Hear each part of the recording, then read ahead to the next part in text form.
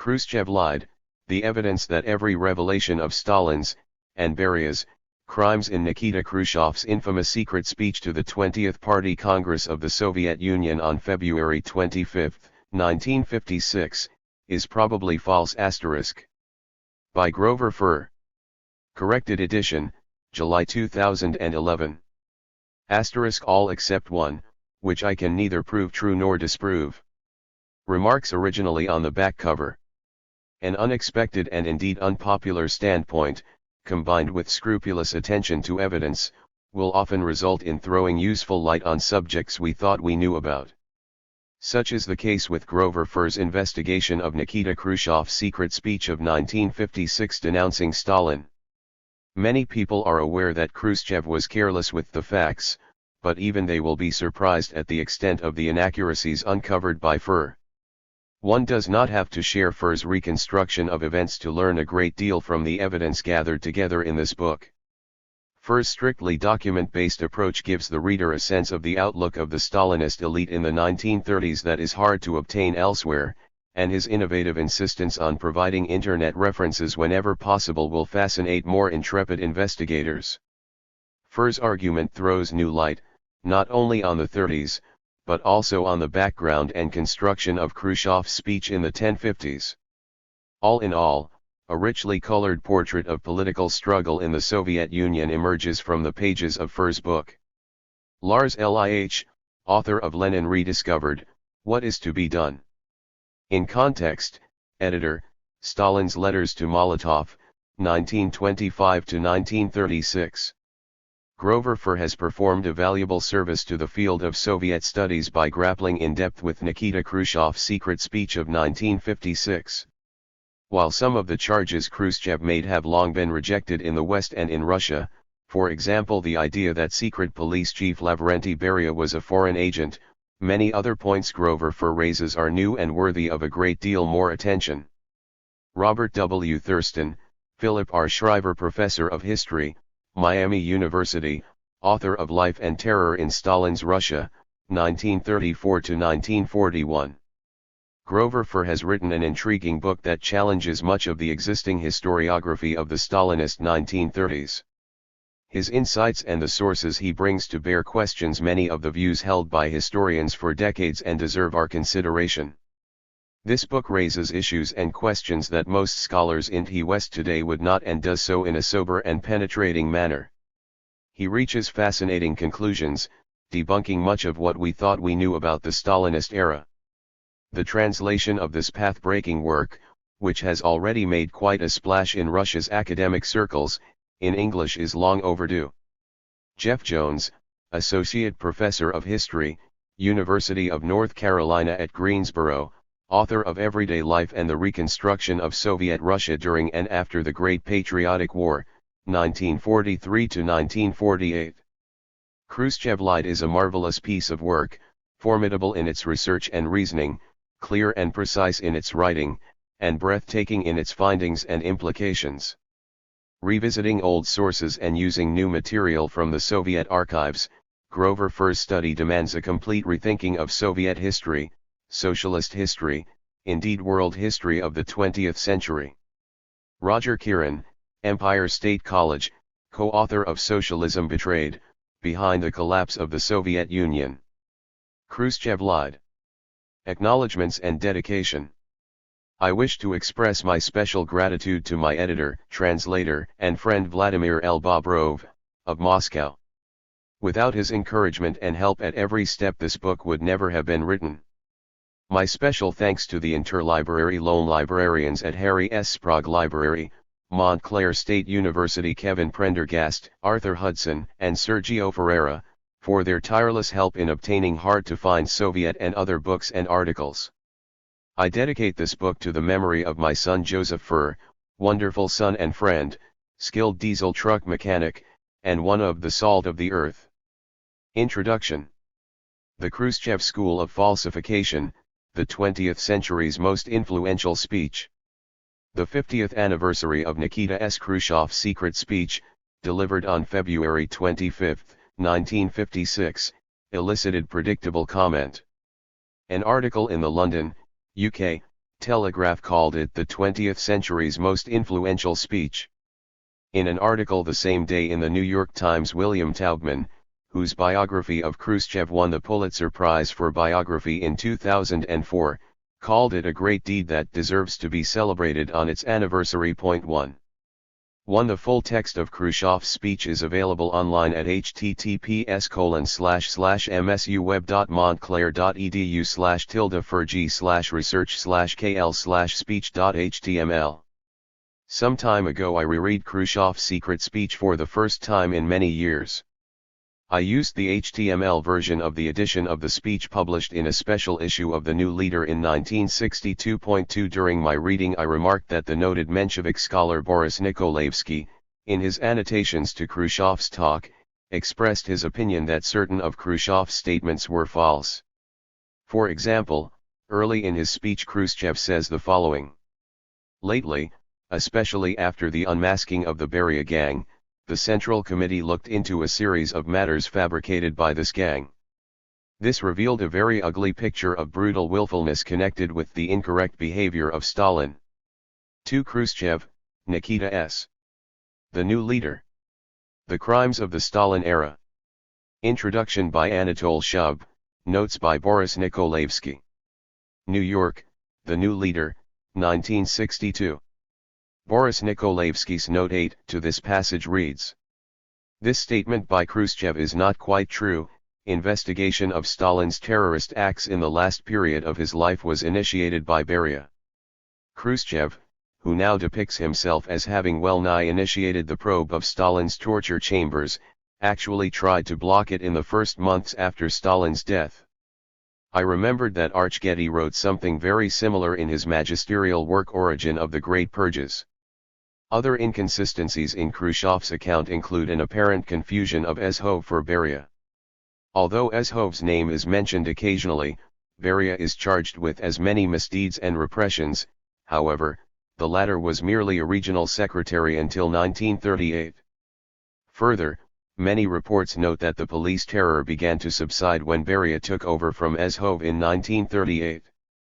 Could Khrushchev have conveniently substituted Beria for Ezhov in his account? What else might he have blurred? At any rate, Beria's recent execution by Khrushchev and the leadership made him a convenient scapegoat. Khrushchev's opportunistic use of Beria certainly casts suspicion on the exactitude of his other assertions. P 268 N.28, emphasis added GF. So I suspected that today, in the light of the many documents from formerly secret Soviet archives now available, serious research might discover that even more of Khrushchev's revelations about Stalin were false. In fact, I made a far different discovery. Not one specific statement of revelation that Khrushchev made about either Stalin or Beria turned out to be true. Among those that can be checked for verification, every single one turns out to be false. Khrushchev, it turns out, did not just lie about Stalin and Beria, he did virtually nothing else except lie.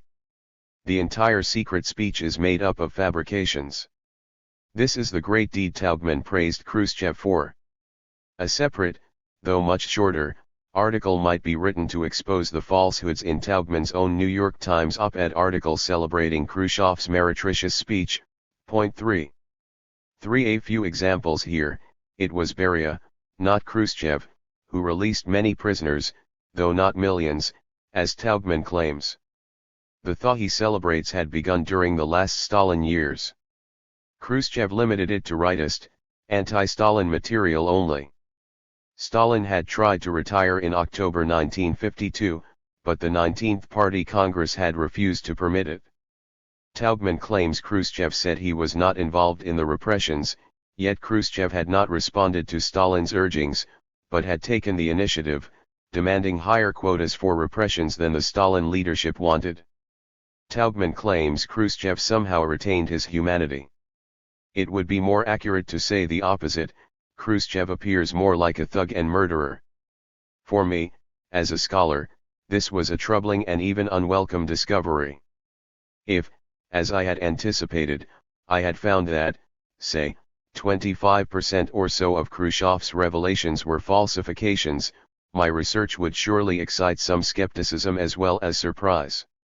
But in the main I could anticipate acceptance, and praise, good job of research by furr, and so on. But I feared, and my fears have been borne out by my experience with the Russian language original of this book, published in December 2007, that if I claimed every one of Khrushchev's revelations was false, no one would believe me. It would not make any difference how thoroughly or carefully I cited evidence in support of my arguments. To disprove the whole of Khrushchev's speech is, at the same time, to challenge the whole historical paradigm of Soviet history of the Stalin period, a paradigm to which this speech is foundational. The most influential speech of the 20th century, if not of all time, a complete fraud? The notion was too monstrous. Who would want to come to grips with the revision of Soviet, Comintern, and even world history that the logic of such a conclusion would demand? It would be infinitely easier for everyone to believe that I had cooked the books, shaded the truth, that I was falsifying things, just as I was accusing Khrushchev of doing. Then my work could be safely ignored, and the problem would go away. Especially since I am known to have sympathy towards the worldwide communist movement of which Stalin was the recognized leader. When a researcher comes to conclusions that suspiciously appear to support his own preconceived ideas, it is only prudent to suspect him of some lack of objectivity, if not worse. So I would have been much happier if my research had concluded that 25% of Khrushchev's revelations about Stalin and Beria were false.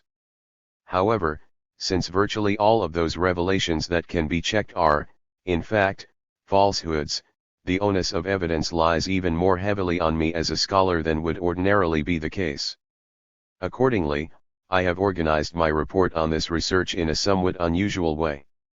The entire book is divided into two separate but interrelated sections.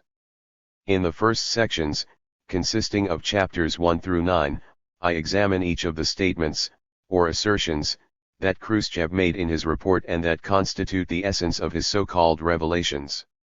To jump ahead a bit, I note that I have identified 61 such assertions. Each of these revelations is preceded by a quotation from the secret speech, which is then examined in the light of the documentary evidence. Most of this evidence is presented as quotations from primary sources. Only in a few cases do I quote from secondary sources.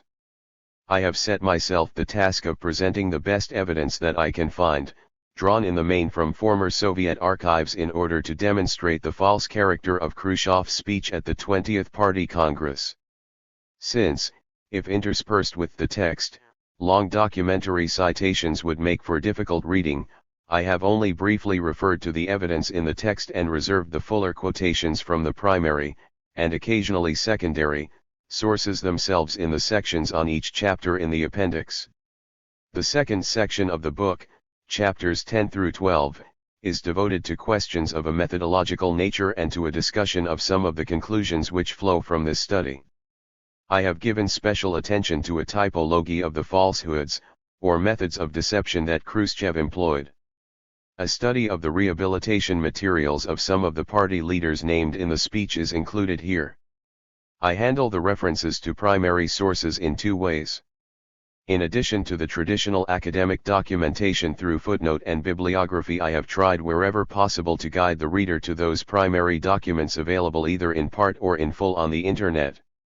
All of these URL references were valid at the time the English language edition of this book was completed. In a few cases, I have placed important primary documents on the Internet myself, normally in Adobe Acrobat, PDF, format. In a few cases this has made it possible for me to refer to page numbers, something that is either clumsy or impossible if using hypertext markup language, HTML. In conclusion, I would like to thank my colleagues in the United States and in Russia who have read this work in its earlier drafts and given me the benefit of their criticism. Naturally, they bear no responsibility for any errors and shortcomings that remain in the book despite their best efforts. My especial gratitude goes to my wonderful colleague in Moscow, Vladimir Lvovich Bobrov. Scholar, researcher, editor, and translator, master of both his native Russian and English, I would never have undertaken this work, much less completed it, without his inspiration, guidance, and assistance of all kinds. I will be grateful for any comments and criticisms of this work by readers. Chapter 1. The Cult and Lenin's Testament. 1. The Cult. Khrushchev. Comrades. In the report of the Central Committee of the Party at the 20th Congress, in a number of speeches by delegates to the Congress, as also formerly during the plenary CC/CPSU Central Committee of the Communist Party of the Soviet Union sessions, quite a lot has been said about the cult of the individual and about its harmful consequences. After Stalin's death, the Central Committee of the party began to implement a policy of explaining concisely and consistently that it is impermissible and foreign to the spirit of Marxism-Leninism to elevate one person, to transform him into a superman possessing supernatural characteristics, akin to those of a god.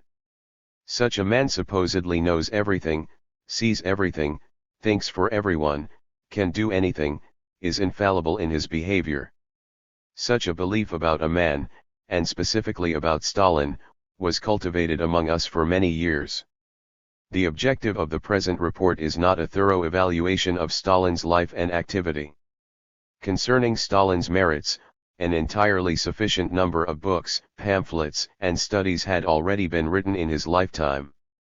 The role of Stalin in the preparation and execution of the socialist revolution, in the Civil War, and in the fight for the construction of socialism in our country, is universally known. Everyone knows this well. At present, we are concerned with a question which has immense importance for the party now and for the future, with how the cult of the person of Stalin has been gradually growing, the cult which became at a certain specific stage the source of a whole series of exceedingly serious and grave perversions of party principles, of party democracy, of revolutionary legality.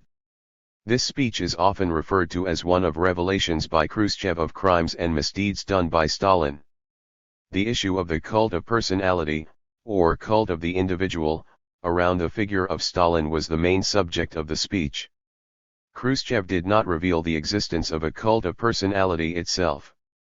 Its existence was, of course, well known. It had been discussed at presidium meetings since immediately after Stalin's death. Yet Khrushchev does not specifically state at the outset that Stalin promoted the cult. This was clearly deliberate on Khrushchev's part. Throughout his speech Khrushchev implies, or, rather, takes it for granted what he ought to have proven, but could not, that Stalin himself fostered this cult in order to gain dictatorial power. In fact, throughout his entire speech, Khrushchev was unable to cite a single truthful example of how Stalin encouraged this cult, presumably, because he could not find even one such example. Khrushchev's whole speech was built on this falsehood. All the rest of his revelations were fitted within the explanatory paradigm of the cult around himself which, according to Khrushchev, Stalin created and cultivated. This study will show that virtually all of Khrushchev's revelations concerning Stalin are false. But it's worth mentioning at the outset that Khrushchev's explanatory framework itself, the notion of the cult constructed by Stalin and as a result of which the rest of his so-called crimes could be committed with impunity, this is itself a falsehood. Not only did Stalin not commit the crimes and misdeeds Khrushchev imputes to him, Stalin also did not construct the cult around himself. In fact, the evidence proves the opposite, that Stalin opposed the disgusting cult around himself. Some have argued that Stalin's opposition to the cult around himself must have been hypocrisy. After all, Stalin was so powerful that if he had really wanted to put a stop to the cult, he could have done so.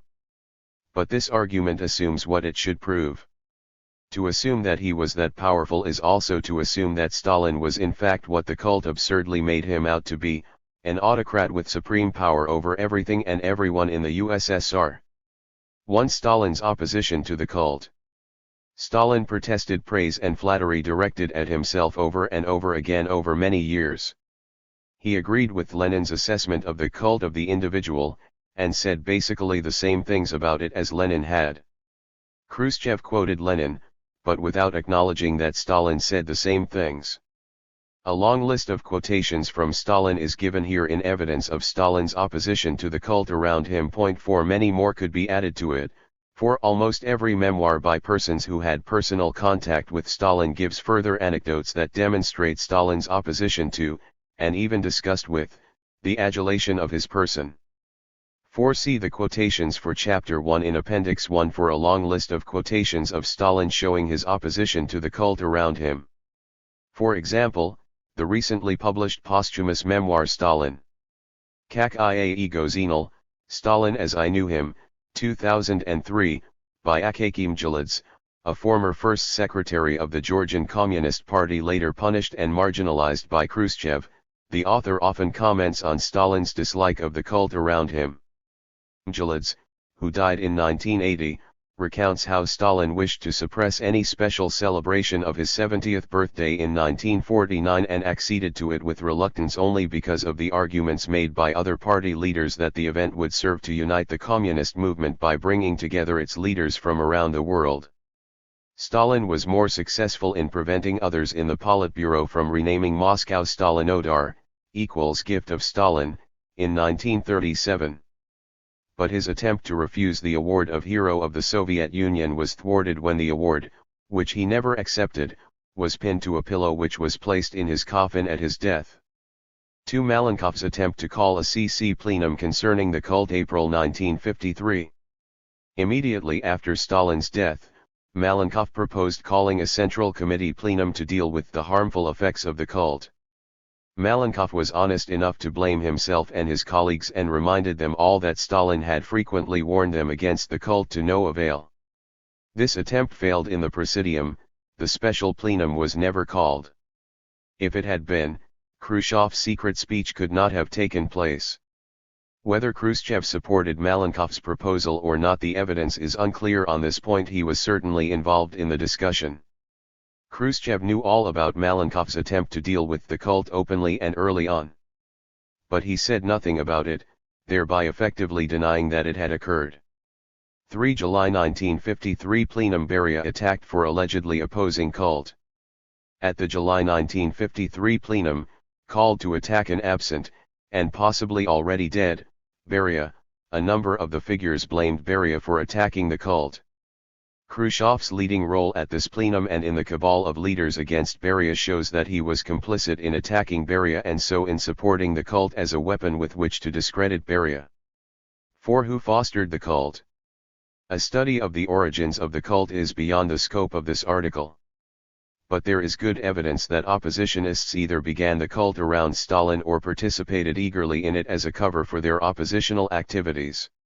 In an unguarded moment during one of his Okhny Stavki, face-to-face confrontations with accusers, Bukharin was forced to admit that he urged former oppositionists working for Izvestia to refer to Stalin with excessive praise, and used the term cult himself.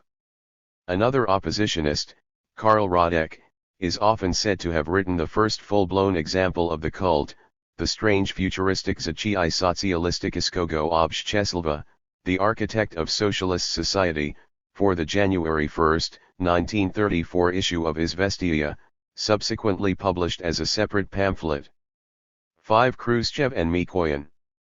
Khrushchev and Mikoyan, the main figures from the Stalin Politburo who instigated and avidly promoted the de-Stalinization movement, were among those who, in the 1930s, had fostered the cult most avidly.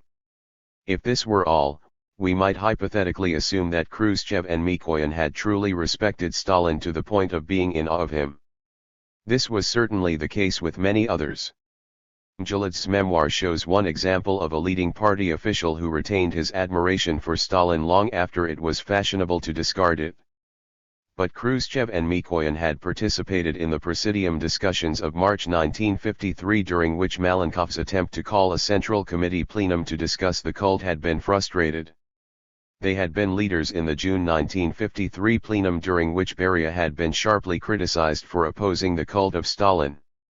These matters, together with the fact that Khrushchev's revelations are, in reality, fabrications, means there must be something else at work here. 2. Lenin's testament. Khrushchev, fearing the future fate of the party and of the Soviet nation, V.I. Lenin made a completely correct characterization of Stalin, pointing out that it was necessary to consider the question of transferring Stalin from the position of the Secretary General because of the fact that Stalin is excessively rude, that he does not have a proper attitude toward his comrades, that he is capricious and abuses his power. In December 1922, in a letter to the Party Congress, Vladimir Ilyich wrote, "After taking over the position of Secretary General, Comrade Stalin accumulated in his hands immeasurable power, and I am not certain whether he will be always able to use this power with the required care." We must interrupt this quotation to note an important fact. Khrushchev here attributes to Lenin the accusation that Stalin abuses his power. In reality, Lenin wrote only that he was not certain whether Stalin will be always able to use this power with the required care. There is nothing in Lenin's words about accusing Stalin of abusing his power. Khrushchev continues. This letter, a political document of tremendous importance, known in the party history as Lenin's Testament, was distributed among the delegates to the 20th Party Congress. You have read it and will undoubtedly read it again more than once. You might reflect on Lenin's plain words, in which expression is given to Vladimir Ilyich's anxiety concerning the party, the people, the state, and the future direction of party policy.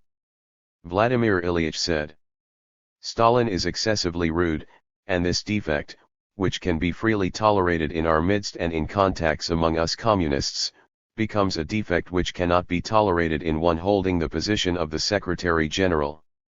Because of this, I propose that the comrades consider the method by which Stalin would be removed from this position and by which another man would be selected for it, a man who, above all, would differ from Stalin in only one quality, namely, greater tolerance, greater loyalty, greater kindness and more considerate attitude toward the comrades, a less capricious temper, etc."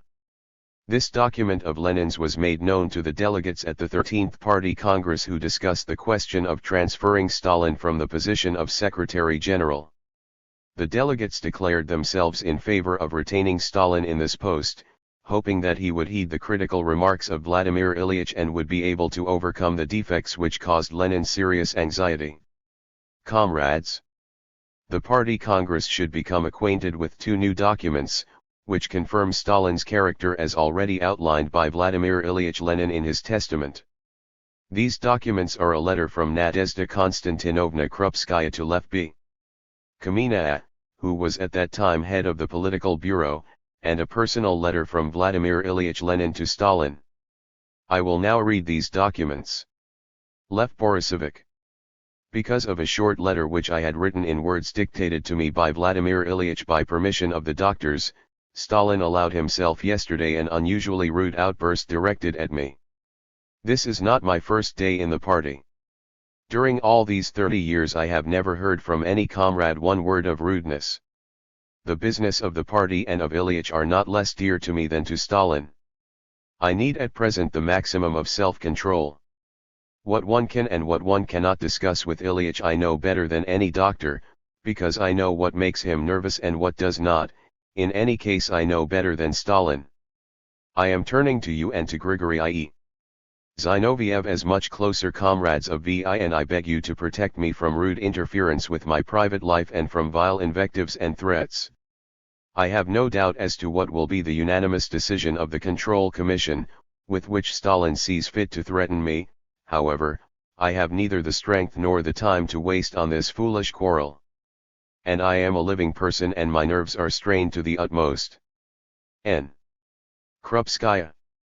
Nadezhda Konstantinovna wrote this letter on December 23, 1922.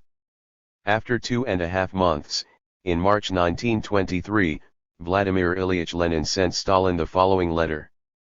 To Comrade Stalin. Copies for Kamina and Zinoviev.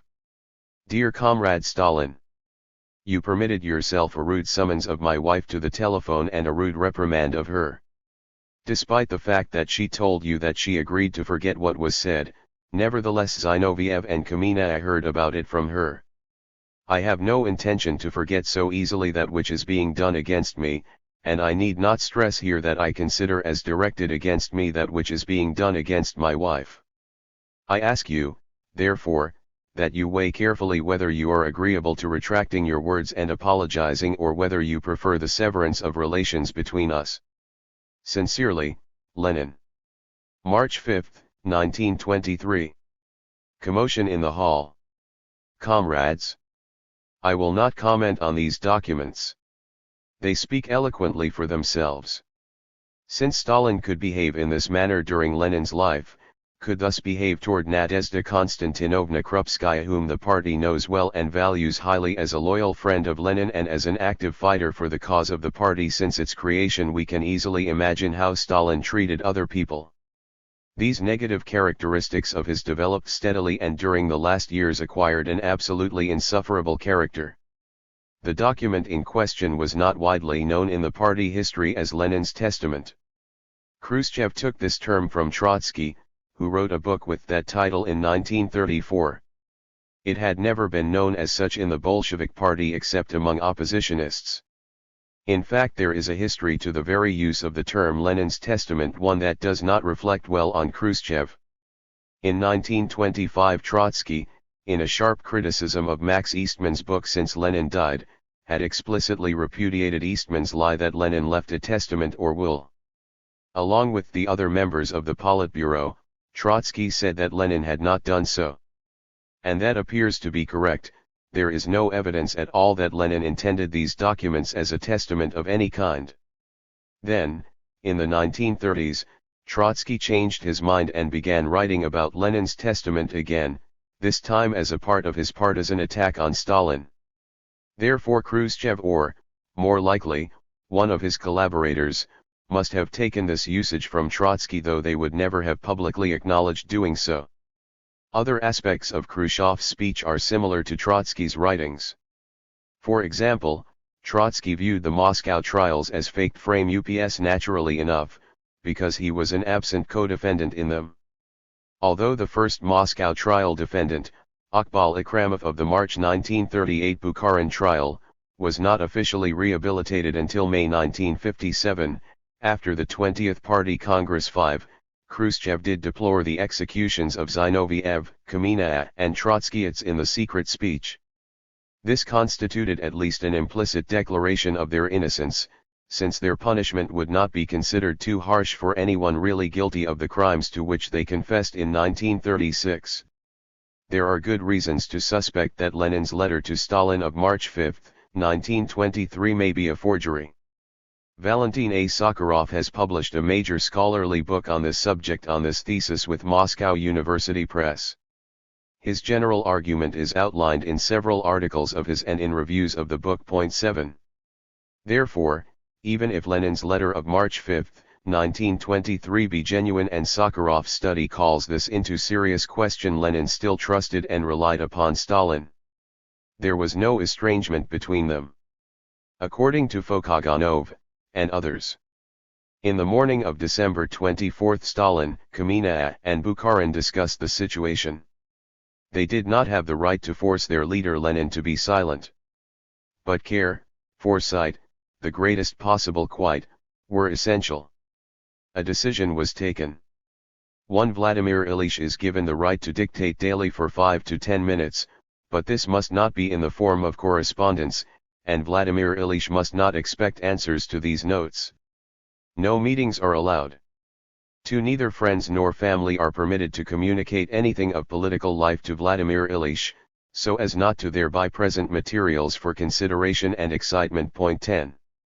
According to Robert Service, Lenin suffered serious events, probably strokes, on the following dates. May 25, 1922, a massive stroke, p. 443, December 22 to 23, 1922, Lenin lost the use of his whole right side, p. 461, the night of March 6 to 7, 1923, Lenin lost the use of the extremities of the right side of his body. Pages 473 to 4. On December 18, the Politburo put Stalin in charge of Lenin's health and forbade anyone to discuss politics with him. Krupskaya violated this rule and was reprimanded for it by Stalin, on December 22. That very night Lenin suffered a serious stroke. On March 5, 1923. Krupskaya told Lenin that Stalin had spoken rudely to her back in December. Incensed, Lenin wrote Stalin the famous note. According to Krupskaya's secretary Vidridzo, whose version of this event was published in 1989, it happened this way. Now, when Nadezhda Konstantinovna's name and Stalin's relationship with her is more frequently mentioned in some publications, I wish to tell about those matters I know for certain. Why was it only 2 months after Stalin's rude conversation with Nadezhda Konstantinovna that V.I. Lenin wrote him the letter in which he demanded that Stalin excuse himself to her? It is possible that I am the only one who really knows how it happened, since Nadezhda Konstantinovna often told me about it. It happened at the very beginning of March 1923. Nadezhda Konstantinovna and Vladimir Ilyich were talking about something. The phone rang. Nadezhda Konstantinovna went to the phone. In Lenin's apartment the phone always stood in the corridor. When she returned, Vladimir Ilyich asked her, "Who called?" "It was Stalin, he and I have reconciled." "What do you mean?"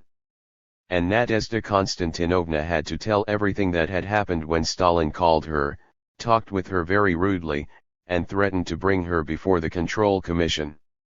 Nadezhda Konstantinovna asked Vladimir Ilyich to pay it no mind since everything had been settled and she had forgotten about it.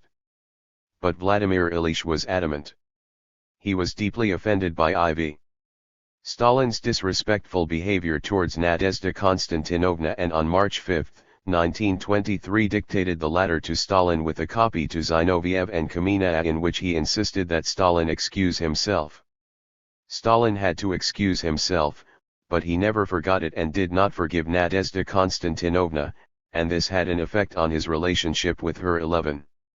The next day Lenin had a further serious stroke. In each case Lenin had a stroke shortly after Krupskaya discussed political matter with him, something that, as a party member, she was not supposed to do. This cannot have been a coincidence, for Lenin's doctors had specifically warned against getting Lenin upset about anything.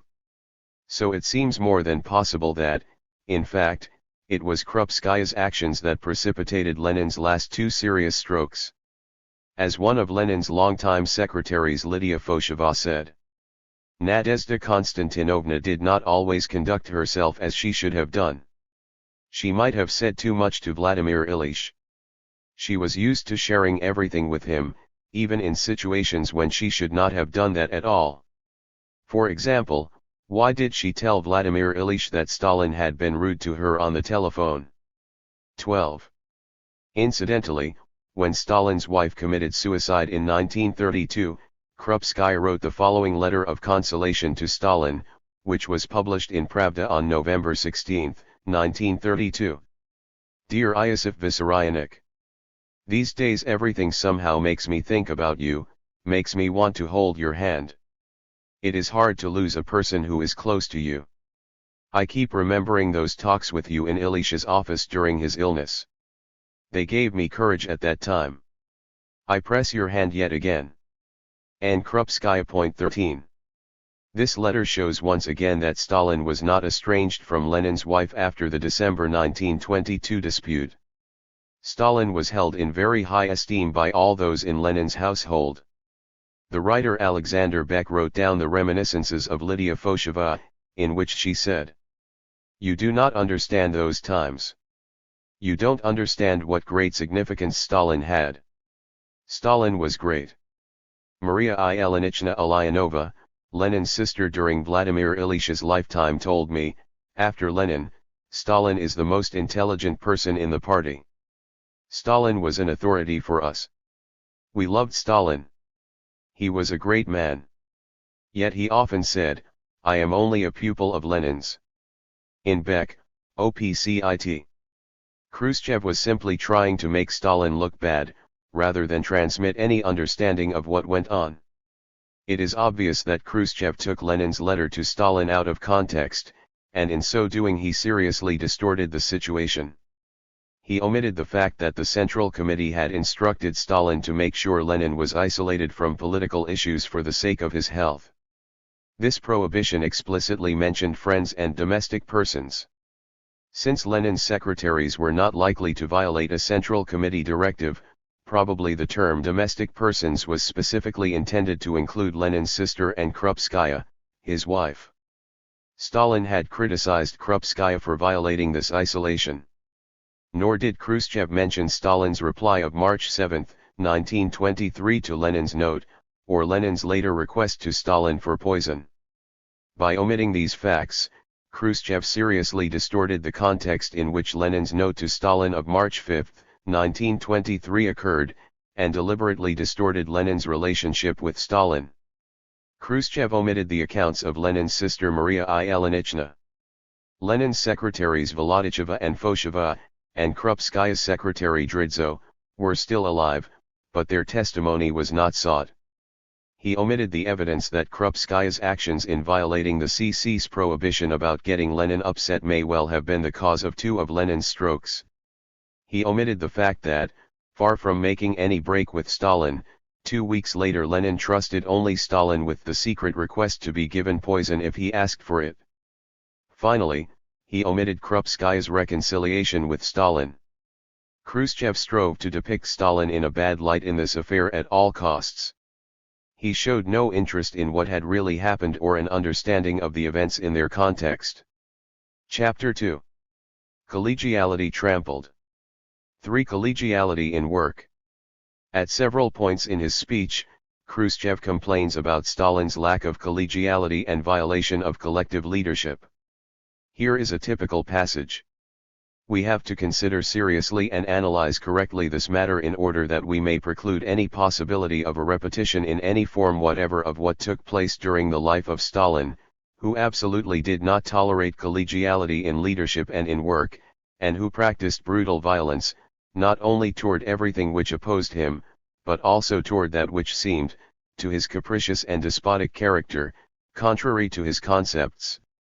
This very general accusation can be easily refuted, but only in similarly general terms, by citing the testimony of many others who worked with Stalin, some more closely than Khrushchev ever had. Marshal Georgy Zhukov had worked with him closely during the war, and testifies to Stalin's method of work. In the first quotation he obviously has the secret speech in mind and calls Khrushchev a liar. General Shtimenko says much the same thing. Point 14. According to Ivan A. Benediktov, longtime Minister for Agriculture, decisions were always taken collegially. Dmitry It. Shepilov, by far Stalin's junior, did not work as closely with Stalin, but his anecdote is revealing. Even Khrushchev himself, in his memoirs, contradicted himself and called Stalin's ability to change his own mind when faced with someone who disagreed with him and defended his viewpoint well, characteristic. Anastas Mikoyan supported Khrushchev wholeheartedly and was very antagonistic to Stalin. Yet Mikoyan complained that democracy and collective leadership were never achieved at any time under Khrushchev or Brezhnev. It was Khrushchev himself who refused to lead collectively, and was removed in large part for that in 1964. It appears that Mikhail Asislov, who gave the main speech against Khrushchev, echoed in his wording both Lenin's characteristics letter about Stalin of 1922 and Khrushchev's secret speech attacks on the cult around Stalin. The irony could not have been lost on Khrushchev or his audience. For Stalin morally and physically annihilated leaders who opposed him. Stalin acted not through persuasion, explanation, and patient cooperation with people, but by imposing his concepts and demanding absolute submission to his opinion. Whoever opposed this concept or tried to prove his viewpoint and the correctness of his position was doomed to removal from the leading collective and to subsequent moral and physical annihilation. There is not one single example, during Stalin's whole life, of his removing someone from the collective leadership because that person disagreed with Stalin. It is significant that Khrushchev himself does not even allege a specific instance. Stalin was the General Secretary of the party's Central Committee. He could be removed by the Central Committee at any time. His was only one vote in the Politburo and in the Central Committee. Stalin tried to resign from his post as General Secretary 4 times. Each time his attempt was rejected. The last such attempt was at the 19th Party Congress, in October 1952. It too was rejected. Khrushchev and the rest not only could have opposed Stalin, but did in fact oppose him. Some examples are given below. For example, that of the taxes on the peasantry, which apparently came up in February 1953.15. None of those who opposed the tax increase were removed from the leading collective, morally annihilated, whatever that means, or physically annihilated. Although Stalin never removed anyone from the leadership for opposing him, Khrushchev did. Khrushchev and the others had Lavrentiy Beria arrested suddenly on June 26, 1953, on false charges and without any evidence. Subsequently they had Beria killed, together with 6 others: Merkulov, Dekhanizov, Kobylov, Goglaj, Meshik, and Vladimirsky, who had been close associates of his. Nor was Beria the only person in the leadership of the party whom Khrushchev had removed for disagreeing with him. In July 1957 Khrushchev called a CC plenum to have Malenkov, Molotov, Kaganovich, and Shepilov removed from the leadership simply because they disagreed with his policies and had tried to get Khrushchev voted out of the party leadership. Khrushchev's high-handedness was a main reason for his removal by the Central Committee in 1964. Khrushchev and those who supported him needed to have some kind of explanation or excuse for failing to oppose Stalin in all his alleged crimes during all the years they shared the party leadership with him. It seems that the threat of annihilation became their alibi. Khrushchev evidently said many times that, if they had tried to restore Leninist norms to the party, or to ask him to retire, not even a wet spot would have remained of us 16. Others in the communist movement saw through this thin excuse. When the Soviet leader Anastas Mikoyan led the CPSU delegation to China to attend the CCP's 8th Congress in 1956, Piang Feihuat asked him face to face why it was only now that the Soviet party was criticizing Stalin. Mikoyan apparently replied, "We did not dare advance our opinion at that time. To have done so would have meant death." To which Piang retorted, "What kind of a communist is it who fears death?" 17. But of course the accusation itself was false. 5. Mass repressions generally. Khrushchev. Worth noting is the fact that, even during the progress of the furious ideological fight against the Trotskyites, the Zinovievites, the Bukharinites, and others, extreme repressive measures were not used against them. The fight was on ideological grounds. But some years later, when socialism in our country was fundamentally constructed, when the exploiting classes were generally liquidated, when the Soviet social structure had radically changed, when the social basis for political movements and groups hostile to the party had violently contracted, when the ideological opponents of the party were long since defeated politically, then the repression directed against them began. It was precisely during this period, 1935-1937-1938, that the practice of mass repression through the government apparatus was born, first against the enemies of Leninism, Trotskyites, Zinovievites, Bukharinites, long since politically defeated by the party, and subsequently also against many honest communists, against those party cadres who had borne the heavy load of the Civil War and the first and most difficult years of industrialization and collectivization, who actively fought against the Trotskyites and the rightists for the Leninist party line. Nothing in Khrushchev's speech was more shocking than his accusation that Stalin had instigated massive and unjustified repression against high-ranking Bolsheviks. We will examine his specific allegations below, and preface those remarks here by stressing a few basic points. Khrushchev himself was responsible for massive repressions, possibly more than any other single individual aside from Nikolai Ezhov, head of the NKVD from 1936 to late 1938, who was certainly bloodier than anyone else. 18 Unlike Stalin and the Central Party leadership to whom he reported, but like Ezhov and many others, Khrushchev either had to know that many, probably the vast majority of those he repressed were innocent, or, at the very least, that their fates were decided without detailed investigation. Khrushchev was defending both Ezhov and Genrikh Yagoda, Ezhov's predecessor as head of the NKVD, as late as February 1, 1956, 24 days before the secret speech. He reiterated this defense, though in somewhat more moderate terms, in the rough draft of his speech dated February 18, 1956. This is hard to explain unless Khrushchev were already trying to deny that any conspiracies had actually taken place, and therefore that all those who had been repressed were innocent. Khrushchev did in fact take that position, though not till well after the 20th Party Congress. In his speech Khrushchev claimed Stalin must have been responsible for all of Azov's repressions. He had to know this was false, since he had far more evidence at his disposal than we do today. It is clear from what relatively little we now have that Azov was guilty of huge illegal repressions. Khrushchev was either candidate or full Politburo member during the investigations that established Azov's guilt. However, so were others, such as Mikoyan, Molotov, Kaganovich, and Voroshilov. Mikoyan was a close accomplice of Khrushchev's. But the acquiescence to Khrushchev's speech by Molotov, Kaganovich, and Voroshilov, though only temporary, can't be explained in the same way. 19.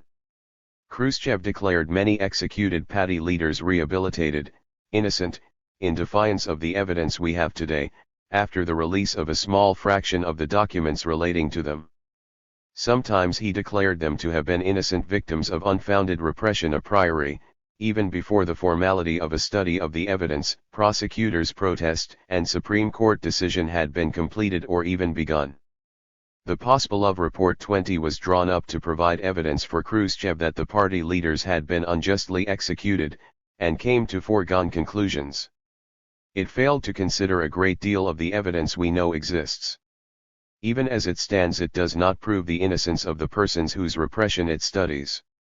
All the evidence we presently have points to the existence of a widespread rightist Trotskyist series of anti-government conspiracies involving many leading party leaders, both NKVD chiefs Zyagota and Azov, high-ranking military leaders, and many others. 21 Broadly speaking, this is more or less the picture drawn by the Stalin government at the time, except that some vital details, such as Azov's involvement in the leadership of the rightist conspiracy, were never publicly revealed. There is a lot of circumstantial evidence to suggest that Khrushchev himself may well have been a participant in this right Trotskyite conspiracy. 22 Such an hypothesis makes sense of much of the evidence we have, but it is suggestive rather than conclusive. However, such a hypothesis would go far towards explaining Khrushchev's attack on Stalin, and even the subsequent history of the CPSU. Included in the appendix section below and online in Russia and English are evidence of Khrushchev's massive repressions, excerpts from confessions by Zyagota, Azov, and Frenovsky, Azov's second-in-command, concerning their participation in the rightist Trotskyist conspiracy, in the separate section on Azov.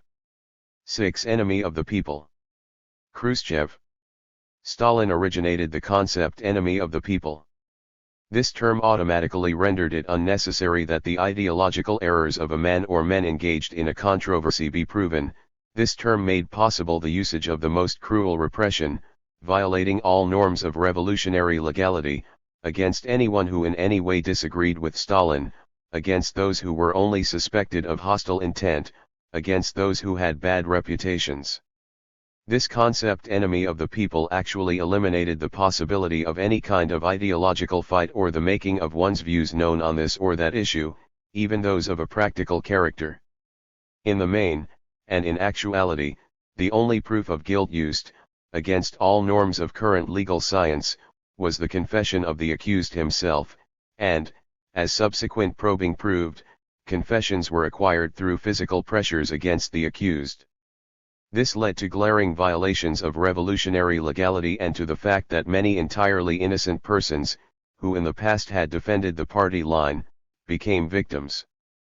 We must assert that, in regard to those persons who in their time had opposed the party line, there were often no sufficiently serious reasons for their physical annihilation.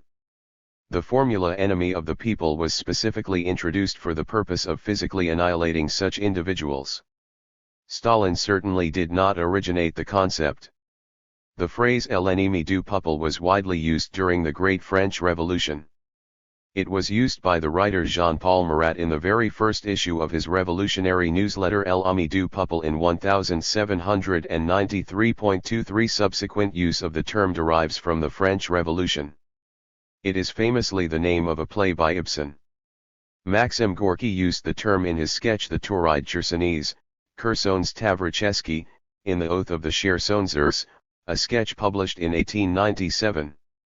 Because all the revolutionaries of 1917 tended to view the revolution in Russia through the lenses of the revolution of 1789, the term was used widely from the very beginning. Lenin used the term before the revolution.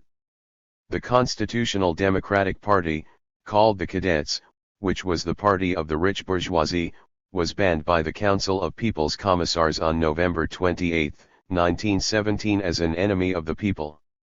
It was signed by Lenin. Aloka Clas Psychus for the use of the term enemy of the people during the 1930s is the decree of the Central Executive Committee and the Soviet of People's Commissars of August 7, 1932, also known as the Law of the Three Heirs. Here the term enemy of the people does not refer at all to oppositionists in the party, but rather to the pursuit, within the bounds of legality, of thieves, robbers, and swindlers of various kinds. The law was signed by Kalinin, chairman of the Central Executive Committee, the legislative branch, Molotov, chairman of the Council of People's Commissars, the executive branch, and Inukij, secretary of the CEC. Since he was not a leading member of either the legislative or the executive branches of the Soviet government, Stalin did not sign it. The phrase enemy of the people in Russian, Vrag Naroda, occurs about a dozen times in Stalin's works after the beginning of 1917. Khrushchev himself also used it frequently. 24. 7. Zinoviev and Kamina. Khrushchev. In his testament, Lenin warned that Zinoviev's and Kamina's October episode was of course not an accident. But Lenin did not pose the question of their arrest and certainly not their shooting.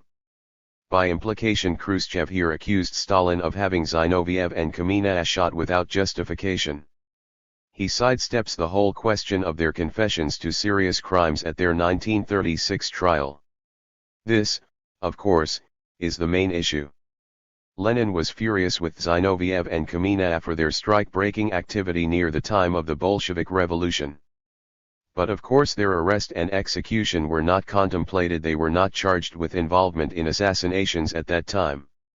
No evidence has ever emerged to suggest that Zinoviev's or Kamina's confessions were other than genuine. Evidence has emerged since 1991 that corroborates their confessions of guilt. The Russian government has so far refused to release the investigative materials of their case. We now have additional evidence of their guilt, however. One such piece of evidence, at least, evidence that Stalin himself was convinced they were guilty, and just as convinced that their conspiracy really existed, is a private letter from Stalin to Kaganovich, first published in 2001. It's clear from this letter that Stalin is reading the confessions of the defendants at trial and trying to learn and draw conclusions from them. The section of Dmitriev's confession first published in 2004 is part of an investigative report sent to Stalin by Beria on October 23, 1938. Beria was in the process of rooting out NKVD men who had conspired to frame innocent people, mislead investigations, and aid the rightists Bukharin, Rykov and others to overthrow the government. The accused here, D.M. Dmitriev, had been head of the NKVD in Sverdlovsk Oblast. He refers directly to the interrogation of Kamina's wife to which Stalin had referred, and so provides striking verification of the genuine nature of Stalin's letter to Kaganovich of August 23, 1936, printed among the documents in the appendix. It is completely consistent with the rightist plot. We now have a few of Zinoviev's, Kamina's, and Bukharin's pre-trial interrogations from the Fokaganov papers, in which all mutually accuse one another, that is, all their confessions are mutually reinforcing, and consistent with their testimony at trial.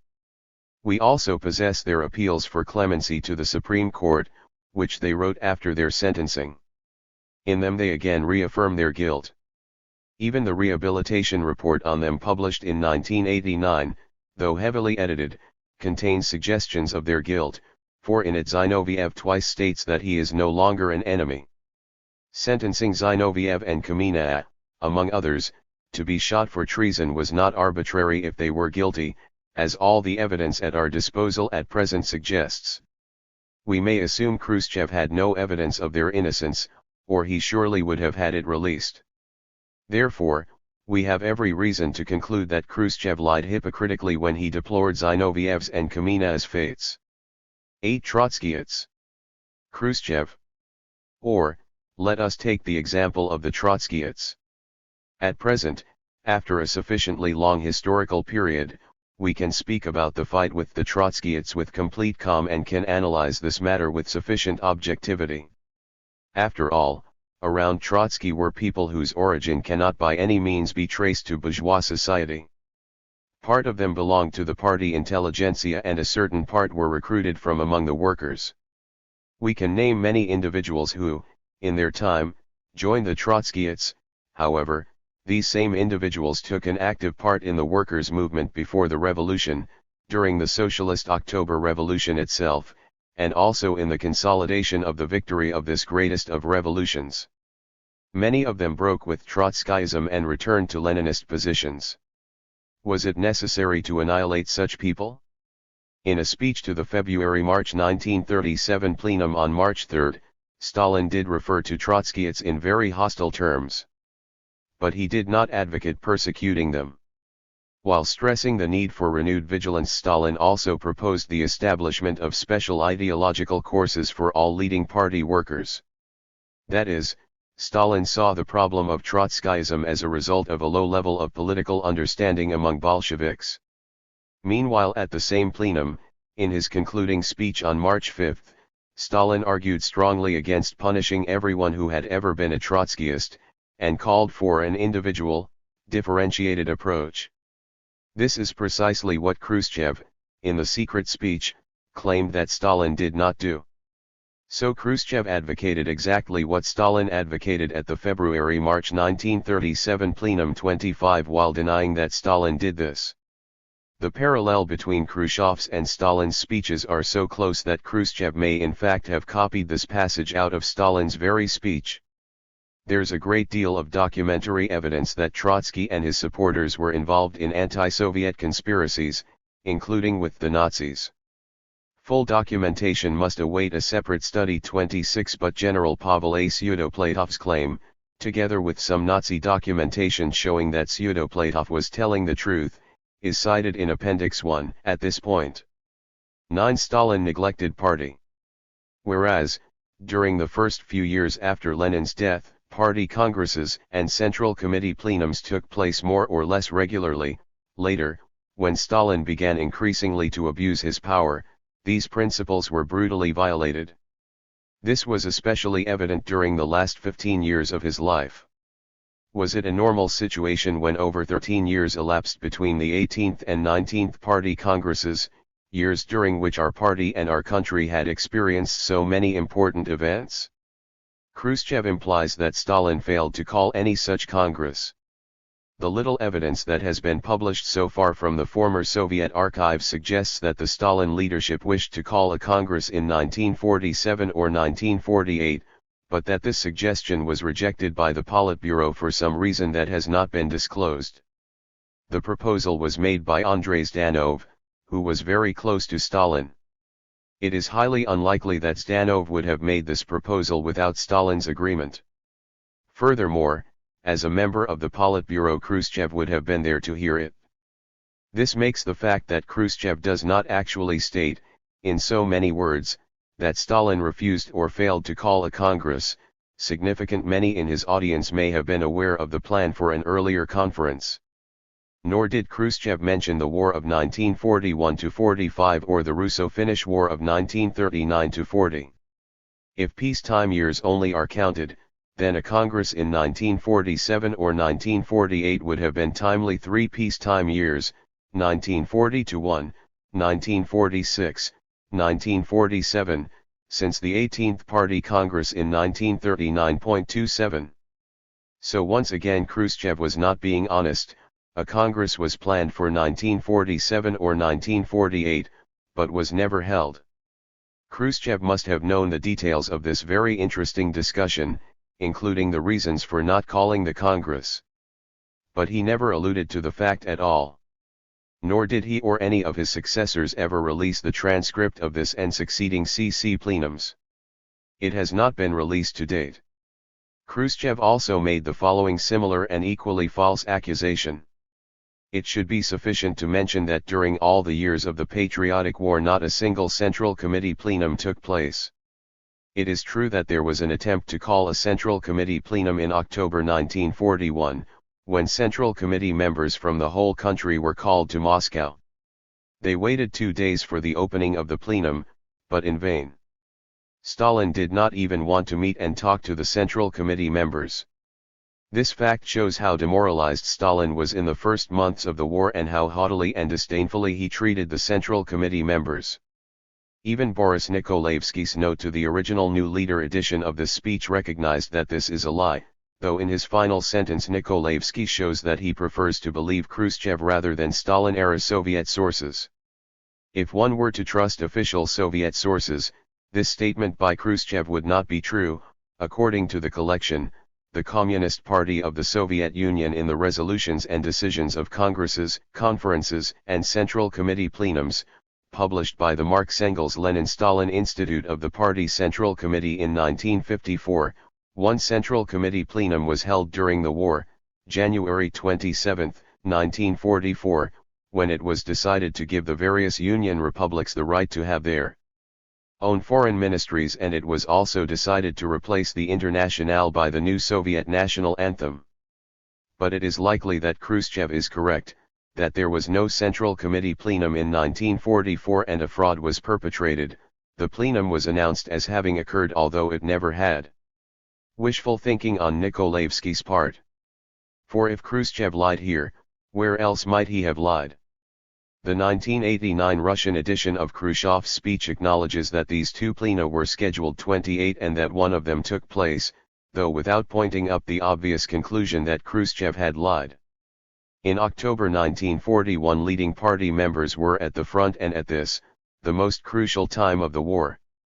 With the Nazi armies near Moscow, they could not be recalled for a CC meeting. And not only was there, in fact, a CC plenum on January 27, 1944, it was the plenum at which the Soviet national anthem was changed. Virtually everyone in Khrushchev's 1956 audience had to know this. Yet Khrushchev still said it. 29 Perhaps this is best explained as one of Khrushchev's blunders. It was certainly one of many falsehoods in his speech that must have been obvious even at the time. Chapter 3. Stalin's arbitrariness towards the party. 10 Reference to a party commission under the control of the Central Committee Presidium, fabrication of materials during repressions. Khrushchev. The commission has become acquainted with a large quantity of materials in the NKVD archives and with other documents and has established many facts pertaining to the fabrication of cases against communists, to false accusations, to glaring abuses of socialist legality, which resulted in the death of innocent people. It became apparent that many party, Soviet and economic activists, who were branded in 1937 to 1938 as enemies, were actually never enemies, spies, wreckers, etc., but were always honest communists. They were only so stigmatized and, often, no longer able to bear barbaric tortures. They charged themselves, at the order of the investigative judges falsifiers, with all kinds of grave and unlikely crimes. It was determined that of the 139 members and candidates of the party's Central Committee who were elected at the 17th Congress, 98 persons, i.e., 70%, were arrested and shot, mostly in 1937 to 1938. Indignation in the hall. The same fate met not only the Central Committee members but also the majority of the delegates to the 17th Party Congress.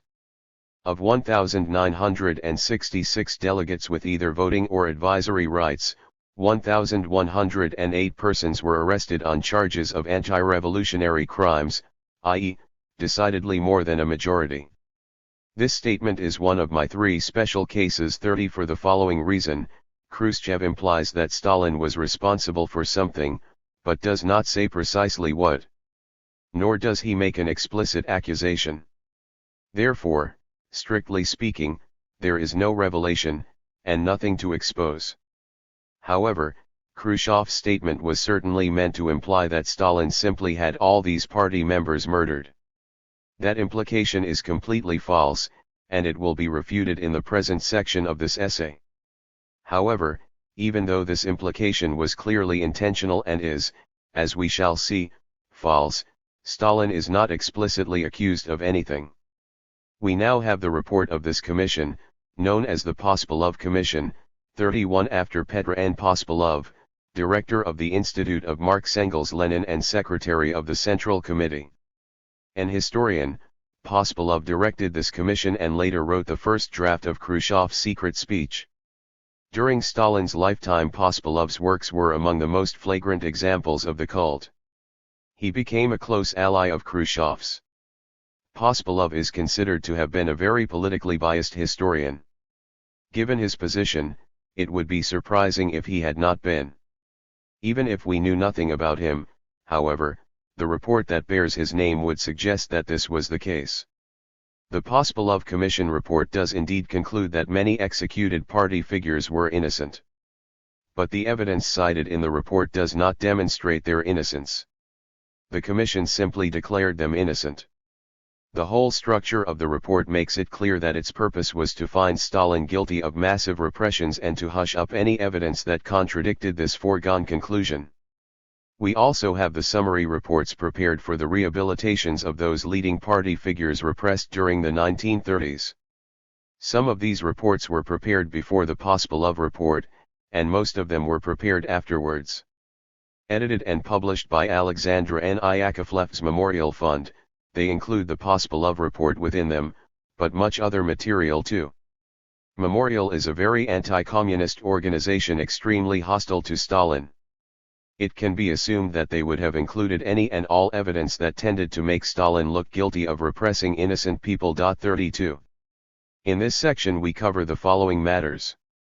There is a great deal of evidence suggesting that a significant number of the high-ranking party members whose repression is cited by Khrushchev appear to have been guilty after all. At the very least, there is sufficient evidence of their guilt that the short summaries of their cases given in the Pospelov report are utterly insufficient to establish their innocence. Ezhov was responsible for fabricating cases against many Soviet citizens. It is possible that this includes a few of the party members cited by Khrushchev. Ezhov confessed to doing this and was tried and executed for it.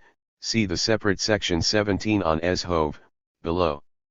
Many, if not most, of the investigations that established the fact of fabrications of confessions and torture against those arrested, were done during Beria's tenure as head of the NKVD, after he replaced Ezhov in late 1938. Khrushchev initiated a cover-up of the specific reasons for arrests, investigative and trial information, and executions of Central Committee members. Khrushchev referred to the large percentage of the Central Committee elected at, and delegates to, the 17th Party Congress in 1934 who were subsequently the victims of repression. As with the more detailed accounting of the CC delegates later published 33, Khrushchev gives no details about when and why different delegates were arrested, tried, and many of them executed. His account gives the impression that his was done in an undifferentiated way by Stalin. But Khrushchev knew better. We can be sure of that, because we have the rehabilitation reports, including the Pospelov Commission report. Their contents make clear that there were several different reasons for these arrests and executions. According to the Commission, most were innocent. That implies that some were not, although the Commission did not specify which were guilty, except for Ezhov. Some were falsely implicated by others. Both Ek and E.G. Evdokimov speak of falsely accusing others, including CC members, when they were beaten or otherwise tortured. Some were tortured into signing false confessions and accusations against others. In addition, the Commission emphasizes that Stalin was sent confessions and interrogations of many of those accused, which he then sent on to others on the Politburo. We know this is true, since a few of these have now been published. Both Khrushchev and the Pospelov Commission try to blame Beria for repression as well as Ezhov. But their own facts, many gathered during Beria's investigation of NKVD crimes and excesses during Ezhov's tenure, and their own statistics, give the lie to this theory.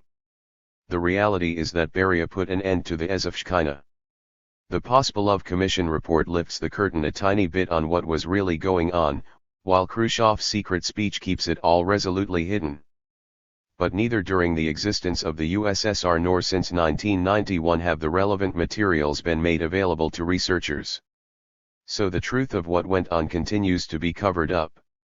It is reasonable to surmise that this is so because such a study would tend to exculpate both Stalin and Beria, whom Khrushchev and co. went to great lengths to blame for everything. In fact, Khrushchev himself was one of those most guilty of mass repression. We discussed this briefly in the previous chapter and cite documents as evidence in the appendix. In this chapter and the following one, we will examine the case of each of the repressed party figures named by Khrushchev. In none of these cases did the rehabilitation materials, including the Pospelov Commission report, cite sufficient evidence to establish their innocence. In fact, in a number of cases the report itself admits the existence of contradictory evidence. Since the end of the USSR and the very partial opening of former Soviet archives to a few researchers, some evidence relating to the charges against the high party officials mentioned by Khrushchev and discussed in the Pospelov Commission's report has come to light. The Russian government has refused to make public the full investigative materials about any of these figures. Therefore, we cannot be certain that these men were guilty. But the evidence available to us today demonstrates the utter inadequacy of the Pospelov Commission's conclusions that these men were innocent.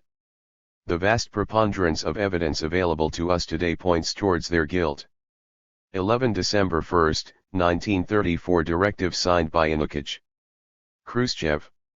On the evening of December 1, 1934, on Stalin's initiative, without the approval of the Political Bureau, which was passed 2 days later, casually. This is a false statement. Khrushchev was complaining to the party leadership that this law had been signed by the governmental body, the Presidium of the TSIK, but not by the Politburo of the party. But the Soviet constitution said nothing about the Politburo of the party, and there was thus no reason for the Politburo to pass on this decision. It was signed by Kalinin and Yanukovych, chairman and secretary of the Central Executive Committee respectively. Khrushchev gives no evidence that it was passed on Stalin's initiative. Stalin wrote a note on the draft that he was for publication. This means it had been submitted to him to ask him if he agreed with publishing it. Since it had been submitted to him, this draft at least cannot have come from him in the first place. 34. The question of this decree is distorted in the 1989 official Russian edition of Khrushchev's speech, which states that it was not submitted for confirmation by a session of the Central Executive Committee of the USSR. No evidence is given in support of this statement. But even if this is so, what does it have to do with Stalin? He was not chairman of the CEC. And it is irrelevant to our purpose anyway, as Khrushchev was not referring to ratification by the CEC at all. He was complaining that the Politburo, a party organ, had not passed on it beforehand. But there was no need for it to do so. The fact that Khrushchev complained Stalin had not sought approval by the Politburo for this decree supports the theory put forward by some researchers that one of Khrushchev's motives in attacking Stalin was Stalin's attempt to move the party out of governing society and running the economy. This theory has been supported in various ways by researchers such as Yuri Zhukov, Archgetty, and Yuri Mukhin, as well as the author of this present work. 35. 12. Khrushchev implies Stalin's involvement in Kirov's murder. Khrushchev. It must be asserted that to this day the circumstances surrounding Kirov's murder hide many things which are inexplicable and mysterious and demand a most careful examination.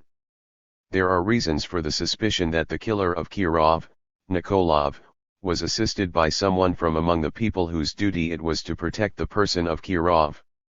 A month and a half before the killing, Nikolaev was arrested on the grounds of suspicious behavior, but he was released and not even searched.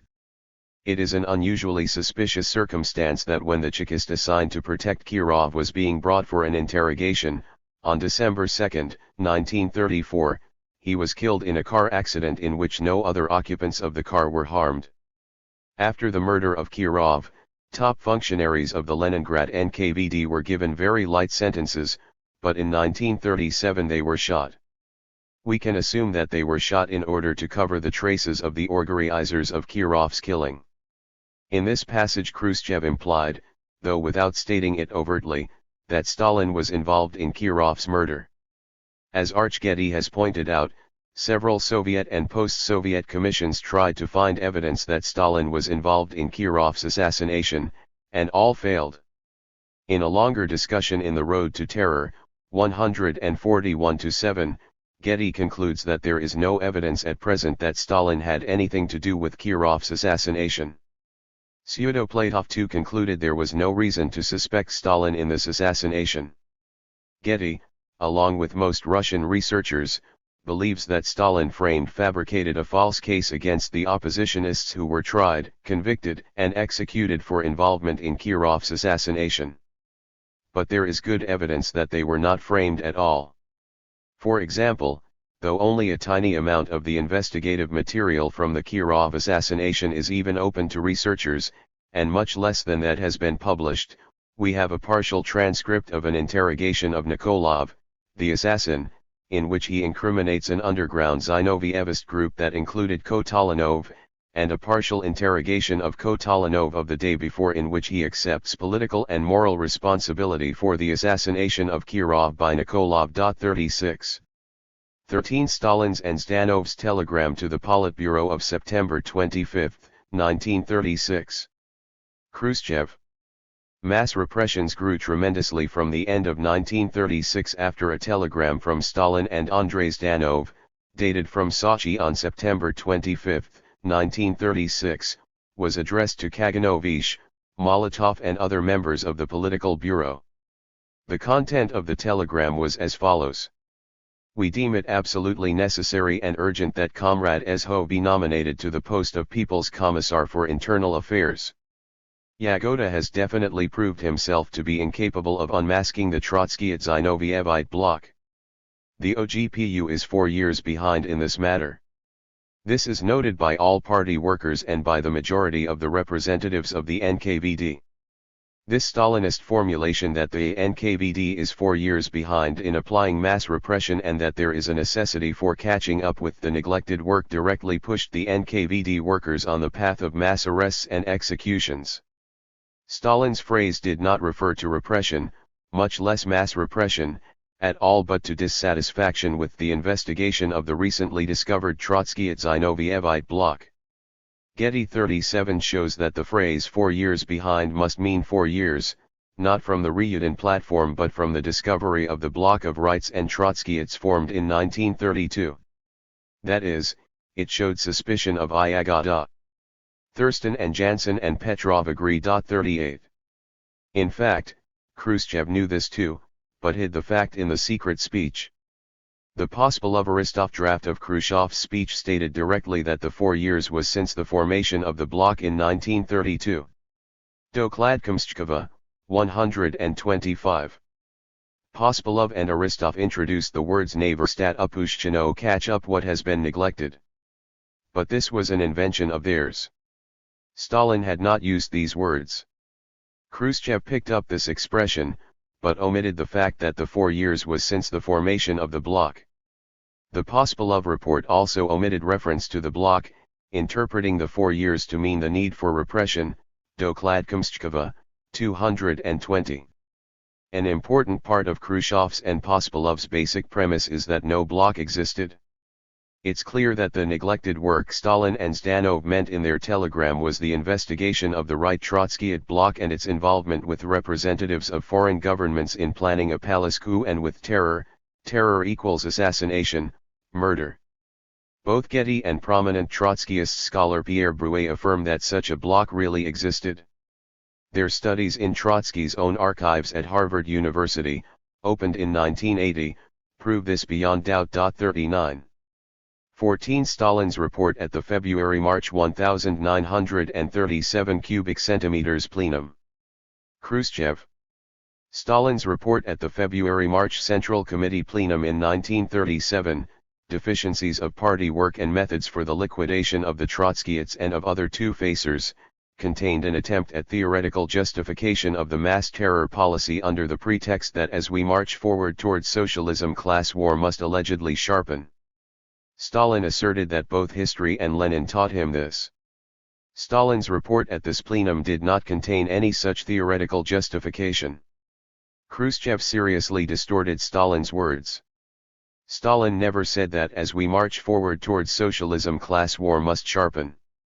What he said was, the further forward we advance, the greater the successes we achieve, the greater will be the fury of the remnants of the broken exploiting classes, the sooner will they resort to sharper forms of struggle, the more will they seek to harm the Soviet state and the more will they clutch at the most desperate means of struggle, as the last resort of doomed people. It should be borne in mind that the remnants of the broken classes in the USSR are not alone. They have the direct support of our enemies beyond the bounds of the U.S.S.R.40. Stalin went on to call for an individual approach and for political education, not for anything like repressions or terror. But about the direct support of enemies beyond the bounds of the USSR, Stalin was correct. A great deal of evidence that foreign agents were recruiting Soviet citizens into sabotage and espionage had already been gathered, and a lot more would be uncovered in the months after the plenum. And, in fact, Lenin had said something very similar to this in a passage Stalin had quoted in a speech of April 1929. Even in this speech the solutions Stalin called for were vigilance, along with political education courses to be organized for all party leaders above a certain rank. This call for political education, not mass repression, marks the culminating point of his speech. On March 5, 1937 Stalin also made another, concluding report at the February-March CC plenum. This closing speech of the plenum could never be termed a theoretical justification of the mass terror policy. Stalin explicitly argued that there must be an individual, differentiated approach. Further on in the report Stalin made the same point again, explicitly arguing against a mass approach. Stalin argues that there are, at most, only a few thousand party members who could be said to have sympathized with the Trotskyists, or about 12,000 party members who sympathized with Trotskyism to some extent or other.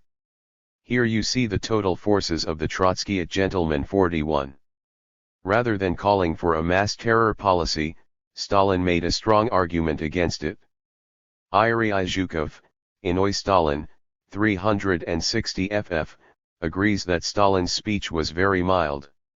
A resolution was prepared on his report. It was passed unanimously, but has never been published. Zhukov quotes it from an archival copy, 362-3. Far from calling for mass repression, as Khrushchev falsely claimed, Stalin called for more inter-party political education, especially for party leaders such as those at the Central Committee plenum. He called for each such party leader to pick 2 replacements for him so he could go to party courses that would last 4 months, while more local party leaders would go to courses lasting 6 months. Many or most of the delegates to the plenum were first secretaries and local party secretaries. They could have interpreted this plan as a threat. In effect, they were to choose their own potential replacements. A kind of competition for these high party posts seemed to be in the offing. If the party secretaries went off to these courses, who could say that they would return? In reality, it was the party first secretaries and others around the country including, as we have seen, Khrushchev himself who turned to mass repression. These courses were never set up. At the next plenum in June 1937, the secretaries instead turned to Stalin with frightening stories of threats by reactionaries and returning kulaks. They demanded extraordinary powers to shoot and imprison tens of thousands of these people. This will be discussed in more detail below. Earlier in the plenum also, on February 27, Stalin gave the report of the Commission on the investigation of Bukharin and Rykov. This marked a total of 3 reports by Stalin, the most he ever made at any plenum. In this report he recommended a very mild resolution. Getty and Naumov, 411-416, study the voting of the commission and point out that Stalin's recommendations were mildest of all: internal exile. Ezhov, the original reporter, along with Budyeni, Manuilsky, Shvernik, Kozyrev, and Iakir, all voted to turn them over to trial with the recommendation to shoot them. See the detailed discussion by Vladimir Bobrov and Igor Piccolo 42 in an article that examines a rumor, spread by Bukharin's widow Larina in her memoirs, that Stalin had been for execution and Iakir had opposed it, exactly the opposite of what really occurred, but a bit of anti-Stalin folklore that became elevated to the status of historical fact until the documents were published in post-Soviet times. Stalin had outlined a view that the class struggle had to sharpen as the Soviet Union developed towards socialism. But this was not in 1937, but at the April 1928 joint plenum of the Central Committee and the Central Control Commission. What is the issue here?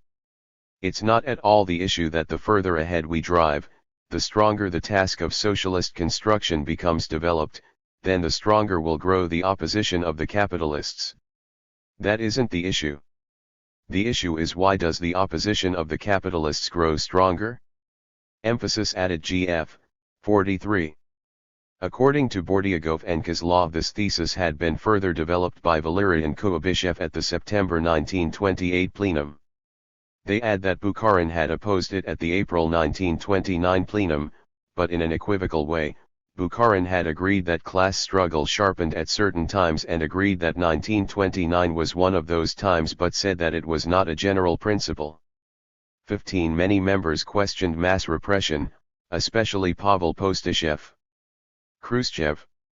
At the February-March Central Committee plenum in 1937, many members actually questioned the rightness of the established course regarding mass repressions under the pretext of combating two-facedness. Comrade Postashev most ably expressed these doubts. He said, "I have philosophized that the severe years of fighting have passed. Party members who have lost their backbones have broken down or have joined the camp of the enemy. Healthy elements have fought for the party. These were the years of industrialization and collectivization. I never thought it possible that after this severe era had passed, Karpov and people like him would find themselves in the camp of the enemy." Karpov was a worker in the Ukrainian Central Community whom Postashev knew well.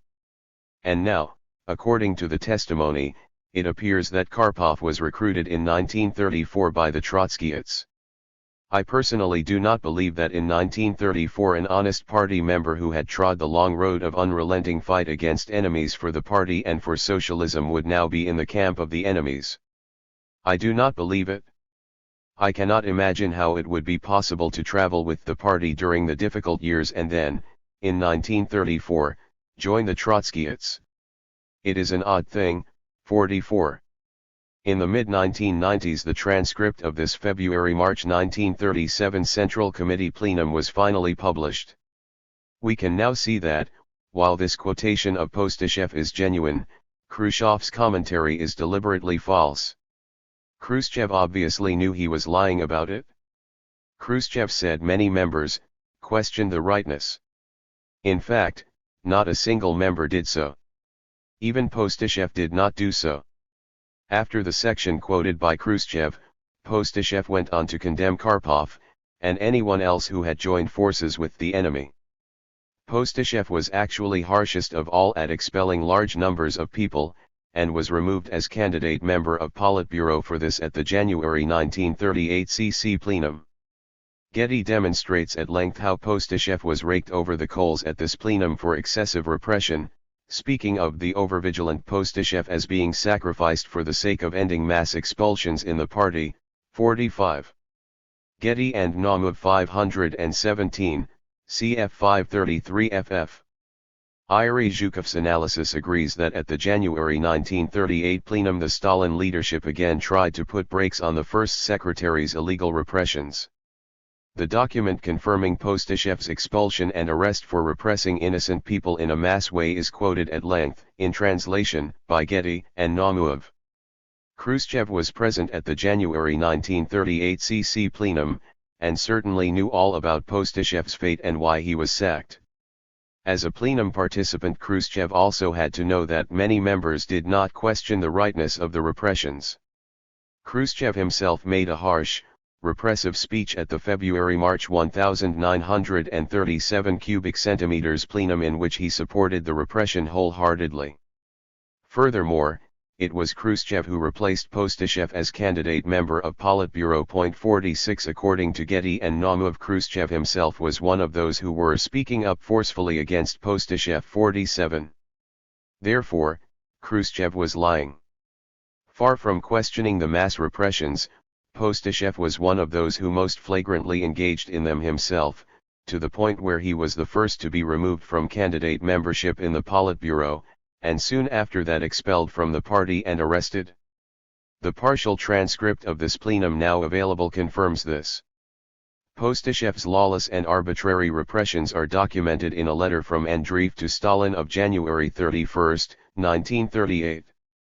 Postishev was soon arrested, and later confessed to involvement in some kind of conspiracy to participating in a rightist conspiracy, naming a number of others, including other first secretaries and CC members. According to Vladimir Karpov, Postishev confirmed his confession to Molotov. Given the documentation cited above, a small fraction of all that is available but not yet released, there is every reason to believe that Postishev's arrest, trial, and execution were justified. His execution came more than a year after his arrest. We know there is a lengthy investigative file on him, and a trial transcript, but virtually none of this has been released by the Russian government. Chapter 4. The cases against party members and related questions. 16 Eek. Khrushchev. The Central Committee considers it absolutely necessary to inform the Congress of many such fabricated cases against the members of the party's Central Committee elected at the 17th Party Congress. An example of vile provocation, of odious falsification and of criminal violation of revolutionary legality is the case of the former candidate for the Central Committee Political Bureau, one of the most eminent workers of the party and of the Soviet government, Comrade Eek, who was a party member since 1905. Khrushchev goes on to quote from several documents pertaining to Eek's case, including part of the text of Eek's letter to Stalin of October 27, 1939. This letter, really a declaration of a complaint of mistreatment, exists. There's no reason to doubt Eek's claim in it, that he was beaten by the interrogators into confessing things he never did. However, there is no reason to believe that Eek was telling the truth, or the whole truth, either. 48. The Pospelov report quotes somewhat more from the text of Eek's letter, but does not contain any evidence concerning Eek's guilt or innocence. It concludes with the single sentence, "At the present time it has been unquestionably established that Eek's case was falsified." 49. Concerning torture. We should keep in mind some things that are, or should be, obvious. The fact that somebody has been beaten or tortured does not mean that that person was innocent. The fact that a person may have given false confessions under torture does not mean that person was not guilty of yet other offenses. The fact that a person claims that he was beaten, tortured, intimidated, etc., into giving a false confession does not mean that he is telling the truth, that he was, in fact, tortured, or that the confessions he gave were false. Of course, it doesn't mean that he is lying, either. In short, there is no substitute for evidence. Eek's letter is not sufficient evidence to establish anything, including whether he was tortured or not. In one of the few quotations we have from his own trial in 1940, Ezhov claims to have been beaten into false confessions as well. Yet there can be no doubt that Ezhov was guilty of falsifying confessions, beatings, and torture, fabricating cases against many innocent people and executing them. However, this is only part of the Eek story. We do not know all of it, because neither Khrushchev, nor any of his successors as heads of the CPSU, nor Gorbachev, Yeltsin, or Putin, have ever seen fit to publish the documents in Eek's case, or even to make Eek's case available to researchers. there is good evidence suggesting that it was precisely Eck who led the way for the first secretaries in demanding extraordinary powers to shoot thousands of people and send thousands more to what became the Gulag. That it was, in fact, Eck who began the mass repression that Khrushchev is claiming to denounce. 50 Yuri Zhukov outlines the details we know. KP November 16, 2002. He believes that Ezhov was working with the first secretaries on this, and would have arrested and executed Stalin if Stalin had refused them. November 16, 2002, November 20, 2002. In early 2006 a volume was published with transcripts of a single, long interrogation each from Ezhov and Frenovsky. Ezhov's second in command in the NKVD. 51 both confessed to being a part of the conspiracy of the Rights that included Bukharin, Rykov, and Ezhov's predecessor as head of the NKVD Iyagada. Frenovsky names Evdokimov and Ezhov, as well as Iyagada, as leading rightist conspirators. He specifically mentions Eck, once as a visitor of Evdokimov's, a second time together with both Ezhov and Evdokimov. 52 Evdokimov was very close to Ezhov, and was tried, convicted, and executed together with Ezhov in February 1940. It is clear that Frenovsky suspected Eck was involved in the same rightist conspiratorial group that he, Ezhov, Evdokimov and others were, or he would not have mentioned him in this connection. But he does not give specifics concerning Eck. Zhukov's hypothesis best explained the known facts even before the publication of Frenovsky's statement of April 11, 1939. In it Frenovsky confirms the existence of a very broad rightist conspiracy all over the Soviet Union. Evdokimov, who outlined this conspiracy to Frenovsky in 1934, told him that already by 1934 the Rights had recruited a large number of leading Soviet officials around the USSR. 53 It was precisely the trials and executions of such people that Khrushchev claimed Stalin had fabricated. Frenovsky's statement makes it clear this was no fabrication.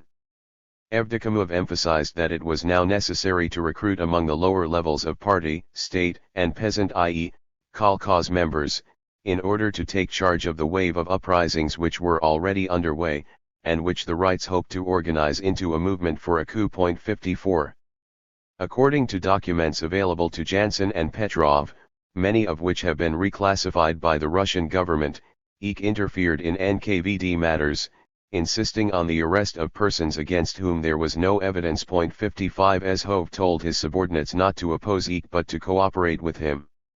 This is consistent with Frenovsky's statement about the way Ezhov, and he himself, operated beating and framing innocent persons in order to appear to be fighting a conspiracy while hiding their own conspiracy. Zhukov believes that the goal of Eck, together with other first secretaries, was to avoid at all costs the contested elections scheduled for December 1937, by claiming that the oppositional conspiracies were too dangerous. 56 Whether they really believed this or not, at the October 1937 CC plenum they were successful in persuading Stalin and Molotov to cancel the contested elections. Stalin was under other pressures, too. One of his closest collaborators on the constitution and election issues, Iaa Yakovlev, was suddenly arrested on October 12, 1937. In a confession interrogation that was first published only in 2004, Yakovlev said he had been working for the Trotskyist underground since the time of Lenin's death, and was cooperating with Trotsky through a German spy. 57 Given this avalanche of evidence that real and extremely dangerous conspiracies involving highly placed persons in the Soviet government, party, and military, Stalin and the Politburo were in no position to ignore firm demands from a number of first secretaries for an all-out war against the danger. It is interesting that Eck appears to have been tried and executed at the same time as Ezhov and Ezhov's associates. Can it be that the real charges against Eck at trial were not those of espionage, but that he conspired with Ezhov to accuse, perhaps to torture, and to execute without evidence? A.S. Yakovlev, the famous aircraft designer, wrote in his memoirs that Stalin had told him Ezhov had been executed because he had killed many innocent people. 58. It appears that Ezhov was executed for that, and for his own participation in the rightist conspiracy. Perhaps that was so with Eck. The whole text Eck's letter to Stalin of October 27, 1939 was appended to the Pospelov Commission's report. In it, Eck makes clear that he was charged with either conspiring, or working closely with, Ezhov. p. 229, the evidence we cite here, which was available to Petrov, strongly suggests that Eck was deeply involved in Ezhov's mass repression. Eck's claims in his letter to Stalin that he was beaten and tortured into making false confessions is very credible, since he names Ushakov and Nikolov Zurod as his torturers. We know independently that these two specific NKVD officers tortured many others, and in fact were tried and executed for precisely this under Beria. Nikolov Zurod was finally arrested in October 1939 under Beria. This is the same month that Eck wrote his letter to Stalin. Nikolov Zurod was also executed, and therefore probably tried, at the same time as were Ezhov and Eck, in early February 1940. So was Ushakov. This suggests that Ezhov and his men may have been trying to put the blame on each other in order to disguise their own responsibility. This is consistent with the way Frenovsky described Ezhov. Frenovsky explicitly describes Ezhov as demanding that Zhukovsky be shot so that Beria would not be able to question him and, possibly, learn about Ezhov's role in massive illegal repressions and in the rightist conspiracy. 59. Eck was arrested on April 29, 1938, long before Beria joined the NKVD, and therefore long before Ezhov had to fear Beria's interrogating Eck. Given what we know from Jansen and Petrov's summary of the documents they got to see, it seems clear that Ezhov and Eck had some kind of falling out. We know from Frenovsky's statements and from other sources that Ezhov and his men routinely tortured those they arrested, whether guilty or not, to force them to make confessions incriminating themselves. What we do not have is the rest of Eck's case file, including the trial documents, the actual accusations made against him at his trial in February 1940, evidence, testimony, the prosecution's charge, obvinitelno zakleyukini, and sentence. We know that the archival investigatory file on Eck exists or did in Khrushchev's day, because it was cited as the place where Eck's letter was taken from, p. 229. But the only thing released from the Eck case file was the letter to Stalin. The rest of the contents of that file have not been released. And not all of Eck's letter to Stalin was in either Khrushchev's speech or in the Pospelov report. Specifically, Eck wrote that he was not willing to undergo beatings again for Ezhov, who had been arrested and exposed as a counter-revolutionary, and who was the undoing of me, or, who has destroyed me, was beyond my strength. 60. The underlined section was carefully excised from the Pospelov report, as were the following words. My confessions about counter-revolutionary ties with Ezhov are the blackest spot on my conscience. Eck evidently believed that Ezhov was a counter-revolutionary, had confessed to counter-revolutionary ties with Ezhov, which he here denies, and blamed Ezhov, rather than Beria, for his downfall. Khrushchev wanted to blame Beria rather than Ezhov. Eck blamed Ezhov, so it's easy to see why Khrushchev omitted these passages. Eck's claim that Ezhov was in reality a counter-revolutionary would have raised questions in the minds of the Central Committee, questions inconvenient for Khrushchev. The recently published interrogations of Ezhov and statement by Frenovsky flesh out Ezhov's conspiratorial activity and his frame ups of innocent people. Khrushchev and Pospelov covered them up too, for the sake of casting all the blame on Stalin and Beria. Though we'd like to know a lot more, the interrogations/confessions of Frenovsky and Ezhov are fully consistent with the facts outlined above. 17. Ezhov. Although it breaks the order of the original somewhat, it is convenient to examine what Khrushchev says about Ezhov here, since it is closely linked to Eck. Khrushchev. We are justly accusing Ezhov for the degenerate practices of 1937. But we have to answer these questions. Could Ezhov have arrested Kossier, for instance, without the knowledge of Stalin? Was there an exchange of opinions or a political bureau decision concerning this? No, there was not, as there was none regarding other cases of this type. Could Ezhov have decided such important matters as the fate of such eminent party figures? No, it would be a display of naivete to consider this the work of Ezhov alone. It is clear that these matters were decided by Stalin, and that without his orders and his sanction Ezhov could not have done this. The interrogations of both Ezhov and Frynovsky published in early 2006 fully confirm Ezhov's deliberate torturing and killing of a great many innocent people. He organized these massive atrocities to cover up his own involvement in the rightist conspiracy and with German military espionage, as well as in a conspiracy to assassinate Stalin or another Politburo member, and to seize power by coup d'état. These confessions are the most dramatic new documents to appear in years that bear upon our subject. They completely contradict Khrushchev's allegations on every point: his contention that Ezhov was just doing Stalin's bidding, that the military leaders were framed, and that the Moscow trials were faked, as Khrushchev suggests. We now, 2010, have a great many more interrogations of Ezhov's, all of which confirm the existence of his very serious conspiracy and give much detail about it. Point 61. Khrushchev, his supporters, and those who did the research for the Pospelov report and the rehabilitation reports, had all this information at their disposal. So why did they not deal with it in those reports? The most obvious reason is that they covered it up in order to reach conclusions exactly the opposite from the truth.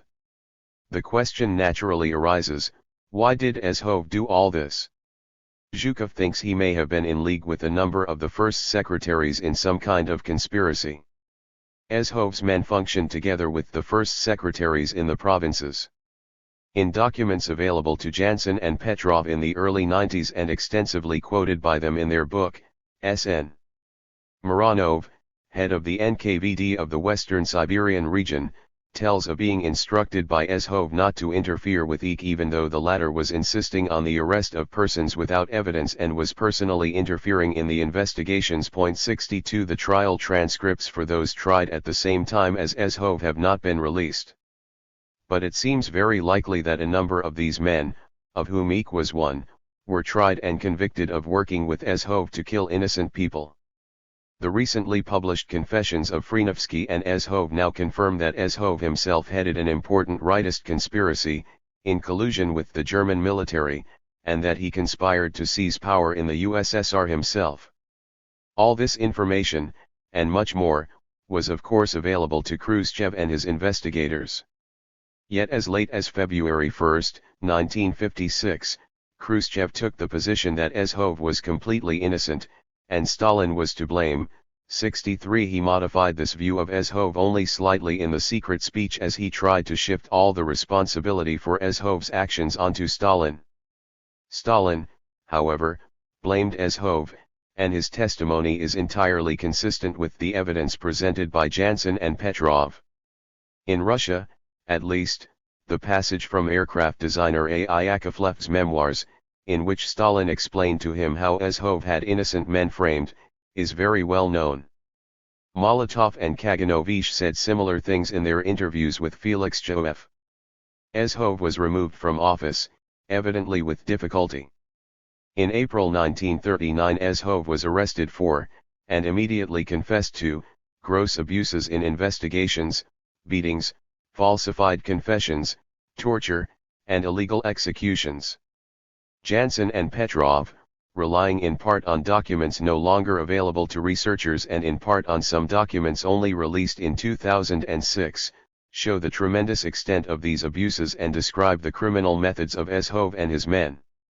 There is zero evidence, none at all, that Stalin or the central leadership wanted him in any way to act like this, and plenty of evidence that they thought this criminal. 18. Rudzutak. Khrushchev.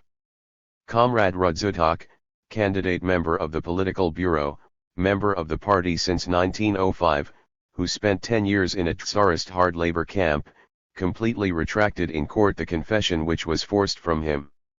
After careful examination of the case in 1955, it was established that the accusation against Rudzutak was false and that it was based on slanderous materials. Rudzutak has been rehabilitated posthumously. According to the rehabilitation materials, Rudzutak did, in fact, Confess. 64 Evidently this was a very detailed confession in which he named more than 60 people with whom he was involved in the conspiracy, including Eek, who is named twice in the 2 pages of his rehabilitation report. Then he retracted this confession at trial, stating that he was forced to confess by an abscess not yet uprooted from the NKVD. It is interesting that he evidently did not claim B had been tortured, or the Rudenko's report would have so stated. Molotov later told Kruschev Rudzutak had been tortured and did not confess. 65. There is a great deal of testimony against him. The rehabilitation materials by Rudenko of December 24, 1955 do not establish Rudzutak's innocence. Furthermore, they acknowledge that Rudzutak was inculpated by a great many other defendants. Obviously it is problematic to convict someone of a serious crime based only upon his own confession. By the same token, a person cannot be declared innocent solely because he consistently denies his guilt. But multiple, independent accusations by different defendants, interrogated by different investigators, is strong evidence in any judicial system. For example, in the United States today, defendants are routinely convicted of conspiracy solely on the testimony of alleged Confederates. And co-conspirators are guilty of crimes committed by other members of the conspiracy. There is no evidence in that rehabilitation that Rudzutak was innocent, as Kruschev claimed. The only evidence the rehabilitation report can come up with is that the testimonies against him are contradictory. This is not evidence that they are false. Just the opposite. If a substantial number of confessions or testimonies were identical, that would be prima facie evidence that they had been orchestrated in some way. Rudzutak evidently retracted his confession at trial. But we can't be sure he retracted all of it. The Rudenko rehabilitation materials of 1955 give much more extensive information on the accusations against Rudzutak. The Pospelov report mentions only the accusation that he was in a Latvian nationalist organization, engaged in sabotage, and was a spy for foreign intelligence. 66. Kruschev falsified even this. They did not even call him to the Politburo. Stalin did not want to speak with him. Through an exhaustive verification carried out in 1955, it was established that the case against Rudzutak was falsified. And he was condemned on the basis of slanderous evidence. There's nothing in either the Rudenko materials or the Pospelov report about these things. Perhaps Kruschev just made them up. And a great deal is omitted. For instance, the rehabilitation materials on Rudzutak do not even mention Tkaczewski, though Rudzutak was closely associated with him in expulsions, etc. 67. This is how we know Kruschev lied. If the rehabilitation report on Rudzutak does not clear him, then Kruschev did not know, in reality, whether Rudzutak was guilty or not. Kruschev spoke in flagrant disregard for the truth. He may not have known what it was, but he claimed to know.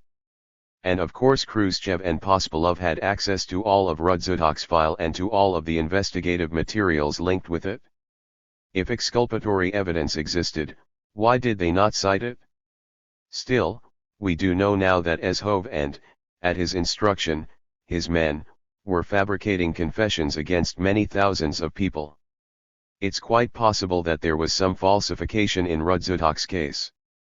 Ezhov and his interrogators could have falsified some information against Rudzutak, even though Rudzutak had admitted his guilt on some matters, and had been implicated by a great many others.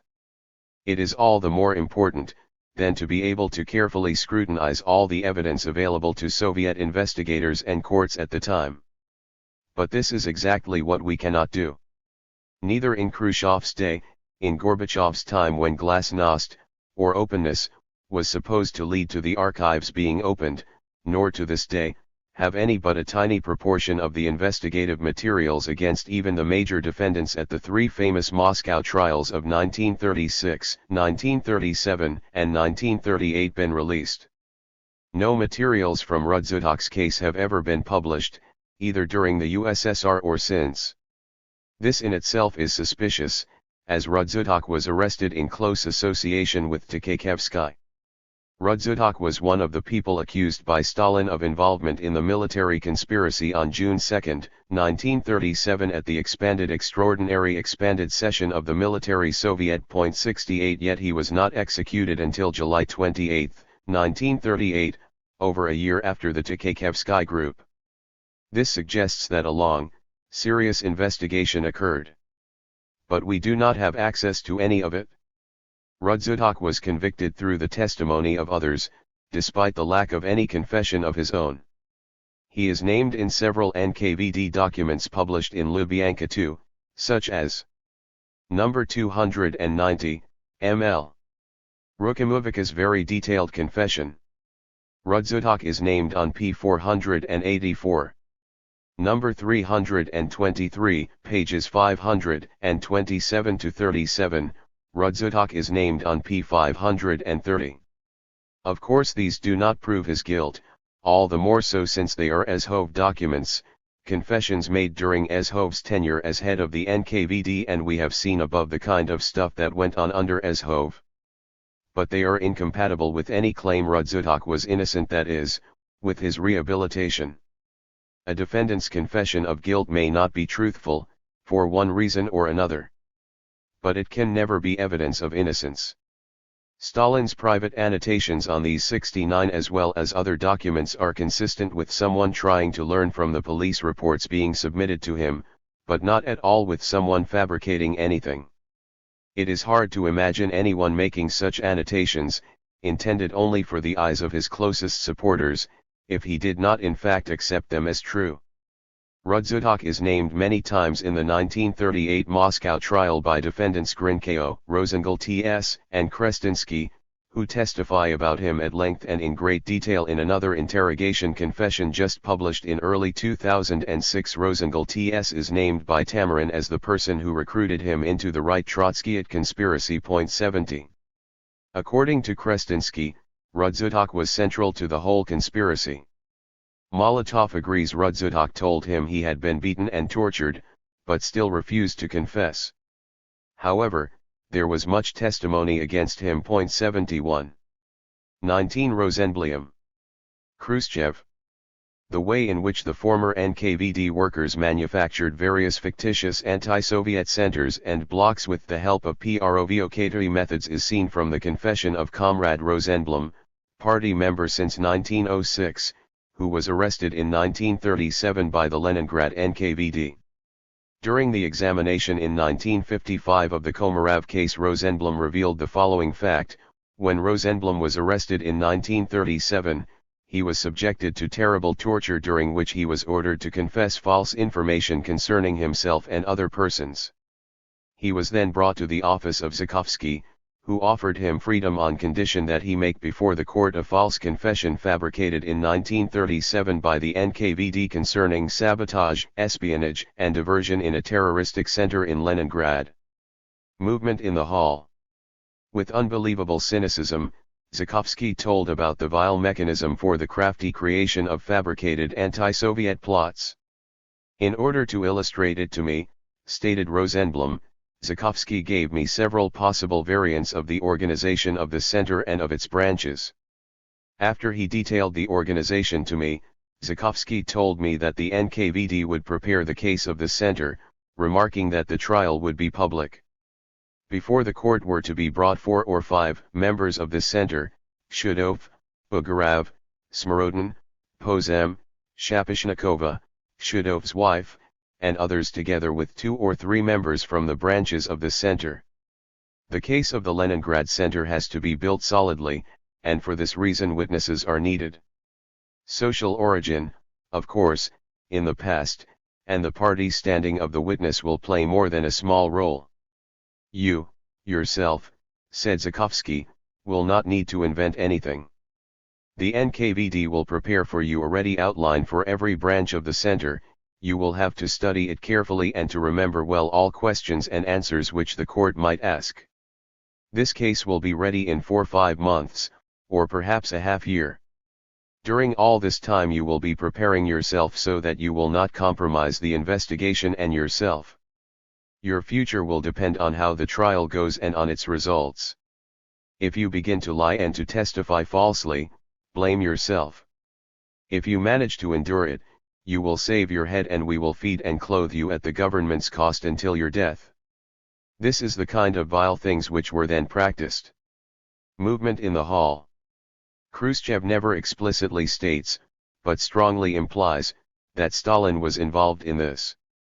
In reality, the evidence we have today and that Khrushchev had then shows that Zhukovsky was Zhukov's man. Rosenblum testified about Zhukovsky's fabrication of cases. Zhukovsky was one of Zhukov's closest co-workers. 72. Zhukovsky was arrested on April 30, 1938, and sentenced to death on August 29, 1938. Beria was named as Zhukov's second-in-command in August 1938. If Rosenblum 73 was telling the truth here, then two conclusions emerge. First, Zhukovsky would not have done all this without Zhukov's leadership. Therefore it's clear that Zhukov was involved in some kind of major conspiracy to build himself up by fabricating large-scale conspiracies. This is consistent with the details available to, and reported by, Jansen and Petrov concerning Zhukov's conspiracy, which we have examined briefly above. Second, Beria, which means Stalin and those around him in the Politburo, was involved in investigating, and ultimately uncovering and eliminating, this conspiracy. Stalin and Beria were involved in smashing Zhukov's conspiracy, not in fomenting it. This is consistent with Zhukov's deductions. Jansen and Petrov, 151, quote Zhukov as having Zhukovsky shot in August 1938 to get him out of the way, so he could not testify against him, Zhukov. Frenovsky affirms this in his recently published, February 2006, confession statement of April 11, 1939. According to Frenovsky and the other evidence we have, Zhukovsky was part of Zhukov's conspiracy. Frenovsky quotes Zhukov as telling him in October 1937 that Zhukovsky is completely ours. Then on August 27 to 28, 1938, Evdokimov, Zhukov's right-hand man, told Frenovsky to make sure Zhukovsky and all of Yagoda's men had been shot, because Beria might reopen their cases and these cases could turn against us. 74. Zhukovsky was explicitly blamed for torturing people as a rule in Stalin's telegram of January 10, 1939, which may in fact have been sent, or resent, in July for this telegram, see below. Even without the recent statements and confessions by Zhukov, Frenovsky, and others, this would be strong evidence that Stalin was opposed to this kind of behavior. But Khrushchev omitted this part of the Stalin telegram in the secret speech undoubtedly because it would conflict with the impression he was attempting to produce here. Therefore Khrushchev is blaming Stalin for Zhukov's conspiracy, while in fact Stalin had Zhukov arrested, tried, and executed for precisely this conspiracy. 20 ID. Kabakov. Khrushchev. Even more widely was the falsification of cases practiced in the provinces. The NKVD headquarters of the Sverdlov Oblast discovered the so-called Ural Uprising Staff, an organ of the bloc of rightists, Trotskyists, socialist revolutionaries, church leaders whose chief supposedly was the secretary of the Sverdlov Oblast Party Committee and member of the Central Committee, All-Union Communist Party, Bolsheviks, Kabakov, who had been a party member since 1914. The investigative materials of that time show that in almost all Krayas, oblasts, provinces and republics there supposedly existed rightist Trotskyite, espionage, terror and diversionary sabotage organizations and centers, and that the heads of such organizations as a rule for no known reason were first secretaries of oblast or republic communist party committees or central committees. Despite the Russian government's refusal to release investigative materials of this period, there is quite a lot of evidence against Kabakov. The American mining engineer John D. Littlepage was hired during the Depression to work in the USSR developing the mining industry, and wrote a memoir of his years there upon his return to the USA. He was from Alaska. In Search of Soviet Gold, New York, Harcourt, Brace, and Co., 1938, 1937, Littlepage discusses sabotage in Urals. He specifically suspects Kabakov, claims that Kabakov had never competently seen to the fruitful exploitation of the rich mineral area under his stewardship, claims he suspected some kind of conspiracy in all this, and expressed no surprise when Kabakov was arrested shortly after the Pyatakov trial, since the two had long been closely associated. More recently, James Harris has seen and quoted evidence against Kabakov from Kabakov's criminal case without suggesting any fakery in it. 75. Kabakov was dismissed from both the CC and the party itself by a resolution circulated to the CC on May 17 to 19, 1937 and confirmed at the June 1937 on June 29. This may suggest some kind of relationship either with the Takeyevsky military conspiracy, which was being unraveled at that time, or with the rightist conspiracy generally, as Iyagada was being intensively questioned about this time. Kabakov was named by L.I. Mirzoyan, former first secretary of the Central Committee of the Communist Party of Kazakhstan, as a leader of the right Trotskyite underground. 76 He figured in Ezhov's report to the June 1937 CC plenum on the widespread nature of the conspiracy. 77. Kabakov was named by P.T. Zubarev, one of the defendants in the March 1938 Bukharin-Moscow trial, as known by him to be a member of the rightist conspiracy in the Urals as early as 1929. Zubarev claimed to have worked closely with Kabakov in this conspiracy since that time.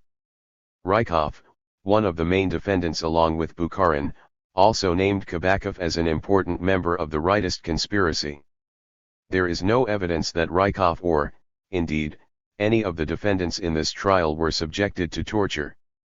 Kabakov was named as head of a counter-revolutionary organization in Urals in a note to the Politburo signed by Kabakov's successor, first secretary of the Sverdlovsk Obkom AIA. Stolar. NKVD man DM. Dmitriev of Sverdlovsk later confessed to being involved in a conspiracy himself, and fingered Stolar as a conspirator too. But he also speaks of the liquidation of the Kabakovshchina in the Urals in 1937, that is, Kabakov was the first to go but other conspirators, including him and Stolar, remained. Stalin's annotation on Stolar's note suggests he is not organizing this news, but learning of it. 78. In declaring Kabakov rehabilitated, therefore, Khrushchev was casting the strongest doubt on the 1938 Moscow trial, as he had already done on the 1936 trial in declaring that Zinoviev and Karnanaya had been treated too harshly. For present purposes, though, it's clear that Khrushchev did not speak the truth about Kabakov in his secret speech. 21-24 SV. Kossier, V. Law. Chubar, P.P. Postashev, A.B. Kozyrev. Khrushchev. Many thousands of honest and innocent communists have died as a result of this monstrous falsification of such cases, as a result of the fact that all kinds of slanderous confessions were accepted, and as a result of the practice of forcing accusations against oneself and others. In the same manner were fabricated the cases against eminent party and state workers Kossier, Chubar, Postashev, Kozyrev, and others. For Postashev, see chapters 3 and 9. Kozyre, Chubar, Postashev, and Kozyrev are listed in that precise order in a letter of March 16, 1939, to Stalin from V.V. Ulrich, chairman of the Military College of the Supreme Court of the USSR, which is reproduced in facsimile at Military Collegium of the Supreme Court of the Union of SSR. March 15, 1939. No 001119. Re. No. I-68/112. Top secret. Copy number 1. To the Central Committee of the ACP, B. To Comrade J.B. Stalin. Between February 21 and March 14, 1939, the Military Collegium of the Supreme Court of the USSR in closed court sessions in Moscow heard the cases of 436 persons. 413 were sentenced to be shot. The sentences have been carried out on the basis of the law of December 1, 1934. At court sessions of the Military Collegium the following persons fully confessed their guilt: Kozyre S.V., Chubar, V.I.A., Postashev P.I., Kozyrev A.V. According to the rest of Ulrich's note, others among the accused renounced their confessions but were exposed by other evidence in the case. That is, Kozyr, Shubar, Kozyrev, and Postashev did not renounce their confessions, as others did, but reaffirmed them at trial. Kozyr and Shubar. In his confession interrogation of April 26, 1939, Ezhov names Shubar and Kozyr as two of a number of high-ranking Soviet officials who were passing information to German intelligence in plain language, German spies. Ezhov says that the German agent Norden was in touch with a great many others. 79. According to the rehabilitation materials of Postashev prepared for Khrushchev, Kozyr implicated Postashev, then withdrew his confessions, but then reiterated them again. 80 In his own confessions, Postashev implicated Kozyr, as well as Iakir, Shubar, and others. Ibid. 218, Shubar was implicated in the right Trotskyite conspiracy by Antipov, Kozyr, Pramnik, Sukhumlin, Postashev, Boldyrev, and others. 81. Interviewed by Felix Joeff, the aged Lazar M. Kaganovich said that he had defended Kozyr and Shubar, but had given up when he was shown a lengthy handwritten confession of Shubar's. 82 Molotov told Joeff that he himself was present when Antipov, Shubar's friend, accused Shubar. Shubar denied it heatedly and got very angry at Antipov. Molotov knew both of them very well. 83. According to the Pospelov report prepared for Khrushchev, Kozyr was arrested on May 3, 1938, that is, under Ezhov, and both tortured, no details are given, and subjected to prolonged interrogations of up to 14 hours at a stretch. Of 54 interrogations of Kozyr, only 4 were preserved. 84 So far this has all the earmarks of a Ezhov frame-up. However, Kozyr was sentenced on February 26, 1939, 3 months after Ezhov's ouster. By this time cases were being reviewed, and it had long been recognized that Ezhov and his men had tortured innocent men. We know, from the Ulrich letter cited above, that Kozyr and Shubar acknowledged their guilt at trial, though others did not. But no details of this trial have been released, either in the Pospelov report or in the rehabilitation materials. Once again, it appears that the Khrushchev-era materials were not an objective study of the investigative materials, but rather a falsified attempt to make all those convicted appear to have been innocent. In the long transcript of the October 1938 confession interrogation of Dmitriev, former head of the NKVD in Sverdlovsk, Dmitriev speaks of the counter-revolutionary underground headed by Kozyr, who was one of the most clandestine of the rights in the Ukraine. 85. Ezhov's confession makes it clearer than ever that Shubar and Kozyr were guilty of being involved in the underground organization of rights without more information. Even without it, it's obvious that there was a great deal of evidence against him. Khrushchev failed to release it, and it has never been released since. Kozyrev. It is not true that, as Khrushchev stated, the rehabilitation materials established that the case against Kozyrev had been fabricated. There is very little information about Kozyrev in the published rehabilitation materials. Rehabilitatsiya Kok Ito Bilo 1, 79-80, 166-8, 219, in future RKEB 1, he did confess, and short parts are published, though the rehabilitation report of 1954 claims Kozyrev was tortured into making the confession by Beria, 167. His own dossier interrogations, trial, etc. has never been made available to researchers.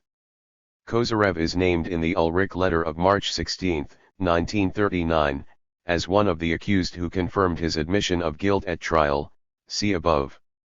We also know that Postashev accused Kozyrev. According to the rehabilitation report, Kozyrev had been hostile towards Beria when Beria was first secretary of the Georgian party. They continue that Kozyrev was tortured into confessing, and also perhaps framed. Kozyrev did confess at trial. According to the rehabilitation report, he was duped into thinking this would save him. We do know of examples in which defendants claimed they were beaten into confessing during interrogations but renounced those confessions at trial. but it is hard to imagine why anyone would confess to a capital crime at trial in order to save himself. The rehabilitation materials on Kozyrev are very concerned to blame Beria for everything, as is a letter written by Kozyrev's widow in December 1953, at the time Beria and others were supposedly on trial. RKEB 1, 79-80, and Khrushchev was quick to claim that virtually anyone arrested and convicted during Beria's tenure as head of the NKVD was framed. Kozyrev was arrested on November 29, 1937 after Ezhov was effectively ousted. He had had some contact with Ezhov, having been editor of the Komsomol newspaper that Ezhov's wife worked on. Jansen and Petrov speculate that he may have been involved with Ezhov in some way, though they caution that this was unlikely. 185. But in a recently published interrogation, February 2006, A.N. Babulin, Ezhov's live-in nephew, fellow conspirator and witness to Ezhov's and Ezhov's wife Evgenia's moral degeneration, names Kozyrev as one of the most frequent guests in the Ezhov home, along with Pyatakov, Uritsky, Mikhail Koltsov, Glykina, Iagada, Frenovsky, Mironov, Agranov, and other NKVD men later tried and executed along with Ezhov. It was strange company for an innocent leader of the Komsomol to be keeping. In his own recently published interrogation, Ezhov himself names Koltsov and Glykina both on Babulin's list of most frequent guests as English spies, along with his late wife Evgenia. Vadim Rogovin wrote that Kozyrev was dismissed from his post as head of the Komsomol and arrested for unjustified repression of Komsomol workers. A number of articles have appeared in the popular press, some by Kozyrev's family, setting forth the view that he was unjustly accused and that Olga Misakova, the Komsomol worker Kozyrev had purportedly maltreated, had wrongly denounced him. 86. Some of these articles insist that Kozyrev never confessed, despite the fact that the Khrushchev-era rehabilitation materials affirm that he was tricked into a confession, while the Ulrich letter states definitely that he confessed. Therefore, it's unlikely that these articles are reliable in the least. Without more evidence from interrogation and trial materials, we just can't tell. Whoever was at fault, this does seem to be the reason for Kozyrev's arrest, since it is referred to by Mjelids in his memoirs. The rehabilitation report of 1954 does not mention it at all. Rather, it sets Kozyrev's arrest down to a personal hatred of him by Beria, for some negative things Kozyrev had reputedly said about Beria. After Beria's arrest in June 1953, Khrushchev, abetted by the rest of the CPSU leadership, went about demonizing Beria in every possible way. This failure to even mention the real reason for Kozyrev's arrest is further evidence that the rehabilitation reports were fabricated for political purposes, not serious studies of the evidence against those repressed. We don't have enough information about Kozyrev that is reliable, that is, not based upon anecdote or rumor, to say more than that he had a very suspicious relationship with Ezhov and his wife, and many other associates of the Ezhovs, all of whom seem to have been involved in Ezhov's NKVD-centered rightist conspiracy. The rehabilitation reports on Kozyrev allege that he was tortured. RKEB 1, 79-80, 166-8, 219. Since Frenovsky says that, in order to deflect the investigation away from his own conspiracy, Ezhov had the guilty as well as the innocent tortured, including some friends of his, it may well be that he had Kozyrev tortured too. See under 16. Ezhov, above.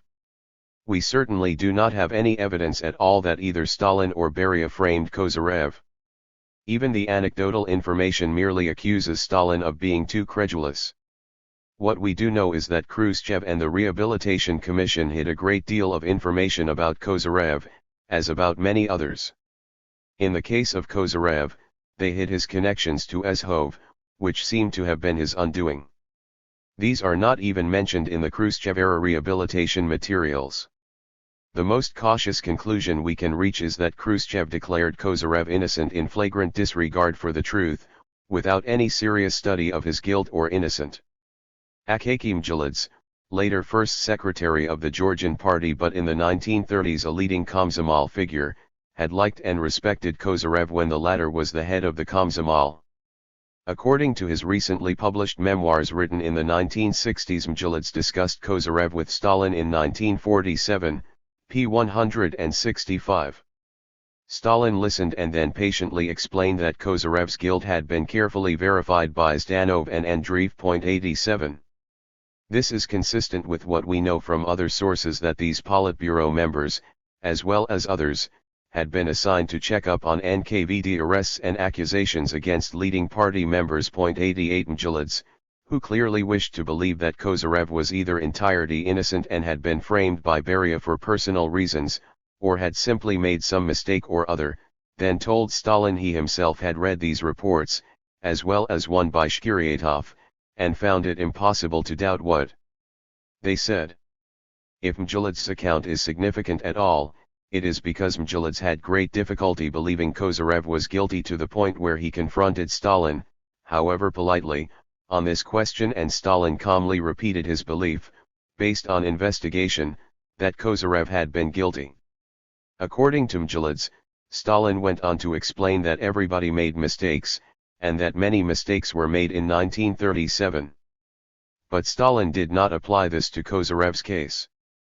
To this day all of the documentary materials relating to Kozyrev's dismissal, attest, investigation, and trial are kept secret by the Russian government. Kozyrev was criticized and removed from leadership of the Komsomol at the 7th plenum of the Central Committee of the Komsomol, held in Moscow on November 19 to 22, 1938. The transcript of this plenum exists. It is quoted in a recent biography of Georgy M. Popov, who spoke at this plenum. Therefore it existed in Khrushchev's day. But Khrushchev never mentioned it. 89. 25. The lists. Khrushchev. The vicious practice was condoned of having the NKVD prepare lists of persons whose cases were under the jurisdiction of the military collegium and whose sentences were prepared in advance. Yezhov would send these lists to Stalin personally for his approval of the proposed punishment. In 1937 to 1938, 383 such lists containing the names of many thousands of party, Soviet, Komsomol, army and economic workers were sent to Stalin. He approved these lists. These lists exist, and have been edited and published, first on CD90 and now on the Internet, as the Stalinist shooting lists. But this is a tendentious, inaccurate name, for these were not lists of persons to be shot at all. As Khrushchev did, the very anti-Stalin editors of these lists do in fact call the lists sentences prepared in advance. But their own research disproves this claim. The lists give the sentences that the prosecution would seek if the individual was convicted, that is, the sentence the prosecution would ask the court to apply. In reality these were lists sent to Stalin, and other Politburo or Secretariat members, for review. Rasmotrini, a word that is used many times in the introduction to the lists.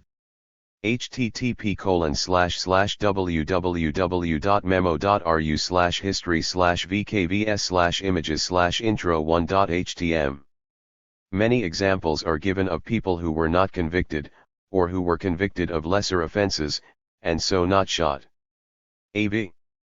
Snigov, whom Khrushchev mentions by name later in this speech, is on the lists at least twice. In this last reference Snigov is specifically put into first category, meaning, maximum sentence of death in the event of conviction. A brief summary of the prosecutor's evidence against him is provided, and there seems to have been a lot of it. Nevertheless Snigov was not sentenced to death but instead to a long term in a labor camp. According to the editors of these lists, many people whose names are on them were not in fact executed, and some were freed. For example, a selective study of the list for the Kuyabyshev Oblast signed on September 29, 1938 has shows that not a single person on this list was convicted by the VKVS, the military collegium of the Supreme Court, and a significant number of the cases were dismissed altogether. So Khrushchev knew that Stalin was not sentencing anybody but rather reviewing the lists in case he had any objections. We can be certain that Khrushchev knew this because the note from S.N. Kruglov, Minister of Internal Affairs, MVD, to Khrushchev of February 3, 1954 has survived. It says nothing about sentences prepared in advance, but gives the truth. These lists were compiled in 1937 and 1938 by the NKVD of the USSR and presented to the CC of the ACP, B, for review right away. Emphasis added, GF 91. The prosecutor went to trial not only with evidence, but with a sentence to recommend to the judges in case of conviction. It appears that the names of party members, but not of non-party members, were sent on for review. The disingenuous introduction notes that those signing the lists comprised not all the Politburo members but only those of its members who were closest to Stalin 92.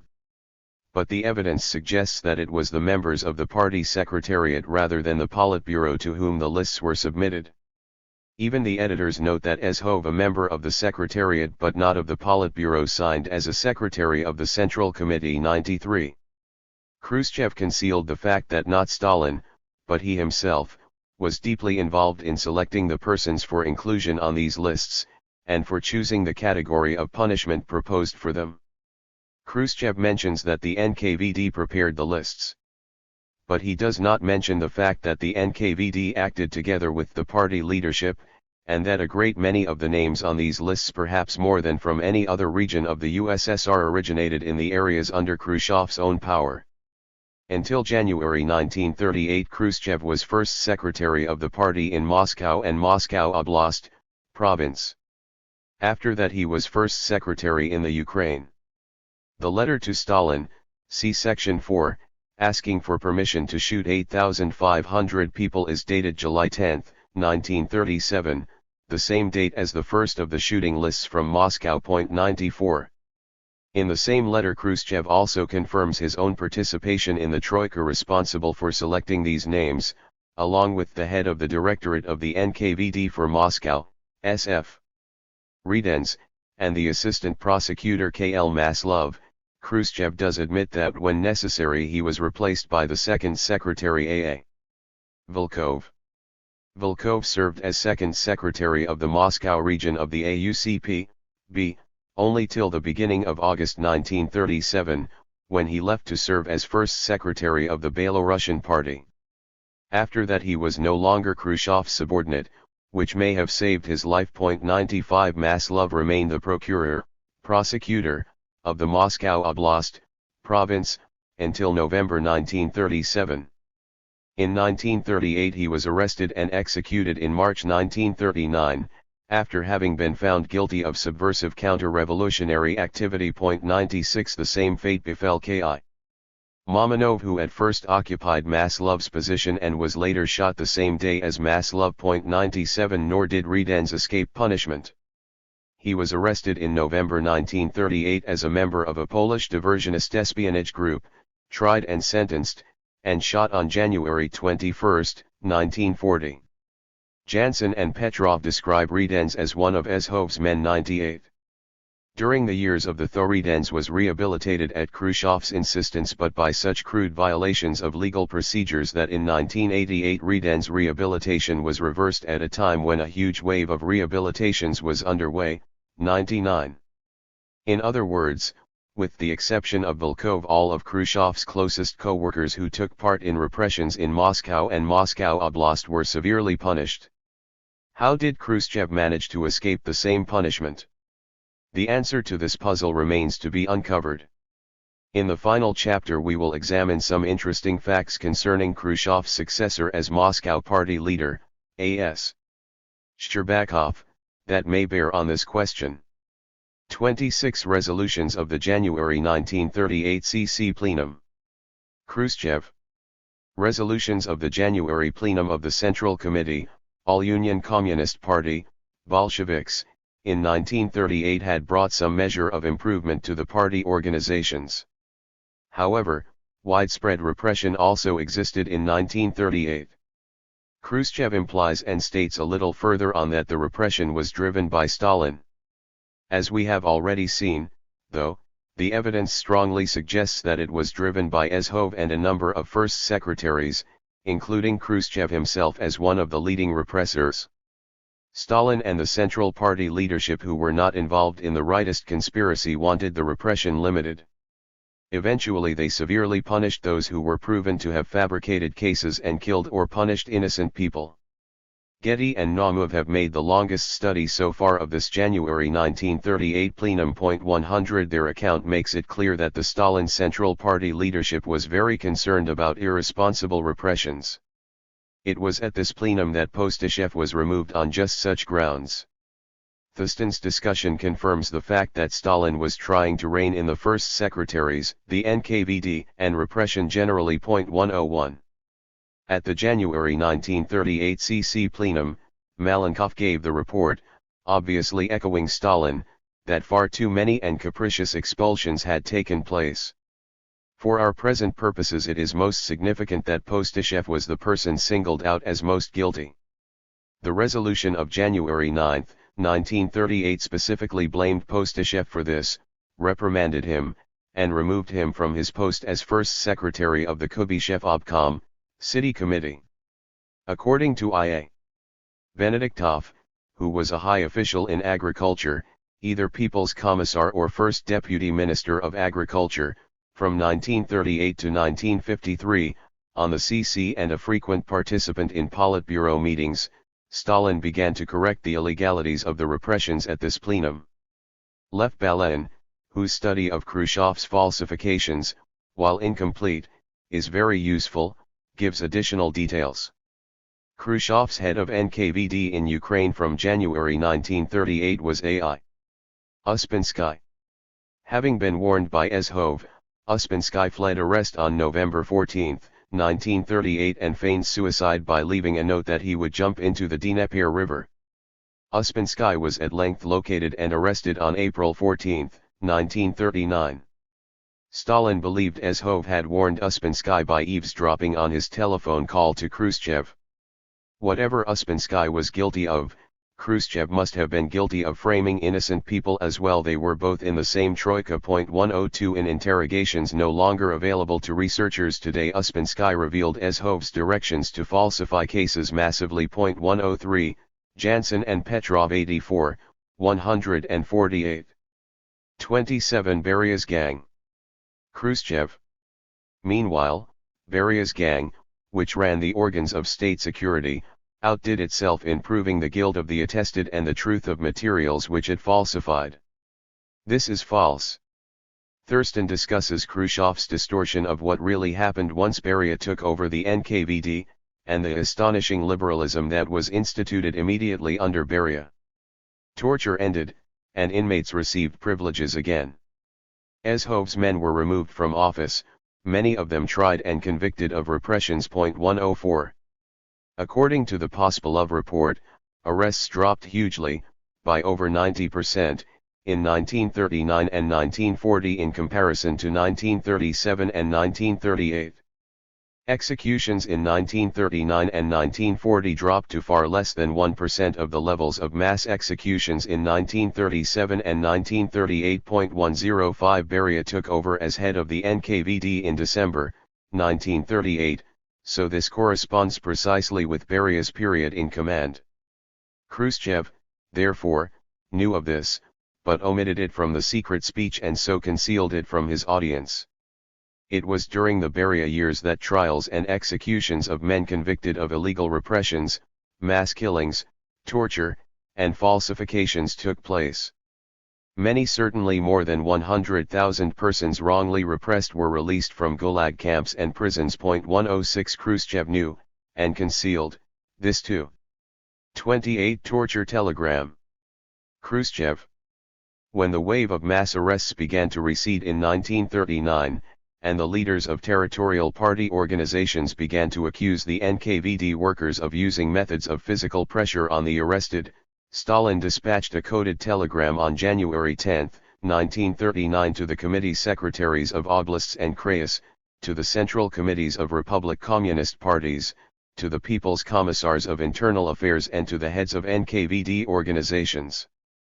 This telegram stated: the Central Committee of the All-Union Communist Party, Bolsheviks, explains that the application of methods of physical pressure in NKVD practice is permissible from 1937 on in accordance with permission of the Central Committee of the All-Union Communist Party, Bolsheviks.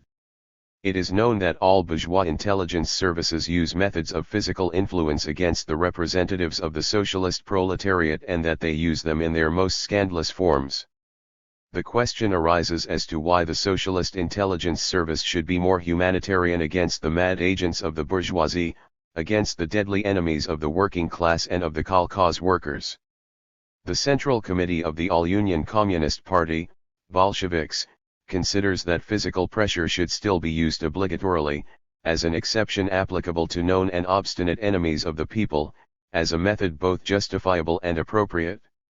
Thus, Stalin had sanctioned in the name of the Central Committee of the All-Union Communist Party, Bolsheviks, the most brutal violation of socialist legality, torture and oppression, which led as we have seen to the slandering and self-accusation of innocent people.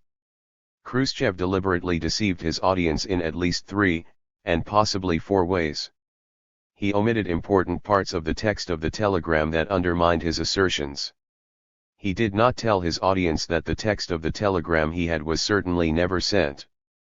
In fact, the text we have looks like a copy made in 1956. Khrushchev did not divulge the doubtful nature of the text of this supposed telegram. We know of it because it was discussed in the later June 1957 Central Committee plenum called to punish Malenkov, Molotov, and Kaganovich. Khrushchev may, in fact, have had this telegram forged. There are many problems with the text of the original of this telegram, which was published during the 1990s. It would take a full article-length study to disentangle all the problems with it. Some of them will become clear in the discussion below. This entire telegram part of the speech is highly suspicious, beginning with the first sentence, which makes the party secretaries look like angels.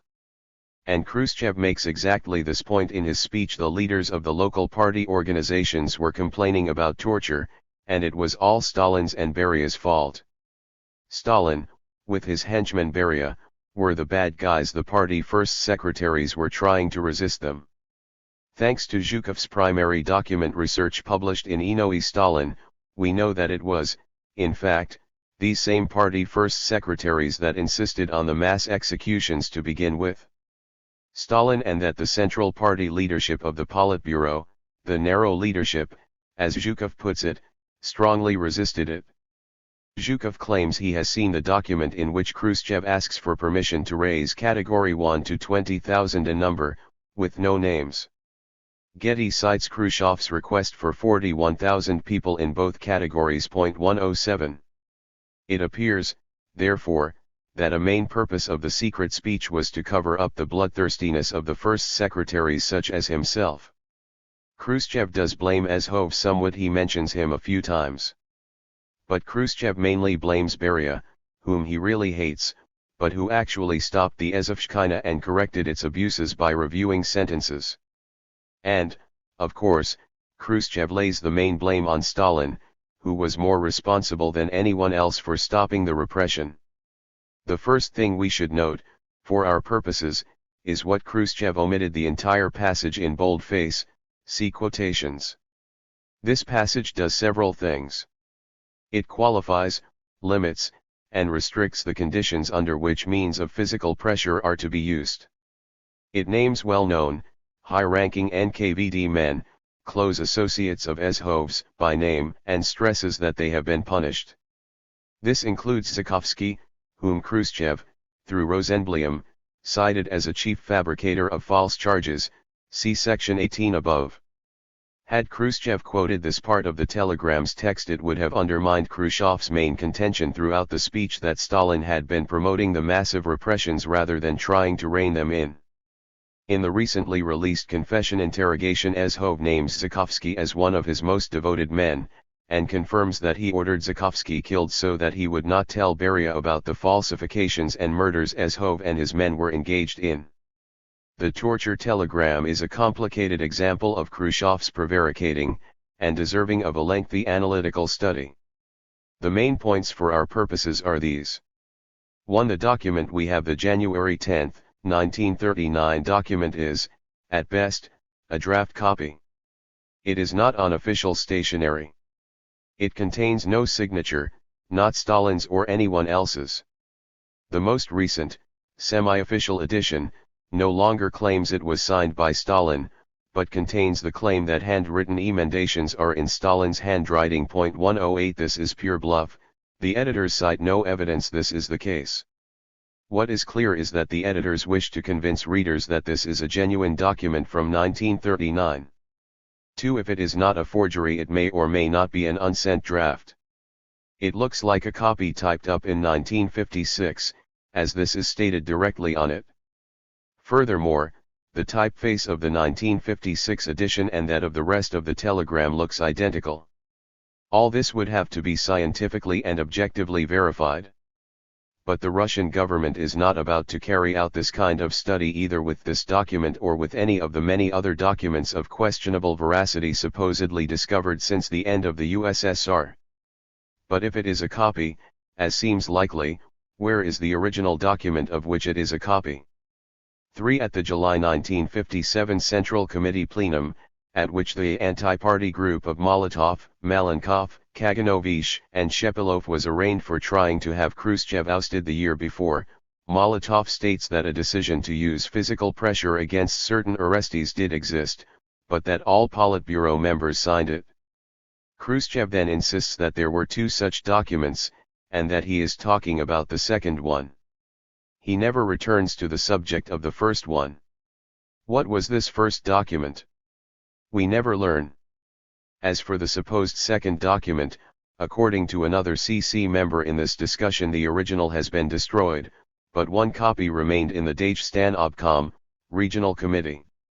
However, that copy is certainly not the copy we have, because the text we have is not on any stationery and is, at best, a draft, perhaps a later, 1956, typed copy of a draft, and possibly even a forgery altogether. No other such copy has turned up, and the Dagestan Obkom document has never turned up either.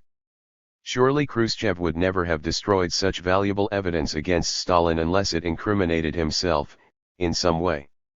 Or, unless it never existed in the first place. In this case A.B. Aristov's, one of Khrushchev's main supporters in the Central Committee, mention of the copy from the Dagestan Obkom was a bluff to intimidate the anti-party group in front of the rest of the C.C.109. Getty has stated that he has found the text of a similar telegram dated July 27, 1939.110. If it is genuine, it has not been published, and if Molotov was correct in July 1957 that all Politburo members had signed such a telegram, then Khrushchev would have signed it too, as Khrushchev was made a Politburo member on March 22, 1939, and was a candidate member, taking the disgraced Postishev's place, after the January 1938 CC meeting. This would have made Khrushchev just as responsible as Molotov, Malenkov, and Kaganovich.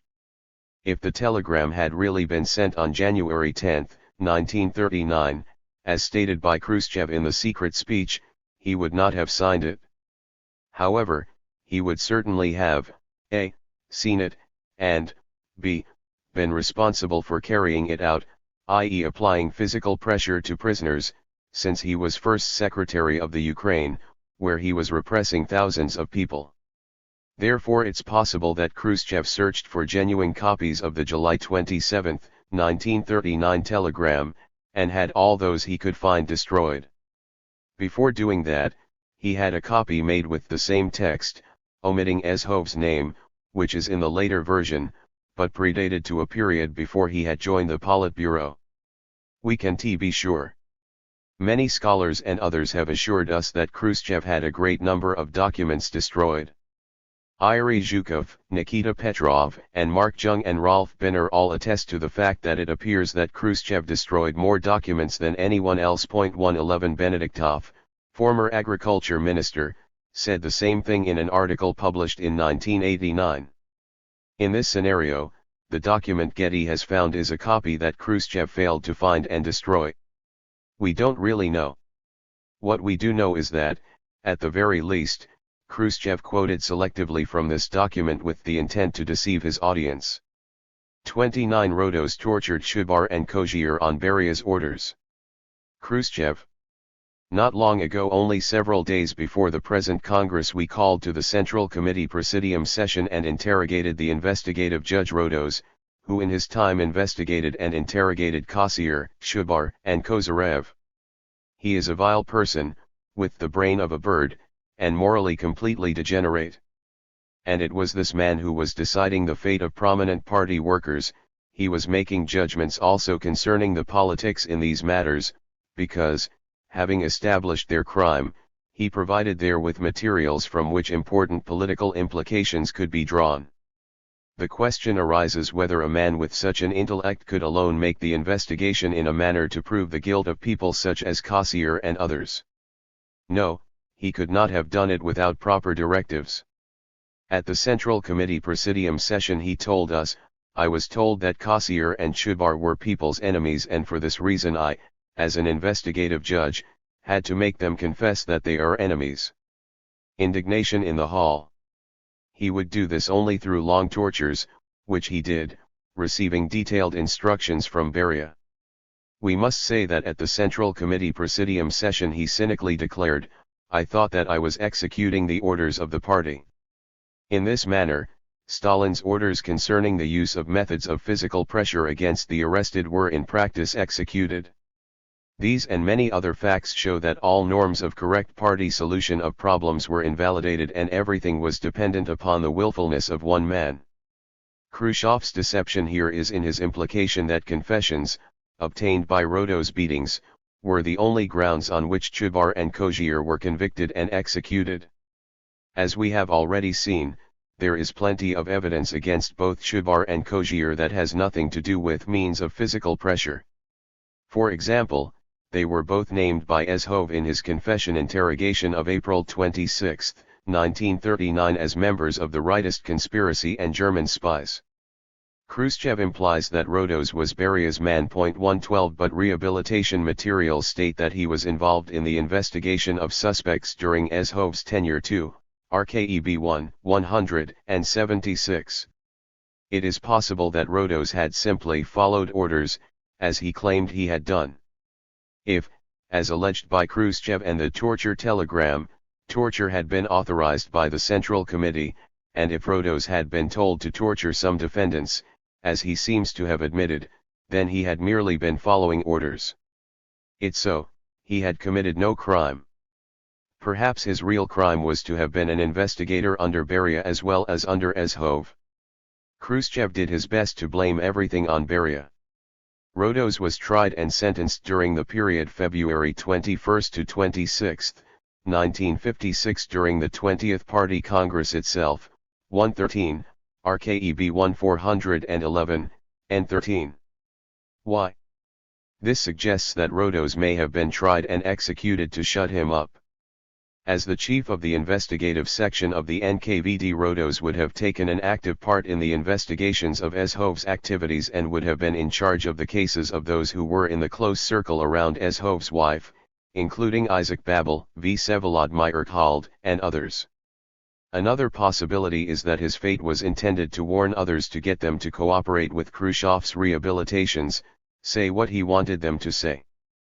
Pavel Syudoplatov, one of Beria's subordinates, was evidently imprisoned for 15 years because he refused to falsify charges against Beria, only escaping execution by the difficult stratagem of feigning insanity for a few years.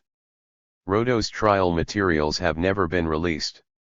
He had obviously not been prosecuted after Ezhov's dismissal, as had so many other NKVDers who had tortured defendants and fabricated cases. It was surely convenient for Khrushchev to have Rodos and Beria on whom to blame repressions. This rush to get rid of Rodos suggests that there may have been some kind of connection between Khrushchev and Ezhov that remains unknown to us today and whose origins go back to the years in which Khrushchev was one of the first secretaries. General Pavel Syudoplatov was asked by Roman Rudenko, head Soviet prosecutor and a creature of Khrushchev's, to write false testimony against Beria after the latter's death. When Syudoplatov refused, he was arrested and accused of being a participant in an imaginary conspiracy of Beria's. According to Syudoplatov account, General Ivan I. Maslenikov, a hero of the Soviet Union, committed suicide rather than do the same thing. Pseudoplatov evaded execution only by successfully feigning insanity but remained in prison for 15 years. 114 It's possible that something similar happened to Rodos. Chapter 5. Stalin and the War. 30 Stalin didn't heed warnings about war. Khrushchev. The power accumulated in the hands of one person, Stalin, led to serious consequences during the Great Patriotic War. During the war and after the war, Stalin put forward the thesis that the tragedy which our nation experienced in the first part of the war was the result of the unexpected attack of the Germans against the Soviet Union. Stalin took no heed of these warnings. What is more, Stalin ordered that no credence be given to information of this sort. In order not to provoke the initiation of military operations, everything was ignored: warnings of certain army commanders, declarations of deserters from the enemy army, and even the open hostility of the enemy. Is this an example of the alertness of the chief of the party and of the state at this particularly significant historical moment? Germany did indeed commit aggression against the Soviet Union, and so this is one assertion of Khrushchev's that is unquestionably correct. There is a huge amount of evidence to refute the rest of what he says. Still, the attack did occur. Marshal A. E. Golovanov believed that any responsibility should be shared by all the top military commanders, as was the glory of victory. Documents published since the end of the USSR have shown that Stalin and the Soviet leadership were expecting a German attack, but that the warnings from intelligence and other sources were contradictory and uncertain. V.V. Kozhanov points out the problems of distinguishing deliberate disinformation and just plain error from accurate information in the evaluation of intelligence, and how contradictory the intelligence available to Soviet leaders was. The German army had a disinformation plan to spread false rumors to the Soviet leadership. A detailed order to this effect by Field Marshal Wilhelm Keitel, dated February 15, 1941, has been published. 115. As Kozhanov points out, Khrushchev's accusations here can be turned around on his own thesis.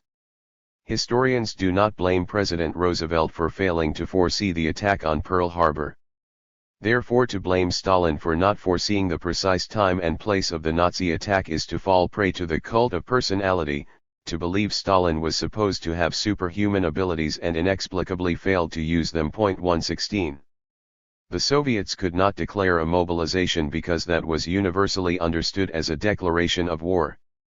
It was precisely such a mobilization that had set off the First World War. It would have given Hitler the opportunity to declare war, leaving the USSR vulnerable to a separate deal between Hitler and the Allies.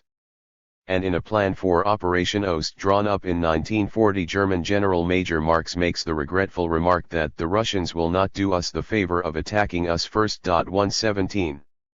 The Soviets could not rely upon British warnings, for the British clearly wanted to set Hitler against the Soviet Union and weaken both, if not use the opportunity to make peace with Hitler against the Soviets, as many in the British establishment wanted. Marshal K.A.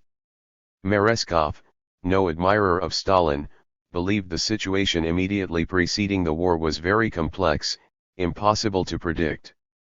His memoirs were published after Khrushchev's ouster, in 1968. Zhukov, who had been demoted in disgrace after the war by Stalin and had helped Khrushchev attack Stalin in 1957, thought the Soviet Union under Stalin had done everything it could to prepare for the war. Marshals Vasilevsky and Zhukov disagreed about whether Stalin should have ordered all the troops to take positions along the border. Commenting on Vasilevsky's article in 1965, after Khrushchev's ouster, Zhukov said he believed this would have been a serious error. Although Khrushchev does not refer to it here, it's worth mentioning the most famous warning of an impending German attack, that from the famous Soviet spy Richard Zarga, who was in the German embassy in Japan, has recently been denounced as a fake created during the years of Khrushchev's thaw. 118. 31 Vorontsov's letter. Khrushchev. We must assert that information of this sort concerning the threat of German armed invasion of Soviet territory was coming in also from our own military and diplomatic sources. However, because the leadership was conditioned against such information, such data was dispatched with fear and assessed with reservation. Thus, For instance, information sent from Berlin on May 6, 1941 by the Soviet military attaché, Captain Vorontsov, stated, Soviet citizen Bazer, communicated to the deputy naval attaché that, according to a statement of a certain German officer from Hitler's headquarters, Germany is preparing to invade the USSR on May 14 through Finland, the Baltic countries and Latvia. At the same time Moscow and Leningrad will be heavily raided and paratroopers landed in border cities. In this case we know that Khrushchev deliberately lied, because we now have the full text of the Vorontsov letter. Khrushchev omitted Admiral Kuznetsov's evaluation of it, which changes the whole meaning of the letter.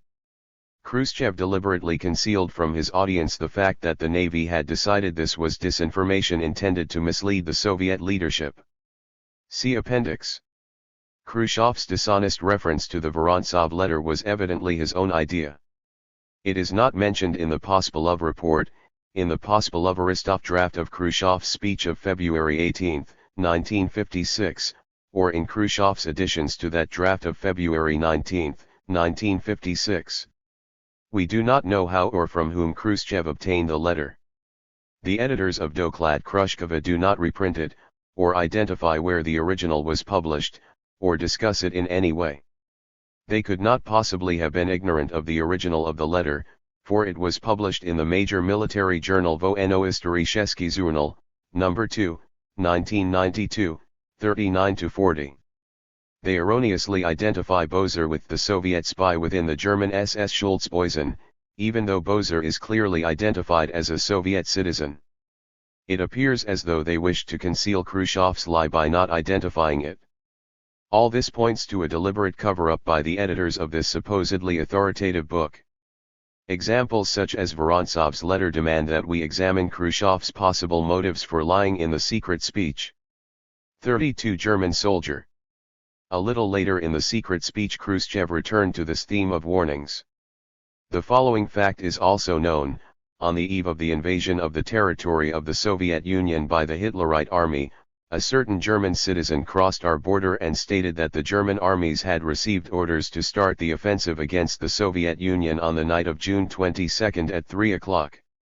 Stalin was informed about this immediately, but even this warning was ignored. This statement of Khrushchev's is also false. Unlike the Vorontsov letter, which was secret until recently, the story of the German soldier must have been remembered by many people in Khrushchev's audience. The soldier in question was Alfred Liskow. His warning was not ignored at all. His desertion, at 9 p.m. on June 21, was reported at 3:10 a.m. on June 22 by telephone, 40 minutes before the Nazi invasion. Therefore Stalin was not informed immediately, nor is there any evidence that he ignored it, as Khrushchev said. Liskow's platoon commander, a lieutenant Schultz, had told his men towards evening, pod večerom, of the impending invasion. Liskow was sent to Moscow. On June 27, 1941 his story was printed in Pravda 119. A leaflet with his story, picture, and a call for German soldiers to desert to the Soviet side, was produced. According to one account, one unit immediately blew a bridge and went to defensive positions, where they were wiped out to a man with the German attack a few hours later. In his memoirs, written in the 1960s, Khrushchev himself does not repeat the claim that the German soldiers' warning was ignored. 33 commanders killed. Khrushchev. Very grievous consequences, especially in reference to the beginning of the war, followed Stalin's annihilation of many military commanders and political workers during 1937 to 1941 because of his suspiciousness and through slanderous accusations. During these years repressions were instituted against certain parts of military cadres beginning literally at the company and battalion commander level and extending to the higher military centers. During this time the cadre of leaders who had gained military experience in Spain and in the Far East was almost completely liquidated. Khrushchev does not directly state, but instead alludes to, the following claims which he and others made subsequently. Marshal Tukhachevsky and the 7 other commanders condemned and executed with him on June 11, 1937, were innocent of what they were charged with: conspiring to overthrow the government and with espionage contacts with Germany and Japan. So many military commanders were executed or dismissed that Soviet military preparedness was greatly harmed. The military commanders executed or dismissed were better commanders, more educated, with more military experience than those who replaced them. Research has disproven these statements. The facts are otherwise. Once since the end of the USSR, a large mass of evidence has been published that confirms that Tkaczewski and these other commanders were guilty as charged. Since Khrushchev's time, these same commanders have been considered heroes in the USSR and, now, in post-Soviet Russia. The government, which controls the presidential archive where the materials for this and the 1936 to 1938 trials and investigations are kept today, has only released small bits of this documentation, and official historians still deny that the commanders were guilty. But even that documentation demonstrates their guilt beyond any reasonable doubt. For example, in his recently published, February 2006, confession interrogation of April 26, 1939, Ezhov fully confirms the existence of three separate, competing military conspiracies, one consisting of major military leaders headed by Marshal A.I. Igorov, a Trotskyist group led by Gaymarnik, Iakir, and Yubarevich, and a Bonapartist group of officers led by Tkaczewski. 120. To compound his dishonesty, Khrushchev had Tkaczewski and most of the others rehabilitated in 1957. But Khrushchev did not set up a commission to study the question of their guilt until 1962. Its report, with additional evidence of their guilt, was kept secret until 1994. 121. Khrushchev and the anti-communist historians who have come after him have greatly exaggerated the number and percentage of military commanders executed and dismissed during 1937 to 38. Good studies of the subject existed in Khrushchev's time, and have been done today. Likewise, the level of military training, and even of battlefield experience, at least, experience in the First World War, increased as a result of the replacement of executed, arrested, and dismissed officers with those promoted to replace them. The best summaries of recent Russian publications on these subjects are: Gerasimov, G.I. Destvitelnovi Lyony Repressa 1937-1938 G.G. N.A. Officersky Korpus RKKA. Rossiyski Istorический Journal No. 1, 1999.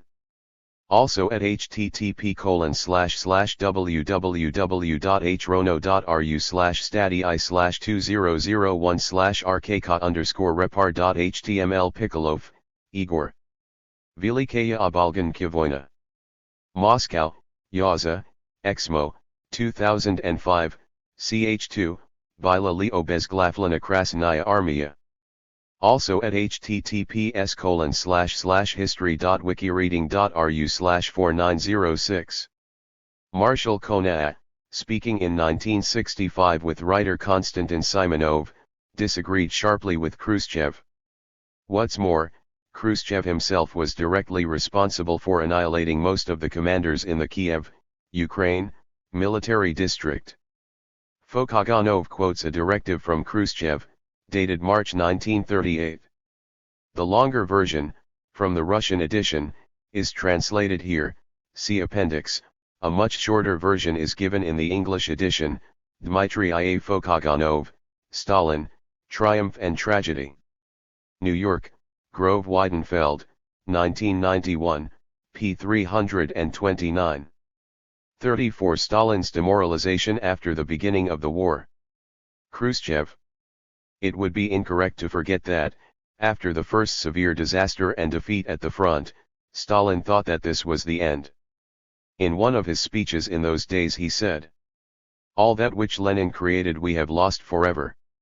After this, Stalin for a long time actually did not direct the military operations and ceased to do anything whatever. This is completely false, and Khrushchev had to know that it was.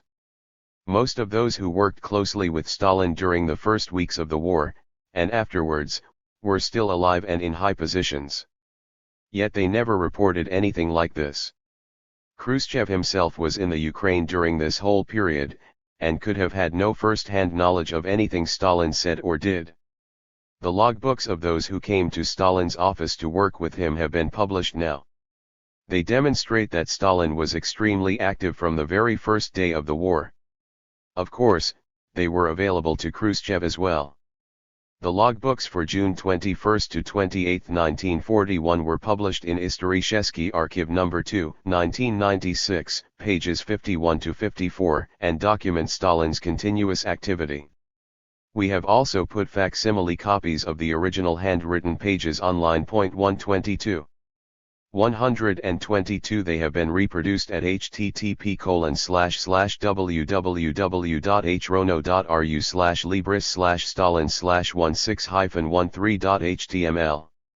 One convenient source for this information is in Igor Pikhalov's article Did Stalin Collapse into Inactivity? Did Stalin Fall into Prostration? Chapter 10 of his book Velikaya Obalganaya Voyna, The Great Calumniated War, also online at https://history.wikireading.ru/4914. Facsimiles of the original archival copies are at https://msuweb.montclair.edu/tilde/furg/research/Stalin visitors for 1.pdf. The pages from Исторический Archive No. 2, 1996, are reproduced at https://msuweb.montclair.edu/tilde/furg/research/Stalin visitors for 1_ista_rkh96.pdf. Marshal Zhukov had no particular love for Stalin.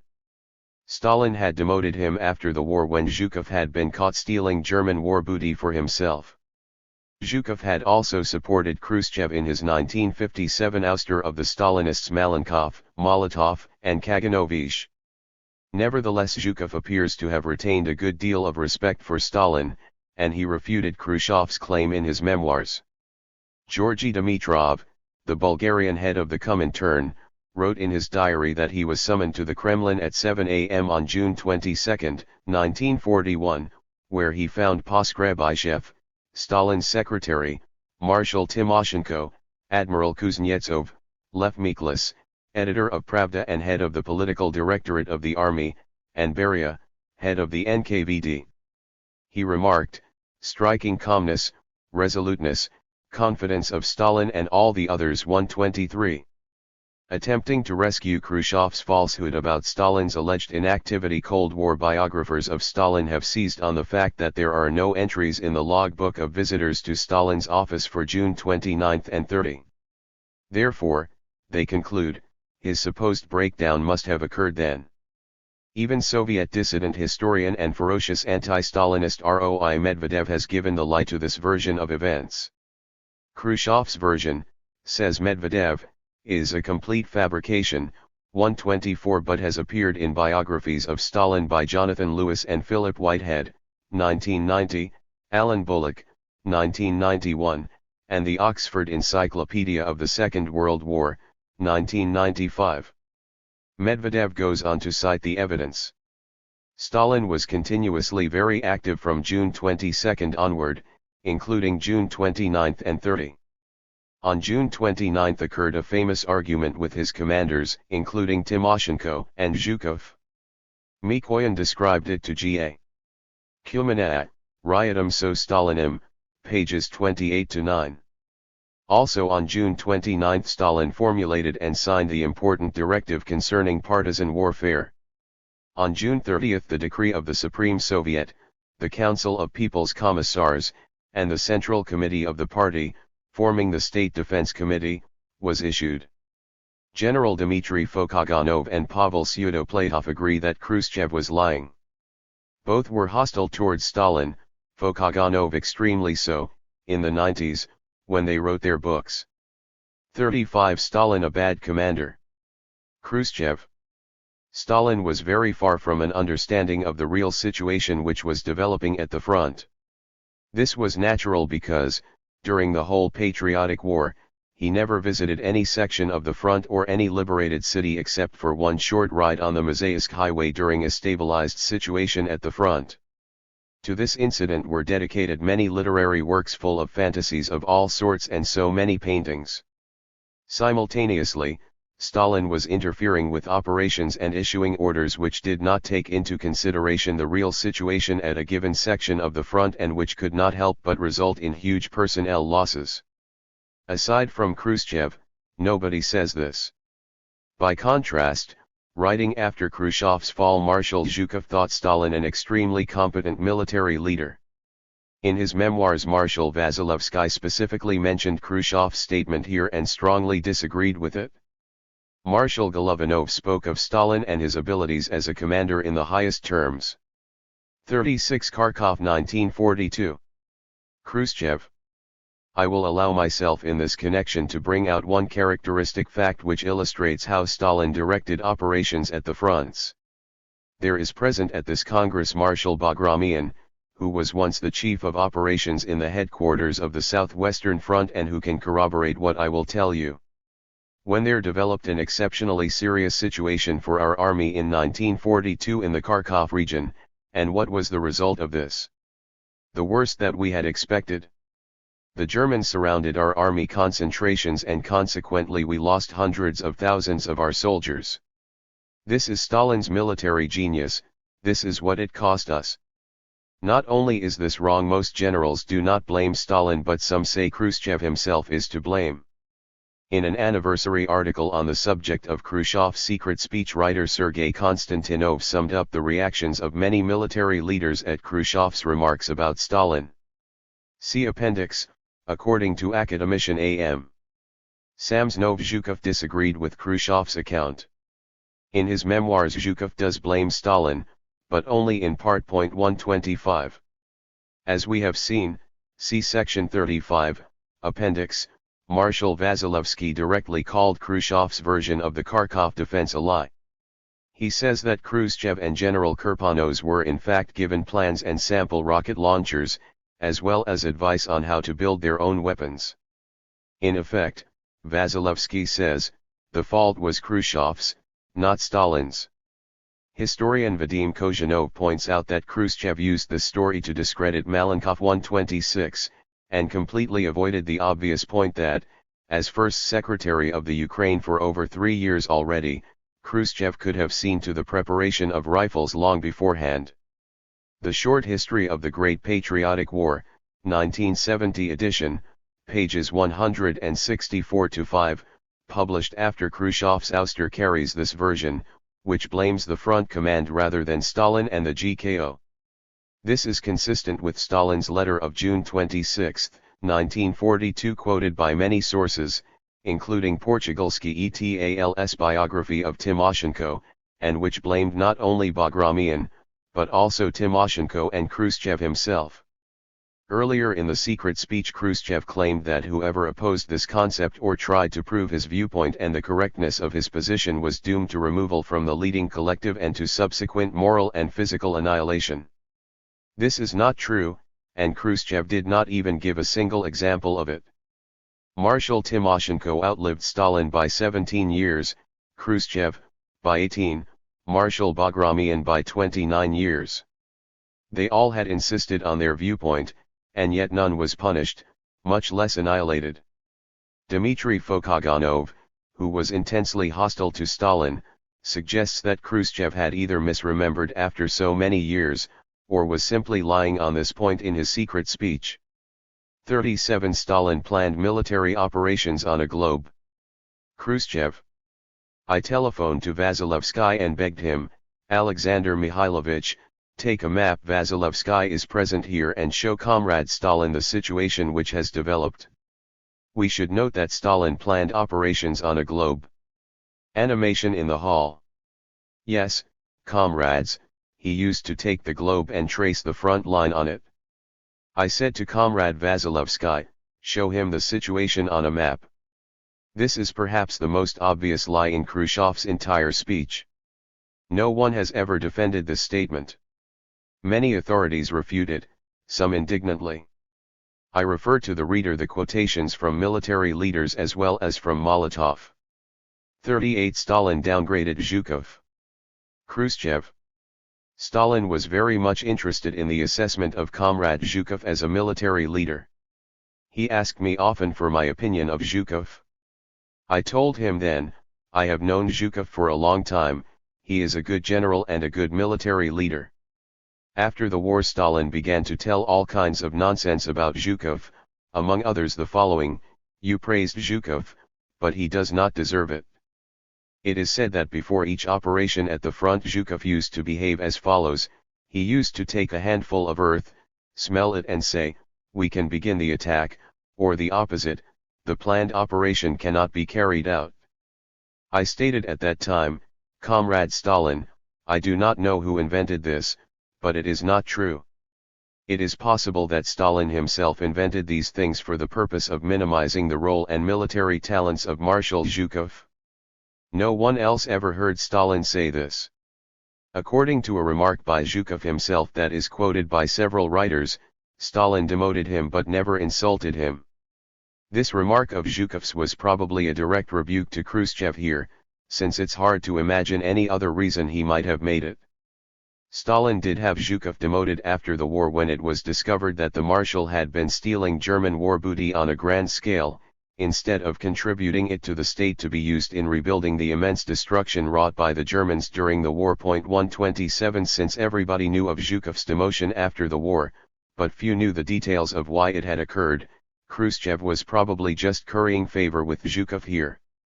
He needed Zhukov the following year, to help him defeat the Stalinists Malenkov, Molotov, Kaganovich, and Shepilov, who tried to get him voted out of office.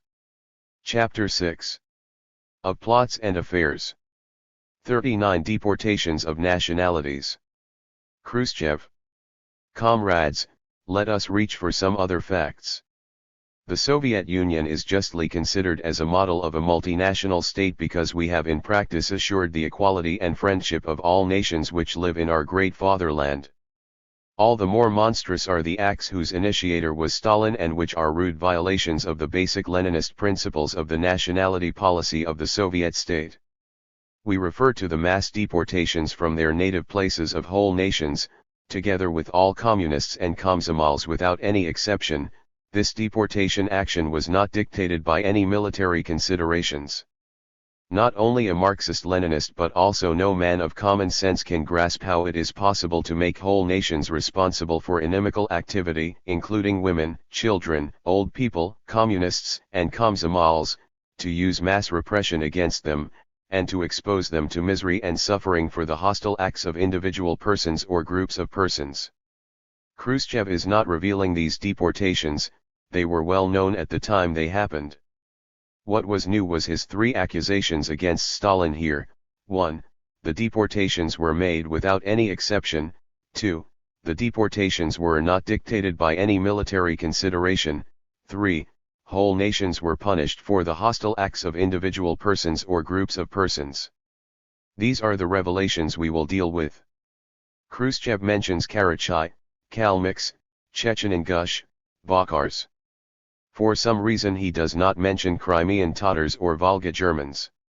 The events leading up to these deportations, the deportations themselves, and the aftermath, are extremely well documented in Soviet archives. Though none of this archival information was published until after the end of the USSR, Khrushchev undoubtedly had access to it. He, or his aides, had to know that each of the criticisms Khrushchev made was false. One examples of exceptions to the deportations are cited by Pikolov, from Soviet documents published by N.F. Bugay, the main Russian expert on this question and an extremely anti-Stalin researcher. 2. The military necessity for the deportations was to secure the Red Army's rear.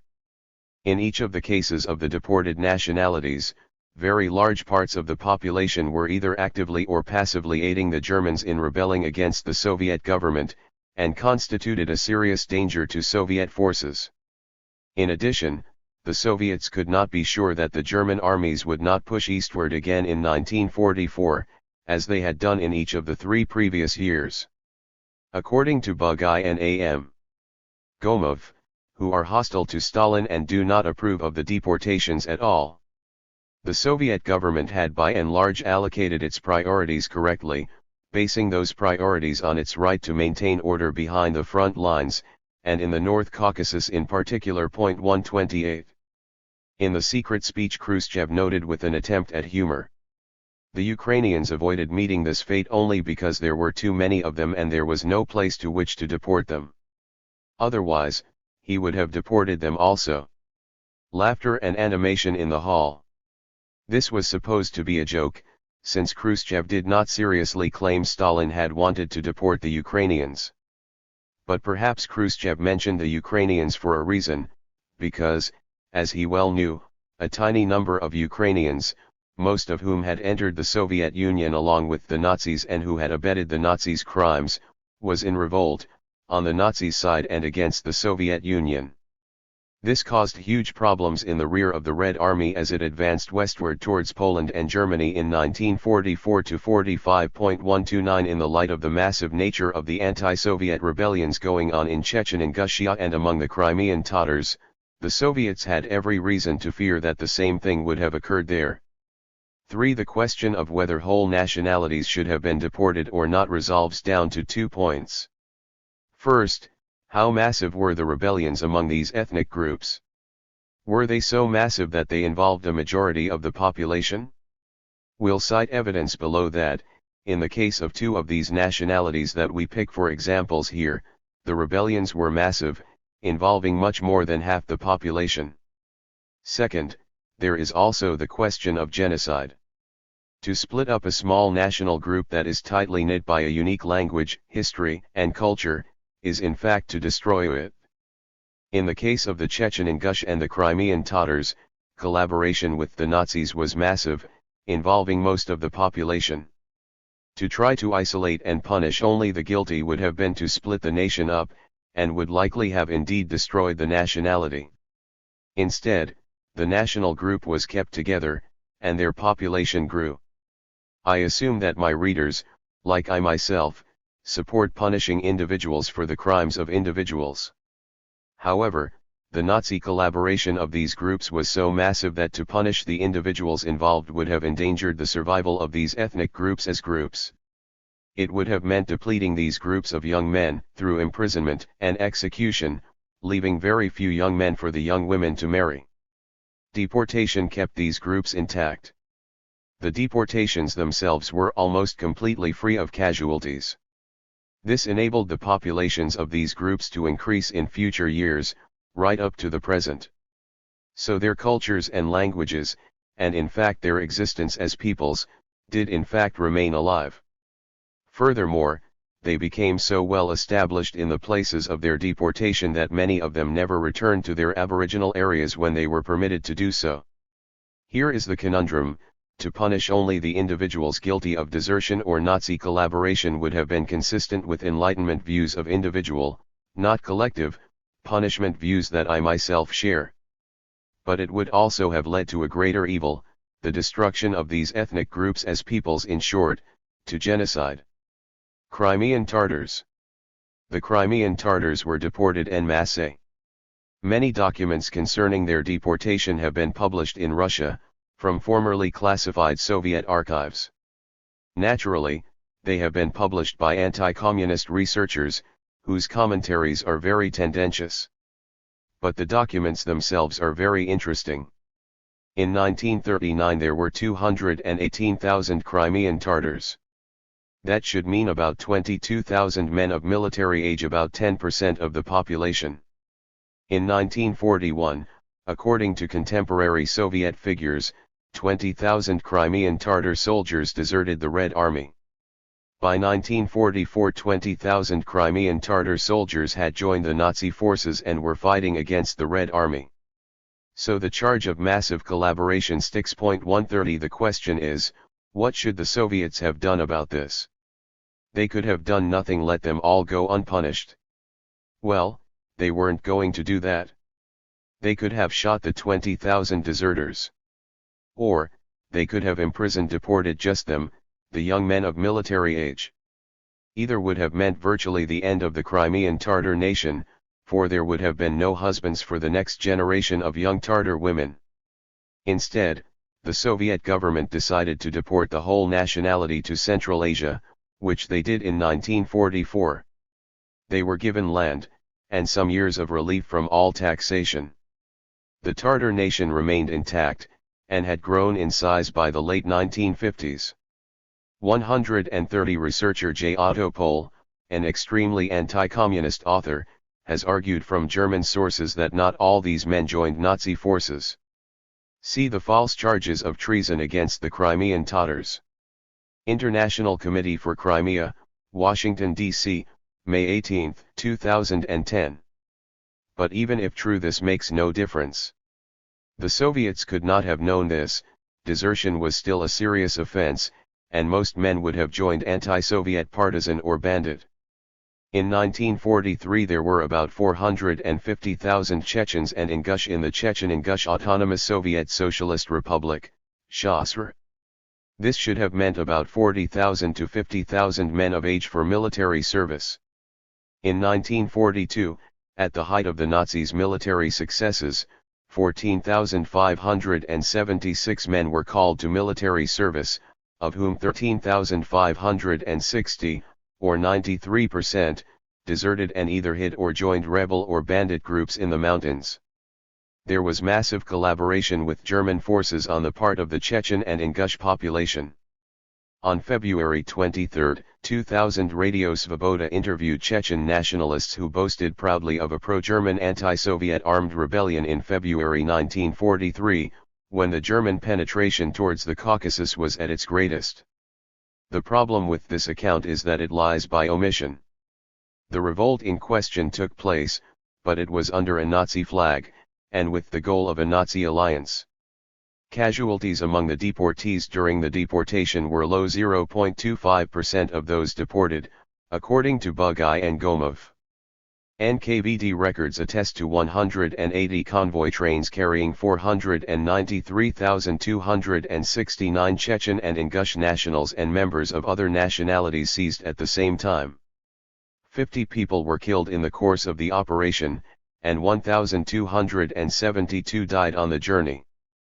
p. 56. Since it happened in the winter, and during the fiercest war in European, perhaps world, history, that figure does not seem very high. But that is not our concern here, which is simply to verify or disprove Khrushchev's accusations. Khrushchev claimed, 1. That the national groups were deported without any exception, 2. There was no military reason for the deportations, 3. That the collaboration and treason were the acts of individual persons or groups of persons. All three of these assertions of Khrushchev's are false. 1. Exceptions existed, 2. As did military reason, and 3. There was massive, not merely individual, betrayal. Khrushchev's assertions were not truthful. The question of exceptions is covered by the quotations in the appendix. 40. The Leningrad Affair. Khrushchev. After the conclusion of the Patriotic War, the Soviet nation stressed with pride the magnificent victories gained through great sacrifices and tremendous efforts. The country experienced a period of political enthusiasm.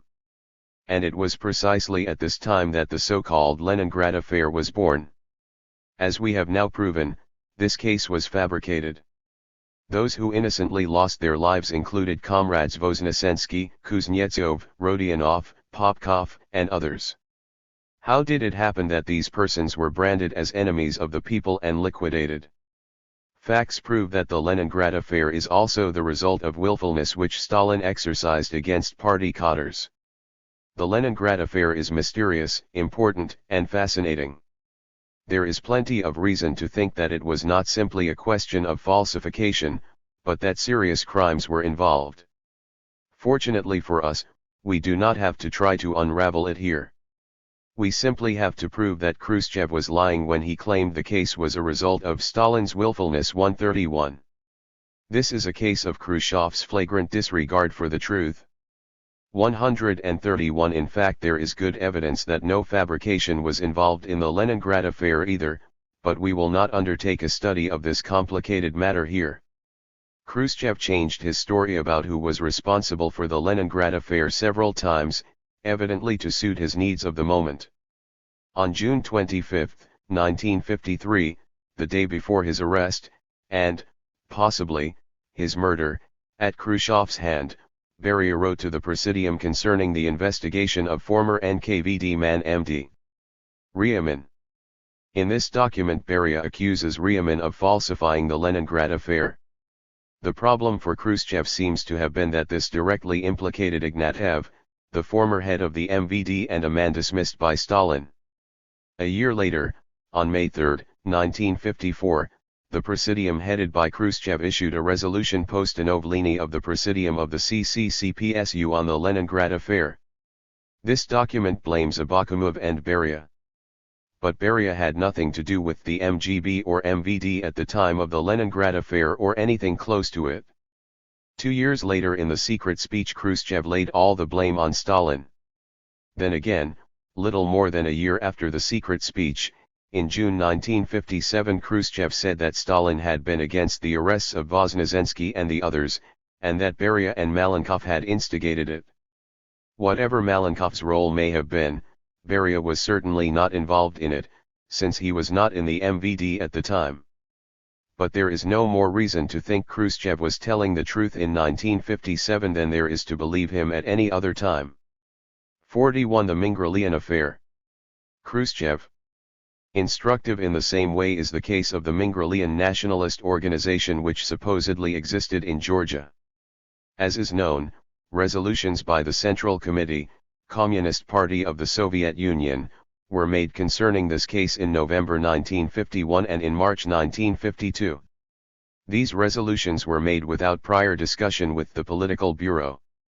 Stalin had personally dictated them. They made serious accusations against many loyal communists. On the basis of falsified documents, it was proven that there existed in Georgia a supposedly nationalistic organization whose objective was the liquidation of the Soviet power in that republic with the help of imperialist powers.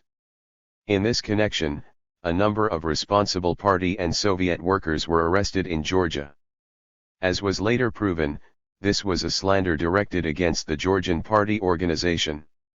The only specific accusation Khrushchev makes here is that Stalin personally dictated the CC decisions of November 1951 and March 1952, and without prior discussion of them at the Politburo.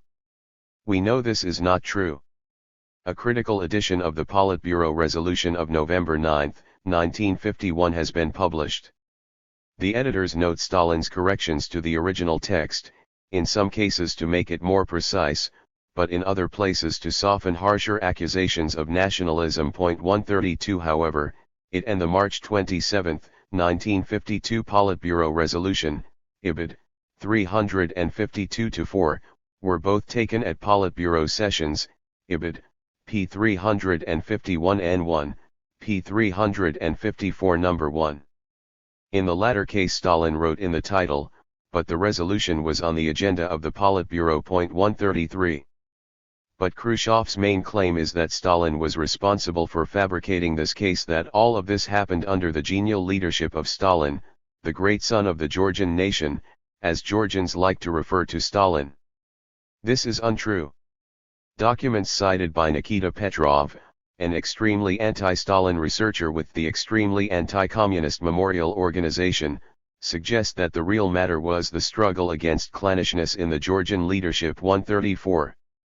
On April 10, 1953, a month after Stalin's death, the Presidium of the CC of the CPSU adopted a decision blaming, above all others, SD Ignatiev, the head of the MGB, for fabricating the entire affair and for subjecting a number of those arrested to prolonged torture, imprisonment, and maltreatment.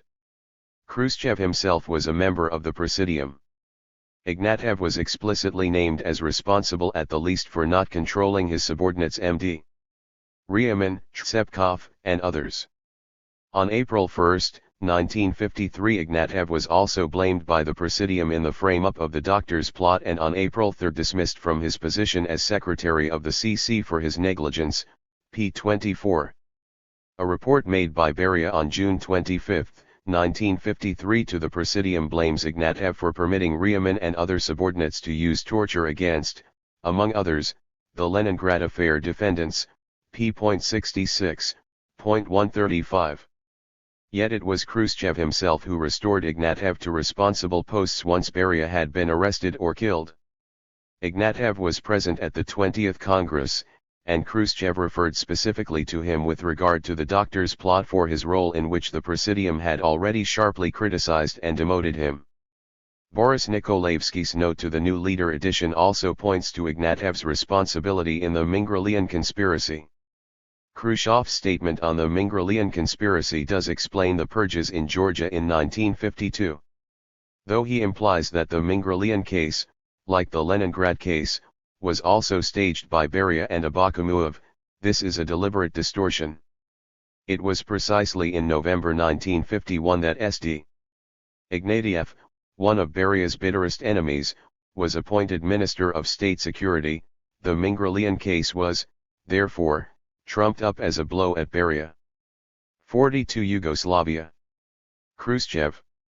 The willfulness of Stalin showed itself not only in decisions concerning the internal life of the country but also in the international relations of the Soviet Union. The July plenum of the Central Committee studied in detail the reasons for the development of conflict with Yugoslavia. It was a shameful role which Stalin played here. The Yugoslav affair contained no problems which could not have been solved through party discussions among comrades. There was no significant basis for the development of this affair. It was completely possible to have prevented the rupture of relations with that country. This does not mean, however, that the Yugoslav leaders did not make mistakes or did not have shortcomings. But these mistakes and shortcomings were magnified in a monstrous manner by Stalin, which resulted in a break of relations with a friendly country. This is another lie. In July 1953, Khrushchev, Molotov, and Malenkov attacked Beria for planning to improve relations with Yugoslavia. Meanwhile, they themselves called Tito and Rankovic agents of the capitalists who behave like enemies of the Soviet Union. But here Khrushchev refers to them as comrades. In other words, Khrushchev attacked Beria for beginning a rapprochement with the Yugoslavs, and calling them comrades, which is precisely what Khrushchev is doing here, and what he attacks Stalin for not doing. 43 The Doctor's Plot. Khrushchev. Let us also recall the affair of the doctor plotters. Animation in the hall. Actually there was no affair outside of the declaration of the woman Dr. Timashuk, who was probably influenced or ordered by someone. After all, she was an unofficial collaborator of the organs of state security, to write Stalin a letter in which she declared that doctors were applying supposedly improper methods of medical treatment. Such a letter was sufficient for Stalin to reach an immediate conclusion that there are doctor plotters in the Soviet Union. He issued orders to arrest a group of eminent Soviet medical specialists. He personally issued advice on the conduct of the investigation and the method of interrogation of the arrested persons. He said that the academician Vinogradov should be put in chains, another one should be beaten. Present at this Congress as a delegate is the former Minister of State Security, Comrade Ignatiev. Stalin told him curtly, "If you do not obtain confessions from the doctors we will shorten you by a head." Stalin personally called the investigative judge, gave him instructions, advised him on which investigative methods should be used. These methods were simple: beat and, once again, beat. Shortly after the doctors were arrested, we members of the Political Bureau received protocols with the doctors' confessions of guilt. After distributing these protocols, Stalin told us, "You are blind like young kittens. What will happen without me? The country will perish because you do not know how to recognize enemies." The case was so presented that no one could verify the facts on which the investigation was based. There was no possibility of trying to verify facts by contacting those who had made the confessions of guilt. We felt, however, that the case of the arrested doctors was questionable. We knew some of these people personally because they had once treated us. When we examined this case after Stalin's death, we found it to be fabricated from beginning to end. This ignominious case was set up by Stalin. He did not, however, have the time in which to bring it to an end, as he conceived that end, and for this reason the doctors are still alive. Now all have been rehabilitated, they are working in the same places they were working before, they treat top individuals, not excluding members of the government, they have our full confidence, and they execute their duties honestly, as they did before. In organizing the various dirty and shameful cases, a very base role was played by the rabid enemy of our party, an agent of a foreign intelligence service Beria, who had stolen into Stalin's confidence. This is a completely false account of the Doctor's Plot 136. The Doctor's Plot was taken up by the MGB in 1952. Timashuk's letters were written in 1948. They concerned Stanov's treatment in his final illness. They mentioned no Jewish doctors at all. At no time did Dr. Timashuk have any connection with the Doctor's Plot whatsoever, which did not even arise until 3 to 4 years later. Khrushchev simply slanders her here. Ignatiev was head of the KGB at this time, not Beria. On April 1, 1953, less than a month after Stalin's death, the Presidium of which Khrushchev was a member had criticized Ignatiev for his responsibility in the Doctor's Plot frame-ups, Beria p. 22. It did not occur to them to blame Stalin. It was Beria who stopped the Doctor's Plot frame-ups, who freed the doctors, and arrested those responsible, including Ignatiev, who was released shortly after Beria was done away with, arrested or killed, in late June 1953. According to his daughter Svetlana, Stalin did not believe the Jewish doctors were guilty. Stalin was in semi-retirement, and was not kept current with developments. Stalin had thought that the MGB had serious problems, Malashev, about the December 1, 1952 Presidium meeting, in Vestnik 5, 1997, p. 141. It's possible that Stalin planned to put Beria in charge to clean up these problems, especially the phony Doctor's Plot, though he may have had the Mingrelian affair on his mind as well. It is hard to imagine how Beria could have been chosen to head both the MVD and the MGB at the same time.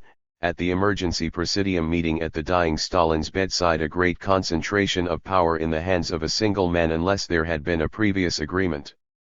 It's unlikely such an agreement would have been made during the preceding days while Stalin was ill, because no one could be sure that Stalin would die. Therefore, it seems most likely that Beria's joint appointment to these two ministries was decided with Stalin's agreement and perhaps, even probably, even at his suggestion. The Doctor's Plot articles stopped appearing in the newspapers before Stalin died.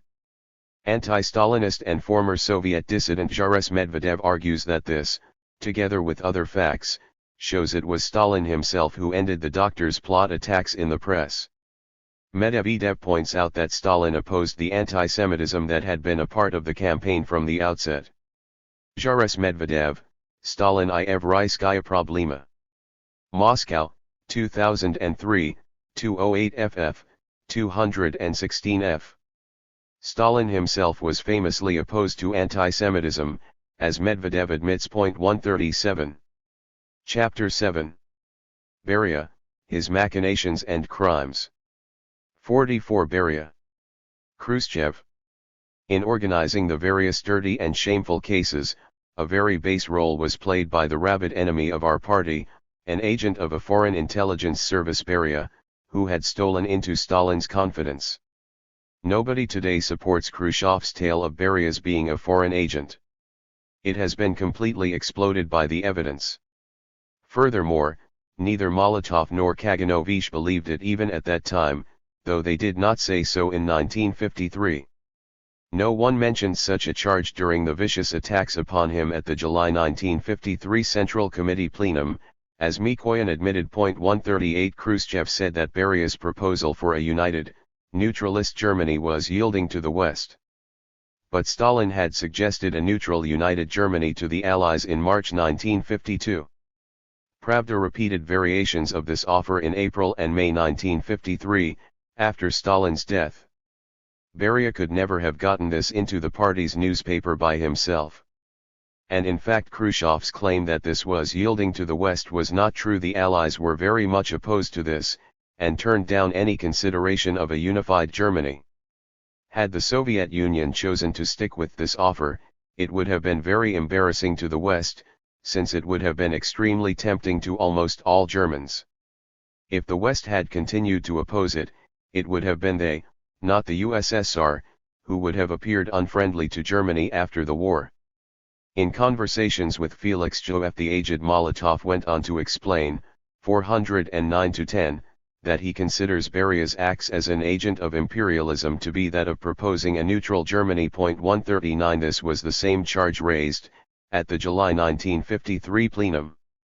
But Beria was only one member of the Presidium, and it was only a proposal. There was nothing at all wrong with his raising the question. It could not have been put into practice without the Presidium's approval. To Joeff's direct question whether Beria really was an agent of foreign intelligence and whether that had been confirmed by evidence, Molotov answered in the negative. 45 Kaminsky accuses Beria of working with the Mossad. Khrushchev. Were there any signs that Beria was an enemy of the party? Yes, there were.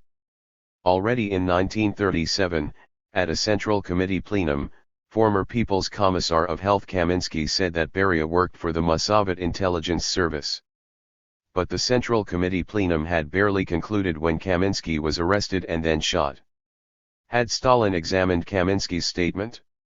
No, because Stalin believed in Beria, and that was enough for him. Much material to refute this fabrication of Khrushchev's has been published since the end of the Soviet Union. For example, Pavlunovsky's letter of June 1937, testifying that Beria had indeed done party underground work among nationalists, has only recently been published. Beria's own party autobiography cites his underground work among nationalists, something he would never have done if he had thought it would not distinguish his party service. 140. Zaleska's biographical encyclopedia, Imperia Stalina, is extremely anti-Stalin, but agrees with Beria's contention that he did underground work. Indeed, it's impossible to imagine Sergei Kirov's intercession on Beria's behalf, or the Beria family's closeness to the Orjonikij family as attested in Beria's memoirs, unless Beria's loyalty to the party had been crystal clear. It seems clear that Khrushchev simply revived an old rumor about Beria dating from his days in the nationalist underground. Undercover work is very dangerous, and Beria's cover had to be good enough to fool the Mossad party itself into believing Beria was working for them. It's not surprising that it would also fool rank-and-file Bolsheviks. Beria's own letter of 1933 to Orjonikij shows that he was still trying to quash this vicious rumor. He would hardly have written a leading Politburo member about this unless he wanted to put it on record. Khrushchev had access to all the information we now have, and more. He had to know that this was a lie. It was another tool with which to smear Beria. 46 Kartvelishvili. Khrushchev. The long, unfriendly relations between Kartvelishvili and Beria were widely known. They date back to the time when Comrade Sergo Orjonikij was active in the Transcaucasus. Kartvelishvili was the closest assistant of Sergo. The unfriendly relationship impelled Beria to fabricate a case against Kartvelishvili. It is a characteristic thing that in this case Kartvelishvili was charged with a terroristic act against Beria. Kartvelishvili, who was also known by his Russianized name Lavrentev, was expelled from the party and arrested on June 22, 1937, at the June 1937 CC plenum, and executed on August 22, 1938, under Ezhov, not Beria. There exists a note from Beria to Stalin about Beria's alleged uncovering of an underground rightist group in Georgia that included Kartvelishvili. However, the note is from July 20, 1937, a month after Kartvelishvili's arrest. Lubyanka 2, number 142 p. 252, Kartvelishvili is mentioned in other documents by Lyashkov, one of Ezhov's, not Beria's, men, number 196 of September 11, 1937, pages 347 ff, number 207 of September 19, 1937, pages 368 ff, number 309 of March 29, 1938, Lyashkov was involved in Ezhov's conspiracy, and had many innocent men tortured and killed. But Ezhov was 100% against Beria. There was no way that Lyashkov was abetting Beria in naming Kartvelishvili. According to Postishev's rehabilitation documents, Kartvelishvili was identified as a conspirator by Postishev 2, RKEB 1, 219. Kartvelishvili was named by I.A. Yakovlev, a close associate of Stalin's in the drafting of the 1936 constitution, vice-chairman of the Party Control Commission, and member of the CC. Yakovlev was arrested suddenly on October 12, 1937, and in his extensive confession of October 15 to 18, 1937 he names Kartvelishvili, among many others. It is clear from the annotations and follow-up note by Stalin that Stalin was taken by surprise by Yakovlev's confession. The rehabilitation file on Kartvelishvili, RKEB 1, 331-2, blames Beria for everything. Even if Kartvelishvili was framed, though, this cannot be true. Most of the documents against him are by Lyashkov or, in the case of Yakovlev's confession, have nothing to do with Beria at all. Kartvelishvili was arrested in June 1937, long before Beria had anything to do with the Soviet NKVD. It's hard to find a firm date for his execution. One memorial webpage gives it as August 1938.141. If that is accurate, then Beria could not have been involved in his interrogation and, if any, torture, because Beria had just become Azhov's second in command in the NKVD on August 21 or 22, 1938. Beria seems to have remained in his post as first secretary of the Central Committee of the Georgian Communist Party until August 31, 1938, and evidently did not arrive in Moscow to take his position until around the 1st of September. 142. According to the Pospelov report, RKEB 1, 332, Lavrentiev Kartvelishvili was tortured into confessing and naming others.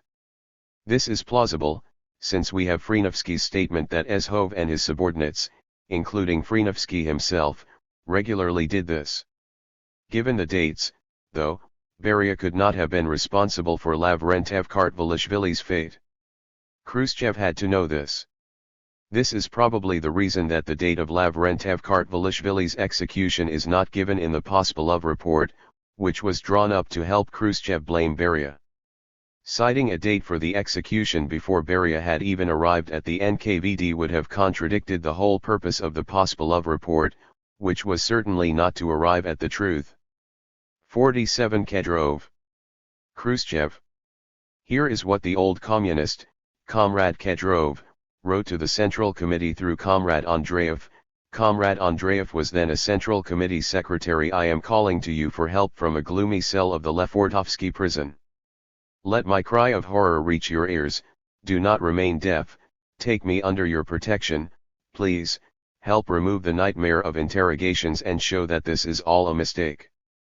I suffer innocently. The old Bolshevik, Comrade Kedrov, was found innocent by the military collegium. But, despite this, he was shot at Beria's order. We don't know the details of Kedrov's case because the materials have not been made available to researchers. But for our purposes, we do not need to do so. A Russian government agency has now published a collection of documents from which we can tell with certainty that the order for Kedrov's execution was signed by the state prosecutor, Bakhkov. 143. Beria was merely carrying it out. It was not his order. In fact, we now know more about Kedrov's case. For example, there seems to be no doubt that his death sentence was handed down by a court. We don't have the space to explore all the aspects of the Kedrov matter here. But all of it was available to Khrushchev, who was once again lying when he made his statements about Beria and Kedrov. 143. Organi gosiderstvennoy bezopasnosti SSSR velikoy oteshestvennoy voyne. T.2 Nakalo. KN 21 Senchebria 31 Decabria 1941 Gota. Moscow, Rus, 2000, p. 215-6 and note on p. 215. The facts laid out in these documents were confirmed by Vladimirsky and Kobylov during the investigation on the Beria affair, CAV.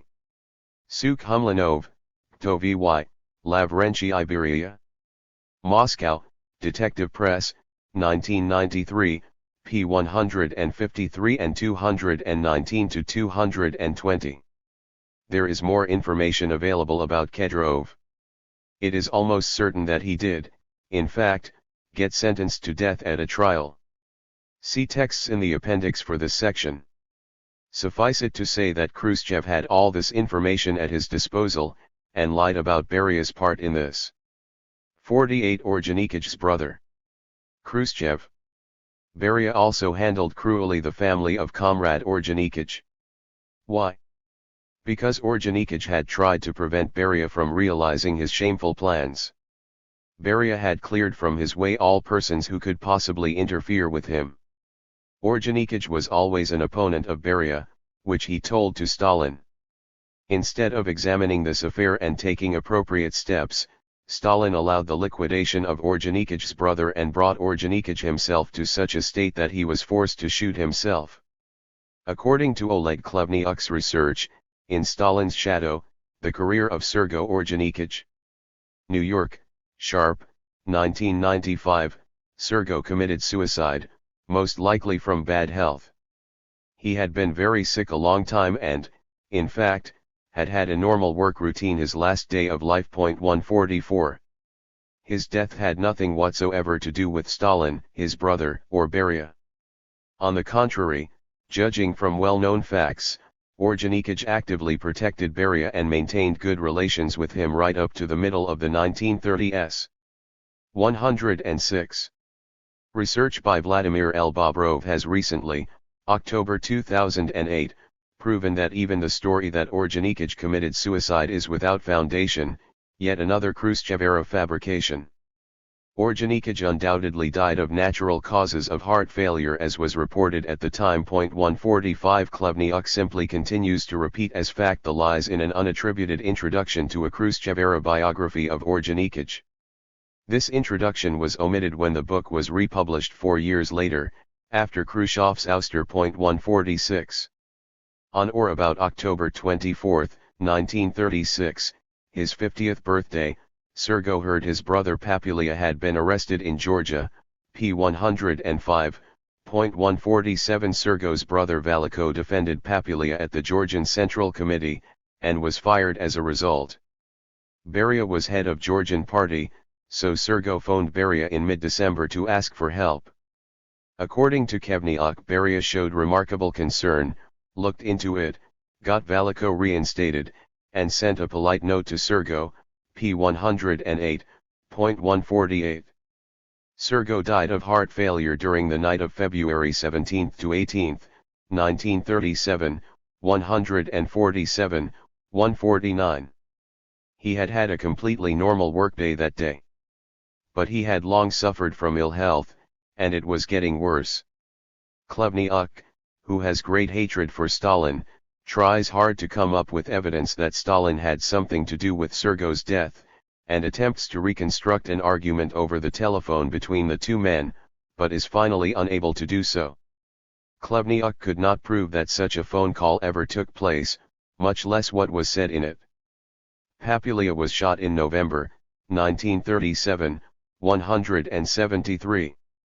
Khlevniuk gives no further information on this, since evidently he did not have any. It's obvious that Sergo's death could not have been related to Papulia's execution. According to Sergo Beria, Sergo's relations with his brother Papulia were poor. Papulia himself was hostile to the Soviet Union, and Sergo always stayed with the Berias rather than with his own brother when he came to Tbilisi. In Khrushchev's, and again in Gorbachev's day, stories circulated as fact that Ordzhonikidze was a liberal, opposed to the Moscow trials, and so on. There is no evidence for this. According to Archgetty, Ordzhonikidze does not seem to have objected to terror in general, including that directed against Zinoviev, Kamina and Bukharin, and was in fact asked by Stalin to give the main speech on wrecking in industry to the February 1937 plenum of the Central Committee. N64 The draft of the speech Ordzhonikidze was preparing to give to the February 1937 plenum, as chief reporter on wrecking in industry, was approved by Stalin and was in character with the hard line of the Times, RTSKHIDNI, TSPA, F.558, OP1D 3350, LL1 to 16.150. To sum up, every statement Khrushchev made about Beria and the Ordzhonikidze is a lie. Ordzhonikidze was not Beria's opponent. Rather, he stayed with the Beria family when he went to Tbilisi, instead of staying with his older brother Papulia. According to Khevniuk, Papulia was executed in November 1937, long after Sergo's death, February 17 to 18, 1937, which therefore could not possibly have been motivated by Papulia's liquidation. Ordzhonikidze's death had nothing to do with Beria. The very anti-Stalin Oleg Khveniuk concludes that Ordzhonikidze killed himself because of his own poor health. But all the evidence suggests that the suicide story is a Khrushchev-era falsification. Chapter 8. Ideology and Culture. 49 Stalin, Short Biography. Khrushchev. Comrades, the cult of the individual acquired such monstrous size chiefly because Stalin himself, using all conceivable methods, supported the glorification of his own person. This is supported by numerous facts. One of the most characteristic examples of Stalin's self-glorification and of his lack of even elementary modesty is the edition of his short biography, which was published in 1948. This book is an expression of the most dissolute flattery, an example of making a man into a godhead, of transforming him into an infallible sage, the greatest leader, sublime strategist of all times and nations.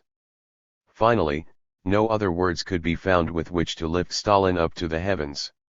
We need not give here examples of the loathsome adulation filling this book. All we need to add is that they all were approved and edited by Stalin personally, and some of them were added in his own handwriting to the draft text of the book.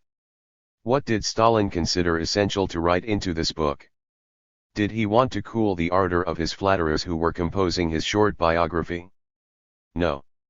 He marked the very places where he thought that the praise of his services was insufficient.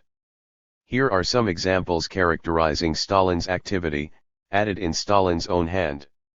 In this fight against the skeptics and capitulators, the Trotskyites, Zinovievites, Bukharinites, and Kamenevites, there was definitely welded together, after Lenin's death, that leading corps of the party, that upheld the great banner of Lenin, rallied the party behind Lenin's behests, and brought the Soviet people into the broad road of industrializing the country and collectivizing the rural economy.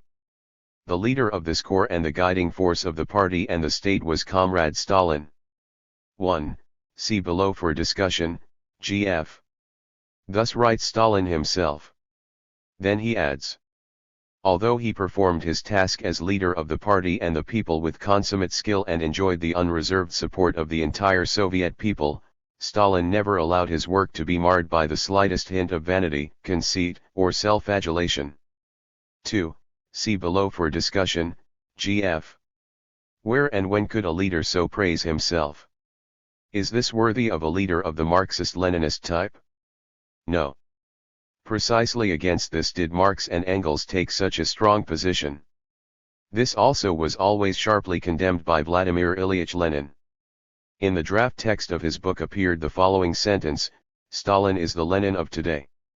This sentence appeared to Stalin to be too weak, so, in his own handwriting, he changed it to read, Stalin is the worthy continuer of Lenin's work, or, as it is said in our party, Stalin is the Lenin of today. 3. See below for discussion, Gf. You see how well it is said, not by the nation but by Stalin himself. It is possible to give many such self-praising appraisals written into the draft text of that book in Stalin's hand. Especially generously does he endow himself with praises pertaining to his military genius, to his talent for strategy. I will cite one more insertion made by Stalin concerning the theme of the Stalinist military genius. The advanced Soviet science of war received further development, he writes, at Comrade Stalin's hands. Comrade Stalin elaborated the theory of the permanently operating factors that decide the issue of wars, of active defense and the laws of counter-offensive and offensive, of the cooperation of all services and arms in modern warfare, of the role of big tank masses and air forces in modern war, and of the artillery as the most formidable of the armed services. At the various stages of the war, Stalin's genius found the correct solutions that took account of all the circumstances of the situation. 4. See below for discussion, gf. And further, writes Stalin. Stalin's military mastership was displayed both in defense and offense. Comrade Stalin's genius enabled him to divine the enemy's plans and defeat them. The battles in which Comrade Stalin directed the Soviet armies are brilliant examples of operational military skill. 5. See below for discussion, gf. In this manner was Stalin praised as a strategist. Who did this? Stalin himself, not in his role as a strategist but in the role of an author-editor, one of the main creators of his self-adulatory biography. Such, comrades, are the facts. We should rather say shameful facts. The changes made by Stalin in this biography have now been published, first in Izvestia Task KPSS No. 9, 1990, and then reprinted widely. This allows us to see how Khrushchev lied about Stalin's changes to this biography. Even the anti-Stalin editor of these selections for the journal, V.A. Bilyanov, admitted that many of Stalin's corrections were in the direction of removing fulsome praise given him by the authors and make Stalin appear modest. Khrushchev deliberately distorted the character of some of the quotations he himself cites. For example, Khrushchev cited only the first part of the following phrase, marked, 2, in the passage above. In this way Khrushchev deliberately changed the meaning of the whole. Here is the part omitted by Khrushchev. In his interview with the German writer Ludwig, where he remarks on the great role of the genius Lenin in the matter of transforming our country, Stalin said simply about himself, "As concerns myself, I am only a pupil of Lenin's, and my goal is to be worthy of him." In the passage above marked, 1, at the point of the ellipsis, 3 dots, Khrushchev omitted the names, inserted by Stalin, of many other party leaders. Here is the full passage. The words omitted by Khrushchev are underlined.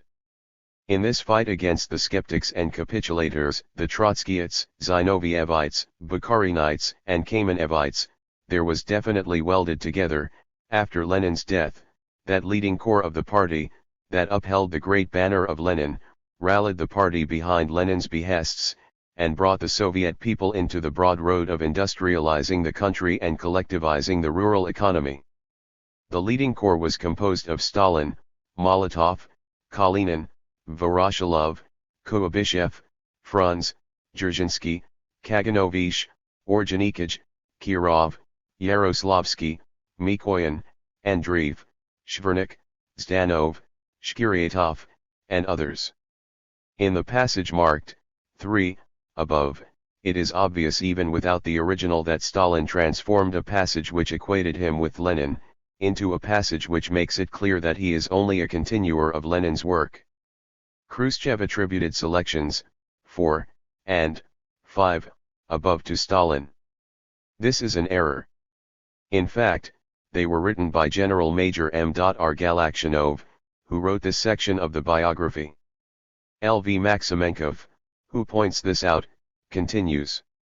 What's more, in contradiction to Khrushchev's accusation, Stalin, in editing this text, systematically lowered its triumphant character.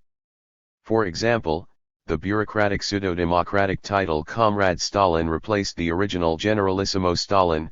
Teaching of the permanently operating factors was replaced by Stalin with position, and immortal forms of the military operational art became significant. 151. Maximenkov discusses at length Stalin's very critical remarks, now available, about the draft of the second, post-war edition of his biography. The original document shows that Stalin's first directive was to write a new biography of Lenin, a fact not mentioned during the Khrushchev era or even later during Gorbachev's perestroika. Stalin strongly criticized the socialist revolutionary character of the praise given to him by the authors of the short biography, reproaching it as the education of idol worshippers.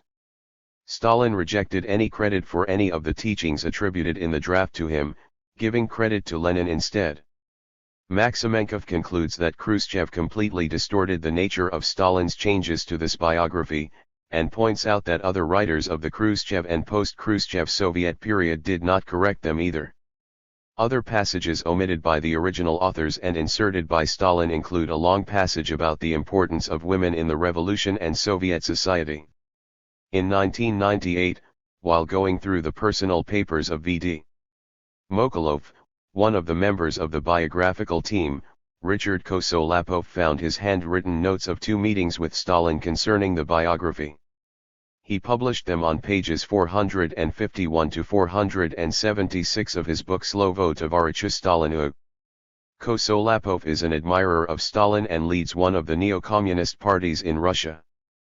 But this specific work of his is cited several times in the footnotes to Robert Service's recent biography of Stalin, a work very hostile towards Stalin. 152, so we may consider it appropriate to cite it here as well. An excerpt showing how Stalin condemned the adulation of himself in the first draft of the biography may be consulted in the appendix. 50. The short course. Khrushchev.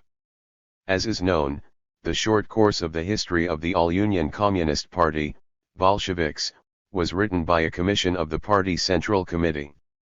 This fact was reflected in the following formulation on the proof copy of the short biography of Stalin: a commission of the Central Committee, All-Union Communist Party, Bolsheviks, under the direction of Comrade Stalin and with his most active personal participation, has prepared a short course of the history of the All-Union Communist Party, Bolsheviks. But even this phrase did not satisfy Stalin. The following sentence replaced it in the final version of the short biography. In 1938 appeared the book, History of the All-Union Communist Party, Bolsheviks, Short Course, written by Comrade Stalin and approved by a commission of the Central Committee, All-Union Communist Party, Bolsheviks. Can one add anything more? As you see, a surprising metamorphosis changed the work created by a group into a book written by Stalin. It is not necessary to state how and why this metamorphosis took place. And when Stalin himself asserts that he himself wrote the short course of the history of the All-Union Communist Party, Bolsheviks, this calls at least for amazement. Can a Marxist-Leninist thus write about himself, praising his own person to the heavens? It appears that no one but Khrushchev ever asserted that Stalin claimed authorship of the short course. Neither Khrushchev nor anyone else has ever adduced any evidence that Stalin claimed to have written it. Molotov flatly stated that Stalin never claimed to have written it. Be that as it may, in reality the first indication of the authorship of the short course first appeared in the first edition of the short biography of Stalin, 1940, a book to which, according to Maximenkov, cited above, Stalin had no relationship as either author or editor. Maximenkov explains. Occupied with directing the Soviet-Finnish Winter War, Stalin distanced himself from the editing of the book. On December 14, 1939, a week before Stalin's 60th birthday, the first draft of the biography in his name was sent with an accompanying letter signed by Maidan and Pospelov. Dear Comrade Stalin, we are sending you this draft of your short biography, prepared by the Marx-Engels-Lenin Institute, along with the directions for propaganda and agitation. We request that you look through this work and give us your directions concerning the possibility of its publication. Stalin underlined the whole text of the accompanying letter and wrote with a green pencil across the page, "No time to look through it.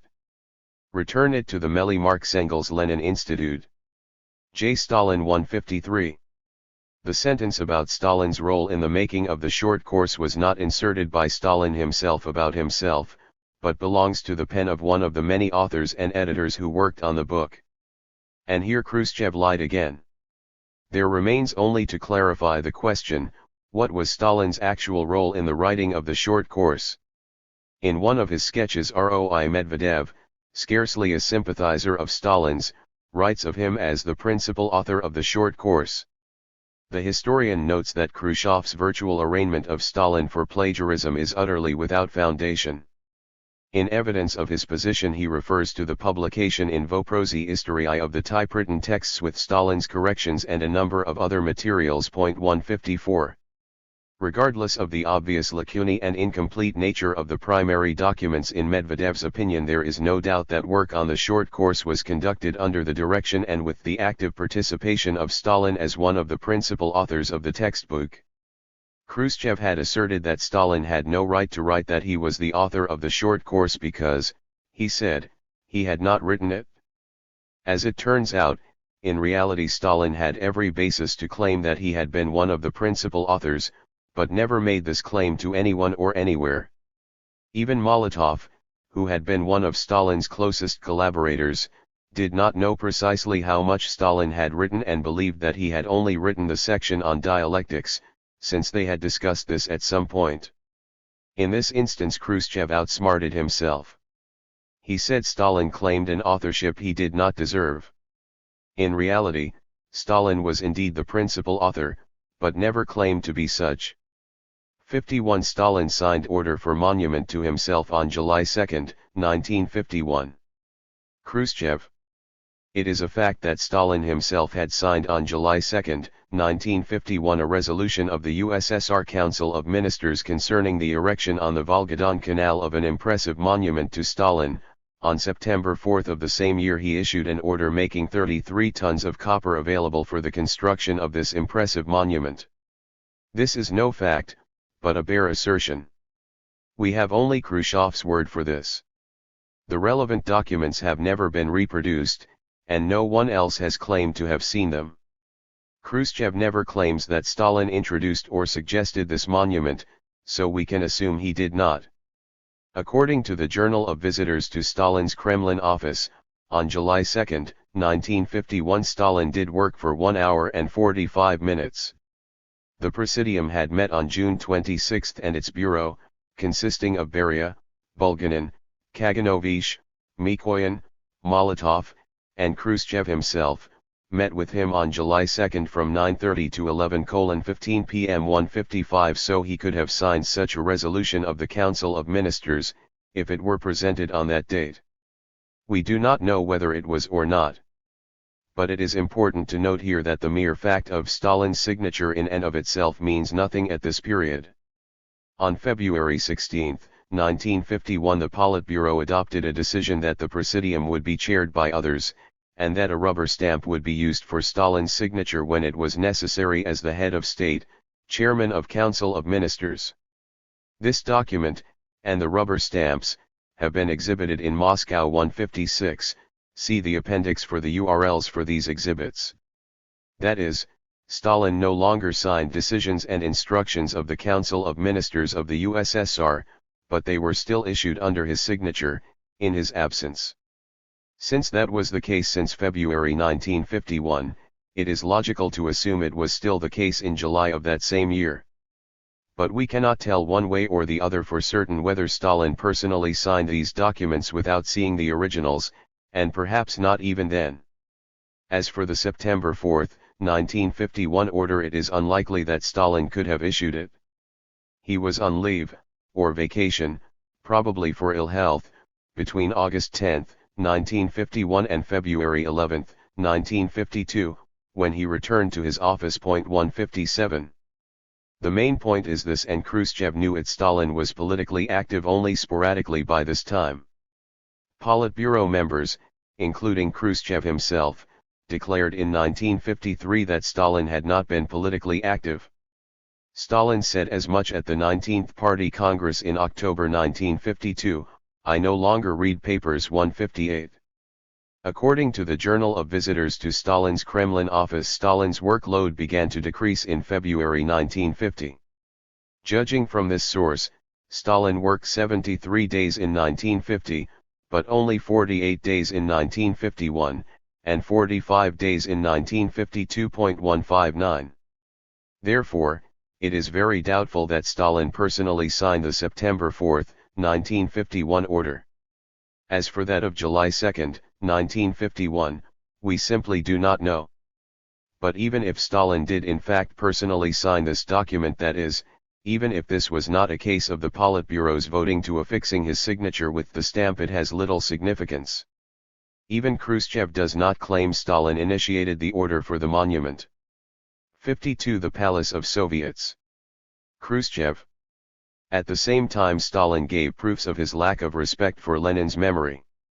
It is not a coincidence that, despite the decision taken over 30 years ago to build a palace of Soviets as a monument to Vladimir Ilyich, this palace was not built, its construction was always postponed and the project allowed to lapse. In his recent article on the history of the plans, architectural contests, and ultimate abandonment of the project to build the Palace of Soviets, Maxim Volchenkov directly references Khrushchev's speech, showing that the latter's statement here is simply not true. Nor did Khrushchev erect this building either. The committee in charge of it gradually changed its focus to other buildings. The plan to build a Palace of Soviets was abandoned not by Stalin, but by his successors. 53. The Lenin Prize. Khrushchev. We cannot forget to recall the Soviet government resolution of August 14, 1925 concerning the founding of Lenin Prizes for educational work. This resolution was published in the press, but until this day there are no Lenin Prizes. This, too, should be corrected. This is not true, and most of the audience at the 20th Party Congress must have known it.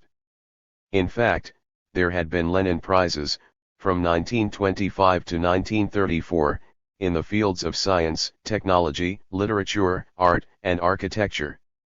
It's not clear why they were ended, but nobody seems to have blamed Stalin for it. 160. However, the Order of Lenin, Orden Lenina, was the highest decoration given by the USSR. It was continuously awarded for outstanding achievements in many fields from 1930 until the end of the Soviet Union. Stalin also rejected the proposal that an Order of Stalin be created in his honor. Information about that is given in the appendix. Khrushchev would have known about this, of course. At the time of preparing for the celebration of Stalin's 60th birthday in December 1939, the question of instituting prizes in Stalin's name arose again. 161. We have no indication that Stalin had anything to do with this initiative. But one thing is well known: the Stalin prizes were not initiated instead of or in replacement of the Lenin prizes. They were instituted at a time when there were no annual prizes in sciences and arts in the USSR. Consequently, Khrushchev's counterposition of the Lenin and Stalin prizes is incorrect and dishonest. Chapter 9. Stalin's last years in power. 54. Stalin suggested huge tax increase on kolkhozes. Khrushchev. What is more, while reviewing this project to raise the prices of such products in order to create material incentives for the kolkhoz, MTS machine tractor station and sovkhoz workers in the development of cattle breeding, Stalin proposed that the taxes paid by the kolkhozes and by the kolkhoz workers should be raised by 40 billion rubles. According to him, the peasants are well off and the kolkhoz worker would need to sell only one more chicken to pay his tax in full. Imagine what this meant. Certainly, 40 billion rubles is a sum which the kolkhoz workers did not realize for all the products which they sold to the government. In 1952, for instance, the kolkhozes and the kolkhoz workers received 26,280 million rubles for all their products delivered and sold to the government. Did Stalin's position, then, rest on data of any sort whatever? Of course not. In such cases, facts and figures did not interest him. According to Khrushchev, Stalin said this in February 1953, just before his death. No one else records this. We have only Khrushchev's word for this. Khrushchev first mentioned this alleged tax increase during the July 1953 CC plenum devoted exclusively to the condemnation of Beria. Mikoyan and Malenkov both referred to the 40 billion ruble figure after Khrushchev mentions it. But both do so in a way that makes it clear they had not heard of it prior to Khrushchev's mentioning it. Mikoyan, who spoke up against additional taxes on the peasantry at the October 1952 CC plenum, affirms that Stalin suggested only one more chicken in taxes from the peasants. But Mikoyan admits he did not hear this personally, since he was not present. Mikoyan does not mention the 40 billion rubles in his discussion of this incident in his memoirs. 162. 55. Stalin insulted Postyshev. Khrushchev. In one of his speeches Stalin expressed his dissatisfaction with Postyshev and asked him, "What are you actually?" Postyshev answered clearly, "I am a Bolshevik, Comrade Stalin, a Bolshevik." This assertion was at first considered to show a lack of respect for Stalin, later it was considered a harmful act and consequently resulted in Postyshev's annihilation and branding without any reason as a people's enemy. We have already seen that Postyshev was dismissed, then arrested, and finally tried and executed, for repressing a huge number of party members without any evidence. Khrushchev was present at this plenum, January 1938, and knew this. Therefore Khrushchev lied when he said Postyshev was repressed without any reason. It's most likely that Khrushchev is lying about the exchange above too. Only Khrushchev records this purported exchange between Postyshev and Stalin, and only in his secret speech.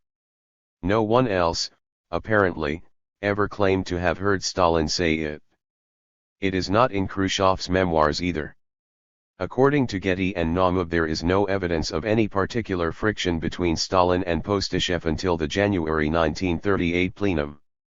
As we have seen, Postyshev was dismissed from candidate membership in the Politburo at that plenum, and arrested not long afterwards. Therefore this speech of Stalin's, if it ever took place at all, must have happened at this January 1938 plenum.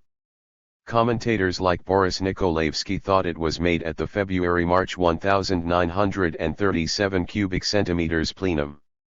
That is because they believed Khrushchev's earlier assertion in the secret speech that Postyshev had opposed Stalin at this plenum. But the voluminous transcript of that long plenum was published in 1992-5. Again, as we have already seen, that transcript proves Khrushchev lied. Postyshev did not oppose Stalin at all at that plenum. Nor did this purported exchange between Stalin and Postyshev take place there. The transcripts of the January 1938 plenum have not been published in full. But they have been published in excerpt, and some researchers have read the whole transcripts in the archives. None of them have mentioned finding this exchange. So it is most probable that Khrushchev is lying again. But we can't be absolutely certain. Even if, someday, evidence comes to light that Stalin did say it, it was certainly not the reason for Postyshev's arrest, trial, conviction, and execution. They were the punishment for Postyshev's guilt in repressing large numbers of party members. Whether Stalin said these words or not, therefore, and, to repeat, there is no evidence that he did, aside from Khrushchev's assertion here. Khrushchev lied in saying this was the reason for Postyshev's fate. So why did Khrushchev make the latter claim? Probably in order to provide an alibi for Politburo members who had worked closely with Stalin for many years. Many communists and Soviet citizens would likely wonder, why did Stalin's closest associates never call him on any of the crimes Khrushchev was accusing him of? Why did they not take steps to stop Stalin, since they knew of these things? Lame as it is, the only answer Khrushchev and the rest could give was this: we'd be killed if we protested. Look what happened to Postyshev, just for saying I am a Bolshevik. 56. Disorganization of Politburo work. Khrushchev. The importance of the Central Committee's political bureau was reduced and its work was disorganized by the creation within the political bureau of various commissions, the so-called quintets, sextets, septets and novenaries. Here is, for instance, a resolution of the Political Bureau of October 3, 1946. Stalin's Proposal 1. The Political Bureau Commission for Foreign Affairs, Sextet, is to concern itself in the future, in addition to foreign affairs, also with matters of internal construction and domestic policy. 2. The Sextet is to add to its roster the chairman of the State Commission of Economic Planning of the USSR, Comrade Voznesensky, and is to be known as a septet. Signed, Secretary of the Central Committee, J. Stalin. What a terminology of a card player! Laughter in the hall. It is clear that the creation within the political bureau of this type of commissions, quintets, sextets, septets and novenaries, was against the principle of collective leadership. The result of this was that some members of the political bureau were in this way kept away from participation in reaching the most important state matters. As Edvard Radzinsky, a ferociously hostile biographer of Stalin, admits, Khrushchev was lying. Subcommittees within the Politburo were simply a way of dividing up the work to be done. This was nothing new, and not Stalin's innovation. 57 Stalin suspected Voroshilov an English agent. Khrushchev. Because of his extreme suspicion, Stalin toyed also with the absurd and ridiculous suspicion that Voroshilov was an English agent. Laughter in the hall. It's true, an English agent. In his memoirs Khrushchev relates many rumors that he said were known only to a few of us. In this case there is no other documentation of it. For example, it is not in Mikoyan's memoirs, which have a lot of false memories, like Stalin's telling him Benes had assured him about Tkakhevsky guilt, an event which never occurred. 163 So even if Mikoyan had remembered this, one might legitimately question it. In fact, he did not. 58 Andreev, 59. Molotov, 60 Mikoyan. These all have to do with the CC plenum of October 16, 1952 that took place immediately after the 19th Party Congress. Andreev. Khrushchev. By unilateral decision, Stalin had also separated one other man from the work of the political bureau, Andrei Andreevich Andreev. This was one of the most unbridled acts of willfulness. Strictly speaking, we don't know precisely what Stalin said, because no official transcript has ever been published. According to Mikoyan, none was made. Neither has the transcript of the 19th Party Congress ever been published. 164 Immediately after Stalin's death, the party leadership did their best to change the major decisions taken at both these sessions and to obliterate any memory of them. Therefore we do not have any official reason why Andreev was not retained in the newly renamed Presidium, formerly the Politburo. But we have enough information from other sources to see that Khrushchev is not telling the truth. Andreev lost his position in the Council of Ministers on March 15, 1953, 10 days after Stalin's death. 165 If it had been an unbridled act of willfulness not to reappoint Andreev to the Presidium of the CC of the CPSU, why did Khrushchev, Malenkov, and Beria remove him also from the Soviet of Ministers? He was appointed to the Presidium of the Supreme Soviet, a far less demanding position. According to the only part of Stalin's speech at the CC plenum of October 16, 1952 that we have, he actually did not nominate Andreev to the new Presidium because Andreev was deaf. 166 Konstantin Simonov says something similar. 167 These are the only accounts of the plenum that mention Andreev at all.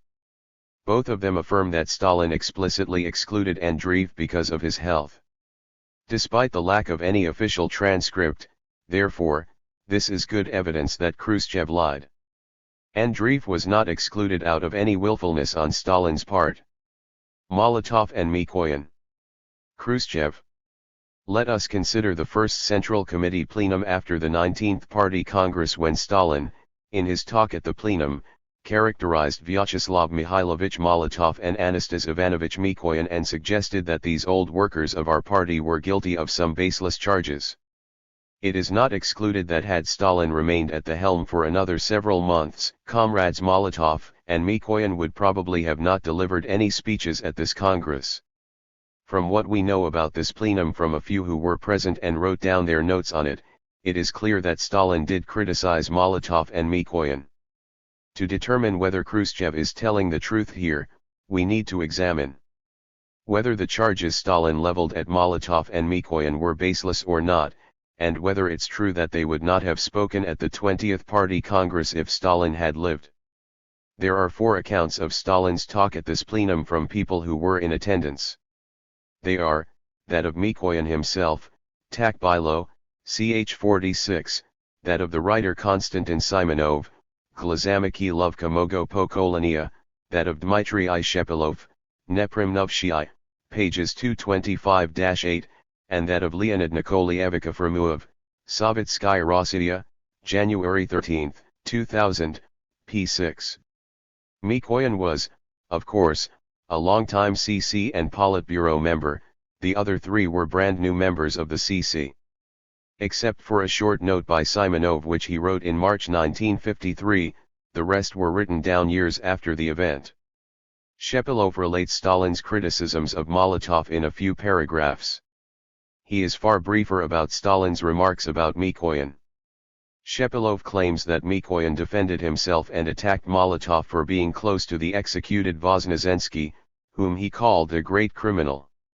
Shepilov did not consider the charges baseless, or see any kind of threat in them, but only Stalin's reasons for not including them in the new bureau of the Presidium.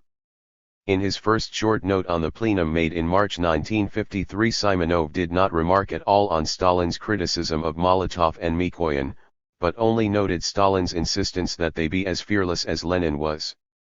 In 1979, what Simonov remembered was the vehemence of Stalin's criticism of Molotov, and a vague feeling that he and Mikoyan were for capitulationism. Simonov agrees that Stalin then criticized Mikoyan, but could not recall why. He says that both men replied to Stalin's criticism, something that in and of itself refutes Khrushchev's claim that Stalin demanded absolute submission. Simonov believed that these criticisms, whatever their cause, served to justify Molotov's and Mikoyan's exclusion from the new bureau of the Presidium. Mikoyan's account, also written years later, agrees that Stalin criticized Molotov for his weakness in foreign policy and both Molotov and himself, Mikoyan, in domestic policy. But in Mikoyan's account Stalin was critical yet respectful of them. Mikoyan does not mention anything about feeling threatened. Afremov's account outlines Stalin's criticisms of the two men, but it too does not make these criticisms sound threatening at all. In his whole voluminous memoirs, Khrushchev has only a few sentences to say about the October 1952 plenum, and says nothing about any danger to Mikoyan or Molotov. Mikoyan, Molotov, and Voroshilov too, were all named to the Presidium, and Voroshilov but not Mikoyan or Molotov to the Bureau of the Presidium. But what about the truthfulness of Khrushchev's allegation? The charges, a better word would be criticisms, do not appear to have been baseless. They may or may not have been correct. In essence, they reflected political differences between Stalin and these two Politburo members. Strictly speaking, Khrushchev's statement that it is possible Molotov and Mikoyan would not have addressed the 20th Party Congress if Stalin had lived cannot be either proven or disproven. But it is inconsistent with Stalin's actions at the 19th Party Congress. Mikoyan and Molotov, though not in the very highest body, the Bureau of the Presidium, were still in the Presidium of 25 members and, as such, would certainly have been in a position to address the next Congress. In his own memoirs, Khrushchev does not repeat the story that Molotov and Mikoyan were under any kind of threat. 61. Expansion of the Presidium. Khrushchev. Stalin evidently had plans to finish off the old members of the Political Bureau. He often stated that Political Bureau members should be replaced by new ones. His proposal, after the 19th Congress, concerning the election of 25 persons to the Central Committee Presidium, was aimed at the removal of the old Political Bureau members and the bringing in of less experienced persons so that these would extol him in all sorts of ways. We can assume that this was also a design for the future annihilation of the old Political Bureau members and, in this way, a cover for all shameful acts of Stalin, acts which we are now considering. Khrushchev lied here, for there is no evidence that his accusation had the slightest basis in fact. It is not supported at all by the accounts of the plenum that survive.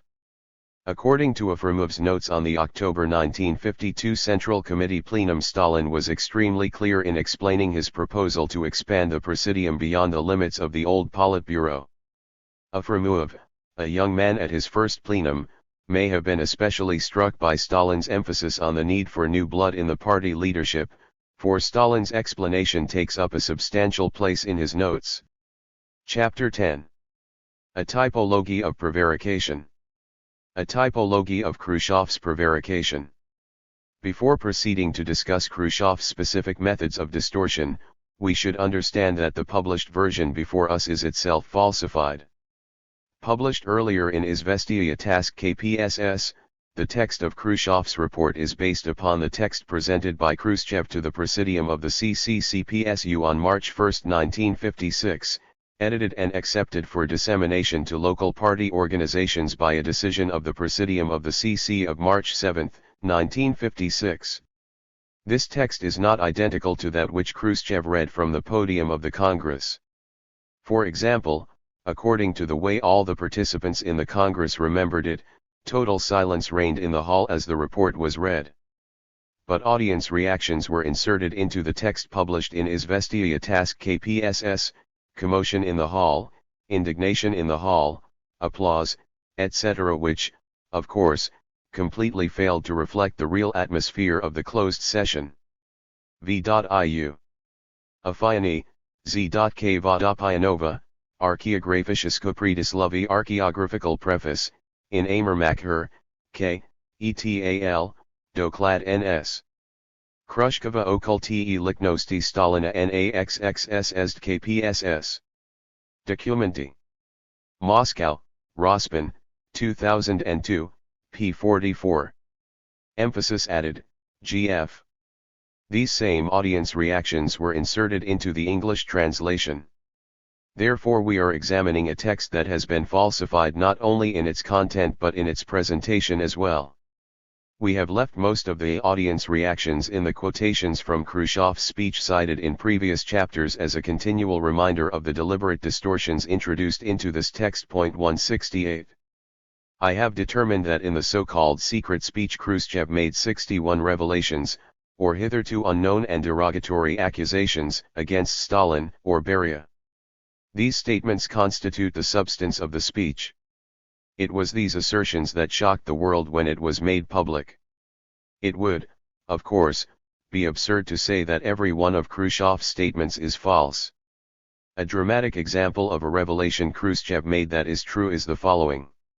It was determined that of the 139 members and candidates of the party's Central Committee who were elected at the 17th Congress, 98,169 persons, i.e., 70% were arrested and shot, mostly in 1937 to 1938.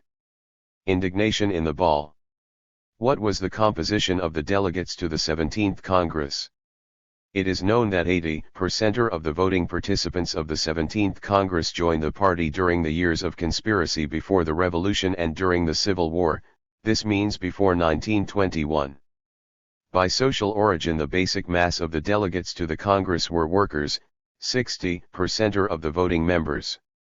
When I claim that every supposed revelation or accusation in Khrushchev's speech against Stalin and Beria 170 is false, I do not include the statement above, because Khrushchev is careful not to claim here that Stalin had them all killed. Had he made this claim explicitly, this statement would be demonstrably false, to be added to the list of other false accusations in the speech. 171. Khrushchev does mention a number of the more prominent of the Central Committee members executed during the late 1930s.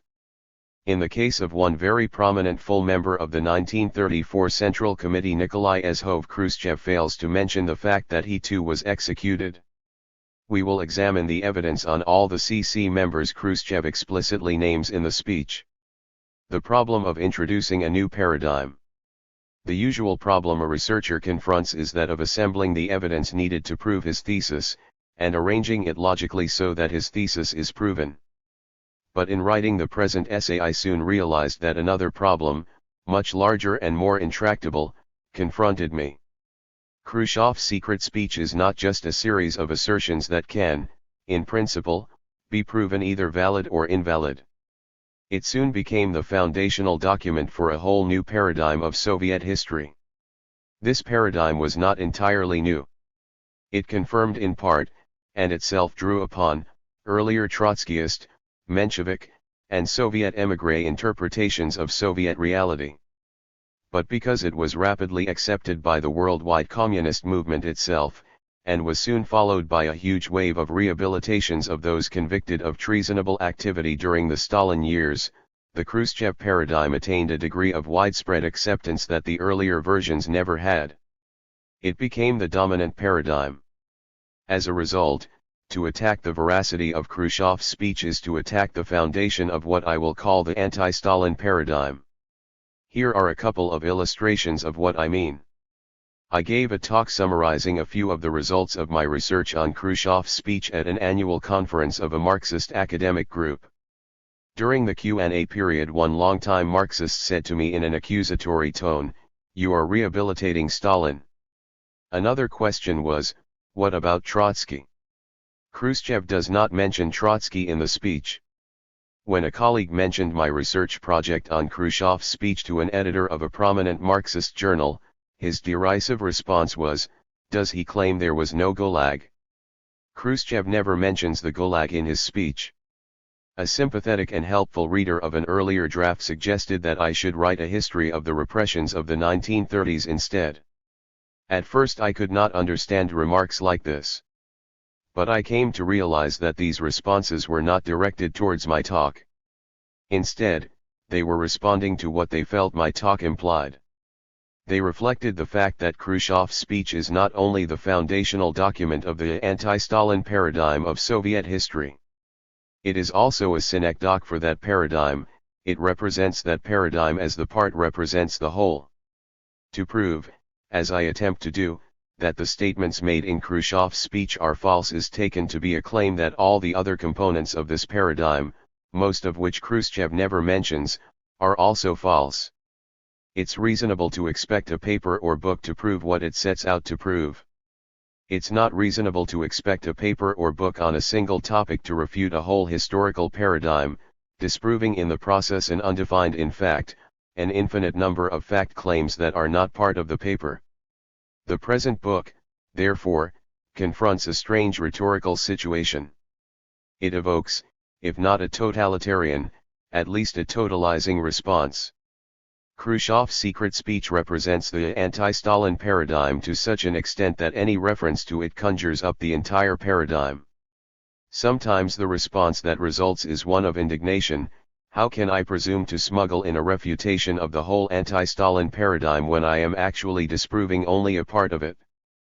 But to others the paper is simply a disappointment.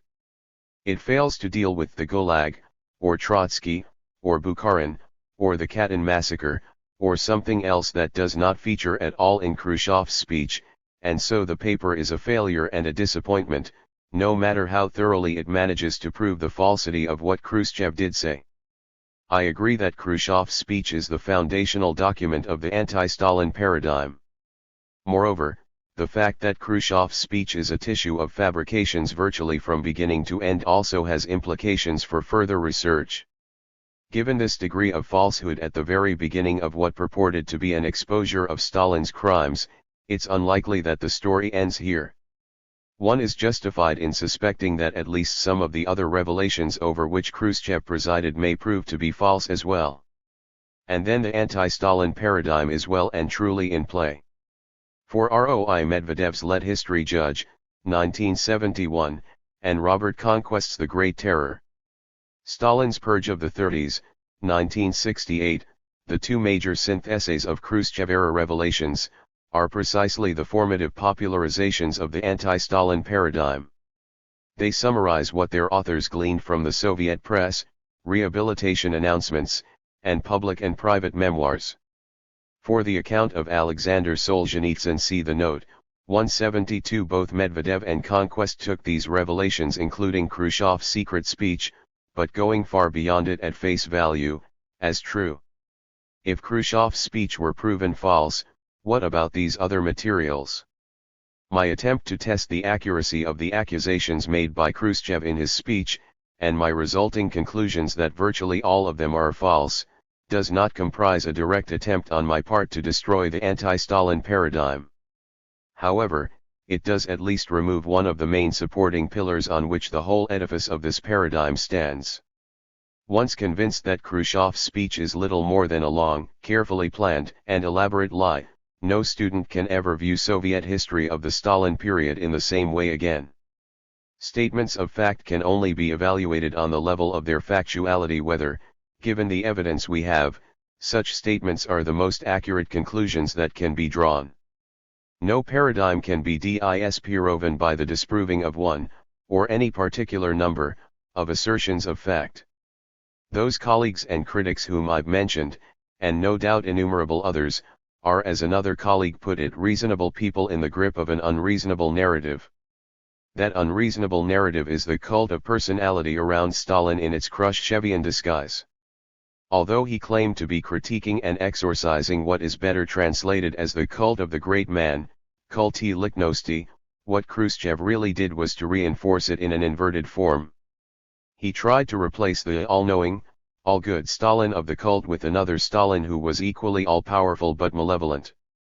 In this, Khrushchev resembled Trotsky, who also focused on what he claimed were the personal failings of his arch-rival and explained Stalin's rise to leadership, policies, oppositions, and repressions, by attributing them to Stalin's combination of cunning, ruthlessness, and moral defects. In an outline of Noam Chomsky's criticism of the mass media, Mark Grimsley has written, "A statement that fits an accepted worldview requires little explanation and can therefore be outlined in a few words. In order to have any chance of being persuasive, a statement that challenges an accepted worldview needs more than a soundbite." 173. This also applies to scholarship that challenges a received, widely accepted, historical paradigm. Under such conditions, equality is inequality. It is not only that it takes far greater time, effort, and space on the page to refute a falsehood than it does to state it. It is that the scholar whose work challenges the existing paradigm has two tasks, while the scholar whose research fits neatly into the prevailing paradigm has only one. The latter need only make sure his research follows the accepted canons of method, and his work will be greeted with approbation. In a certain sense, he is telling his readers what they already know to be true. He is filling in a blank in the greater model of an accepted, because acceptable, history. But the scholar who challenges the prevailing paradigm has a far more demanding job. His research must not only meet the demands of method, use of evidence, logic, and so on incumbent on all scholars. He must also persuade his readers to question the overall pattern of historical causation which has heretofore given shape to their vision of the past itself. He challenges them to take seriously the possibility that their whole model of history may be wrong, a challenge that many will simply dismiss, and some will denounce as outrageous. So I have to reiterate what should be obvious but, obviously, is not. The subject of this paper is Khrushchev's secret speech of February 25, 1956 in its published form. The surprising, to my mind at least, astounding result of my research is this: that speech is comprised, virtually in its entirety, of falsifications. My aim in the present book is to demonstrate that result with the best evidence that exists, much of it from former Soviet archives. I entered this project knowing that a few, at least, of Khrushchev's statements were untrue, and suspecting that some assiduous research would find that at least a few more of those statements were also untrue. I was very surprised, shocked is not too strong a word, to find that virtually every one of Khrushchev's revelations is, in fact, false. I realize that the whole is more than the sum of its parts, that my conclusion that all of Khrushchev's revelations were false will be greeted with far more skepticism than would a more modest result that, say, half, or two-thirds, of his revelations were false. And I think this is so because a Khrushchev that lied about everything does not fit into the prevailing anti-Stalin paradigm, in which the Khrushchev who, in Taubman's words, somehow retained his humanity, whose speech constitutes a great deed, is an essential part of that paradigm. Exposing a lie is not the same as establishing the truth. Analysis of Khrushchev's prevarication suggests two related but distinct tasks. By far the easier and shorter job is to show that Khrushchev was not telling the truth. This is the subject of the present book. The interested student will naturally want to know more than the mere fact that Khrushchev lied. Once convinced that Khrushchev's version of reality is false, she or he will want to know the truth, what really happened. But the present study cannot satisfy that curiosity. A separate investigation would be necessary in each case, virtually 61 studies for as many falsehoods. Some would be short, in the main because we do not have enough evidence to settle the matter. Others of these studies would have to be very lengthy, as there is a great deal of information, often contradictory, to be gathered and examined. Some, perhaps many, would be inconclusive, since not enough evidence has been made available to permit us to arrive at a definite solution. In any case, to study in depth each of the false assertions made by Khrushchev with an eye to discovering as nearly as possible, given the present state of the evidence what really happened, is necessarily beyond the scope of this essay. The image of Stalin as mass murderer originated, for all practical purposes, during Khrushchev's time. 174 The very first such accusations, those that laid the foundation for the myth, and it is precisely a myth with which we are concerned here, are in the secret speech. And of all Khrushchev's revelations, those that made by far the greatest impression remain the accusations that Stalin initiated or approved the deliberate annihilation of many prominent Bolsheviks. After the secret speech, the quantity of crimes attributed to Stalin continued to grow.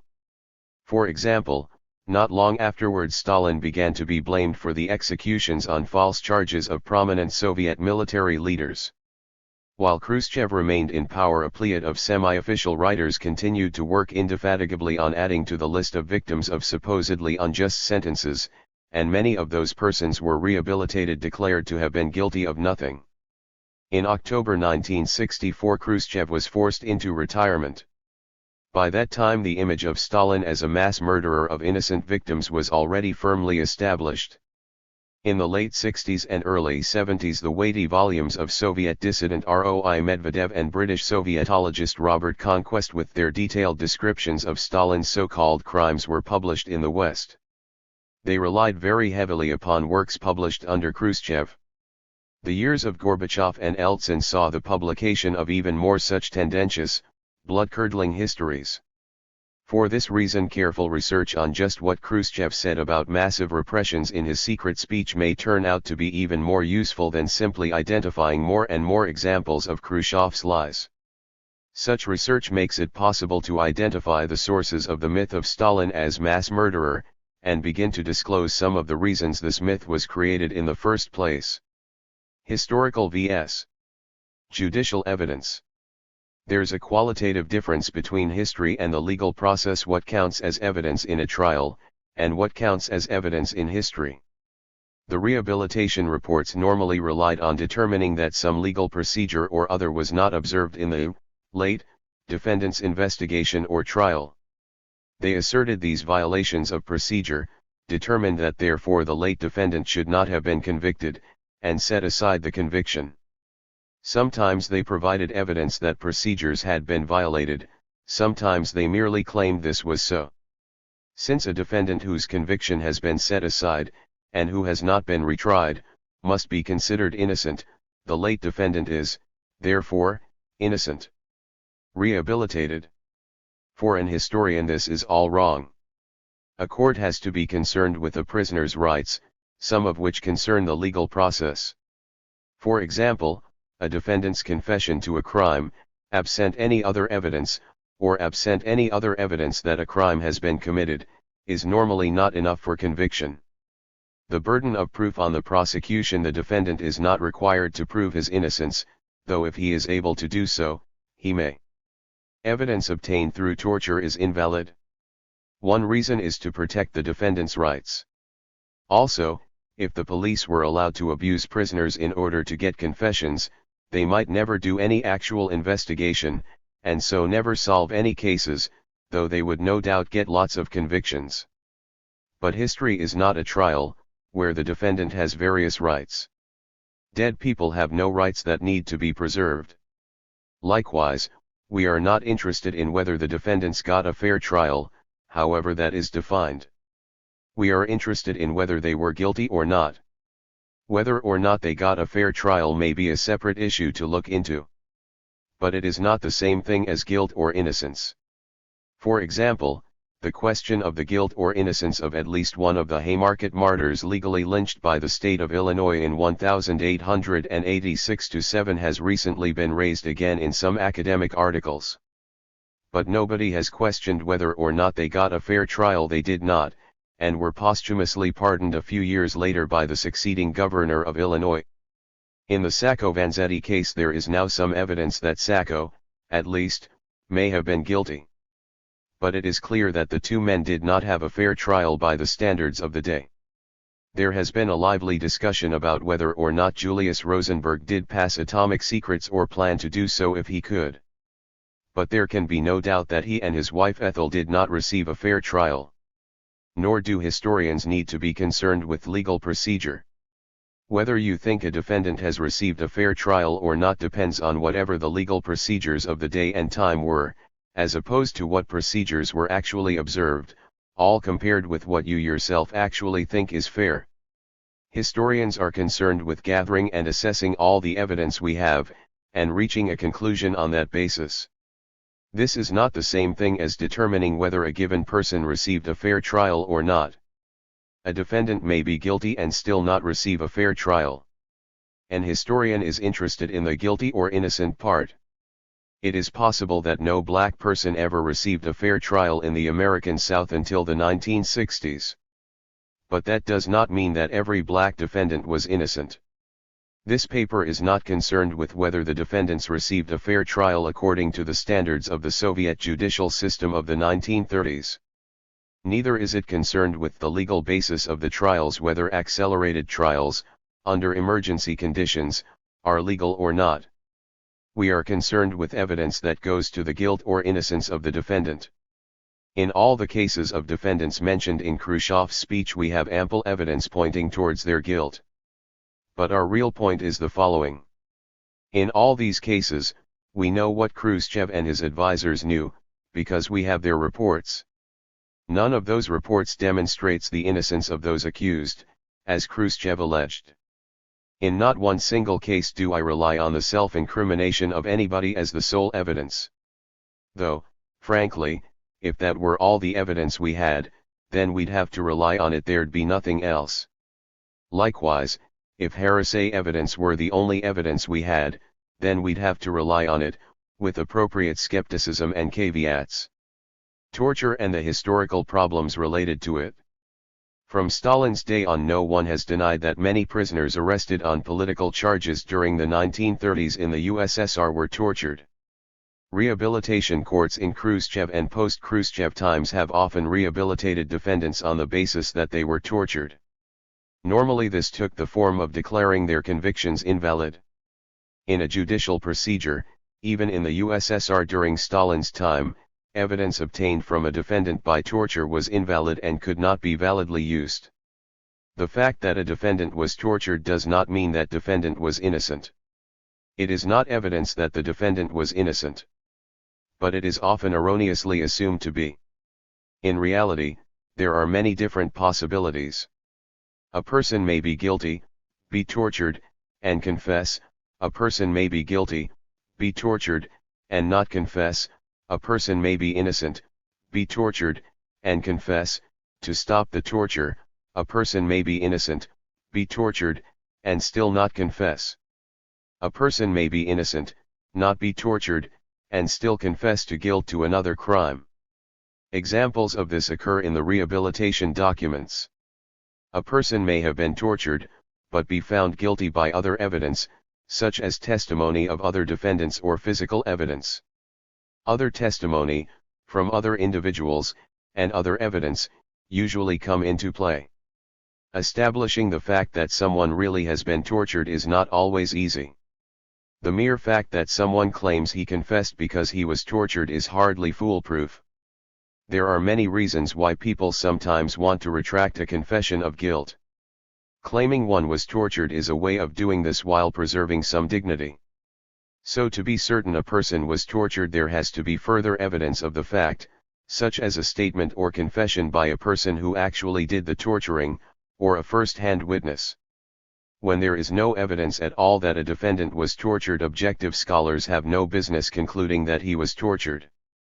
This obvious point is often overlooked, probably because a paradigm that everybody was tortured, and everybody was innocent, acts powerfully on the minds of both researchers and readers. Investigators can have different reasons for torturing a suspect.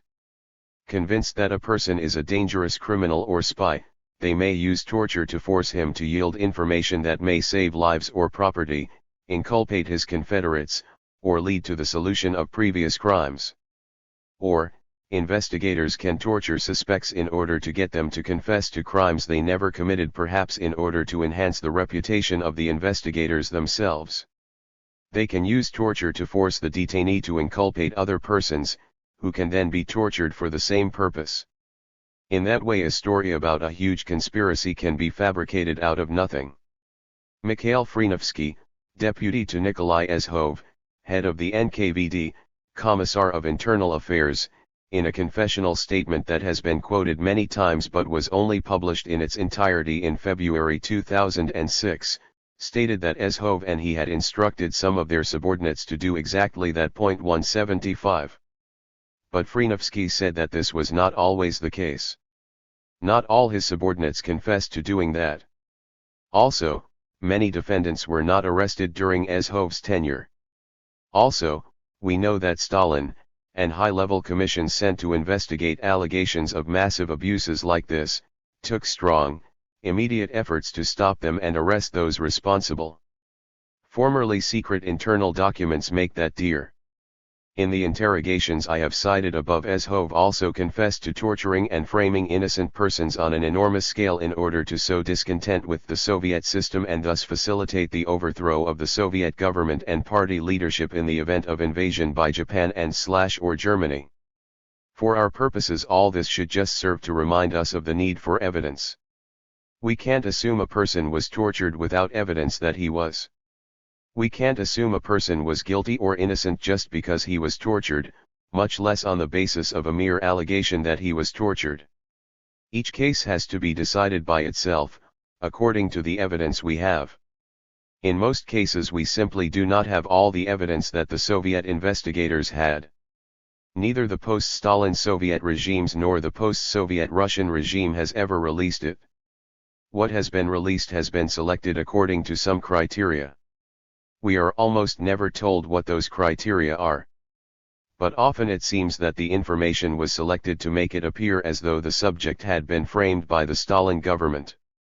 Fortunately, information often comes from different sources, at different times, and those who released it appear to have acted according to differing motives. The contradictions among the various bits of evidence are often very enlightening. Still, we virtually never have the whole story, all the evidence the prosecutors had. But the anti-Stalin bias of the Khrushchev, Gorbachev, Yeltsin, and subsequent Russian governments can help us evaluate the evidence they do release. We may be reasonably certain that they would have released any evidence inculpating Stalin or his close associates, if it existed. During Khrushchev's time, 1956–64, and since Gorbachev's time, roughly 1987 to the present, the Soviet, and then later the Russian state, have put a lot of resources into an effort to criminalize Stalin. The rehabilitation documents that have been published make this clear. It is hard to imagine that any evidence tending to show Stalin guilty of framing innocent persons would have been ignored. By the same token, we may expect that a good deal of the material that has not been released tends to cast doubt on the official anti-Stalin version. And in fact documents have been released here and there that tend to exculpate Stalin. Sometimes it appears that this has been done because of bureaucratic infighting. Usually we simply do not know why it has been done. Sometimes, too, documents are released several times, the later versions contradicting the earlier versions in such a way that it is clear that primary documents are being fabricated until a final forged version is declared official by its being inserted into an archive. As always in the writing of history, our conclusions must be provisional. There is no certainty. Historians are seldom, if ever, in the comfortable position of dealing with certainties. As more evidence comes to light in future, we have to be prepared to adjust or even discard our earlier conclusions, if necessary. We have to be prepared to question our own preconceived ideas and historical paradigms. It's not easy to do this. But if we don't keep the need to do it in the forefront of our consciousness, we risk looking with favor on evidence that tends to support our own preconceived ideas, while looking critically only at evidence that tends to disprove those same preconceived ideas, a typology of Khrushchevian prevarication. The typology of revelations by Khrushchev, and the evidence in each case, represents my attempt to parse the different kinds of falsification, to distinguish the different ways Khrushchev misled his audience. The American Heritage Dictionary of the English Language defines lie as a false statement deliberately presented as being true, a falsehood. Something meant to deceive or give a wrong impression. As here, definitions of lie normally require that the liar know in advance that the statement he is making is false. This is often, though not by any means always, hard to demonstrate in historical research. Therefore I have used a broader definition in this article.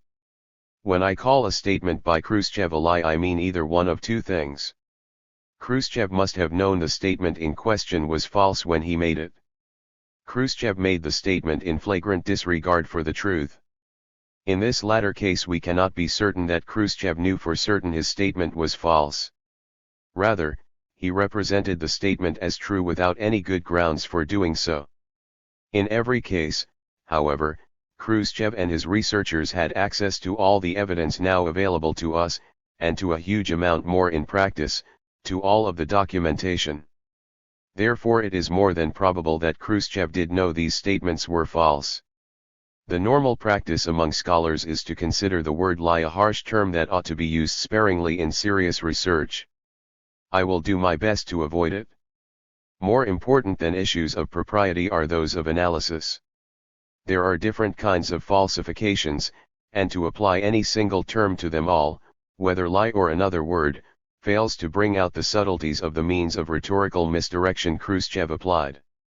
A typology is an attempt to lump together otherwise different things because of something they have in common.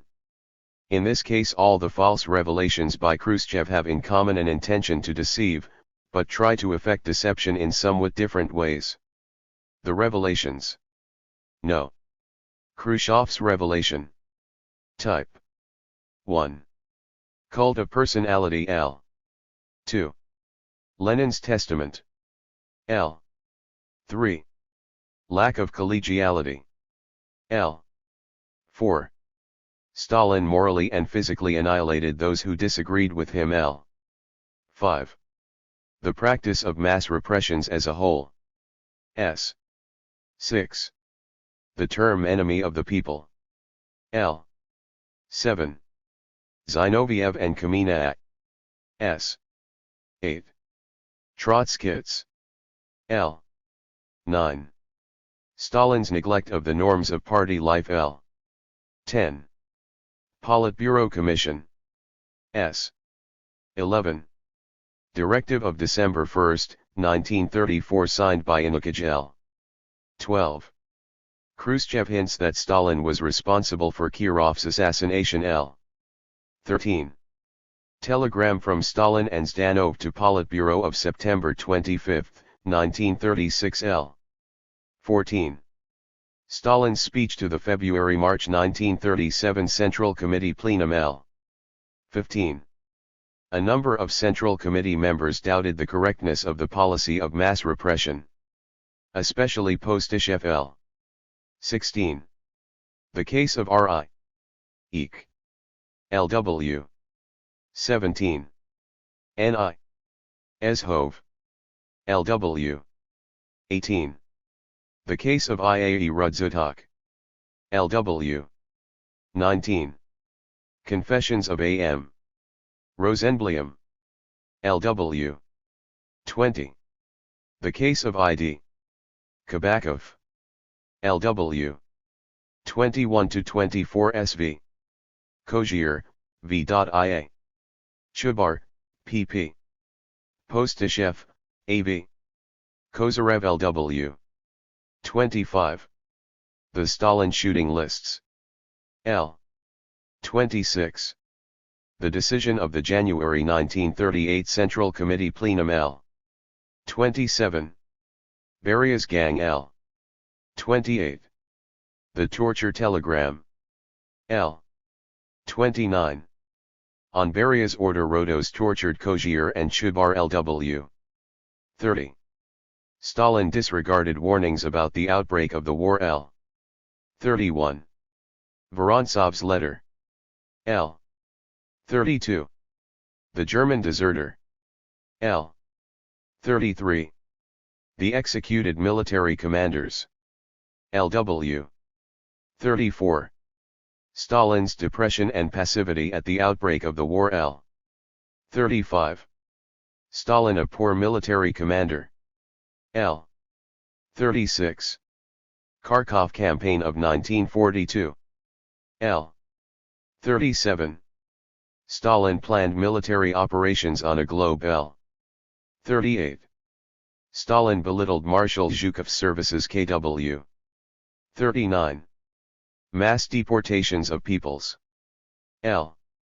40. The Leningrad Affair. L. 41. The Mingrelian Affair. L. 42. Relations with Yugoslavia. KW 43. The Doctor's Plot. L. 44. Beria an agent of foreign intelligence. L. 45. Kaminsky about Beria's work for the Musavtists. L. 46. The Kartvelishvili-Lavrentev case. L. 47. Vengeance on M.S. Kedrov. Lw 48. Papulia, Sergo Ordzhonikidze's brother. L. 49. J.V. Stalin. A short biography. L. 50. History of the AUCB, be a short course. L. 51. Stalin signed a decree of June 2, 1951 to erect a statue in his own honor. DK 52. The Palace of Soviets. L. 53. The Lenin and Stalin Prizes. L. 54. Stalin's proposal to raise taxes on the kolkhozes. KW 55. Stalin's insult to Postyshev. KW 56. Disorganization of the work of the Politburo. L. 57. Stalin suspected Voroshilov was an English spy. L. 58. Unbridled arbitrariness with regard to Andreev. L.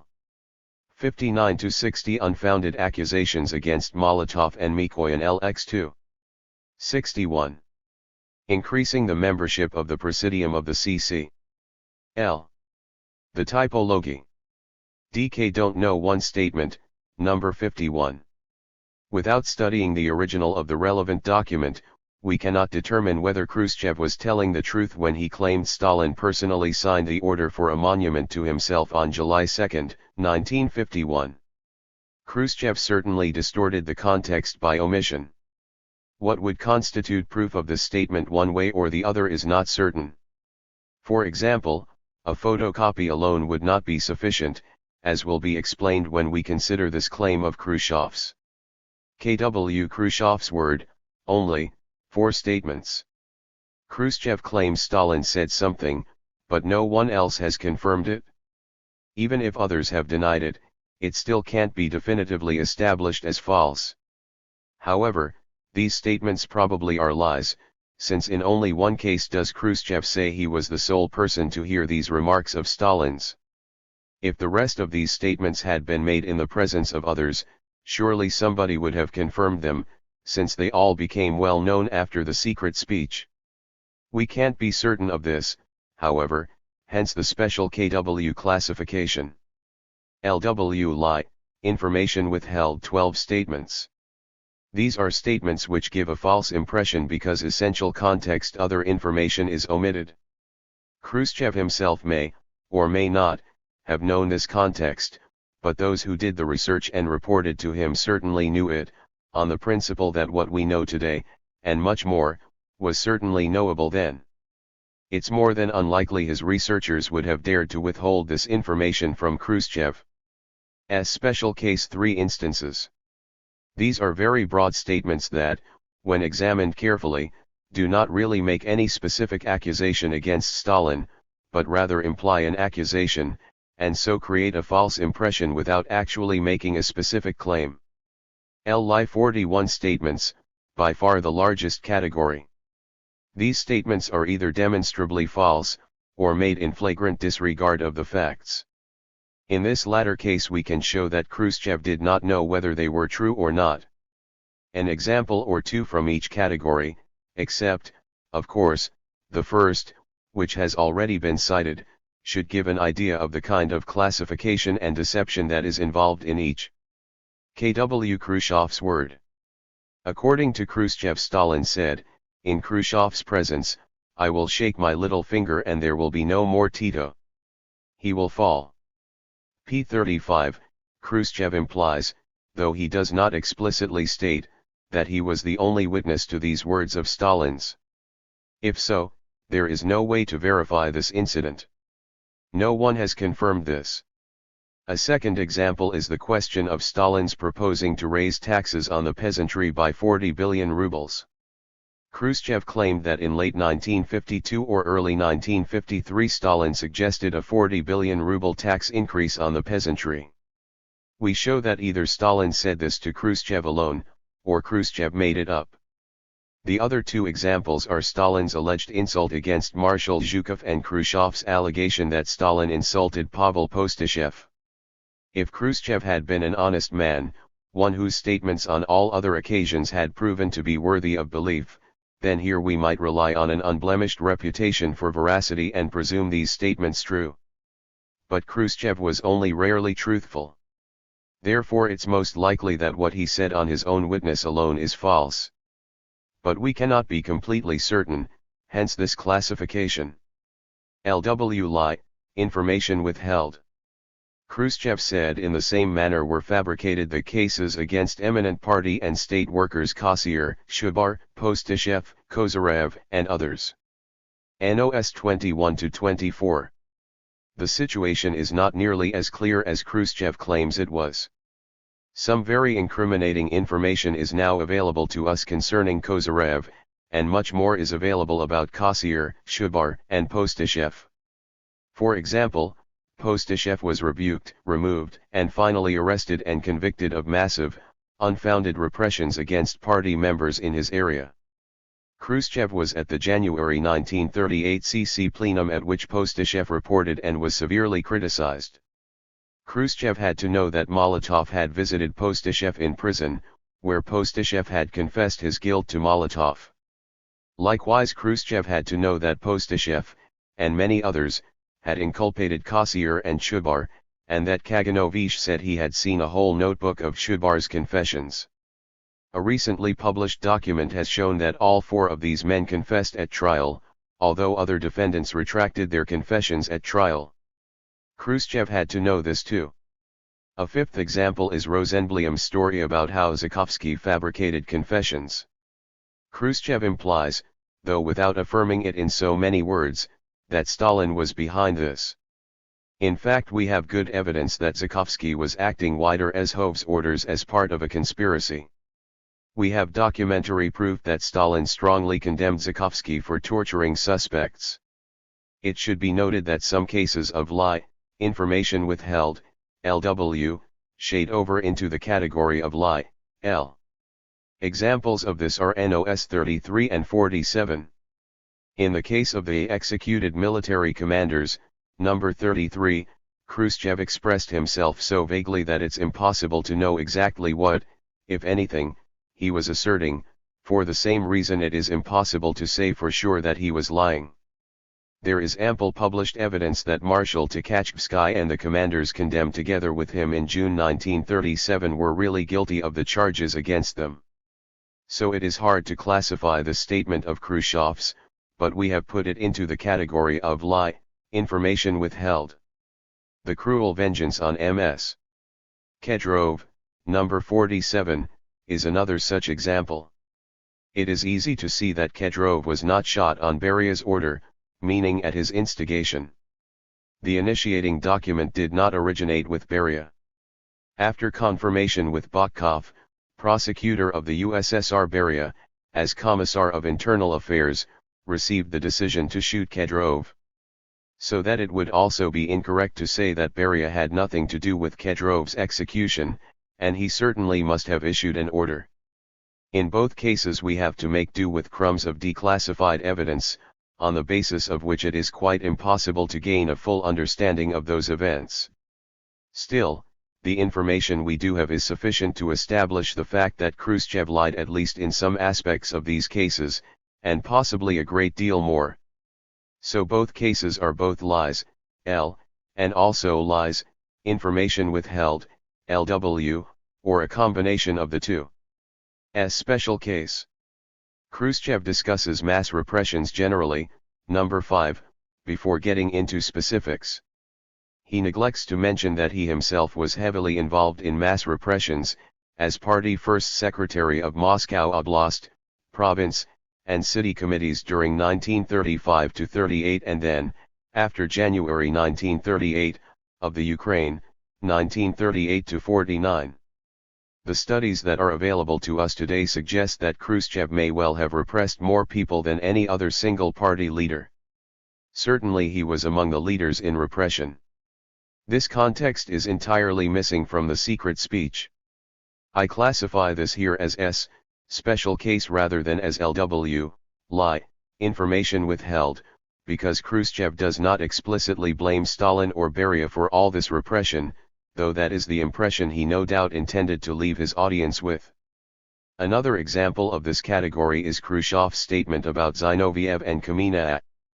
In his testament, Lenin warned that Zinoviev's and Kamina's October episode was of course not an accident. But Lenin did not pose the question of their arrest and certainly not their shooting. p. 9. This statement sidesteps the whole question of Zinoviev's and Kamina's innocence or guilt in plotting to overthrow the Soviet government and indirect involvement in Kirov's assassination. These were the charges brought against them in the first public show trial in Moscow in August 1936, and to which they confessed. These confessions together with all the rest of the investigation material were available to Khrushchev. The very small portion of this information available to us today suggests that Zinoviev and Kamina were guilty of what they confessed to.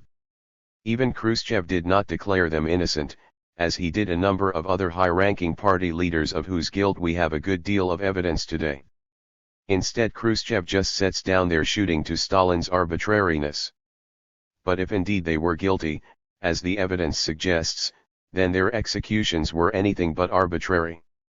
The final example of category S is Khrushchev's reference to number 10. A party commission under the control of the Central Committee Presidium, charged with investigating what made possible the mass repressions against the majority of the Central Committee members and candidates elected at the 17th Congress. Khrushchev claimed that this commission established many facts pertaining to the fabrication of cases against communists, to false accusations, to glaring abuses of socialist legality, which resulted in the death of innocent people. In reality, this Pospelov Commission, whose text has been published 176, did not establish these facts. This tendentious study followed a predetermined agenda to reach conclusions convenient to Khrushchev, but in most cases unsupported by any evidence. Furthermore, the commission never established that Stalin was guilty of these abuses. Nor, of course, is this statement really a revelation at all, since it was widely acknowledged, even at the time, 1939 and thereafter, that many persons had been executed wrongly. L. Lie.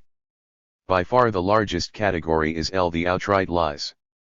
All lies rely on context, something with reference to which they can be recognized as contrary to fact. So depending upon the specific context, some of them shade off into the LW, or lie, information withheld, category. But some are just blatant falsehoods. Examples of these include Vorontsov's letter, number 31. Here Khrushchev omits the last paragraph, which reverses the meaning of the whole letter and in fact disproves his point. Another is the torture telegram, number 28, where again Khrushchev omitted crucial parts of the document. In it, Stalin 177, while reaffirming the use of physical pressure on hardened criminals, forcefully rejects the save as an exception while revealing that certain well-known NKVDists have been punished for making it a rule. Khrushchev's quotation removes Stalin's order that torture only be used in exceptional circumstances. A third example is Stalin's purported demoralization at the war's outset, number 34. This is refuted by virtually all the people who were present and working with Stalin at the time. and Khrushchev was not with Stalin or even in Moscow at all but in Kiev. Chapter 11. The results of Khrushchev's revelations, falsified rehabilitations. Falsified rehabilitations. Tivol Postishev Kozarev Rudzutak Kabakovik.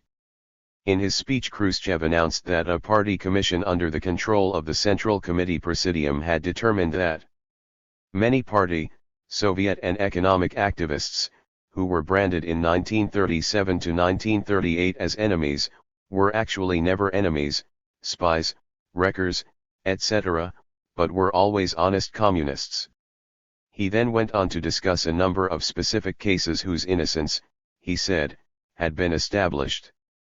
After the collapse of the USSR, the documents of this commission headed by Petr Pospelov were published. So were the rehabilitation reports signed by Chief Prosecutor of the USSR Rudenko, on which Pospelov relied. 178 verbatim quotations and other similarities show that the rehabilitation reports were the factual basis for the Pospelov report, which draws directly from them. The Pospelov report has been discussed a few times in a very credulous vein that has failed to expose the falsifications it contains. Some of these are very obvious ones. For example, one section of the report concludes that all the so-called blocks and centers of oppositional activity were fabricated by NKVD investigators. We know this is not so, since Trotsky's own papers mention a block of his supporters with the rights. 179. But the rehabilitation reports have never been subject to any scrutiny. Previous studies of the rehabilitations referred to in Khrushchev's speech, such as those by Rogovin and Naumov, have been little more than summaries of Khrushchev's own memoirs and have credulously accepted Khrushchev's own self-aggrandizing accounts. 180. In the pages that follow, we discuss rehabilitation reports on a few of the party figures who feature in Khrushchev's speech and compare their contents with what we know from other sources published since the end of the USSR. We conclude that the rehabilitation reports in question were not compiled to discover the truth about the guilt or innocence of the defendants. They could not have been, because they did not review even all the materials we now have about these individuals. Who knows what else is in their investigative and judicial files that we do not know about? So why were the rehabilitation reports prepared? As concerns the persons who figure in Khrushchev's speech, all Central Committee members, the only logical explanation is that their purpose was to provide Khrushchev with plausible documentation for his claims that they were all innocent. This can't have been the reason for the thousands of rehabilitation reports on lesser officials, party members of lesser rank, and of private individuals. Most, if not all, of these were prepared as a result of petitions by the relatives of the defendants, and few of these have been published. But even in these cases we cannot be confident that proper investigations to determine guilt or innocence were in fact carried out. One example is that of Alexander Iulievich Tivol-Levitt. Tivol. Getty got to see Tivol's unpublished party file and briefly summarized Tivol's case as it is reflected in that file. In May 1957, the Supreme Court of the USSR overturned Tivol's 1937 conviction and expulsion from the party. But there is no evidence that any serious study of Tivol's case was ever carried out, the Supreme Court merely stating that his conviction had been based on contradictory and dubious materials. 181. In fact, we now have a good deal of information about Tivol. That is because, as it turns out, he was hardly a Soviet everyman, as Getty termed him. 182. Tivol had co-authored an official history of the first 10 years of the Comintern. Tivol was referred to by name as the interpreter in the transcript of the 17th Party Congress when, on February 2, 1934, Okino, a representative of the Japanese Communist Party, spoke. Alexander Barmine, a Soviet official who fled to the West, wrote that Tivol had been Zinoviev's secretary.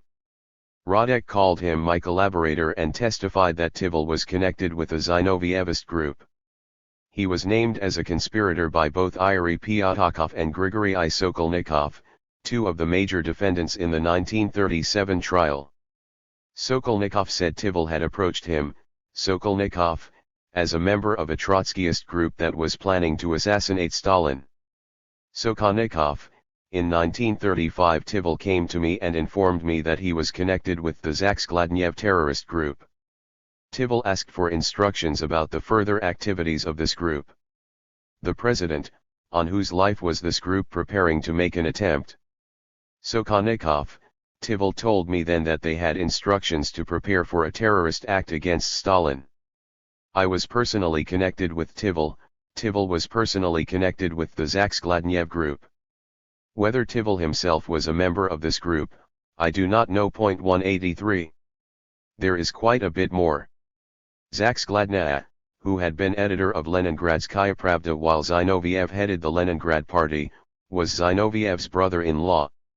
Viktor Serge wrote about meeting with Zinoviev in 1927 at Zak's apartment after the unsuccessful Trotskyist demonstration against the party leadership Bukharin and Stalin at that time and Adolf Yof's suicide protest. Yaf was a devoted Trotskyite, where they planned an underground opposition. Since Sokolnikov and Pyatakov discussed Tivol in their trial testimony, they no doubt also mentioned him, and possibly at greater length, in pre-trial investigative interrogations. 184 When they named him at trial, Tivol was not only still alive at the time, he had not yet been arrested, although he had evidently been expelled from the party in August 1936. Perhaps his name came up in connection with the Zinoviev Kamina trial of that same month. Tivol's name was mentioned by Ezhov in the face-to-face confrontation between Bukharin and Kulikov, one of Bukharin's accusers, in December 1936. 185. According to Getty, Tivol's rehabilitation was the result of appeals from his widow, who wanted the blot of child of an enemy of the people removed from her son. From the little documentation that has been made available so far, it is clear that despite his rehabilitation there was a good deal of evidence implicating Tivol in the network of conspiracies alleged during the late 1930s. This is even more obviously true in the case of the far more prominent Bolsheviks whose examples are cited by Kruschev in his speech. Postishev. Kruschev claimed in his speech that at the February-March 1937 plenum many members of the Central Committee questioned the rightness of mass repressions, and that Postishev most ably expressed these doubts. This assertion could not be checked until the corresponding section of the transcript of that plenum was published in mid-1995. 186. The statement turns out to be a deliberate lie. In reality, neither Pavel Postishev nor a single other member questioned the repressions. But Khrushchev's deception is far greater than this. Postishev himself was guilty of massive repressions. Stalin called Postishev's actions a massacre, shooting of innocent party members in his area. This was the reason that Postishev himself was removed from his party post, removed as candidate member of the Politburo, expelled from the Central Committee, then from the party, arrested, tried, and executed. See our more detailed analysis of what Khrushchev said about Postishev, and the evidence we have amassed, in Chapter 3. To this day the Russian government continues to forbid the publication of, or even access to, Postishev's case file. 187 Without access to such investigative materials as the statements and confessions made by Postishev himself, by those who accused him and those whom he accused, and the transcript of his trial, we cannot possibly have a full account of what really happened. This is the case with all the figures who Khrushchev claimed were executed though innocent. 187 One reason given for this is the passage of a strange law according to which the next of kin of those tried and executed must give their permission before such materials can be made public. Postishev's son Leonid, a noted economist, has given some interviews in which he warmly recalls his father and takes for granted that he was innocent. Rehabilitation was advantageous for the family of those rehabilitated, since there were various formal and informal ways in which family members of those executed for treason suffered discrimination. It seems that in most cases it was family members who petitioned for the rehabilitation of their executed relatives, though in Postishev's case Khrushchev may have initiated it himself. Therefore, we can't know the whole story either in the case of Postishev or that of any of the others. What we can do is to compare the rehabilitation reports which have now been published, with what we know about Postishev from other sources that have become public. The Pospelov report section on Postashev's rehabilitation is far shorter even than the brief rehabilitation report, and is taken wholly from it, with a personal attack on Stalin added. 188 Khrushchev certainly saw these reports, as they were all sent to the Presidium members. A few are signed by them, and a few more are even addressed personally to Khrushchev. 189 will concentrate on the more detailed rehabilitation report here. One thing immediately becomes apparent: Postashev's rehabilitation report 190 says nothing at all about his involvement in massive extra-legal executions of party members, concerning which we do have a great deal of documentation.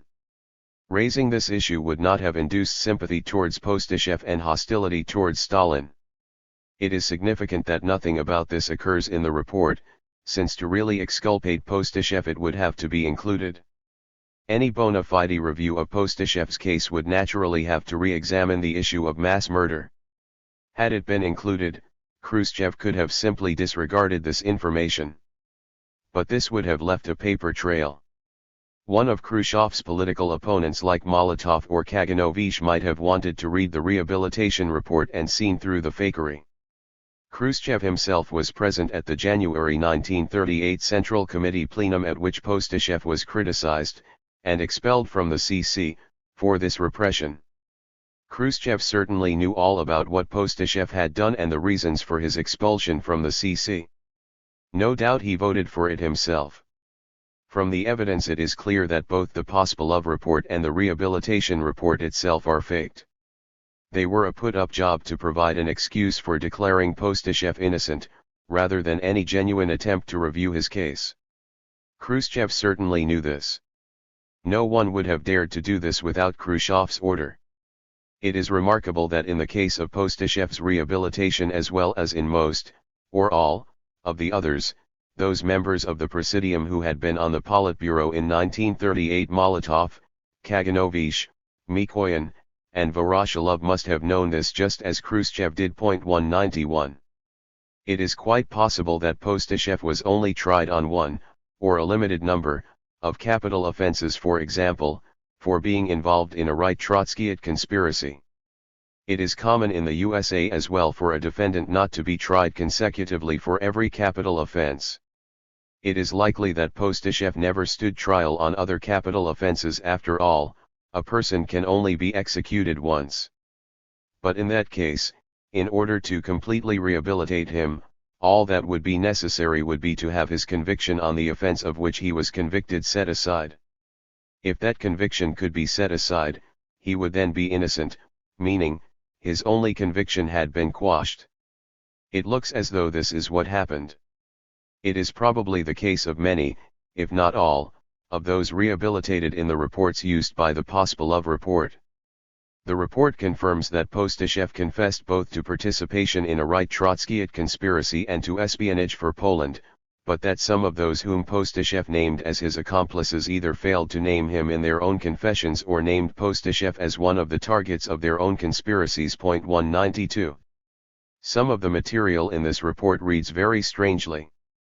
Popov confessed that he, Belitsky and Iakir attempted to use Postashev in their anti-Soviet plans but were not successful. This is interesting. If Postashev were innocent, he would have reported such attempts to recruit him to a conspiracy. If he had done so, this fact would surely have been noted in his favor. But if there's no evidence he did so, how can he be innocent?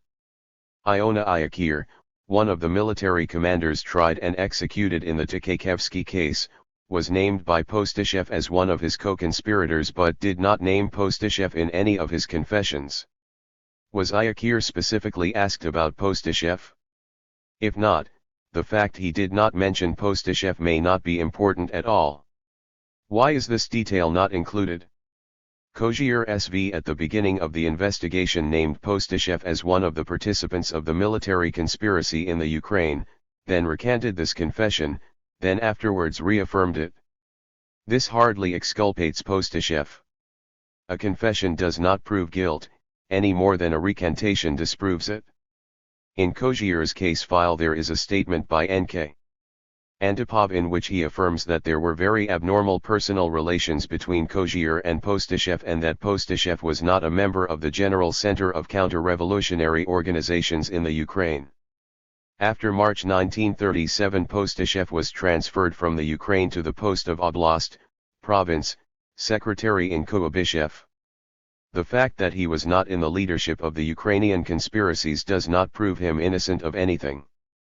At the preliminary investigation, Postyshev confessed that he carried out his espionage contacts with Japanese intelligence through B.N. Melnikov and B.I. Kozlovsky, members of the Eastern Division of the People's Commissariat of Foreign Affairs of the USSR. As a verification has established, although B.N. Melnikov admitted guilt in contact with Japanese intelligence, he gave no confession about Postyshev, and B.I. Kozlovsky was not even arrested. In this way, Postyshev's confessions about his counter-revolutionary activities in the Ukraine and connections to Japanese intelligence were not confirmed, and as has been established at the present time, they were falsified by the organs of the NKVD. On the contrary, if Postyshev confessed to being a Japanese agent named Melnikov, and Melnikov himself confessed to being a Japanese agent, this tends to confirm rather than to rebut Postyshev's guilt, regardless of whether Melnikov mentioned him or not. We are informed that investigator P.I. Serpentu confessed to the NKVD that one specific interrogation transcript was written by himself and another interrogator, Vizel, on the instructions of G.N. Lulov, presumably their superior, and that Lulov had, evidently, warned Postyshev to confirm its contents. We are told that Serpentu himself was involved in falsifying cases, and confessed to collaborating in falsifying a single interrogation of Postyshev. However, there's no indication of the contents of this specific interrogation, and we are specifically informed that there is only a single interrogation in question here. The final statement of the Postyshev rehabilitation report says merely, "The prosecutor's office considers it possible to institute a protest against the sentence passed against Postyshev by the military collegium of the Supreme Court of the USSR with the object of closing his case and a posthumous rehabilitation. We request your agreement." This rehabilitation note, Zapiska, is dated May 19, 1955. 2 months later, on July 18, 1955, in the rehabilitation report of Ukhanov, we are told, "It has been established by a process of verification that the investigation on the case of Ukhanov was carried out by the former associates of the NKVD of the USSR, Lulov and Serpentu, who were later exposed as criminals who had wormed their way into working for the organs of state security and who were sentenced to be shot for a series of crimes, including that of falsifying investigations. From Lulov's criminal case file it is clear that he stemmed from a socially foreign milieu. Lulov's brother Mendel was a big capitalist who lived in Palestine. In Lulov's case file is his note to Zinoviev, in which Lulov expresses his approval of one of Zinoviev's speeches. From Serpentu's case file it is clear that in 1934 he was a participant in a counter-revolutionary Trotskyite group at Saratov University. At that time Serpentu was recruited as a non-public agent observer by the organs of the NKVD. In 1937 Serpentu was transferred to a government position in the central apparatus of the NKVD of the USSR. In the confessions of Serpentu and Lulov are contained many facts that testify to the fact that, in interrogating arrested persons, they forced them to name innocent persons and in particular forced from them false accusations against leading party and Soviet workers. In falsifying criminal cases, Serpentu and Lulov did not stop at compelling false testimony in relations to certain leaders of the government and party. In this way Serpentu and Lulov falsified many investigative cases, including the case against Postyshev, now posthumously completely rehabilitated, and other persons. 193. Lulov and Serpentu, in short, are accused of having been supporters of the rights, Lulov Zinoviev, and of Trotsky, Serpentu, respectively. What this means about Postyshev we will see below. But it also confirms the existence of Trotskyite conspiracies, something that the Pospelov report denied outright fewer than 9 months later. The Ukhanov report goes on to quote verbatim from an interrogation statement by Azhov's right-hand man in the NKVD Mikhail Frenovsky. In it Frenovsky details how Azhov directed massive fabrications of confessions with the help of torture in order to cover up his own leadership in an anti-government right Trotskyite conspiracy of his own. Often selectively quoted, this document has only recently been published in Russia for the first time, February 2006. 194. All of this tells us some important things. One interrogation of Postishev's was composed by the interrogators before Postishev was tried and executed. Frenovsky, Azhov's right-hand man, is quoted as describing a method of falsifying confessions and framing people very similar to that allegedly used by Lulov and Serpentu against Postishev.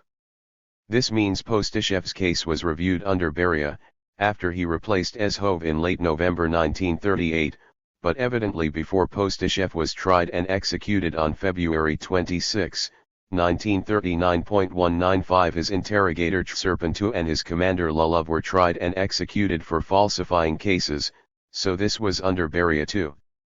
The issue of massive repression of party leaders did not even arise in Postishev's rehabilitation report.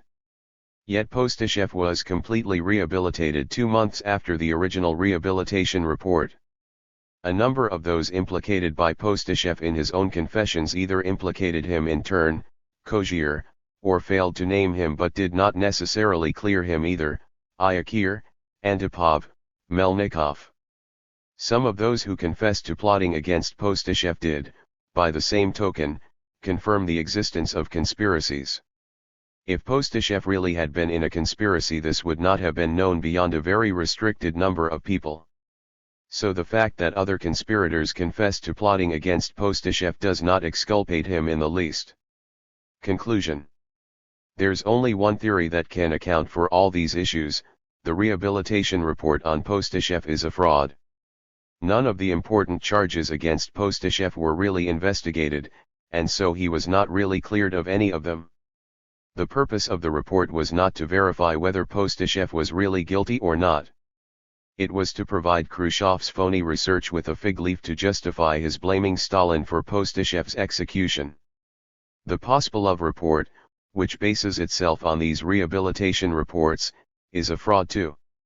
Its passage on Postishev is much less detailed, blames Stalin more directly, and was clearly drafted for polemic rather than analytical purposes. Kozyrev.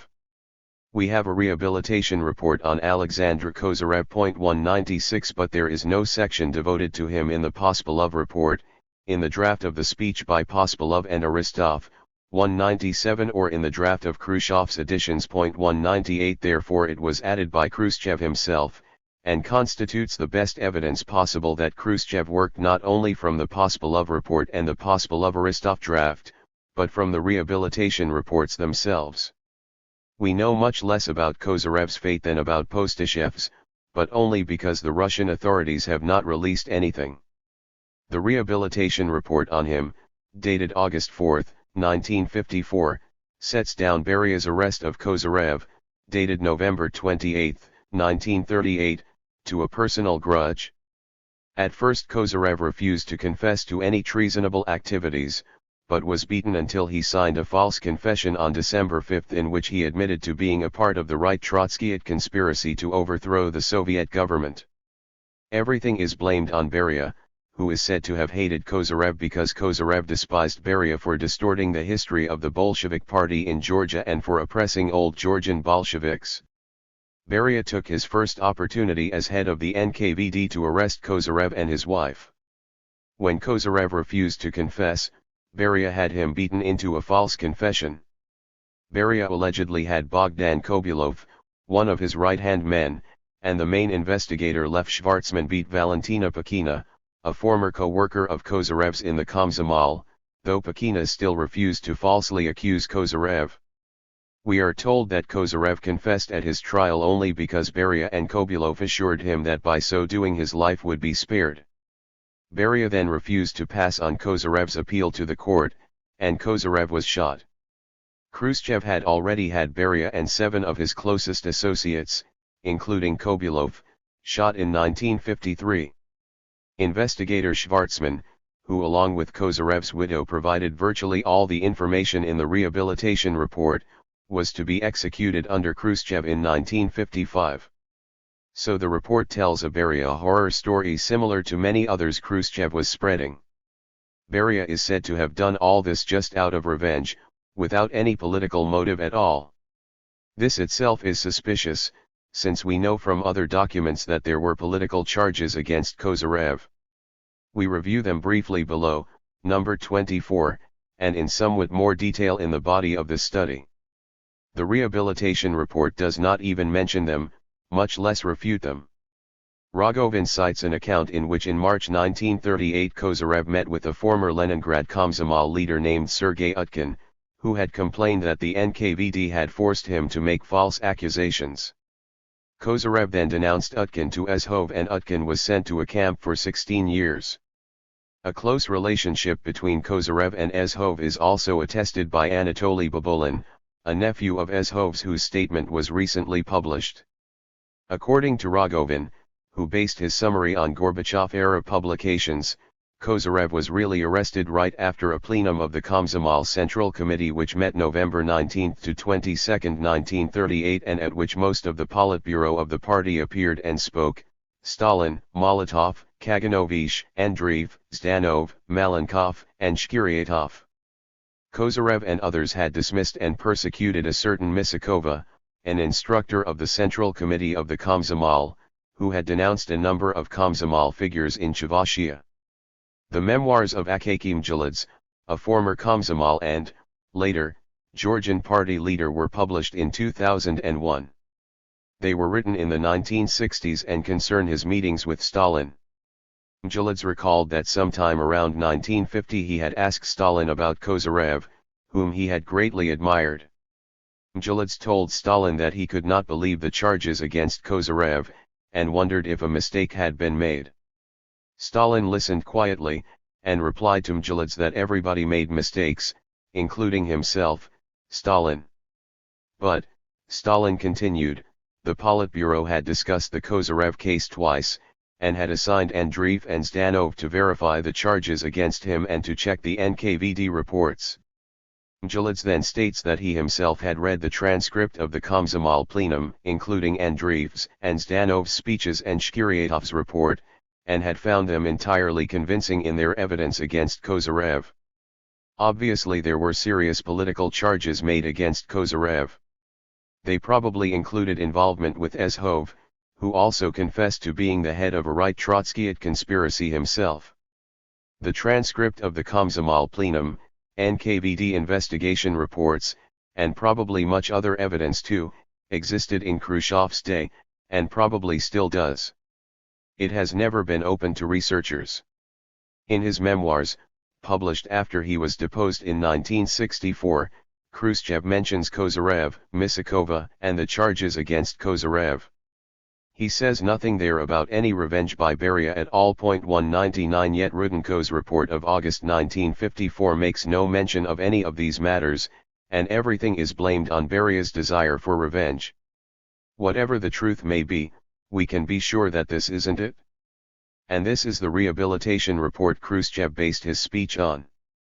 Rudzutak. Ian Rudzutak was arrested in May 1937, at the same time as Tkakhevsky and the other military leaders, and was accused of being involved with their conspiracy. 200 When Stalin spoke to the expanded session of the military Soviet about the right Trotskyite Tkakhevsky conspiracy, he named Rudzutak as one of the 13 persons identified to that date. 201. The rehabilitation report, dated December 24, 1955, says nothing at all about this. 202 We are told that Rudzutak confirmed anti-Soviet activity in his preliminary confession, but that these confession statements are contradictory, not concrete, i.e. specific and unconvincing, and that at trial Rudzutak recanted them, saying that they were imagined. Nothing at all is said about the involvement with the military conspiracy. The corresponding short section on Rudzutak in the Pospelov Report 203 is based entirely on this rehabilitation report, adding that a meticulous verification carried out in 1955 determined that the case against Rudzutak was falsified and he was condemned on the basis of slanderous materials. As we show below, this is false. The rehabilitation report on Rudzutak is a whitewash. A large number of defendants inculpated Rudzutak. The rehabilitation report dispenses with these in various ways. Some, Magalev, Eek, and others, named Rudzutak in their confessions but later recanted their confessions. The fact that a confession is recanted does not make that recantation more true than the original confession. Some, Alksnis, German, and other Soviet and party workers of Latvian nationality, named Rudzutak, but their investigation had been carried out with the most serious violations of legality and so were discounted. The rehabilitation report on Iakov Alksnis 204 was not prepared until 3 weeks later. It says that Alksnis confessed and confirmed his confession at his trial, but says that he did so because he had been tortured, though no details, such as names of investigator torturers, etc., are given in support of the statement. Some, Shubar, Norin, Gaymarnik, and Bauman, had already been declared innocent. Consequently they could not have had anti-Soviet ties with Rudzutak. According to the rehabilitation report on Shubar himself, 251-2, Shubar had confessed to participating in a right Trotskyite conspiracy, and was named by a number of others such as Antipov, who himself was named by Rykov. Shubar also confessed to espionage for Germany. Shubar also confessed fully at trial, a point we have documented in the body of this book. The confessions of Bukharin and Rykov stated only that Rudzurik was a rightist and sympathized with them but was afraid to say so openly. The confessions of Krestinsky, Rosengel T.S., Grinkeo, Postnikov, Antipov, Zhukov and others are extremely contradictory and lacking in concreteness, and therefore cannot be accepted as evidence of Rudzutak's guilt. There are a few rhetorical techniques used here that we should note. The fact that a confession is recanted does not mean the recantation is true and the confession false. In this case we simply do not know which, if either, statement is true. Nor do we know whether Rudzutak recanted all of his confessions, or only a part of them. We actually know that in other cases, like that of Air Force General Lieutenant Rykogov and former NKVD Chief Iagada, defendants admitted to conspiracy to overthrow the government and to sabotage, but vigorously denied claims that they had spied for Germany. 205 Bukharin too confessed to certain specific serious crimes but firmly denied others. Shubar and the other 3 men had been rehabilitated, which usually means that their convictions had been set aside for procedural reasons. It is not the same thing as a finding of innocence, though it was in fact accepted as such. There is no basis for dismissing such confessions on the basis of contradictions. It is to be expected that confessions from many different defendants will have contradictions among them. This is far from meaning that they are worthless as evidence. On the contrary, identical confessions from different persons would be highly suspicious. Rudzutak is named by Grinkeo and Rosengel T.S., and many times by Krestinsky, in the transcript of the March 1938 Bukharin trial. The rehabilitation report simply ignores this testimony. In recently published confessions Rosengel T.S. is named both by Ezhov himself and by his associate and relative A.M. Tamario as having been involved with Ezhov himself in his own rightist conspiracy. This fact tends to add credence to Rosengel T.S. incrimination of Rudzutak and of others too. Rudzutak is also named in Rukamovic's confession of February 8, 1938, Lubyanka 2, number 290. There's no question that Ezhov and his men were fabricating confessions and forcing defendants to sign them by torturing them, as Frenovsky's recently published statement confirms. There is eyewitness testimony that Rukamovic was beaten, Lubyanka 2, 656-7, though not by one of Ezhov's men, many of whom were later punished for fabricating confessions. 206 However, the fact that someone was beaten does not mean their statements, or confessions, were either true or false. Kabakov. There is no rehabilitation report on Ivan Kabakov, who was simply included in the list of 36 along with Eek and Evdokimov, and no attempt to confront the charges against him. From the materials now available to us today, number 19, and of course available, along with much more, to Khrushchev in 1956, there is a lot of testimony against Kabakov. Rykov and Zubarev, both defendants in the March 1938 Bukharin trial, named Kabakov as a conspirator. No one claims these defendants were subject to torture or threats of any kind. This well-known testimony is simply ignored by the Pospelov report and Khrushchev. The American mining engineer John Littlepage expressed his conviction that Kabakov must have been involved in some kind of sabotage. American scholar John Harris has seen, and quotes from, Kabakov's Delo, or investigative file. Harris cites no indication that Kabakov's confessions were other than genuine. Eek. Robert I. Eek was the first person Khrushchev named as unjustly repressed by Stalin. We have saved Eek's case for last because it reveals more than the other cases. Our section on him, number 16, details what we know about Eek's arrest and trial. As with other defendants, neither the Soviet nor Russian authorities have released the investigative file and trial information to researchers. But it is clear that Eek himself was involved in large-scale repressions of innocent people, in concert with the NKVD. He was most likely punished for this, among other offenses. The fact that he worked so closely with Azov in these repressions would lead any investigator to wonder whether the two were conspiratorially linked, though we cannot be certain without more evidence. At the end of the section of his speech on Eek, Khrushchev says, "It has been definitely established now that Eek's case was fabricated. He has been posthumously rehabilitated." This statement is false. Khrushchev delivered his speech on February 25, 1956. According to the rehabilitation materials, Eek was not rehabilitated until March 6. Although Khrushchev devotes more space to Eek than to any other repressed party official, there was no rehabilitation report about Eek.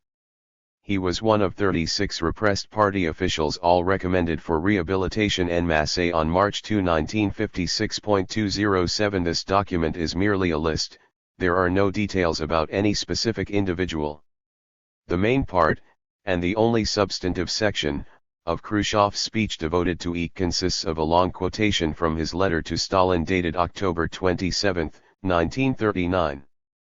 Without question, this is one of the most emotionally charged sections of the speech. Eek vehemently protests his innocence, recounts how he has been tortured into signing confessions of crimes he never committed, and repeatedly affirms his loyalty to the party and to Stalin personally. The impression given is one of a wholly devoted communist going to his death on trumped-up charges. It is damning testimony. Since the full text was finally published in 2002, we can also tell this, as read by Khrushchev, the letter was heavily falsified by significant omission. The parts of Eek's letter to Stalin of October 27, 1939 published in the Pospelov report are not always the same parts Khrushchev cited in his speech. Both documents contain significant ellipses from the full text of what is apparently the original letter. I say apparently, because the published text is acknowledged by its editors to be a copy. There are no archival identifiers at the end of the document, just the note that the original is in the Eek's archival investigative file. That has no archival identifiers either. That means that the Russian government does not want researchers to know where the Eek investigative materials are, if, indeed, they still exist. Even the compilers and editors of this official volume were not permitted to see the original, or Eek's original file. 208. We don't know why, but a study of the sections of Eek's letter that are not included in either the Pospelov report or Khrushchev's speech suggests some possible answers. 209. A translation of the full text of Eek's letter is appended to this chapter. It is annotated to make it clear which sections are quoted in Khrushchev's speech, which parts are in the Pospelov report, and which parts are quoted in both of them. Most important for our purposes, the sections omitted from both the speech and the Pospelov report are highlighted. It is immediately clear that it would not have been useful for Khrushchev's purposes to make the full text of this letter public. Eek refers to a letter he wrote to Commissar L.P. Beria, meaning he wrote it long after his arrest, which took place on April 29, 1938. Beria did not become commissar until late November 1938, replacing Ezhov. Eek says that Commissar Kobulov had agreed with Eek that he could not have invented all the stories of treasonable activity he had confessed to. Kobulov was one of the 7 KGB men who were judicially murdered in December 1953 for having been close to Beria. This passage would tend to make Kobulov, and hence Beria, look like responsible men, and so Khrushchev could not permit it to become public. Eek's letter reveals that he had been accused of conspiracy by a great many other party officials. He calls all these accusations provocations and gives various explanations for them. This naturally suggests that his arrest was warranted. A person named as a co-conspirator by many other conspirators may, in fact, be guilty. Anyone would conclude that the whole investigative file must be examined to determine whether Eek was telling the truth or not. Such an examination would have shown that it was Khrushchev who was not telling the truth. Eek blames 2 NKVD investigators for torturing, beating, him, Ushakov and Nikolov Zurad. We know something about the activities of these 2 men. They acted under Ezhov's orders and were arrested, tried, and executed for fabricating confessions and torturing arrestees. Both Ushakov and Nikolov Zurad were so closely associated with Ezhov that they were tried and executed at virtually the same time. 210 The arrests and investigations of NKVD men who tortured prisoners and fabricated confessions was carried out by Beria. Khrushchev had been the leading figure in the judicial murder of Beria in 1953, and never missed a chance to blame Beria for anything he could. Since in his speech Khrushchev tries to blame Beria for Eek's plight and for much else Beria did not do, it would not have been in Khrushchev's interest to release the text of Eek's letter. Likewise, Eek's letter makes it clear that some kind of proper investigatorial, i.e. judicial, procedure was now in place. He had been allowed to write to Beria, who was now the head of the NKVD, People's Commissar for Internal Affairs. NKVD investigator Kobulov, one of Beria's men, had expressed some degree of agreement with his, Eek's, professions of innocence or, at least, was trying to figure out what was true and what was not. And of course Eek had been permitted to write this letter to Stalin, which Khrushchev implies was delivered to its recipient. All this implies that Beria, and Stalin as well, were trying to carry out a serious investigation, sort out the rights and wrongs. This is what Khrushchev's audience would have expected of Stalin, at least. But it goes directly contrary to the whole purpose of Khrushchev's speech, which was to claim that Stalin and Beria did not act responsibly. Eek makes it clear that conspiracies did exist, and names a number of prominent CC members as having been implicated in them or in false accusations against himself. The whole thrust of Khrushchev's speech is to cast doubt on all conspiracies. Eek states that both Evdokimov and Frenovsky implicated him as involved with Ezhov in conspiratorial activities. Eek blames Ezhov and Ushakov for having him beaten into false confessions. Eek claimed he had no conspiratorial ties with Ezhov, though Frenovsky had said he did. Eek calls Ezhov an arrested and exposed counter-revolutionary, raising the issue of Ezhov's own conspiracy. This is a fact only revealed very recently when a single confession statement each by both Ezhov and Frenovsky have been published, February 2006. There's no reason to doubt that Eek was beaten into false confessions by Ezhov's men, for Frenovsky and Ezhov admit to doing just that to many people. But in this case that fact does not necessarily suggest innocence on the part of Eek. Frenovsky admits that he and Ezhov fabricated cases against their own men, and had them shot as well, in order to avert any chance that they would turn on them when questioned by Beria. Reproducing Eek's whole letter, to say nothing of the whole Eek investigation file, would have muddied the waters considerably. It would have raised the issue of Ezhov's conspiracy, a story which would have interfered with Khrushchev's goal of blaming everything on Stalin. It would have introduced the names of many other high-ranking party members, revealing that all these cases had to be looked into before the genuine confessions could be separated from the false ones. It would have introduced Evdokimov, named by both Frenovsky and Ezhov as a close co-conspirator of theirs. but Evdokimov's name is on the same rehabilitation of March 2, 1956 list as Eek's. Eek also names CC members Pramnik, Pakhomov, Meslok, and Kozhier. He says that Pramnik and Pakhomov have falsely implicated him. A denial of guilt such as Eek's letter to Stalin is no more credible in itself than an admission of guilt. Yet the only exculpatory information cited by either Khrushchev or the Pospelov report were the carefully selected excerpts from Eek's letter. When the full text of this letter is put side by side with the other information about Eek's role in mass repressions, the conclusion is inescapable: Pospelov and Khrushchev did their best to cover up any evidence that tended to suggest Eek's guilt.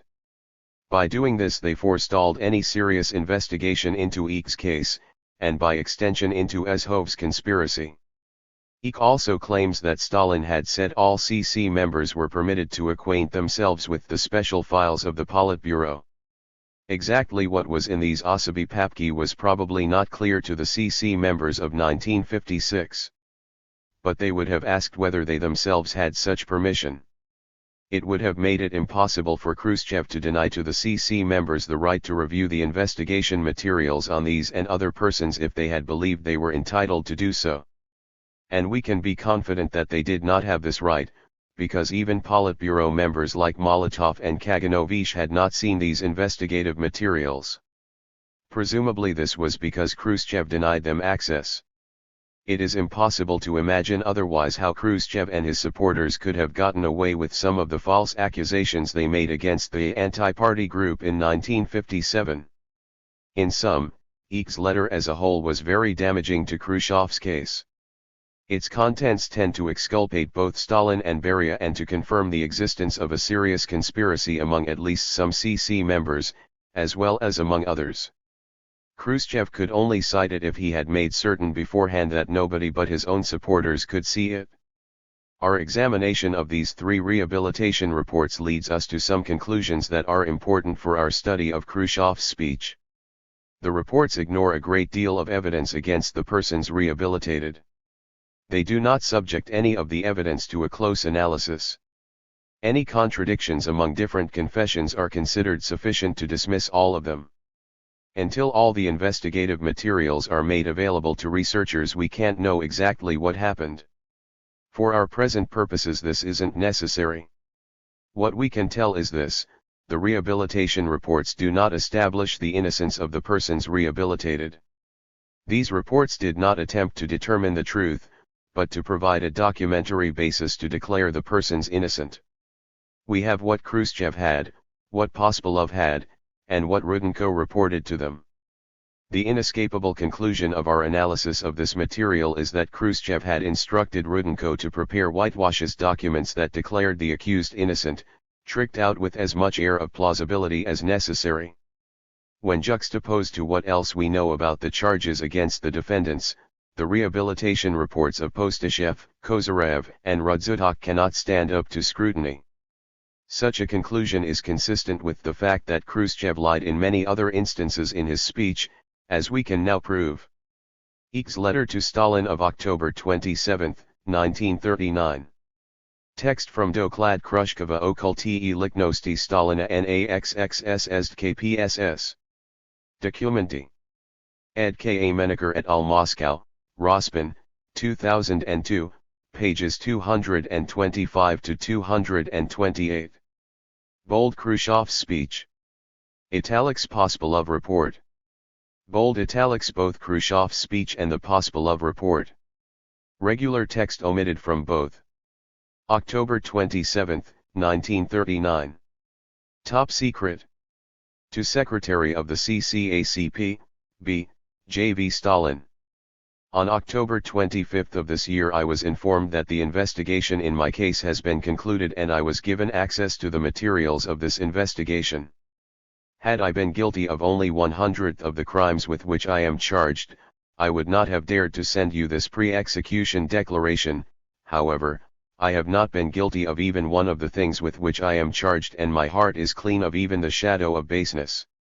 I have never in my life told you a word of falsehood, and now, finding my 2 feet in the grave, I am also not lying. My whole case is a typical example of provocation, slander, and violation of the elementary basis of revolutionary legality. I realized as early as September or October 1937 that some kind of foul provocation was being organized against me. In official transcripts of an interrogation of accused persons sent from Krasnoyarsk region in the course of exchange with other regions, including the Novosibirsk NKVD, in the transcript of the accused Kruschev or Orlov, the following clearly provocational question was written: "Haven't you heard about Eek's connection to the conspiratorial organization?" And the answer: "The person who recruited me told me that as a youth you were already a member of a counter-revolutionary organization and you'll find out about that later." This foul provocational trick seemed to me so stupid and clumsy that I did not even consider it necessary to inform the CCCPSUNU about it. But if I had been an enemy, I really could have used this stupid provocation to construct a pretty good cover-up for myself. What this provocation meant in my own case only became clear to me long after my arrest, and I have written Commissar Beria about it. The second source of this provocation is the Novosibirsk prison where, since there is no isolation, enemies who have been exposed and who were arrested at my order remained together, and made plans to spite me and openly agreed that now we must incriminate those who are incriminating us. According to Gorbach, chief of the NKVD office, this was said by Van Ian, whose arrest I actively pursued in the Commissariat of Transportation. The confessions which were made part of my file are not only absurd but contain a number of instances of slander toward the Central Committee of the All-Union Communist Party, Bolsheviks, and toward the Council of People's Commissars, because correct resolutions of the Central Committee of the All-Union Communist Party, Bolsheviks, and of the Council of People's Commissars which were not made on my initiative and without my participation are presented as hostile acts of counter-revolutionary organization made at my suggestion. This is the case with the confessions of Princev, Lyashenko, Nelyabin, Levitz, and others. In addition, during the investigation there was full opportunity to establish the provocational nature of the slander on the spot with documents and facts. All this is most clear from the confessions about my alleged sabotage in Kolkhoz building, specifically that at regional conferences and at plenums of the Regional Committee of the ACP, I argued for the creation of gigantic kolkhozy. All these speeches of mine were transcribed and published, but not a single concrete fact or a single quotation was cited in accusation against me. And no one ever will be able to prove it, because the whole time I worked in Siberia I promulgated the party's line with determination and without mercy. The kolkhozy in Siberia were strong and, when compared to the other grain-producing regions of the Soviet Union, were the best kolkhozy. You and the CCACP, know how Surtsov and his cadres who remained in Siberia warred against me. They formed in 1930 a group that the CCACP, smashed and condemned as an unprincipled gang, yet I am accused of supporting this group and of being in the leadership of it after Surtsov's departure from Siberia. Especially striking is the material about my founding a CR. Latvian NAT organization in Siberia. One of my principal accusers is the Lithuanian, not Latvian, as far as I know, since I can neither speak nor read Latvian, Turlo, who came to Siberia to work in 1935. But Turlo's confessions about the existence of a CR nationalist organization start with 1924. This is very important if one is to see with what provocational methods the investigation into my case was conducted. In addition to which Turlo does not even state from whom he heard of the existence of the Latnat counter-revolutionary organization since 1924. According to Turlo's transcript he is a Lithuanian and joined the Latvian nation. CR organization with the goal of separating territory from the USSR and uniting it to Latvia. In the confessions of Tudlo and Tridzin it is said that a Latvian newspaper in Siberia praised bourgeois Latvia but did not give a single quotation nor identify a single issue.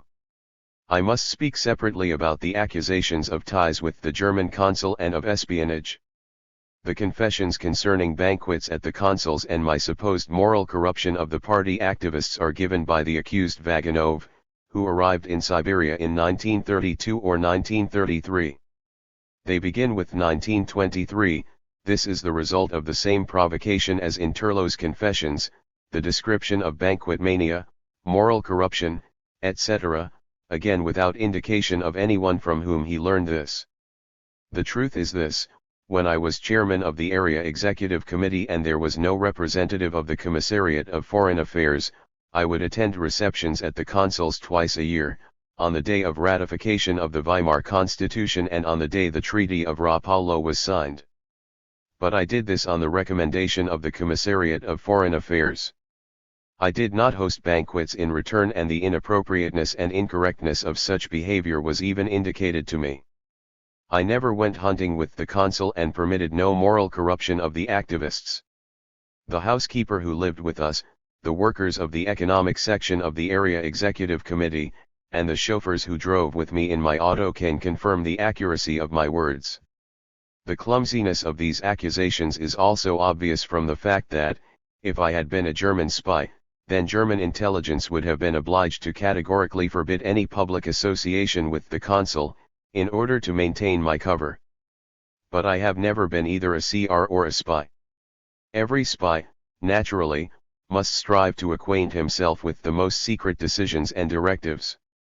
You have told the members of the Central Committee many times in my presence that every CC member has the right to acquaint himself with the special files Osoby Papki GF of the PB, but I have never consulted the special files, and Poskrebyshev can confirm that.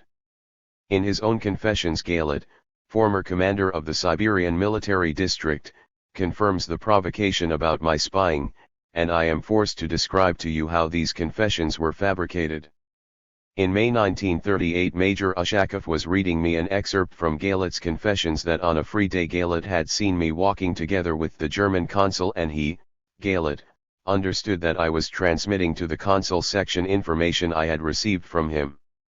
When I pointed out to Ushakov that beginning in 1935 a commissar and NKVD intelligence accompanied me, they tried to add in that I had escaped them by car. But when it was made clear to them that I do not know how to drive, they left me alone. Now in my case file a transcript of Galit has been inserted from which that part has been excised. Pramnik confesses that he established CR ties with me during the January 1938 plenum of the CCACP, B. This is a bald-faced lie. I have never spoken with Pramnik about anything, and during the January plenum of the CCACP, B. After he finished his report right there in front of the tribunal in a group of secretaries of regional committees, who demanded to be given a time when they could come to the PCA to decide a number of questions, the following conversation took place. Pramnik asked me when he could come to the PCA, and I gave him an appointment for the next day after 12 o'clock at night, but he did not come. Pramnik lies that I was sick then. It can be established through the secretaries and the commissar of the NKVD that, starting the 11th of January, the day I got out of the hospital, I was in the commissariat every day until 3 to 4 o'clock in the morning. The monstrous nature of this slander is also clear from the fact that an experienced conspirator such as I fearlessly established contact through Meslok's word a month after Meslok's arrest. N.I. Pakhomov confesses that even at the time of the June 1937 plenum of the CCACP, B, he and Pramnik were discussing how to make use of me as Commissar of Agriculture for the CR organization. I only learned of my proposed appointment from you at the end of the October 1937 plenum, and after the end of the plenum I remember that not all members of the PB knew about this proposal. How is it possible to believe the kind of provocational slander that is in Pakhomov's and Pramnik's confessions? Evdokimov says he found out about my participation in the conspiracy in August 1938 and that Ezhov told him he was taking steps to preserve my life.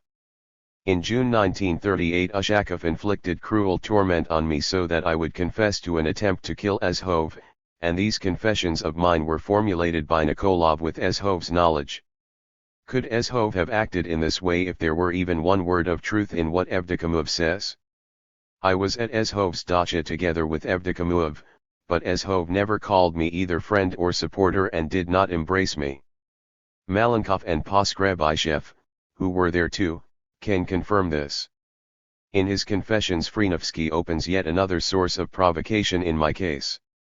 He confesses that, supposedly, he found out about my participation in the conspiracy from Ezhov in April 1937, and that Mironov, chief of the NKVD in Novosibirsk, was asking Ezhov in a letter at that time that he, Mironov, could come out on EK concerning the conspiracy, as a participant in the conspiratorial organization. Mironov only arrived in Siberia at the end of March 1937, and without any materials had already received Ezhov's preliminary sanction on whom to conduct a provocation. Anybody can understand that what Frenovsky confesses is no attempt to protect me, but is rather the organization of a provocation against me. Above I have stressed, in the confessions of Turlo and Vaganov, the year with which they begin their confessions regardless of the clumsiness. It should have been pointed out the Ushakov, who was chief investigator on my case, that the false confessions beaten out of me were contradicted by the confessions in Siberia, and my confessions were being transmitted by telephone to Novosibirsk. This was done with blatant cynicism, and in my presence Lieutenant Prokofiev ordered a telephone call to Novosibirsk. Now I have come to the most disgraceful part of my life and to my really grave guilt against the party and against you. This is my confession of counter-revolutionary activity. Commissar Kobylov told me that no one could just think all of this up, and really I never could have thought it up. Here is what happened. Not being able to endure the tortures to which I was submitted by Ushakov and Nikolov, and especially by the former, who utilized the knowledge that my broken vertebrae have not properly mended and have caused me great pain, I have been forced to accuse myself and others. The greater part of my confession has been suggested or dictated by Ushakov, and the remainder is my reconstruction of NKVD materials from Western Siberia, for which I assumed all responsibility. If some part of the story which Ushakov fabricated and which I signed did not properly hang together, I was forced to sign another variation. The same thing was done to Rukimovic, who was at first designated as a member of the reserve net and whose name later was removed without telling me anything about it. The same was also done with the leader of the reserve net, supposedly created by Bukharin in 1935. At first I wrote my name in, and then I was instructed to insert V.I. Meslok. There were other similar incidents. I must pause especially on the provocational legend of the treason of the Latvian SBC in 1918. This legend was wholly invented by Ushakov and Nikolov. There never was any tendency favoring separation from Russia among the Latv SOC Dems, and I and the whole generation of workers of my age were educated in Russian literature and in revolutionary and Bolshevik legal and underground publications. The question of a separate state Soviet body such as a Latvian Soviet SOC Republic seemed so wild to me, as to many others, that at the first Congress of Soviets in Riga I took a stand against it, and I was not alone. The decision concerning the establishment of a Soviet Republic was only taken after it had been announced that that was the decision of the CCRCP-B. I only worked for about 2 weeks in Soviet Latvia, and at the end of November of 1918 I left to do provision work in the Ukraine and was there until the collapse of Soviet power in Latvia. Riga fell because it was in fact almost surrounded by the Whites. In Estonia the Whites were victorious and occupied Bok. The Whites also took Vilno and Matava and were advancing on Vinsk. In this connection it had already been proposed in March 1919 to evacuate Riga, but it held out until May 15, 1919. I have never been at any CR meetings with either Kozier or Meslok. Those meetings indicated in my confessions took place in the presence of a number of other people who could also be questioned. My confession of CR ties with Ezhov is the blackest spot on my conscience. I gave these false confessions when the investigator had reduced me to the point of losing consciousness by interrogating me for 16 hours. When he stated, as an ultimatum, that I should choose between 2 handles, one of a pen and the other of a rubber truncheon, then I, believing they had brought me to the new prison in order to shoot me, once again demonstrated the greatest cowardice and gave slanderous confessions. I did not care what crimes I took upon myself as long as they shot me as soon as possible. But to subject myself again to beatings for that arrested and exposed Cr. Ezhov, who had doomed me, who had never done anything criminal, was beyond my strength. This is the truth about my case and about myself. Each step of my life and work can be verified, and no one will ever find anything other than devotion to the party and to you. I am asking and begging you that you again examine my case, and this not for the purpose of sparing me but in order to unmask the vile provocation which, like a snake, has wound itself around many persons, in part also because of my cowardice and criminal slander. I have never betrayed you or the party. I know that I perish because of the vile, base work of the enemies of the party and of the people, who have fabricated the provocation against me. My dream has been and remains the wish to die for the party and for you. Eek. The genuine statement is located in Eek's archival investigative file. Rehabilitation by list. Memorandum of IA. Sarav and R.A. Rudenko to the CCCPSU concerning the review of the cases and the rehabilitation of members and candidate members of the CCAUCP, B, chosen at the 17th Congress of the AUCP, B. March 2, 1956. CCCPSU.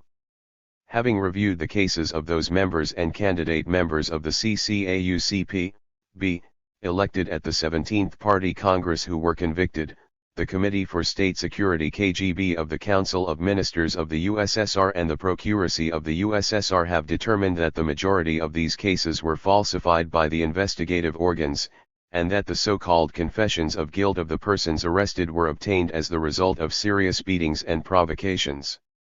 Having reported this, we believe it expedient to propose that the Military Collegium of the Supreme Court of the USSR review and posthumously rehabilitate the illegally condemned persons listed below. 1. Kozhier Stanislav Vikentevich, former Vice Chairman of the Council of People's Commissars of the USSR, member of the CPSU from 1907. 2. Eek Robert Indrikovich, former People's Commissar for Agriculture of the USSR, member of the CPSU from 1905. 3. Bubnov Andrei Sergeyevich, former People's Commissar for Education of the RSFSR, the Russian Republic, member of the CPSU from 1903.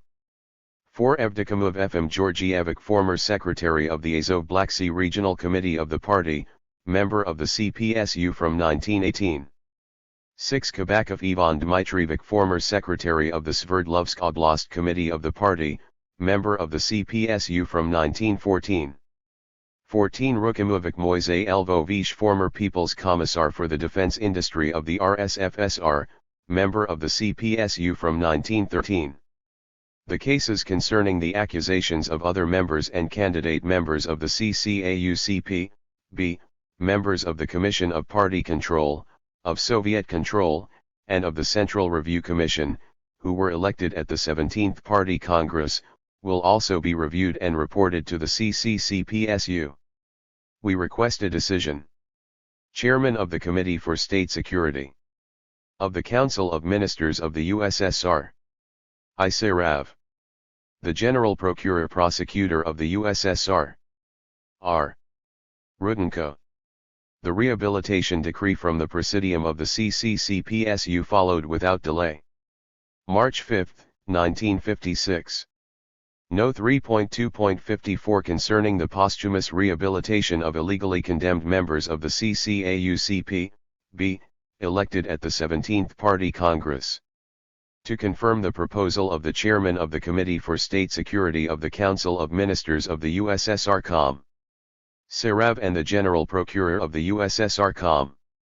Rudenko concerning the review of the cases and posthumous rehabilitation of the illegally condemned members of the CCAUCP, B, and candidate members of the CCAUCP, B, elected at the 17th Congress of the Party, Kozhier SV, Eek RI, Bubnov AS, Evdokimov EG. Kabakov ID. Rukimovich M. Chapter 12. Conclusion, the enduring legacy of Khrushchev's deception. For decades it's been assumed that Khrushchev attacked Stalin for the reasons he set forth in the secret speech. But now that we have established that Khrushchev's accusations, or revelations, against Stalin in the speech are false, the question returns with even greater force: what was really going on? Why did Khrushchev attack Stalin? Why did Khrushchev attack Stalin? What were his real motives? The reasons he stated cannot be the true ones. The revelations Khrushchev made are false, and Khrushchev either knew this, in most cases, or did not care. Khrushchev had some kind of real motives, but it was precisely those that he remained silent about in his speech at the 20th Party Congress and, for that matter, for the rest of his life. In other words, behind the secret speech known to the world there is a second, and real secret speech, one that remains secret, undelivered. My purpose in this essay is to raise this question rather than to answer it.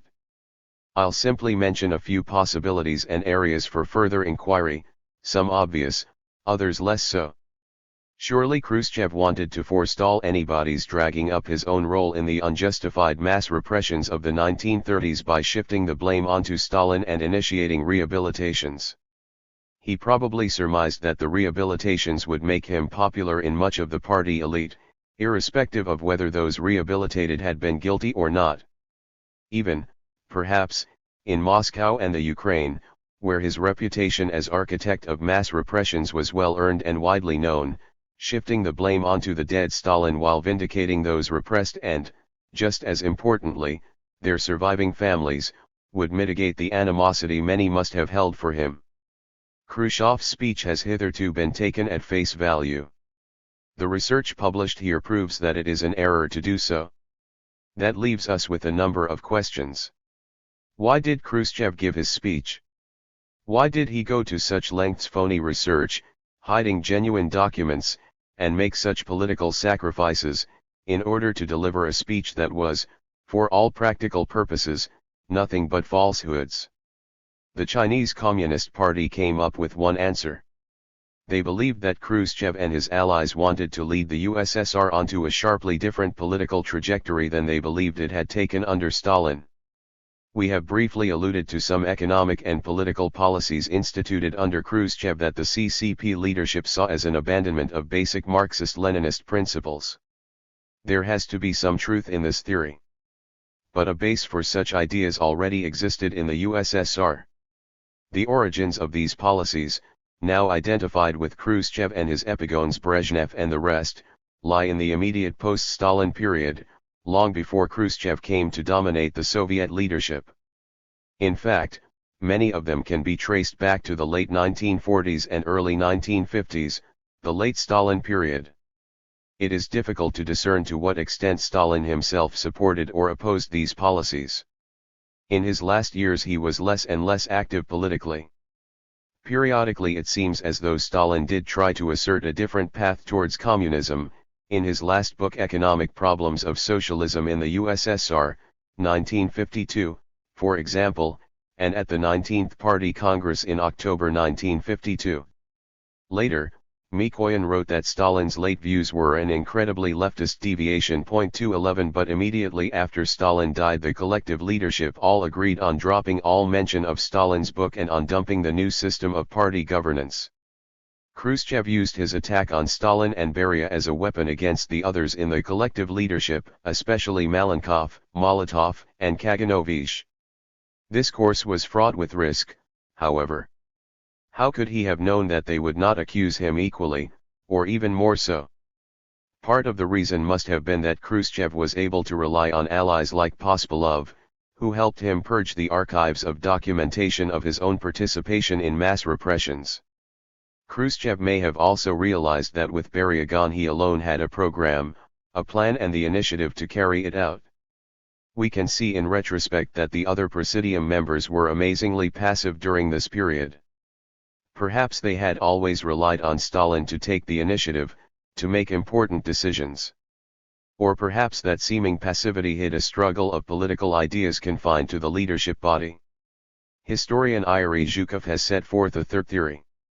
In his view, Khrushchev's aim was to decisively close the door on democratic reforms with which Stalin was associated and which Stalin's former allies in the Presidium, until October 1952 called the Politburo, especially Malenkov, were still trying to promote. Those reforms aimed at removing the party from control over politics, the economy, and culture and putting these in the hands of the elected Soviets. This would have been a virtual perestroika, or restructuring, but within the limits of socialism as opposed to the full-blown restoration of predatory capitalism to which Gorbachev's later perestroika led. Zhukov details a number of moments in the struggle between Stalin and his allies, who wanted to remove the party from the levers of power, and the rest of the Politburo, who firmly opposed this. In May 1953, shortly after Stalin's death, the executive branch of the Soviet government, the Council, Soviet, of Ministers, passed resolutions depriving leading party figures of their envelopes, or extra pay, reducing their income to a level or two lower than their corresponding government figures. According to Zhukov, Malenkov promoted this reform.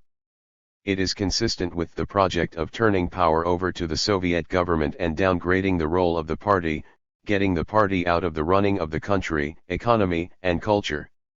Significantly, it was done before the illegal repression of Lavrentiy Beria who, we now know, supported this same project. In late June 1953 Beria was repressed, either by arrest and imprisonment or by outright murder. In August Khrushchev managed how, we do not know, to reinstate the envelopes of special bonuses to high-ranking party functionaries and even to get them the 3 months back pay they had missed.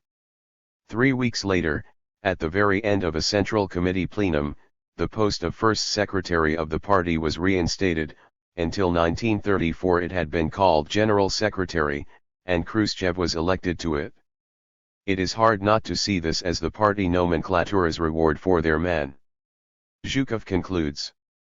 It is my firm conviction that the true meaning of the 20th Congress lies precisely in this return of the party apparatus to power. It was the necessity to hide this fact, that necessitated distracting attention from contemporary events and concentrating them on the past with the aid of the secret report Secret Speech GF 212.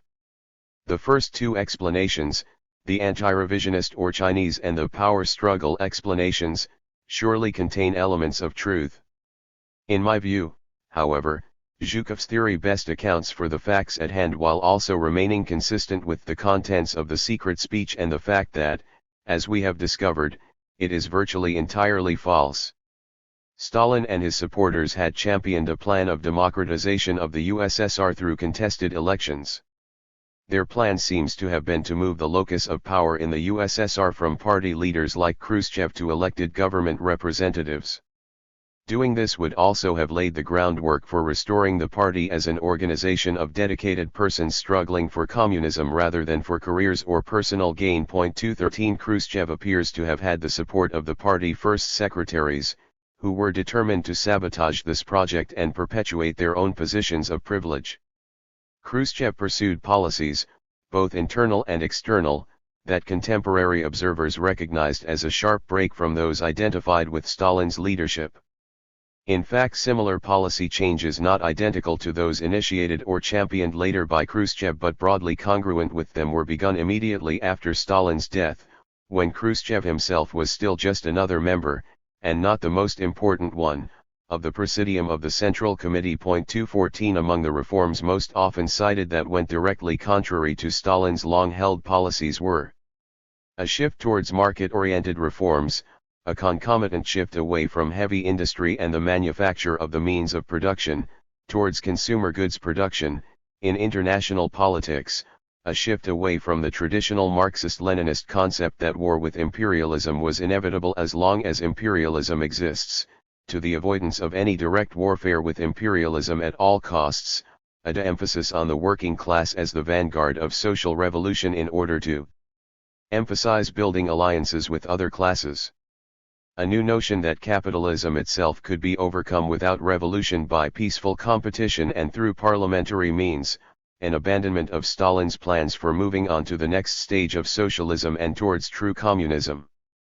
Khrushchev could not have taken power, nor his secret speech been conceived, researched, delivered, and had the success it did, without profound changes in Soviet society and the Communist Party of the Soviet Union. 215. The Khrushchev conspiracy. Elsewhere Zhukov has argued that it was the first secretaries, led by Robert Eck, who seemed to have initiated the mass repressions of 1937 to 1938. 216 Khrushchev, one of these powerful first secretaries, was himself very heavily involved in large-scale repression, including the execution of thousands of people. Many of these first secretaries were themselves later tried and executed. Some of them, like Kabakov, were accused of being part of a conspiracy. Others, like Postashev, were accused, at least initially, of mass, unwarranted repression of party members. Eek also seems to fall into this group. Later many of these men were also charged with being part of various conspiracies themselves. Khrushchev was one of the few first secretaries during the years 1937 to 38 not only to escape such charges, but to have been promoted. Might it be that Khrushchev was part of such a conspiracy but was one of the highest-ranking members to have remained undetected? We can't prove or disprove this hypothesis. But it would explain all the evidence we now have. Khrushchev's speech has been described as aiming at the rehabilitation of Bukharin. Some of the figures in the 1938 Bukharin-Moscow trial were in fact rehabilitated. So it would have been logical to include Bukharin. But this was not done. Khrushchev himself wrote that he wanted to rehabilitate Bukharin, but did not because of opposition from some of the foreign communist leaders. Mikoyan wrote that the documents had already been signed, but that it was Khrushchev who reneged. 217. Of all the figures in the three big Moscow trials, why would Khrushchev want to rehabilitate Bukharin specifically? He must have felt strong loyalty towards Bukharin more than he did towards others. Perhaps this loyalty was only to Bukharin's ideas. But it is not the only possible explanation. Since Khrushchev's day, but especially since the formal rehabilitation under Gorbachev in 1988, Bukharin's innocence has been taken for granted. In a recently published article, Vladimir L. Bobrov and I have shown that there is no reason to think this is true. 218 The evidence we have only a small fraction of what the Soviet government had in the 1930s overwhelmingly suggests that Bukharin was in fact involved in a wide-ranging conspiracy. In another study recently published in Russian 219 we have demonstrated that the Gorbachev-era decree of rehabilitation of Bukharin by the plenum of the Soviet Supreme Court, issued on February 4, 1988, contains deliberate falsifications. According to this theory, Bukharin told the truth in his confession at the March 1938 Moscow trial. But we know that Bukharin did not tell the whole truth. Getty has suggested that Bukharin did not begin to confess until after Tkhachevsky had confessed, and the imprisoned Bukharin could have reasonably known about that, at which time he named Tkhachevsky. Evidence exists that Bukharin knew of other conspirators whom he did not name. Frenovsky claimed Ezhov himself was one of them. 220 This appears credible in the light of the evidence about Ezhov that we now have at our disposal. Could Khrushchev also have been one of these, whether known to Bukharin or not?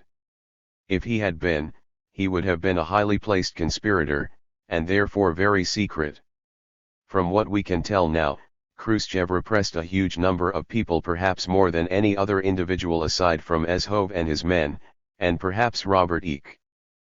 Perhaps that was because he was first secretary in Moscow, city and province, until January 1938, and thereafter first secretary in the Ukraine. These are two large areas. Given a party-based conspiracy, or suspicion of one, it would be logical that it would have been strong in Moscow, while the Ukraine had always had its share of nationalist opposition. Frenovsky stated flatly that he and Ezhov repressed, tortured, fabricated phony confessions of, and judicially murdered a great many people in order to appear more loyal than the loyal and thereby to cover up their own conspiratorial activities. This admission by Frenovsky is not only credible, it is the only explanation that makes any sense. Ezhov himself cited the additional motive of spreading dissatisfaction with the Soviet system in order to facilitate rebellions in the event of foreign invasion. 221. It appears that Postashev and Eck, two first secretaries who repressed many innocent people, acted from like motives, and we know Eck, at least, worked closely with Ezhov in so doing. May not other first secretaries have also acted in this way? Specifically, may not Khrushchev have organized massive frame-ups, kangaroo trials, and executions, in order to cover up his own participation? Alternative explanations are, 1.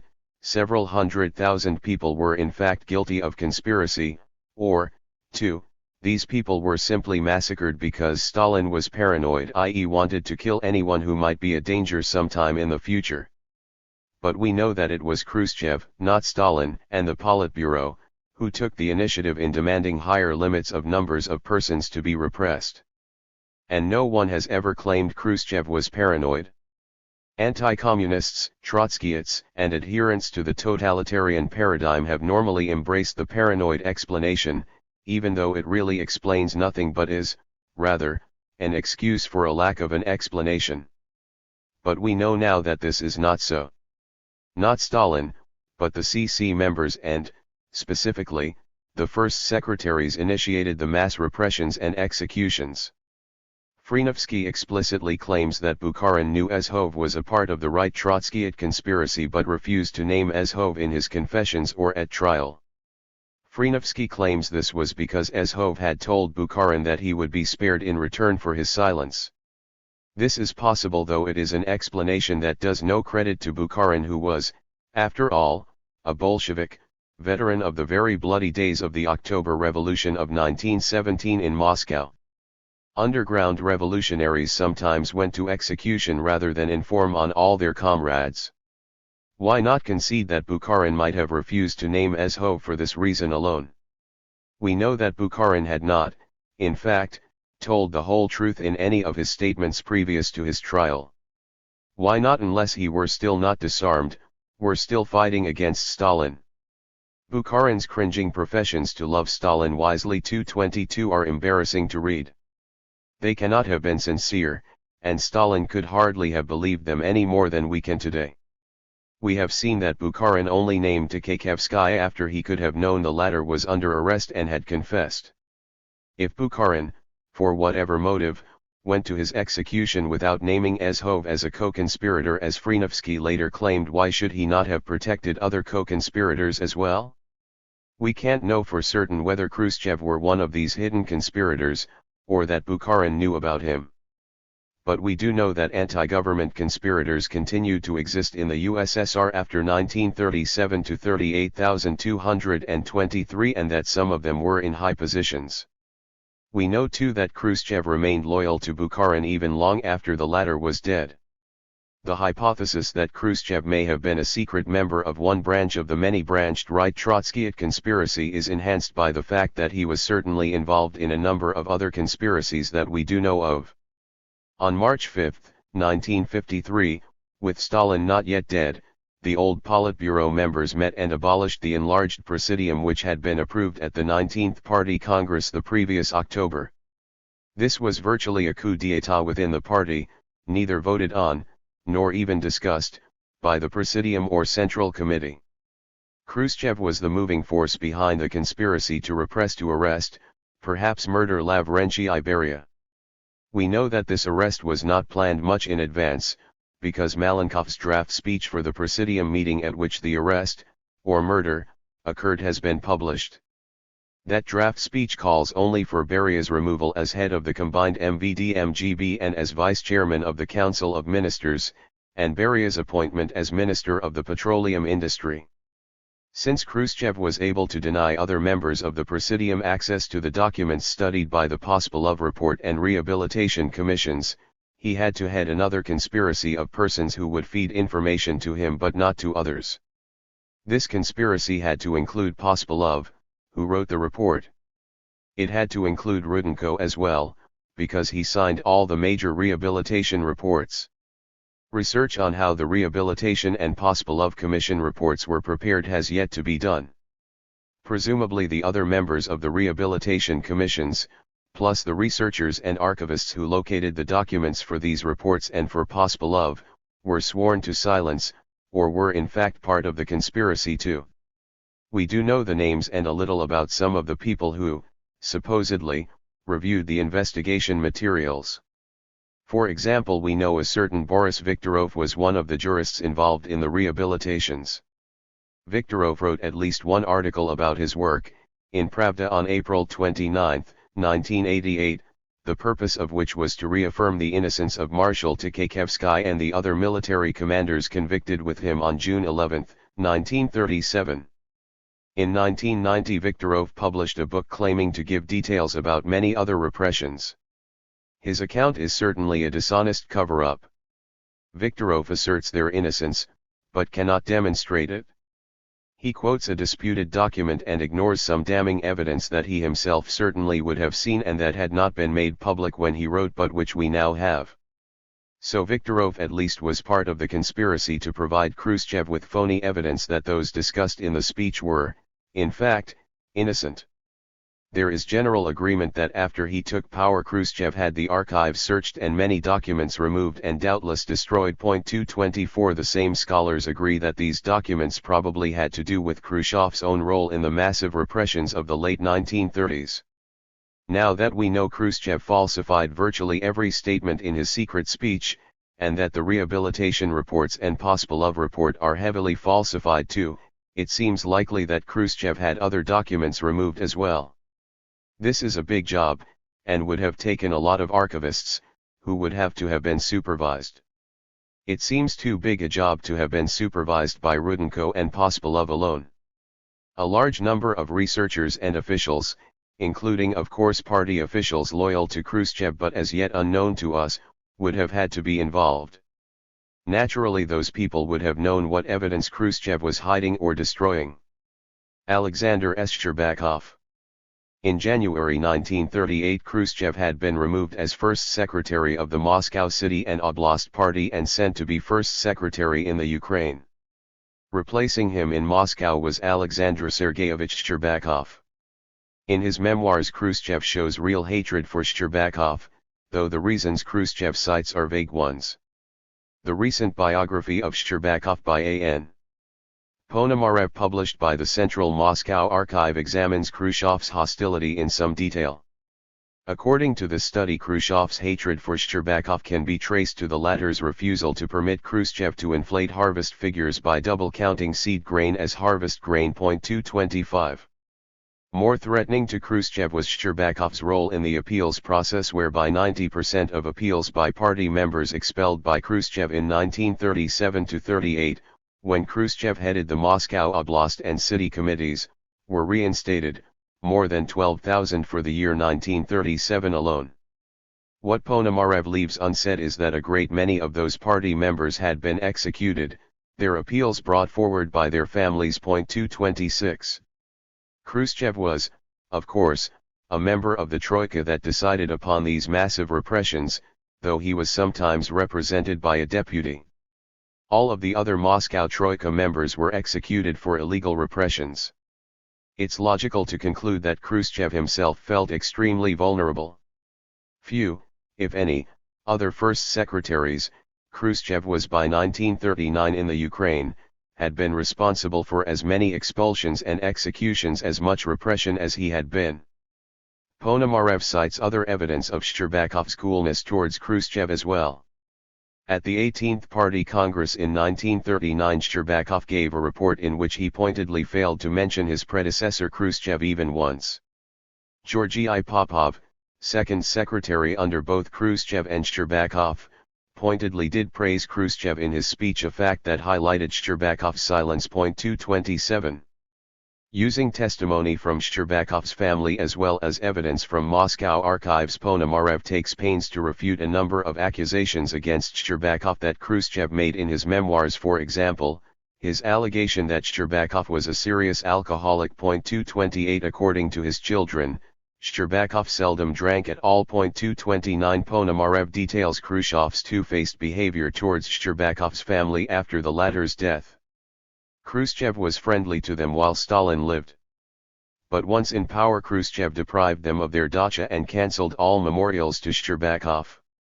Certainly, Khrushchev was a snake, to use the language Khrushchev himself used against the dead Shcherbakov. He had a poisonous, serpent-like character. 230. Anastas Mikoyan, though a close political ally, denounced Khrushchev as very dishonest and disloyal towards people, and also dishonest in his recounting of historical facts. 231. But why was Khrushchev so vindictive towards Shcherbakov and his family? Why did he clearly hate Shcherbakov so much? In his memoirs, Khrushchev does not mention that Shcherbakov had been instrumental in unmasking A.V. Snegov as a conspirator in 1937. Khrushchev later became very friendly with Snegov, got him released from a labor camp, gave him an important post, consulted with Snegov and cited him in his secret speech. According to Khrushchev's son-in-law Alexei Adzubay, Snegov became a friend and confidant of Khrushchev's. 232. Why would Khrushchev have been so partial to Snegov that he personally interceded to get Snegov released from a camp in 1954 and then promoted and favored him so much? A good guess might be that Khrushchev must have been a friend of Snegov's long ago, before Snegov was arrested. Perhaps Khrushchev managed things so that Snegov avoided execution, even though there seems to have been much evidence against him, and he was in Category 1. Given that Khrushchev and Snegov must have been close, that Snegov was convicted of being involved in a conspiracy, and that Khrushchev went to the trouble of rescuing and favoring Snegov, never a high-ranking party member, certainly never a powerful person, is it not logical to suppose that Snegov knew something about Khrushchev? Of course, Khrushchev could have had Snegov killed, no doubt.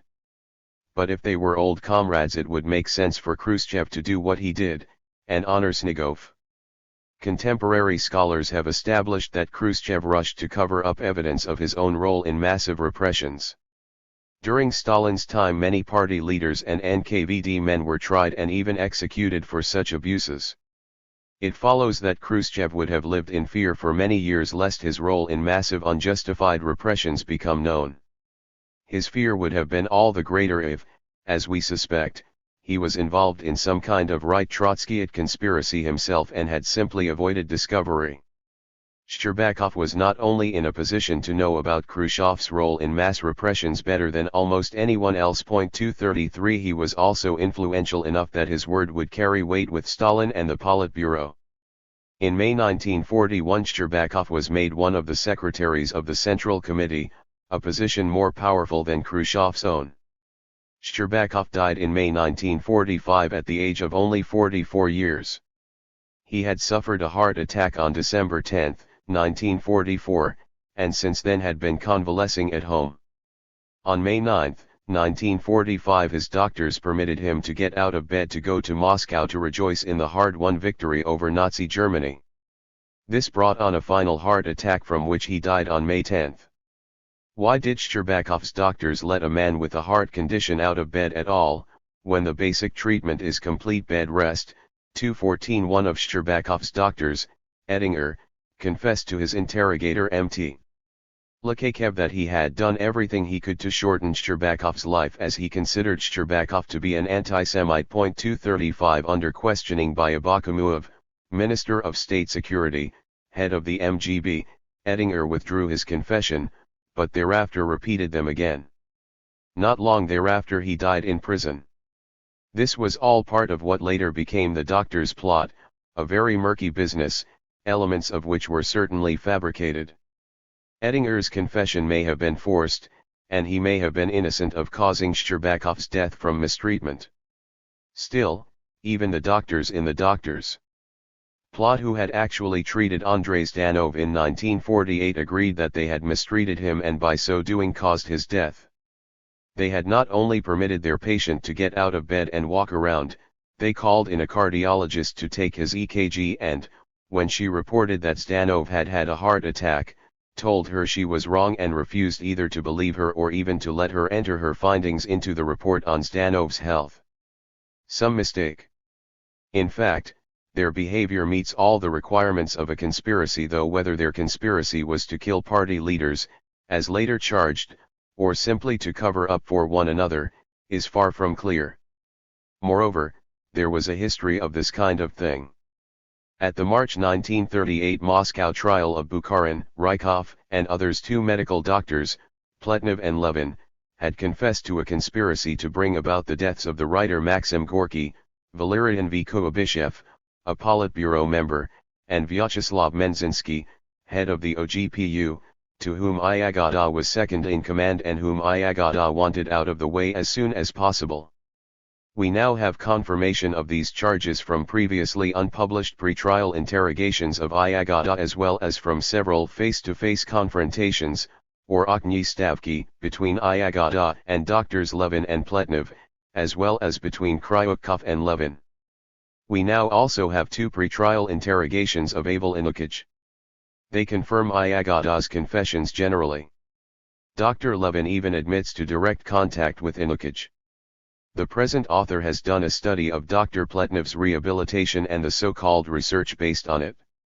This study concludes that Pletnev's rehabilitation too was falsified. Pletnev admitted guilt and never retracted that admission. 236. In June 1957, one of the defendants in the Bukharin trial, Iqbal Ikramov, was rehabilitated. The only evidence cited that Ikramov had been wrongly accused was the fact that those who accused him, including Bukharin, had also accused others who had previously also been declared rehabilitated. 237. No claim was made that either Ikramov, who had confessed at trial, nor any of those who had accused him, acted under compulsion. By December 1957, several other defendants had been similarly rehabilitated. Though the rest of the defendants were not rehabilitated until 1988, under Gorbachev, this was only a formality. At a national convention of historians held in 1962, Pospelov was asked what should be said in the schools about the accused. He replied that neither Bukharin nor Rykov, of course, were spies or terrorists. 238. However, Pospelov also refused the inquiring historians in the audience any access to the documentary evidence they had asked for. Bukharin had confessed to being a terrorist, but not personally to espionage, only through his co-conspirators, while Rykov had refused to admit he was a spy but agreed that he had tried to overthrow the government. In effect, therefore, Pospelov made explicit in 1962 what Khrushchev had only implied earlier, the claim false, as we can now prove that the Moscow trials were a frame-up, the testimony false. In his secret speech, Khrushchev declared the doctor's plot a fabrication. But he lied about it completely. He claimed it had been faked by Beria when in fact it was Beria's investigation that had discovered it was a fake in the first place. He also blamed Dr. Timoshuk for starting the plot. But Timoshuk had nothing whatsoever to do with it. All the primary evidence we have attests to these facts. In any case, Shcherbakov's death could not have been but welcome to Khrushchev. So much of what Khrushchev claimed to have revealed about the Stalin years has proven false that it would be imprudent to simply believe him in this case. In the light of the evidence we now have concerning the doctor's plots alleged in the 1938 Moscow trial, it would be a mistake to foreclose the possibility that some, at least, of the post-war doctor's plots might have had some basis in reality. Finally, there is a long-recognized mystery of why medical care was not summoned for the gravely ill Stalin until a day or more after it had been discovered that he had had a stroke. Whatever the details of this affair, Khrushchev was involved in it. Implications: the influence on Soviet society. Khrushchev's personal motives aside, of greater interest and importance are the implications for Soviet society and politics suggested by the speech. The fact that the secret speech is not just untruthful in spots but rather is composed of falsehoods from beginning to end requires a profound readjustment of our historical and political frameworks.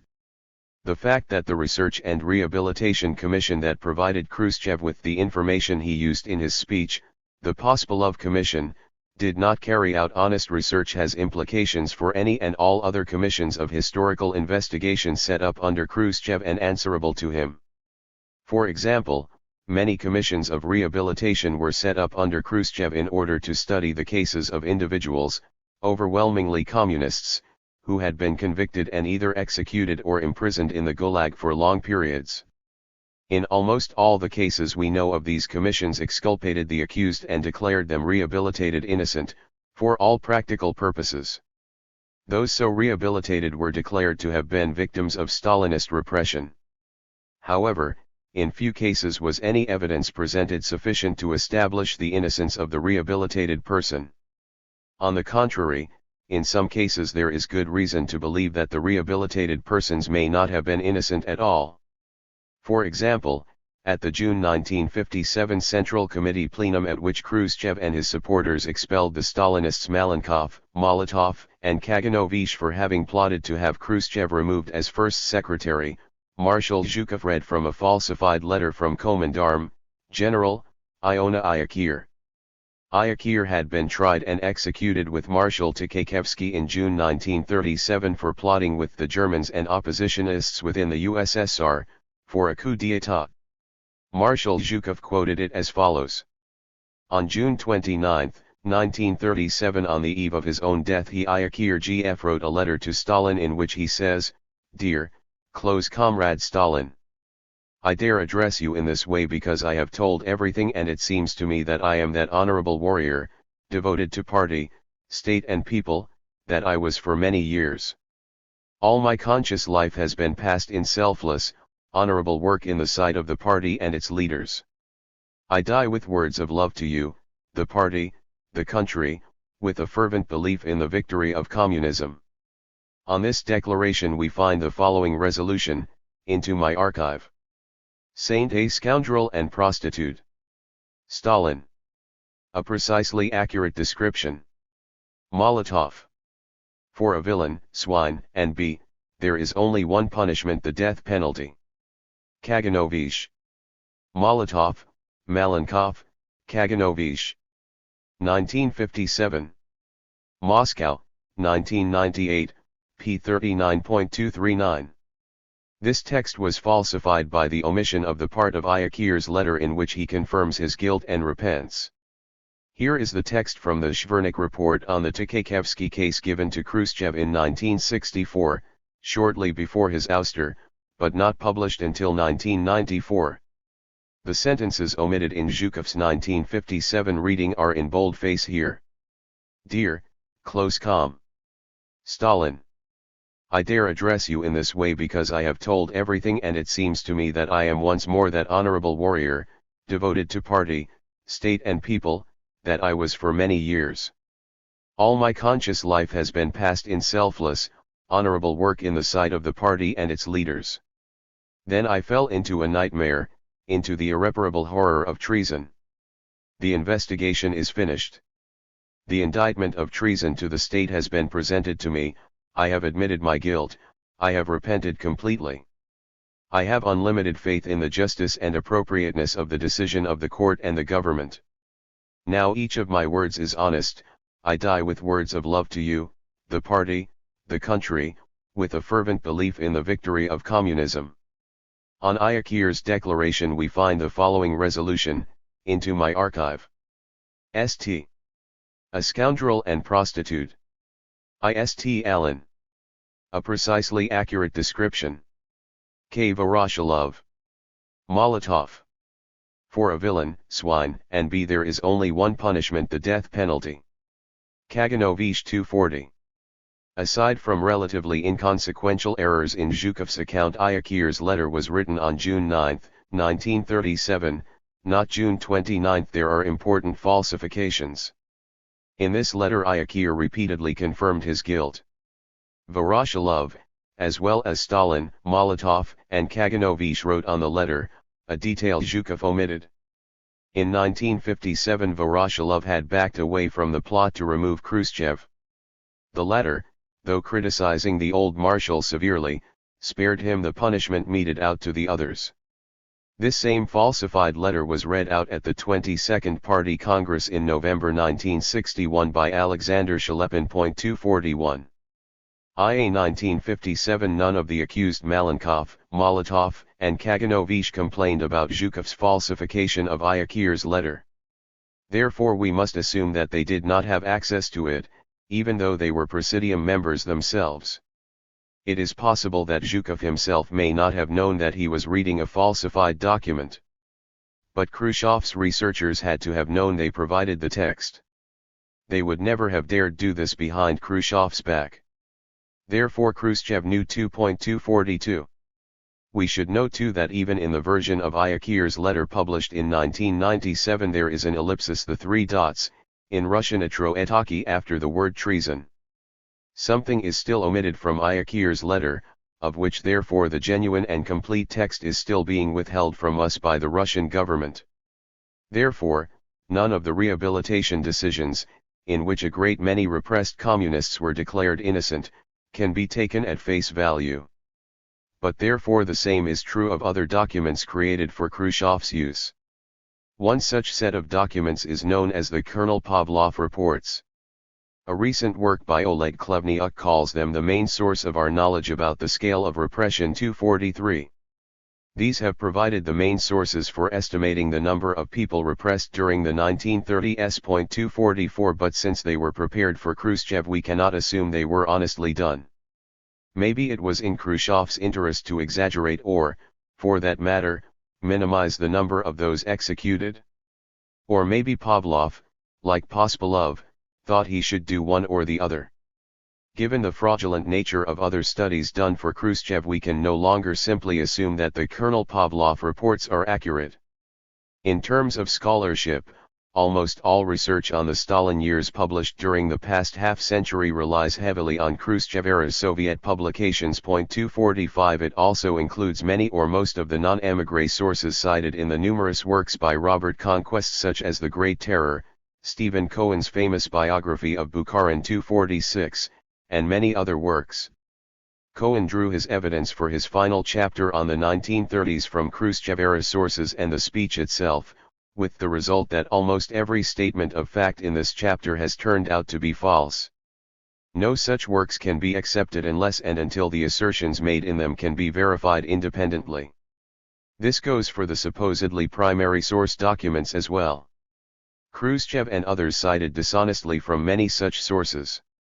Unless and until scholars can see the originals, and their whole texts, it is invalid to assume that Khrushchev, or a Khrushchev-era book, article, or speaker, quoted them honestly. 247.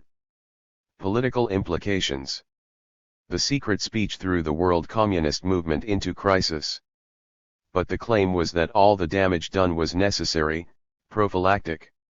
An evil part of the past, largely unknown to the communists of the world and even of the USSR, had to be exposed. A potentially fatal cancer in the body of world communism had to be mercilessly excised, so that the movement could correct itself and once again move towards its ultimate goal. In the years that followed, it became more and more apparent that the USSR was not moving towards a classless society, but rather in the opposite direction. Even so, those who stuck with the Soviet-led movement did so because they still held to the original ideal. Millions of people around the world hoped and believed that a movement that could afford to take such huge losses, to admit such crimes had been committed in its name, to ruthlessly expose them as Khrushchev claimed to have done, might have the integrity and fortitude to correct itself and move, with whatever political zigs and zags necessary, towards a communist future. This picture is no longer tenable. Khrushchev was not trying to right the ship of communism. A total trashing of the truth like the secret speech is incompatible with Marxism, or with idealistic motives of any kind. Nothing positive, democratic, or liberating can be built on a foundation of falsehood. Instead of reviving a communist movement, and Bolshevik party, that had strayed from its true course through grievous errors, Khrushchev was killing it off. Khrushchev himself is revealed not as an honest communist but instead as a political leader seeking personal advantage while hiding behind an official persona of idealism and probity, a type familiar in capitalist countries. Taking into account his murder of Beria and the men executed as Beria's gang in 1953, he seems worse still, a political thug.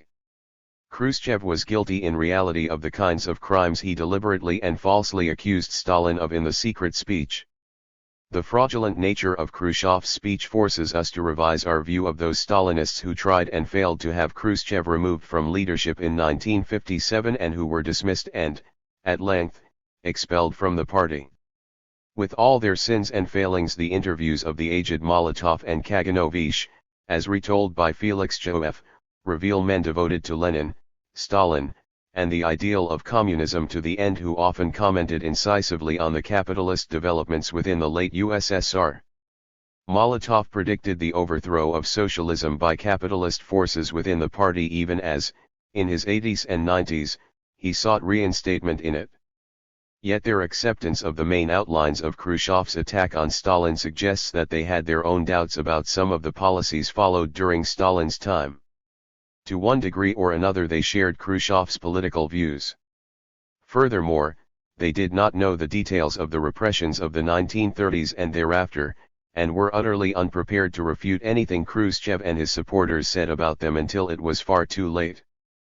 Perhaps the only positive step the post-Stalin Soviet leadership made was in criticizing, and partially dismantling, the disgusting cult of personality they themselves had built up around the figure of Stalin.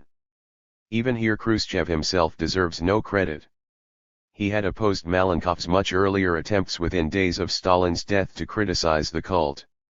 And Malenkov had the honesty to blame, not Stalin, but those around him, himself included, for being too weak to stop the cult, which Stalin finally grew accustomed to but never endorsed and viewed with distaste.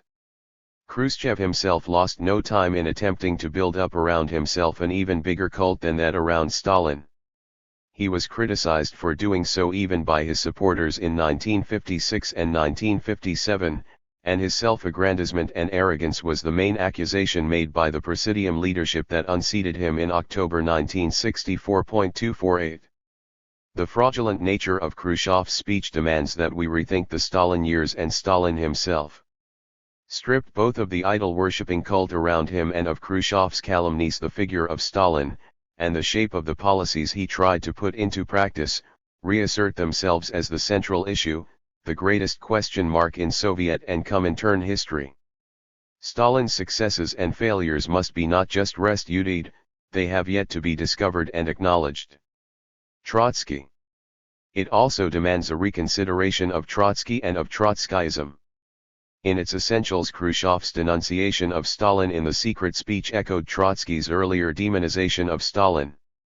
But in 1956 Trotskyism was a marginal force, its murdered leader most often dismissed as a megalomaniacal failure. Khrushchev's speech breathed new life into Trotsky's all-but-dead caricature of Stalin. Communists and anti-communists alike began to view Trotsky as a prophet. Had he not said things very similar to what Khrushchev had just revealed to be true? They dusted off Trotsky's little-read works. Trotsky's reputation, and that of his followers, soared.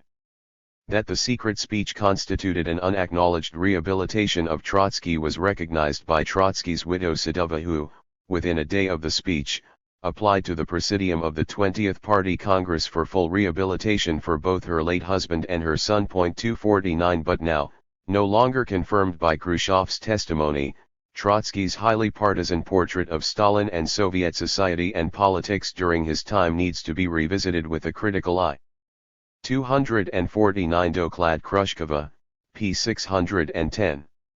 I have put a facsimile of Sadova's letter on the web at https://msuweb.montclair.edu/tilde-furg/sedova-ltr022856.jpg. Unresolved weaknesses in the Soviet system of socialism. It is easy and of course justified to criticize Khrushchev himself. He chose to undermine the CPSU and the international communist movement by deliberately lying about Stalin and Soviet history. Whatever we conclude about the historical conditions that produced Khrushchev and his era, nothing can absolve him of the responsibility for his own acts. But Khrushchev could not have been promoted to the Politburo/Presidium if his concept of socialism had been worlds different from that shared by many other party leaders. Khrushchev's rise is no doubt partly explained by his extraordinary energy and initiative, qualities that the rest of the Presidium members showed little of. But he could not have triumphed if he had been seen by Stalin and the party elite as a rightist, or bad, communist. The concept of what was meant in the Bolshevik Party by socialism had evolved since the revolution. Malenkov, Molotov, and Kaganovich, the major figures associated with Stalin for decades, did acquiesce, however grudgingly, to Khrushchev's secret speech. It is clear that they themselves did not have access to the documents prepared for Khrushchev by his allies. Their remarks at the time and afterwards show that they did not suspect that what Khrushchev said was false. Moreover, they accepted the political implications of the speech. Had Malenkov managed somehow to fend off Khrushchev and kept the leadership of the CPSU, the secret speech would never have been delivered, and the history of the communist movement, and therefore much of the history of the world, might have developed very differently. In like manner, many people have reasoned that the Soviet Union might well still exist if Yuri Andropov had lived a normal lifespan as its leader and Mikhail Gorbachev never taken office. But the role of the individual in history does not grant unlimited choice even to the strongest leaders. Andropov's USSR was just as much in crisis as was Gorbachev's or as was the USSR in 1953. Khrushchev was able to take power, deliver the bombshell of the secret speech with all its fabrications, and then make it stick, to win over the Soviet elite, along with most of the Soviet population, and though not after huge losses, most of the communists around the world. These facts themselves demand explanation. And the roots of that outcome have to be sought in the previous period of Soviet history, the period of Stalin's leadership, and of Lenin's before him, and in the very conditions that led to the Russian Revolution and Bolshevik victory. There are historical and ideological roots to Khrushchev's speech, and these must also be sought in Soviet history. Stalin tried hard to apply Lenin's analysis to the conditions he found in Russia and the world communist movement. Lenin, in turn, had tried to apply the insights of Marx and Engels. Lenin had tried to find answers to the critical problems of building socialism in Russia in the works of the founders of modern communism. Stalin, never claiming any innovations for himself, had tried to follow Lenin's guidelines as closely as he could. Meanwhile, Trotsky and Bukharin, as well as other oppositionists, found support for their proposed policies in Lenin's works too. And Khrushchev, like his epigones up to and including Gorbachev, cited Lenin's words to justify, and give a Leninist or left cover to, every policy he chose. Therefore, something in Lenin's works, and in those of Lenin's great teachers Marx and Engels, facilitated the errors that his honest successor Stalin honestly made, and that his dishonest successor Khrushchev was able to use to cover up his own betrayal. But that is a subject for further research and a different book. January 2005 to February 2007. Revised December 2010. Appendix: quotations from primary and other sources. 1. Cult. Khrushchev. Comrades. In the report of the Central Committee of the party at the 20th Congress, in a number of speeches by delegates to the Congress, as also formerly during the plenary CC/CPSU Central Committee of the Communist Party of the Soviet Union, sessions, quite a lot has been said about the cult of the individual and about its harmful consequences. After Stalin's death, the Central Committee of the party began to implement a policy of explaining concisely and consistently that it is impermissible and foreign to the spirit of Marxism-Leninism to elevate one person, to transform him into a superman possessing supernatural characteristics, akin to those of a god. Such a man supposedly knows everything, sees everything, thinks for everyone, can do anything, is infallible in his behavior. Such a belief about a man, and specifically about Stalin, was cultivated among us for many years. The objective of the present report is not a thorough evaluation of Stalin's life and activity. At present, we are concerned with a question which has immense importance for the party now and for the future, with how the cult of the person of Stalin has been gradually growing, the cult which became at a certain specific stage the source of a whole series of exceedingly serious and grave perversions of party principles, of party democracy, of revolutionary legality. 1. Stalin's opposition to the cult. June 1926. I must say in all conscience, comrades, that I do not deserve a good half of the flattering things that have been said here about me. I am, it appears, a hero of the October Revolution, the leader of the Communist Party of the Soviet Union, the leader of the Communist International, a legendary warrior knight, and all the rest of it. This is absurd, comrades, and quite unnecessary exaggeration. It is the sort of thing that is usually said at the graveside of a departed revolutionary. But I have no intention of dying yet. I really was, and still am, one of the pupils of the advanced workers of the Tiflis railway workshops. J.V. Stalin, Works, Volume 8, Moscow, 1954, p. 182. October 1927. And what is Stalin? Stalin is only a minor figure. J.V. Stalin, Works, Volume 10, Moscow, 1954, p. 177. December 1929. Your congratulations and greetings I place to the credit of the great party of the working class which bore me and reared me in its own image and likeness. And just because I place them to the credit of our glorious Leninist party, I make bold to tender you my Bolshevik thanks. J.V. Stalin, Works, Volume 12, Moscow, 1955, p. 146. April 1930. There are some who think that the article Dizzy with Success was the result of Stalin's personal initiative. That, of course, is nonsense. It is not in order that personal initiative in a matter like this be taken by anyone, whoever he might be, that we have a central committee.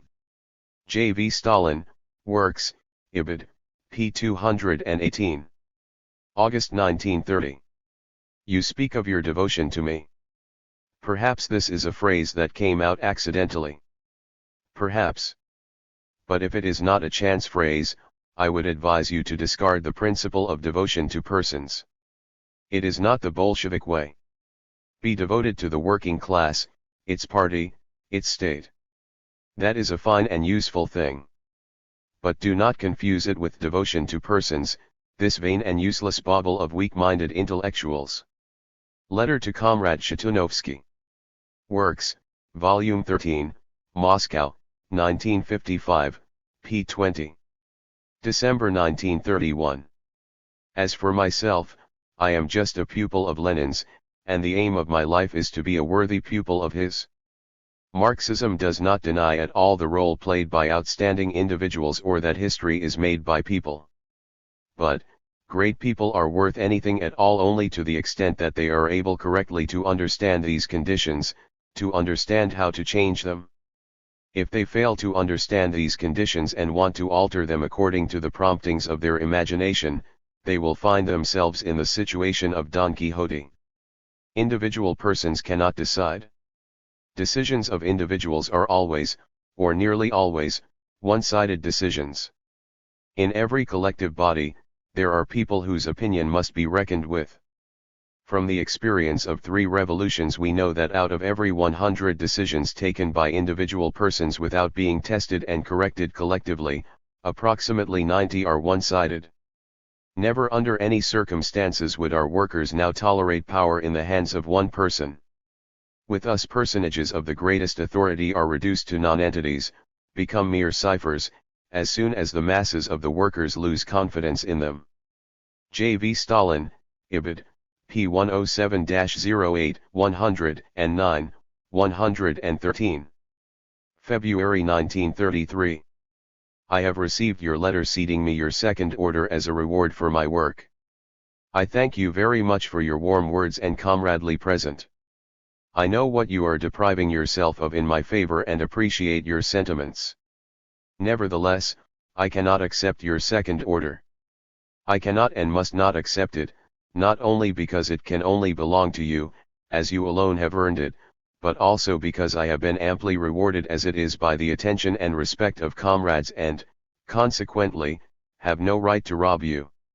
Orders were instituted not for those who are well known as it is, but mainly for heroic people who are little known and who need to be made known to all. Besides, I must tell you that I already have 2 orders. That is more than one needs, I assure you. J.V. Stalin, Ibid, p. 241. May 1933. Robbins, I consider it a great honor to have an opportunity of paying you a visit. Stalin, there is nothing particular in that. You are exaggerating. Robbins, what is most interesting to me is that throughout Russia I have found the names Lenin-Stalin, Lenin-Stalin, Lenin-Stalin, linked together. Stalin, that, too, is an exaggeration. How can I be compared to Lenin? J.V. Stalin, Ibid, p. 267. February 1938. I am absolutely against the publication of stories of the childhood of Stalin. The book abounds with a mass of inexactitudes of fact, of alterations, of exaggerations, and of unmerited praise. But, the important thing resides in the fact that the book has a tendency to engrave on the minds of Soviet children, and people in general, the personality cult of leaders, of infallible heroes. This is dangerous and detrimental. The theory of heroes and the crowd is not a Bolshevik, but a social revolutionary theory. I suggest we burn this book. J. V. Stalin, Ibid, p. 327. February 1946. The ear is pained too by the sound of the dithyrambs in Stalin's honor. It is simply embarrassing to read. Answer to Comrade Raisin, Works Volume 16. Dimitrov's Diary. Dimitrov proposes toast with fulsome praise of Stalin, ending with the words, "There can be no speaking of Lenin without linking him with Stalin." Stalin, I respect Comrade Dimitrov very much. We are friends and will remain friends. But I must disagree with him. He has even expressed himself here in an un-Marxist fashion. What the victory of the cause requires is the correct conditions, and then leaders will always be found. P. 66, November 7, 1937. Dimitrov, this is a collective work, with Comrade Manuilsky as chief editor. Stalin, regarding the passage in the appeal praising Stalin, especially. Long live our Stalin. Stalin means peace. Stalin means communism. Stalin is our victory. Manuilsky is a toady. He was a Trotskyite. We criticized him for keeping quiet and not speaking out when the purges of Trotskyite bandits were going on, and now he has started toadying. There is something suspicious here. That article of his is Pravda. Stalin and the world communist movement is harmful and provocative. J.V. Stalin would not allow under the banner of Marx Engels Lenin Stalin to remain in the appeal, but insisted on simply Marx Engels Lenin. Pages 104 to 105, April 26, 1939. Stalin refused to permit an exhibition about him in honor of his 55th birthday, December 1934. On a letter from the All-Union Society of Old Bolsheviks, in which it was proposed to conduct a campaign of propaganda dedicated to his 55th birthday, he wrote the following resolution: I am opposed, since such undertakings lead to the strengthening of a cult of personality, which is harmful and incompatible with the spirit of our party. Rogovin, 1937, Chapter 41, citing Voprozy Istory IKPSS. Number 3, 1990, p. 104. Stalin criticized playwright Afanajanov for using the term vozhd, leader, about him. Having read, in 1933, the MS of the play The Lie by A.N. Afanajanov, Stalin wrote an extensive letter to the playwright, in the notes to which he remarked, P.S. You're going on about the leader, vozhd, is not helpful. This is bad and, if you will permit me, indecent. It's not a question of a leader, but of the collective leader, the CC of the party. Ist Allen, what did Stalin have in mind? One of the heroes of the play, the assistant commissar Ryadovoi, while arguing with the former oppositionist Nikotov, affirmed with feeling, I speak of our Central Committee. I speak of the leader who leads us, who has torn away the masks from many highly educated leaders who had unlimited possibilities and yet showed themselves to be bankrupt. I speak of the person whose strength is composed of the granite-like trust of hundreds of millions. His name on the tongues of men the world over sounds like a symbol of the fortress of the Bolshevik cause. And this leader is unconquerable. Stalin edited and corrected this tirade with his own hand, making this key correction: I speak of our Central Committee which leads us, having torn away the mask from many highly educated leaders who had unlimited possibilities and yet showed themselves to be bankrupt. I speak of the Central Committee of the Party of Communists of the land of the Soviets, the strength of which is composed of the granite-like trust of hundreds of millions. Its banner on the tongues of men the world over sounds like a symbol of the fortress of the Bolshevik cause. And this collective leader is unconquerable. On January 27, 1937, having seen a screening of the film The Great Citizen, the subject of this film by director F.M. Ermler resembles the story of the murder of S.M. Kirov, Stalin wrote a letter to B.Z. Shuniatsky, director of Soviet cinematography, in which he gave the following well-known specific directive: you must exclude any mention of Stalin. Instead of Stalin should be substituted the CC of the party. Surovaya drama narrata. Uchenai I publicisti o prirode Stalinisma. Sost. IU. P. Sinakosov. Moscow, Politis. 1989. In 1936 was published a biographical sketch of the life of Sergo Orjonikij compiled by M.D. Orakulashvili. Stalin read this book and left many notations on its pages. In the sketch, for example, the July crisis of 1917 is retold like this: in this difficult period for the proletarian, when many faltered in the face of the approaching danger, Comrade Stalin stood firmly at his post of the leadership of the CC and the Petrograd Party organization. Lenin was in hiding. L.M. Com. Orjonikij was constantly with him, leading an energetic, wholehearted struggle for the Leninist slogans of the party. Ibid. p. 33. These words were underlined by Stalin, and at the edge of the pages he wrote with a red pencil, "And what about the CC? And the party?" In another place, the 6th Congress of the RSDLP, summer of 1917, was discussed, about how Lenin, in hiding in Razlov, gave directives on the questions that stood on the Congress's agenda. In order to receive Lenin's directives, Orjonikij, on Stalin's orders, twice went to Lenin's hut. Stalin again posed his question: and the CC, where is it?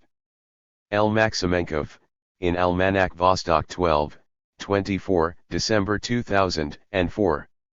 Also quoted in Yulia Ivanova, The Dreaming Doors. Stalin refused Hero of the Soviet Union, May 1945. On the day after the parade, by order of the Presidium of the Supreme Soviet of the USSR JV, Stalin was awarded the title of Hero of the Soviet Union. Malenkov took the initiative in this affair, but Stalin refused this high honor and even spoke sharply with Kalinin, who had signed the order. "I," he said, "took no part in military actions, did no heroic deeds, I am only a leader." V.F. Alilyev, Chronicle of a Family, Alilyev Stalin. Moscow, 1995, p. 195. Other accounts confirm this. A conversation followed concerning the awarding to Stalin of the Hero of the Soviet Union after the war. Stalin said that he did not fit the criteria of Hero of the Soviet Union, which was awarded only for the demonstration of personal courage. "I did not demonstrate such courage," said Stalin. And he did not accept the star. They only drew him with the star in portraits. When he died, the leader of the awards section gave him the gold star of the Hero of the Soviet Union. They pinned it on a pillow and carried it at the funeral. Stalin wore only one little star, Hero of Socialist Labor, added Molotov. Felix Choev, p. 140, Conversations with Molotov. From the Diary of F. Choev. Moscow, 1994, p. 254. Khrushchev quote Hero vs Masses, exactly what Stalin had written. Khrushchev. While ascribing great importance to the role of the leaders and organizers of the masses, Lenin at the same time mercilessly stigmatized every manifestation of the cult of the individual, inexorably combated the foreign to Marxism views about a hero and a crowd, and countered all efforts to oppose a hero to the masses and to the people. p. 2. See Stalin's quotes above. 2. Malenkov's attempt to call a CC plenum concerning the cult, April 1953. Zhukov, Tany Kremlia. 617-621, in April 1953 Malenkov had wanted to call an extraordinary session of the Central Committee to discuss the cult of personality of Stalin. On pages 618-9 Zhukov quotes from Malenkov's draft report and draft resolution.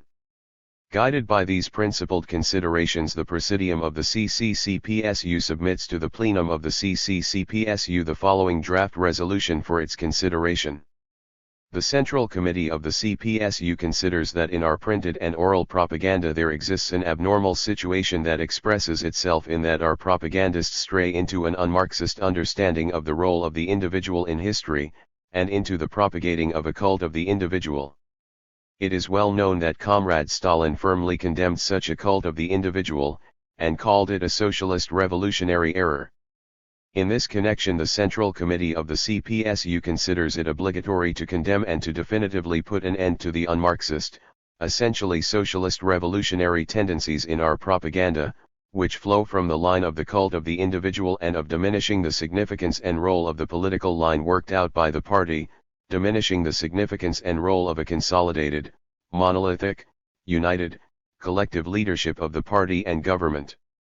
Many of those present know that Stalin often spoke out in this spirit and firmly condemned the un-Marxist, socialist revolutionary understanding of the role of the individual in history. Zhukov, Tany Kremlia, pages 618-9, sentence in brackets is quoted as part of this same draft resolution in MP. Odskaya, D. M. Feldman, Cult of the Individual, Materials for a Hyperreference, in Osvoboditelno Dvijhenia v Rossi, 2003, Saratov University, at http://www.sgp.ru/files/node/9873/09.pdf. According to these two scholars, these remarks are from Pospolov's notes on the March 10, 1953 Presidium discussion, less than a week after Stalin's death, March 5. Malenkov was not permitted to call a CC plenum, though it is not known who voted for and against it. Zhukov believes Khrushchev was most likely opposed. 3 July 1953 plenum, Beria attacked for allegedly opposing cult. At the July 1953 Central Committee plenum, attacking Beria, Mikoyan, later a major ally of Khrushchev's, strongly blamed Beria for beginning the attack on Stalin's cult. Another question is his Beria's two-facedness. In the first days after Stalin's death, he spoke up strongly about the cult of personality. We understood that there were excesses in this matter even during Comrade Stalin's lifetime. Comrade Stalin sharply criticized us. The fact that they have created a cult around me, said Comrade Stalin, the SRS have done that. We could not correct this matter at that time, and so it went on. We must approach the question of the individual in a Marxist fashion. But Beria spoke up strongly. It turned out that he wanted to destroy the cult of Comrade Stalin and create his own cult. Lavrentii Beria. 1953, p. 168. Andreev, p. 207, also spoke up to blame Beria for raising the issue of the cult, claiming it was simply not a problem. Kaganovich did likewise, Ibid p. 283. Clearly they all knew that it had really been Malenkov. Maximenkov too discusses Malenkov's March 1953 attack on cults of personality as self-criticism, since Malenkov himself had engaged in it. In the dishonest criticisms leveled at Beria during the July 1953 Central Committee plenum devoted to attacking him, Andreev blamed Beria for raising the issue of the cult. For who fostered the cult? Roi Medvedev points out that the first issue of Pravda for 1934 carried a huge two-page article by Radek, heaping orgiastic praise on Stalin. The former Trotskyite, who had led the opposition to Stalin for many years, now called him Lenin's best pupil, the model of the Leninist party, bone of its bone, blood of its blood. He is as far-sighted as Lenin, and so on and on. This seems to have been the first large article in the press specifically devoted to the adulation of Stalin, and it was quickly reissued as a pamphlet in 225,000 copies, an enormous figure for the time. R.A. Medvedev, Let History Judge, The Origins and Consequences of Stalinism, London, 1972, p. 148. Quoted from Bland, pages 8-9. Rodek's article was published as a 32-page pamphlet, Zachi I Sotsialistic Heskago Obshtestva. Architect of Socialist Society, Moscow, Partino Izdatelstvo, 1934. Bukharin, I recall one such incident. Following the instructions of Kliment Efremovich Voroshilov, I wrote an article on the exhibition about the Red Army. There Voroshilov, Stalin, and others were discussed. When Stalin said, "What are you writing there?" someone retorted, "How could he not write something of the kind?" I explained all these things very simply. I knew that there's no reason to create a cult of Stalin, but as far as I am concerned, it is expedient. Sosnovsky, and in my case you thought it essential. Bukharin, for the very simple reason that you are a former oppositionist. I see nothing wrong in this. Voprosi Istorii No. 3, 2002, p. 28. 5. Kruschev and Mikoyan. Kruschev himself was one of those most guilty of building up the cult. Bland, 9-11. It was Kruschev who introduced the term Vozhd, leader, corresponding to the German word Führer.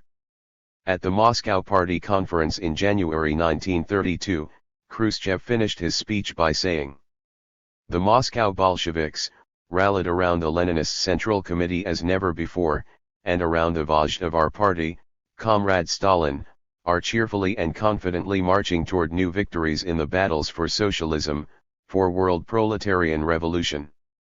Rabakoya Moskva, January 26, 1932, cited in El Pistrak, The Grand Tactician, Khrushchev's Rise to Power, London, 1961, p. 159. At the 17th Party Conference in January 1934 it was Khrushchev, and Khrushchev alone, who called Stalin Vozhd of genius. Nashigo genialnogo Vozhdia Tovarisha Stalina, 17 ss Vysosoyoznoi Communistikiskoi Partii, b. p. 145, cited in El Pistrak, Ibid, p. 160. Transcript of Khrushchev's speech at http://www.hrono.ru/vkpb_17/6_4.html. In August 1936, during the treason trial of Lev Kamina and Grigory Zinoviev, Khrushchev, in his capacity as Moscow Party Secretary, said, "Miserable pygmies! They lifted their hands against the greatest of all men, our wise Vozhd, Comrade Stalin. Thou, Comrade Stalin, hast raised the great banner of Marxism-Leninism high over the entire world and carried it forward. We assure thee, Comrade Stalin, that the Moscow Bolshevik organization, the faithful supporter of the Stalinist Central Committee, will increase Stalinist vigilance still more, will extirpate the Trotskyite Zinovievite remnants, and close the ranks of the party and non-party Bolsheviks even more around the Stalinist Central Committee and the great Stalin." Pravda, August 23, 1936, cited in El Pistrak, Ibid, p. 162. The entire speech is reprinted in Ng Tommy Lena, ed. Nikita Sergeyevich Khrushchev. Dvatsvetavranimi. Dokumenti iz Lichnogo Fonda NS. Khrushchev. Tom 1, Moscow, Mezdunnarodny Fond Demokratia, 2009, pages 440-456. At the 8th All-Union Congress of Soviets in November 1936 it was again Khrushchev who proposed that the new Soviet constitution, which was before the Congress for approval, should be called the Stalinist Constitution because it was written from beginning to end by Comrade Stalin himself. Pravda, November 30, 1936, cited in El Pistrak, Ibid, p. 161. It has to be noted that Vyacheslav Molotov, then Prime Minister, and Andrei Zdanov, then Party Secretary in Leningrad, did not mention any special role by Stalin in the drafting of the constitution. In the same speech Khrushchev coined the term Stalinism. Our constitution is the Marxism-Leninism-Stalinism that has conquered 1/6 of the globe. Ibid. Khrushchev's speech in Moscow to an audience of 200,000 at the time of the treason trial of Georgy Pyatakov, 23, and Karl Radek in January 1937 was in a similar vein. By lifting their hands against Comrade Stalin, they lifted them against all the best that humanity possesses. For Stalin is hope, he is expectation, he is the beacon that guides all progressive mankind. Stalin is our banner. Stalin is our will. Stalin is our victory. Pravda, January 31, 1937, cited in El Pistrak, Ibid, p. 162. Entire speech at Tommy Lena ed., Nikita Sergeyevich Khrushchev T1 pages 465-8, this exact passage at top of p. 467. Stalin was described by Khrushchev in March 1939 as our great genius, our beloved Stalin, Visti VTSVK, March 3, 1939, cited in El Pistrak, Ibid, p. 164. At the 18th Congress of the party in March 1939 as the greatest genius of humanity, teacher and Vajda, who leads us towards communism, our very own Stalin. 18 SS Vysosoyuznoy Kommunistiskiskoy Partii, b. p. 174, cited in El Pistrak, Ibid, p. 164. And in May 1945 as Great Marshal of the Victory. Pravda Ukraini, May 13, 1945, cited in El Pistrak, Ibid, p. 164. Mikoyan. On the occasion of the celebration of Stalin's 50th birthday in December 1929, Anastas Mikoyan accompanied his congratulations with the demand that we, meeting the rightful demand of the masses, begin finally to work on his biography and make it available to the party and to all working people in our country. Izvestia, December 21, 1929, cited in El Pistrak, Ibid, p. 164. 10 years later, on the occasion of Stalin's 60th birthday in December 1939, Mikoyan was still urging the creation of a scientific biography of Stalin. Pravda, December 21, 1939, cited in El Pistrak, Ibid, p. 158. Stalin's suspicions of cult Twominen, Furchtwanger, Bland, 12. That Stalin himself was not unaware of the fact that concealed revisionists were the main force behind the cult of personality was reported by the Finnish revisionist Twominen in 1935, who describes how, when he was informed that busts of him had been given prominent places in Moscow's leading art gallery, the Tretiakov, Stalin exclaimed, "That's downright sabotage." A. Twominen, OPCIT, p. 164. Bland, 12-13, F.M. Twominen, Bill Bland, The Cult of the Individual, http://www.mltranslations.org/britain/stalinbb.htm. Bland has collected much more evidence of Stalin's opposition to the cult. The German writer Leon Furchtwanger, 24, in 1936 confirms that Stalin suspected that the cult of personality was being fostered by wreckers with the aim of discrediting him. It is manifestly irksome to Stalin to be worshipped as he is, and from time to time he makes fun of it. Of all the men I know who have power, Stalin is the most unpretentious. I spoke frankly to him about the vulgar and excessive cult made of him, and he replied with equal candor. He thinks it is possible even that wreckers may be behind it in an attempt to discredit him. L. Furchtwanger, Moscow 1937, London, 1937, p. 93, 94-95. Stalin refused to allow the establishment of an Order of Stalin, which was proposed first in 1945 by 5 Politburo members, and again on his 70th birthday in 1949. It was established only after his death. In the Politburo of the CCACP, b. We present for consideration by the Politburo the following resolutions. 1. To award Com. Stalin with the Order of Victory. 2. To award Stalin the title of Hero of the Soviet Union. 3. To establish an Order of Stalin. 4. To erect a Stalin Arch of Victory on the autoroute Moscow-Minsk at the entrance to Moscow. We propose that the corresponding decrees be taken at the 12th session of the Supreme Soviet. 22.6.45. V. Molotov. L. Beria. G. Malenkov. K. Voroshilov. A. Mikoyan. V.A. Durov, Oden Stalina Stalin ne Utverdile, Rodina No. 4, 2005. At https://msuweb.montclair.edu/tilde/furg/research/durovorden.pdf. The last two proposals were not taken. Writing in pencil on the left-hand corner reads My Archive. J. Stalin. Stalin rejected renaming Moscow after himself.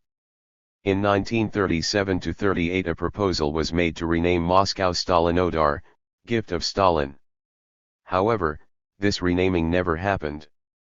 M. L. Kalinin informed the Presidium of the Supreme Soviet of the USSR and RSFSR that J.V. Stalin expressed his categorical opposition to this proposal. Moscow remained Moscow. B.A. Starkov, Kak Moskva chut ne stala Stalinodarum. Izvestia tisk KPSS. 1990, number 12, pages 126 to 127.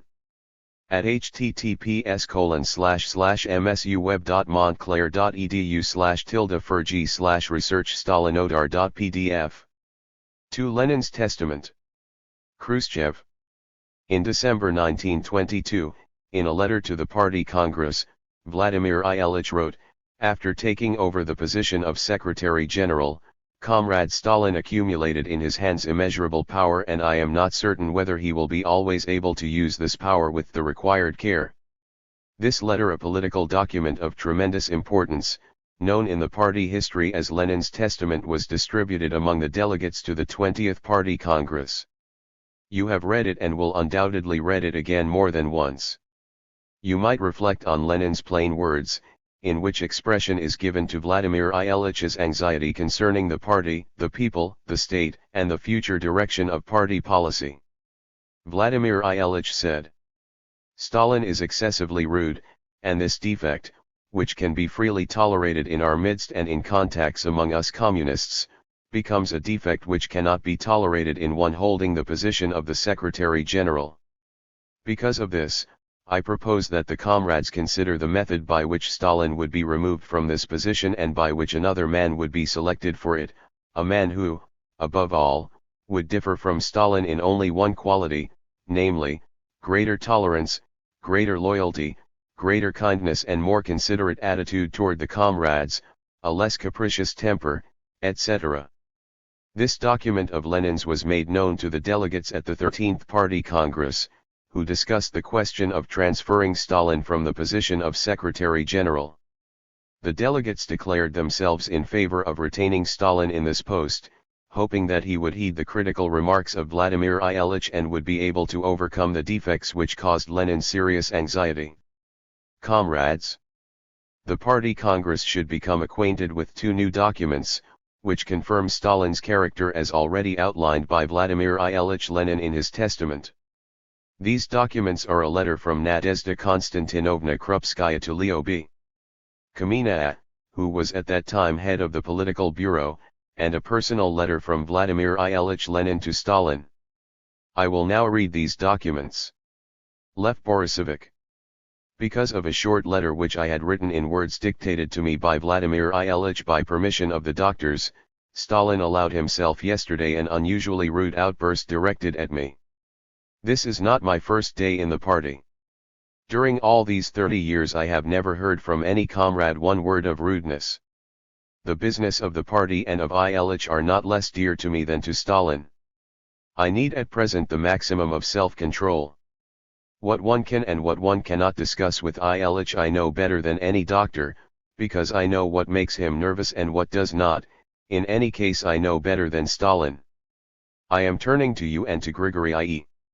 Zinoviev as much closer comrades of VI, and I beg you to protect me from rude interference with my private life and from vile invectives and threats. I have no doubt as to what will be the unanimous decision of the Control Commission, with which Stalin sees fit to threaten me. However, I have neither the strength nor the time to waste on this foolish quarrel. And I am a living person and my nerves are strained to the utmost. N. Krupskaya. Nadezhda Konstantinovna wrote this letter on December 23, 1922. After 2.5 months, in March 1923, Vladimir Ilyich Lenin sent Stalin the following letter. To Comrade Stalin. Copies for Kamina and Zinoviev. Dear Comrade Stalin. You permitted yourself a rude summons of my wife to the telephone and a rude reprimand of her.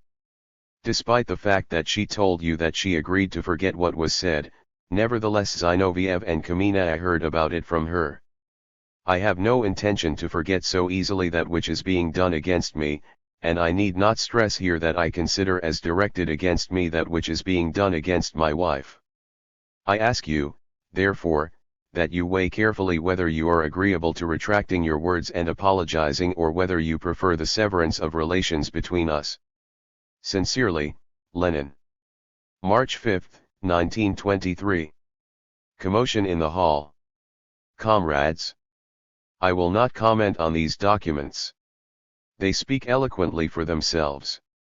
Since Stalin could behave in this manner during Lenin's life, could thus behave toward Nadezhda Konstantinovna Krupskaya, whom the party knows well and values highly as a loyal friend of Lenin and as an active fighter for the cause of the party since its creation, we can easily imagine how Stalin treated other people. These negative characteristics of his developed steadily and during the last years acquired an absolutely insufferable character. Trotsky denies Lenin wrote a testament, 1925. In several parts of his book, Eastman says that the Central Committee concealed from the party a number of exceptionally important documents written by Lenin in the last period of his life. It is a matter of letters on the national question, the so-called will, and others. There can be no other name for this than slander against the Central Committee of our party.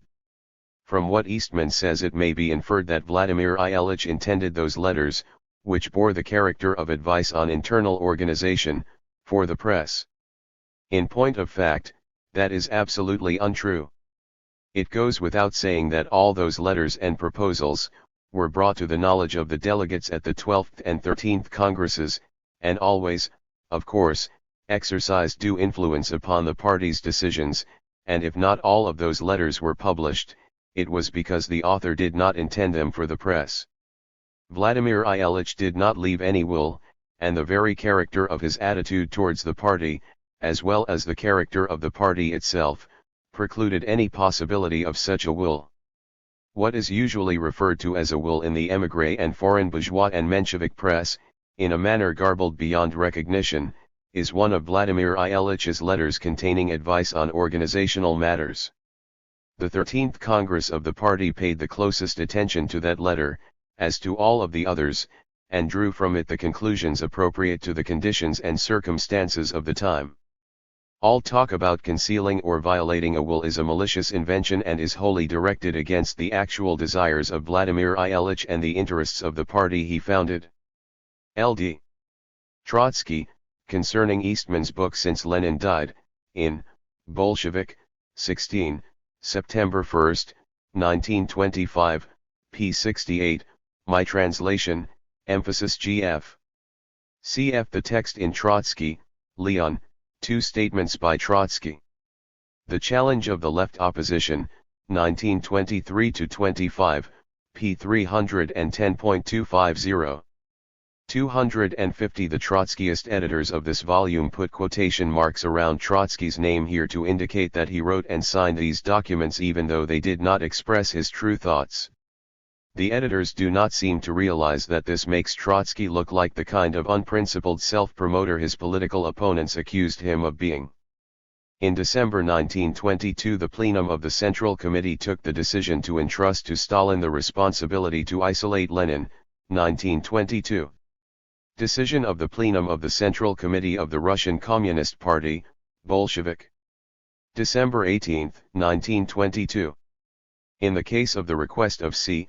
Comrade Lenin about the plenum's decision on the question of foreign trade, with the agreement of Stalin and the doctors, to communicate to him Lenin the text of the resolution with the addition that both the resolution and the makeup of the commission were taken unanimously.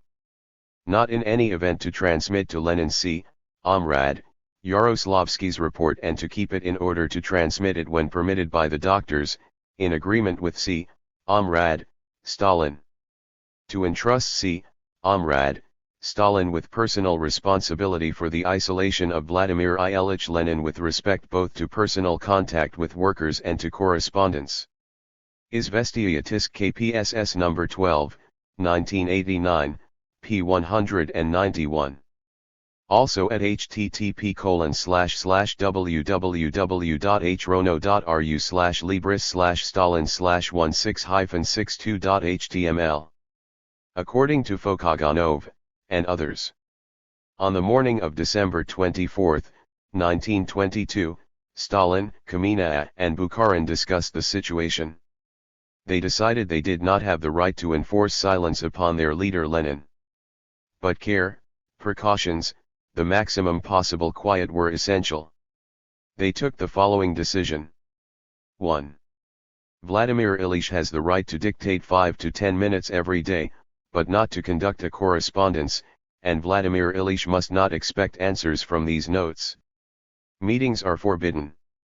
2. Neither friends nor domestic persons must communicate to Vladimir Ilyich anything political, so as not to give him cause for reflections and upset.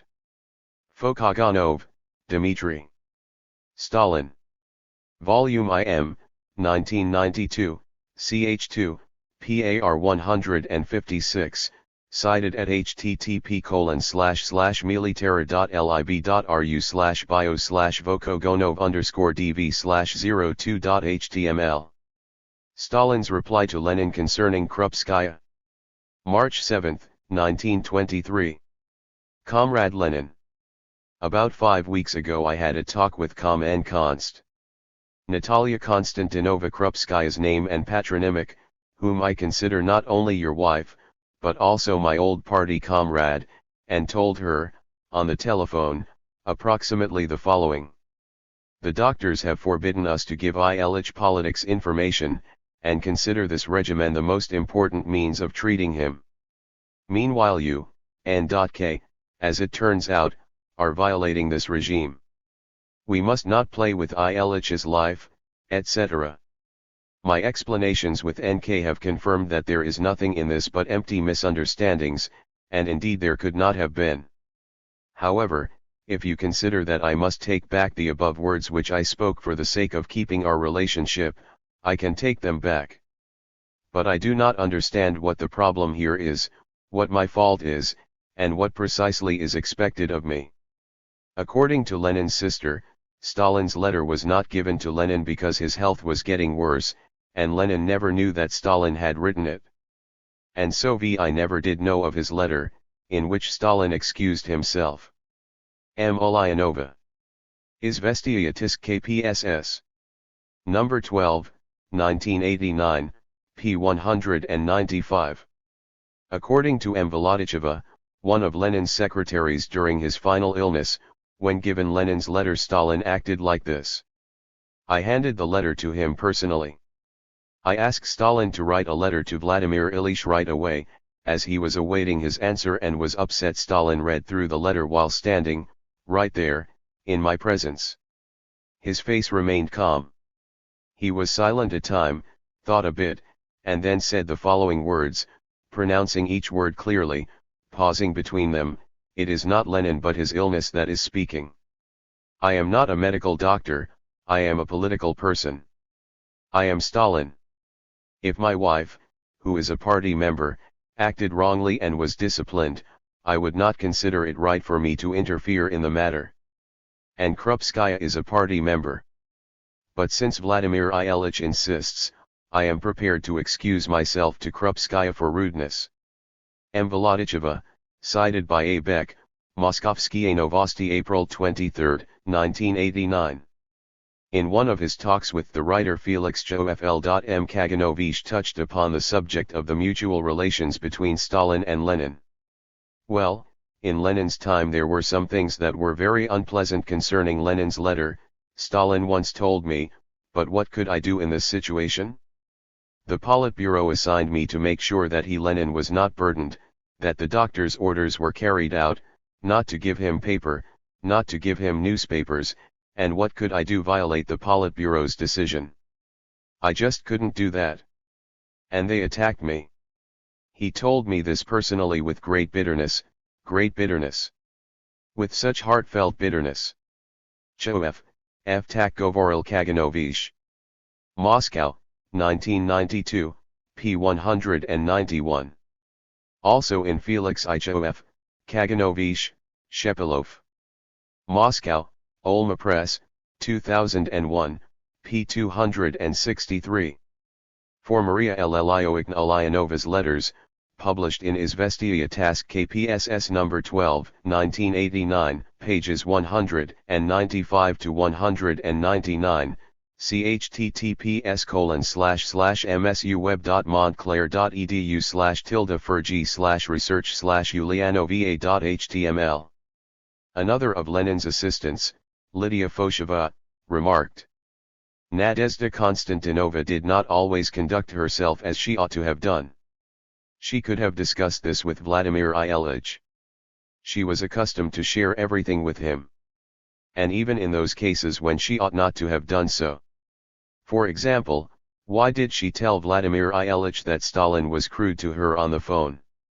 Cited by A. Beck, Moskovskie Novosti, April 23, 1989. Lenin asked Stalin to give him poison on demand. On Saturday, March 17, c. Ulyanova, N.K., communicated to me in a very conspiratorial manner the request of 6. Ilyich to Stalin that I, Stalin, should assume the duty of obtaining and giving to 6. Ilyich an amount of sodium cyanide. In this conversation with me, N.K. said, among other things, that 6. Ilyich is suffering unimaginable pain, that it is unthinkable to go on living like this, and she stubbornly insisted that I not refuse Ilych's request. In view of N.K.'s especial insistence and the fact that V. Ilyich demanded my agreement, during this conversation with me I twice called N.K. to come to see him, demanding with great emotion Stalin's agreement. I considered it impossible to refuse and replied, I ask V. Ilyich to calm himself and be assured that, when it becomes necessary, I will carry out his demand without hesitation. V. Ilyich did in fact become calm. However, I must state that I do not have the strength to carry out V. Ilych's request, and am forced to reject this commission, regardless of how humanitarian and necessary it may be. I will so inform the meeting of the members of the P.Bureau of the C.C. J. Stalin. Remark, the note is on an official form of Secretary of the Central Committee of the RCP, B. J.B. Stalin and is dated March 21, 1923. In the upper part of the sheet are the signatures of those who read it, G. Zinoviev, V. Molotov, N. Bukharin, L. Kamenev, L. Trotsky, M. Tomsky. The last considered it essential to express his opinion, read. I consider ST's indecision correct. We must discuss this strictly among the members of the Politburo. Without secretaries, I mean the technical ones. Dmitry Fokoganov, Stalin. Russian edition, Vol. 2, between pages 384 and 385. I have put an exact facsimile of the originals of these documents at https://msu-web.montclair.edu/tilde-furg/research/Stalin-Lenin-poison23.pdf. 3. Collegiality in work. At several points in his speech, Khrushchev complains about Stalin's lack of collegiality and violation of collective leadership. We have to consider seriously and analyze correctly this matter in order that we may preclude any possibility of a repetition in any form whatever of what took place during the life of Stalin, who absolutely did not tolerate collegiality in leadership and in work, and who practiced brutal violence, not only toward everything which opposed him, but also toward that which seemed, to his capricious and despotic character, contrary to his concepts. Stalin acted not through persuasion, explanation, and patient cooperation with people, but by imposing his concepts and demanding absolute submission to his opinion. Whoever opposed this concept or tried to prove his viewpoint and the correctness of his position was doomed to removal from the leading collective and to subsequent moral and physical annihilation. 5-6. In practice, Stalin ignored the norms of party life and trampled on the Leninist principle of collective party leadership. Marshal Zhukov. After J.V. Stalin's death appeared the tale about how he used to take military and strategic decisions unilaterally. This was not the case at all. I have already said above that if you reported questions to the Supreme Commander with the knowledge of your business, he took them into account. And I know of cases when he turned against his own previous opinion and changed decisions he had taken previously. Zhukov, G. K. Vоспоминания I Razumyślenia. V2TT. Moscow, Olma Press, 2002, p. 163. Also at http://military.lib.ru/memo/Russian/Zhukov1/17.html. By the way, as I was convinced during the war, J.V. Stalin was not at all the kind of man before whom one could not post sharp questions and with whom one could not argue, and even firmly defend one's own point of view. If someone says differently, e.g. Khrushchev GF, then I tell you directly their affirmations are not truthful. Ibid p. 229. Also at http://military.lib.ru/memo/Russian/Zhukov1/09.html. Zhukov again. His style of work, as a rule, was businesslike. Everyone could express his own opinion without being nervous. The Supreme Commander treated everyone the same way strictly and officially. He knew how to listen attentively when you reported to him with knowledge of your topic. He himself was laconic, and did not like verbosity in others. Ibid p. 338. Also at http://military.lib.ru/memo/Russian/Zhukov1/11.html. Anastas Mikoyan. I must say that each one of us had the full ability to express himself and defend his opinion or proposal. We frankly discussed the most complicated and contested questions. As for myself, I can speak on this point with the fullest responsibility, and met on Stalin's part in most cases with understanding, a reasoned and patient attitude even when our statements were obviously disagreeable to him. He was also attentive to the proposals by the generals. Stalin listened carefully to what was said to him and to counsel, listened to disagreements with interest, extracting intelligently from them that bit of truth that helped him later to formulate his final, most appropriate decisions, which were born in this way, as a result of collective discussion. More than this, it commonly happened that, convinced by out evidence, Stalin changed his own preliminary viewpoint on one or another question. Mikoyan, Takbilo. Moscow, Vagrius, 1999. Chapter 37, p. 464. The companionable atmosphere of management work did not lessen Stalin's role. On the contrary, we almost always attributed our own proposals, formalized under Stalin's signature, entirely to Stalin, without revealing that their author was not Stalin but some other comrade. And he Stalin signed, sometimes making amendments, sometimes not even reading it, since he trusted us. Mikoyan, Takbilo, Chapter 41. Benediktov, longtime high official in agriculture. Contrary to a widespread view, all questions in those years, including those involving the transfer of leading party, state, and military figures, were decided in a collegial manner in the Politburo. At the Politburo sessions themselves, arguments and discussions often flared up.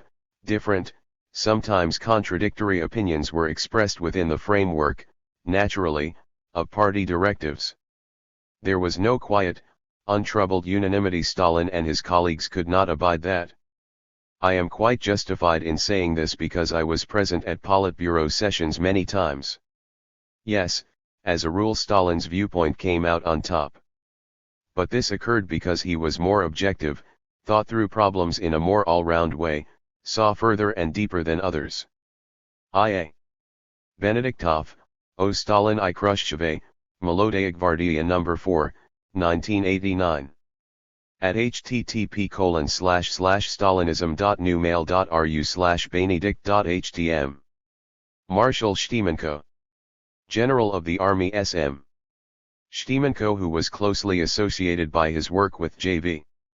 Stalin during the war years, writes, I must say that Stalin did not decide, and in general did not like to decide, important military questions unilaterally. He well understood the necessity of collective work in this complex field. He recognized the authorities in this or that military problem, took their opinions into account, and gave each man his due.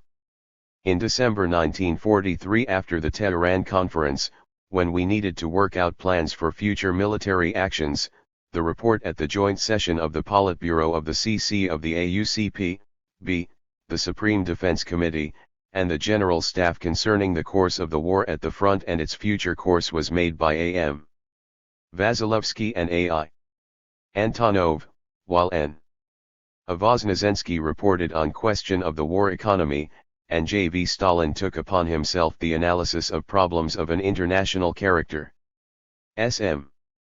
Shtimenko, the General Staff during the war years. Book 2. Moscow, 1981, p. 275. Cited from V. Solofev and V. Sukdev, Pokovadet Stalin. M. 2003, at http://military.lib.ru/research/suhodev_vv/04.html. Dmitry Shepilov. Stalin looked very good and for some reason was very cheerful. He joked, laughed, and was very democratic. Shepilov has just told me that it is hard to lead Pravda. Of course it's hard. I thought, maybe we should nominate 2 editors? Here everyone began to disagree noisily. No, there'll be a dual leadership. There'll be no order, no one will know whom to ask. Well, I see that the people do not support me. Where the people go, there too go I. Neprimnovshii, M. 2001, pages 236-7. Also at http://www.pseudology.org/shepilovidt/11.htm. Khrushchev himself admitted this quality in Stalin.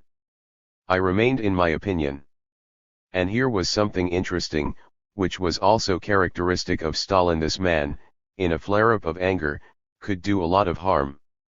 But when you demonstrated to him that you were right and if you adduced good facts, he would understand in the end that this was a man who was defending a useful cause, and would support you. Yes, there were cases when you could firmly disagree with him, and if he was convinced you were right, then he would yield his own point of view and take the point of view of his interlocutor. Of course this is a positive quality. But then Khrushchev hastened to add. But, unfortunately, you could count the number of times this happened on your fingers. Khrushchev had evidently already forgotten that he had just called this quality of Stalin's characteristic. Khrushchev, N.S. Vrenia, Udai, Vlast. Book 2, Part 3. Moscow, Moskovskie Novosti, 1999, Chapter 3, pages 43-4, Russian edition. Also at http://hronos.km.ru/libris/lib_h/hrush34.html. In fact, it was Khrushchev himself who refused to lead collectively and was removed in large part for that in 1964. From Sislov's speech com. Khrushchev, having concentrated in his hands the posts of First Secretary of the CC of the party and Chairman of the Council of Ministers, has by no means always correctly used the rights and obligations entrusted to him. Breaking with the Leninist principles of collectivity in leadership, he has begun to strive towards unilaterally deciding the most important questions of party and state work, has begun to neglect the opinions of the collective of party and government leaders, has stopped considering the views and advice of his comrades. More recently he has decided even the most important questions in an essentially individual manner, crudely insisting upon his own subjective, often completely incorrect point of view. He believes himself to be without error, has appropriated to himself a monopolistic claim to the truth. To all comrades who have expressed their opinions and made remarks unpleasing to Khrushchev, he has arrogantly given all kinds of demeaning and insulting nicknames that lower their personal dignity. As a result of Khrushchev's incorrect behavior, the Presidium of the CC has become less and less an organ of collective, creative discussion and decision-making. Collective leadership has in fact become impossible. It has become more and more dear that Khrushchev is striving for an exaltation of his own personality and the ignoring of the Presidium and the CCCPSU. These incorrect actions of Khrushchev can be interpreted as his striving to advance a cult of his own personality. Kaksnemali NS. Khrushchev. Исторический archiv Noel, 1993, pages 7-10. Stalin's 4 attempts to resign as first secretary, then as secretary, of the party. August 19, 1924. To the plenum of the CCRCP. 1.5 years of working in the Politburo with comrades Zinoviev and Kamina after the retirement and then the death of Lenin have made perfectly clear to me the impossibility of honest, sincere political work with these comrades within the framework of one small collective. In view of which I request to be considered as having resigned from the political bureau of the CC. I request a medical leave for about 2 months. At the expiration of this period I request to be sent to Turkhansk region or to the Yakutsk Oblast, or to somewhere abroad in any kind of work that will attract little attention. I would ask the plenum of the CC.GF to decide all these questions in my absence and without explanations from my side, because I consider it harmful for our work to give explanations aside from those remarks that I have already made in the first paragraph of this letter. I would ask Comrade Kuibyshev to distribute copies of this letter to the members of the CC. With communist greetings, J. Stalin. 19.8.24. Rodina. 1994. 7. C. 72-73. December 27, 1926. To the plenum of the CC, to Rykov. I ask that I be relieved of the post of Gen-SEC General Secretary of the CC. I declare that I can work no longer in this position, I do not have the strength to work any more in this position. J. Stalin. 27.12.26. Rodina. 1994. 7. C. 72-73. December 19, 1927. Fragment of the transcript of the CC plenum. Stalin, comrades. For 3 years I have been asking the CC to free me from the obligations of General Secretary of the CC. Each time the plenum has refused me. I admit that until recently conditions did exist such that the party had need of me in this post as a person more or less severe, one who acted as a certain kind of antidote to the dangers posed by the opposition. I admit that this necessity existed, despite Comrade Lenin's well-known letter, to keep me at the post of General Secretary. But those conditions exist no longer. They have vanished, since the opposition is now smashed. It seems that the opposition has never before suffered such a defeat since they have not only been smashed, but have been expelled from the party. It follows that now no basis exist any longer that could be considered correct when the plenum refused to honor my request and free me of the duties of General Secretary. Meanwhile you have Comrade Lenin's directive which we are obliged to consider and which, in my opinion, it is necessary to put into effect. I admit that the party was compelled to disregard this directive until recently, compelled by well-known conditions of inter-party development. But I repeat that these conditions have now vanished and it is time, in my view, to take Comrade Lenin's directive to the leadership.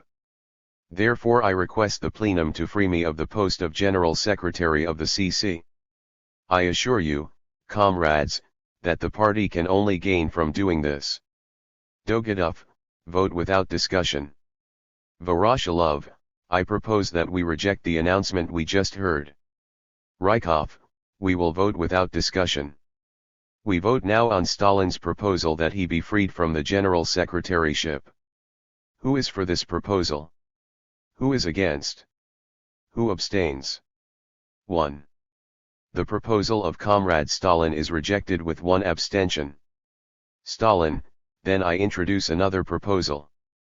Perhaps the CC will consider it expedient to abolish the position of Gensec. In our party's history there have been times when no such post existed. Voroshilov, we had Lenin with us then. Stalin, we had no post of Gensec before the 10th Congress. Voice, until the 11th Congress. Stalin, yes, it seems that until the 11th Congress we did not have this position. That was before Lenin stopped working. If Lenin concluded that it was necessary to put forward the question of founding the position of Gensec, then I assume he was prompted by the special circumstances that appeared with us before the 10th Congress, when a more or less strong, well-organized opposition within the party was founded. But now we no longer have these conditions in the party, because the opposition is smashed to a man. Therefore we could proceed to the abolition of this position. Many people associate a conception of some kind of special rights of the Gensec with this position. I must say from my experience, and comrades will confirm this, that there ought not to be any special rights distinguishing the Gensec from the rights of other members of the Secretariat. Voice, and the duties? Stalin, and there are no more duties than other members of the Secretariat have. I see it this way, there's the Politburo, the highest organ of the CC, there's the Secretariat, the executive organ consisting of 5 persons, and all these 5 members of the Secretariat are equal. That's the way the work has been carried out in practice, and the Gensec has not had any special rights or obligations. The result, therefore, is that the position of Gensec, in the sense of special rights, has never existed with us in practice. There has been only a collegium called the Secretariat of the CC. I do not know why we need to keep this dead position any longer. I don't even mention the fact that this position, called Gensec, has occasioned in some places a series of distortions. At the same time that at the top no special rights or duties are associated with the position of Gensec, in some places there have been some distortions, and in all the oblasts there is now a struggle over that position among comrades who call themselves secretaries, for example, in the national CCS. Quite a few Gensecs have developed, and with them in the localities special rights have been associated. Why is this necessary? Schmidt, we can dismiss them in these localities. Stalin, I think the party would benefit if we did away with the post of Gensec, and that would give me the chance to be free from this post. This would be all the easier to do since according to the party's constitution there is no post of Gensec. Rykov, I propose not to give Comrade Stalin the possibility of being free from this position. As concerns the Gensecs in the oblast and local organs, that should be changed, but without changing the situation in the CC. The position of General Secretary was created by the proposal of Vladimir Ilyich. In all the time since, during Vladimir Ilyich's life and since, this position has justified itself politically and completely in both the organizational and political sense. In the creation of this organ and in naming Comrade Stalin to the post of Gensec the whole opposition also took part, all those whom we have now expelled from the party. That is how completely without doubt it was for everyone in the party, whether the position of Gensec was needed and who should be the General Secretary. By which has been exhausted, in my opinion, both the question of the testament, for that point has been decided, and exhausted by the opposition at the same time just as it has been decided by us as well. The whole party knows this. What has changed now after the 15th Congress and why is it necessary to set aside the position of Gensec? Stalin, the opposition has been smashed. A long discussion followed, after which voices, correct. Vote. Rykov, there is a proposal to vote. Voices, yes, yes. Rykov, we are voting. Who is for Comrade Stalin's proposal to abolish the post of General Secretary? Who is opposed? Who abstains? No. Stalin, comrades, during the first vote about freeing me from the duties of secretary I did not vote, I forgot to vote. I ask that my vote be counted as against. Voice from a seat, that does not mean much. Quoted from G. Chernyavsky. Prishak is partijnik jungle. Cascade, Baltimore MD, at http://kckad.com/kckad/p=$855. October 16, 1952. In the Memoirs of Akakim Jalids we read. At the first plenum of the CC of the CPSU called after the 19th Congress of the party, I had been elected member of the CC and took part in the work of this plenum. Stalin really did present the question that he should be freed either of the post of General Secretary of the CPSU, or of the post of Chairman of the Council of Ministers of the USSR. He referred to his age, overwork, said that other cadres had cropped up there were and people to replace him, for example, N.I. Bulganin could be appointed as Chairman of the Council of Ministers, but the CC members did not grant his request. All insisted that Comrade Stalin remain at both positions. A.I. Jalids, Stalin. Kakim Iae Gozinal. Stranicy Nedovnego Proshlago. NPL, 2001, p. 118. Also see Chapter 9, where Stalin's speech to this plenum as recalled by L.N. Afremov is discussed. 4. Stalin morally and physically annihilated leaders who opposed him. Khrushchev. Stalin acted not through persuasion, explanation, and patient cooperation with people, but by imposing his concepts and demanding absolute submission to his opinion. Whoever opposed this concept or tried to prove his viewpoint and the correctness of his position was doomed to removal from the leading collective and to subsequent moral and physical annihilation. 5. Mass repressions generally. Khrushchev. It was precisely during this period, 1935-1937-1938, that the practice of mass repression through the government apparatus was born, first against the enemies of Leninism Trotskyites, Zinovievites, Bukharinites, long since politically defeated by the party and subsequently also against many honest communists. Khrushchev killed more than others. From the interview of V.P. Pronin, chairman of the Moscow Soviet in 1939-45, from Voeno Istorический Journal No. 10, 1991. Question, and Khrushchev? What memories remain with you about him? Answer, he actively aided the repressions. A sword of Damocles hung above his head. In 1920 Khrushchev had voted for the Trotskyist position. And therefore, obviously, he feared the consequences, and he himself battled with a special zeal against carelessness, loss of political alertness, political blindness, etc. Khrushchev sanctioned the repressions of a large number of party and Soviet workers.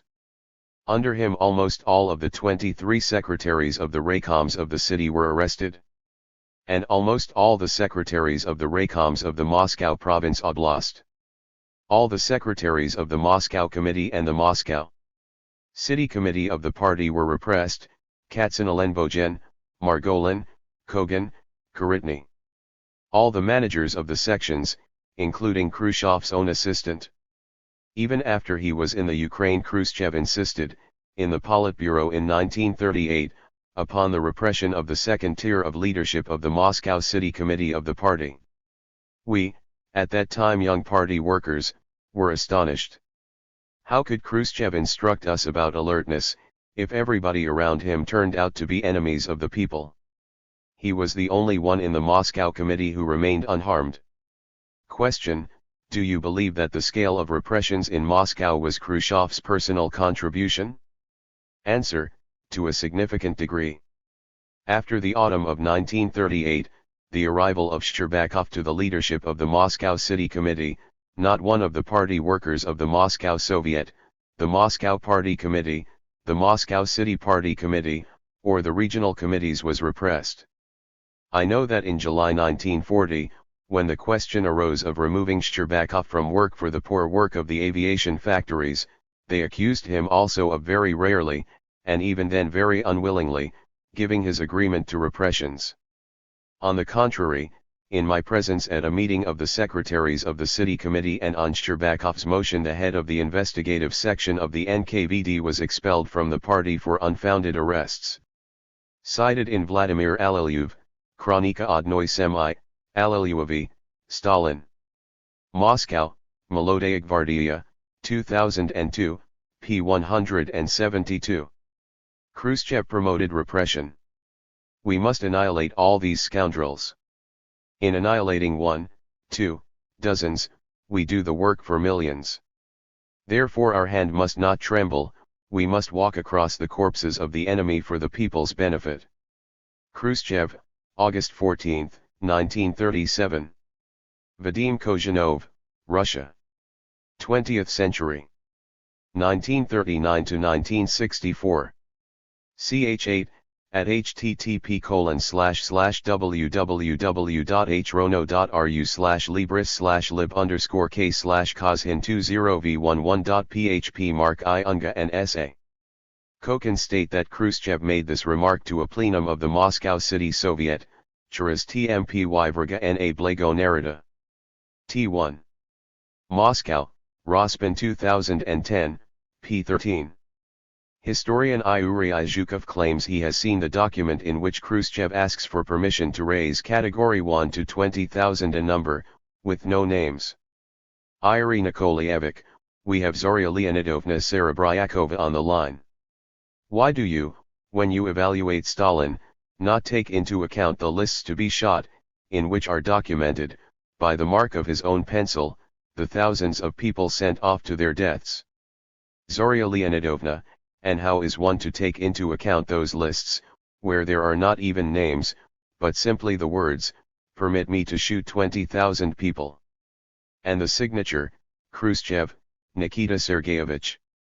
I will tell you where this document is. Komsomolskaya Pravda, December 3, 2002. Half of the first harvest took place in the Moscow province Oblast, by no means the largest in the country. On the troika formed here were, as specified, the first secretary of the Moscow obkom of the party NS. Khrushchev. Next to his name and signature we always find the name and signature of Rydens, head of the UNK for the Moscow Oblast and relative of N. Alelyuova, Stalin's second wife. Today Rydens is numbered among the lists of victims of Stalin's willfulness.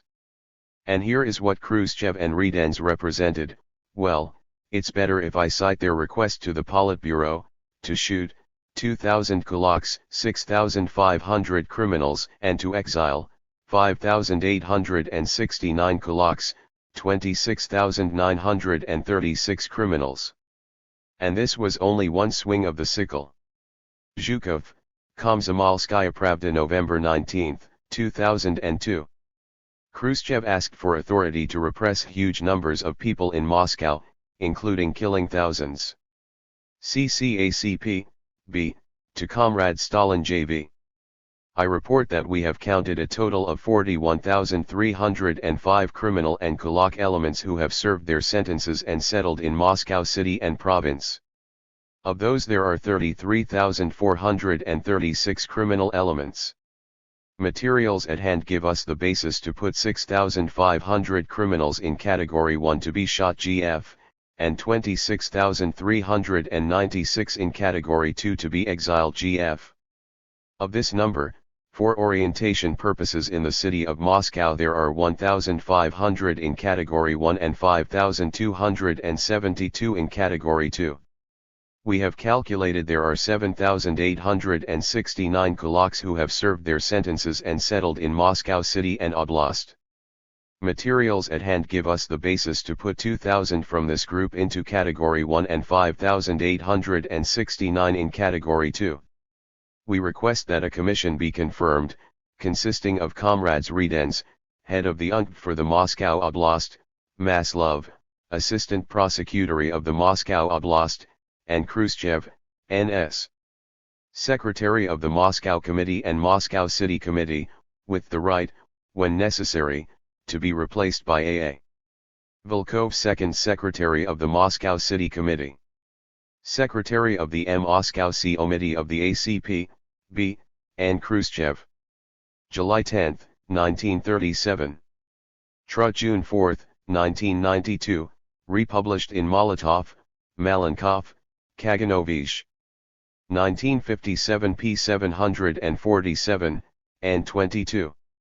Getty, Excesses, 127, cites Khrushchev's request for 41,000 people in both categories. In Moscow, First Secretary Nikita Khrushchev knew that he needed to repress exactly 41,805 kulaks and criminals. Nearly all of the submissions from the 40 provinces and republics responding to Stalin's telegram were in such exact figures. Note, from Zhukov, totals are 41,305, Getty writes 41,805. This must be from the same document cited above, so Getty copied wrong GF.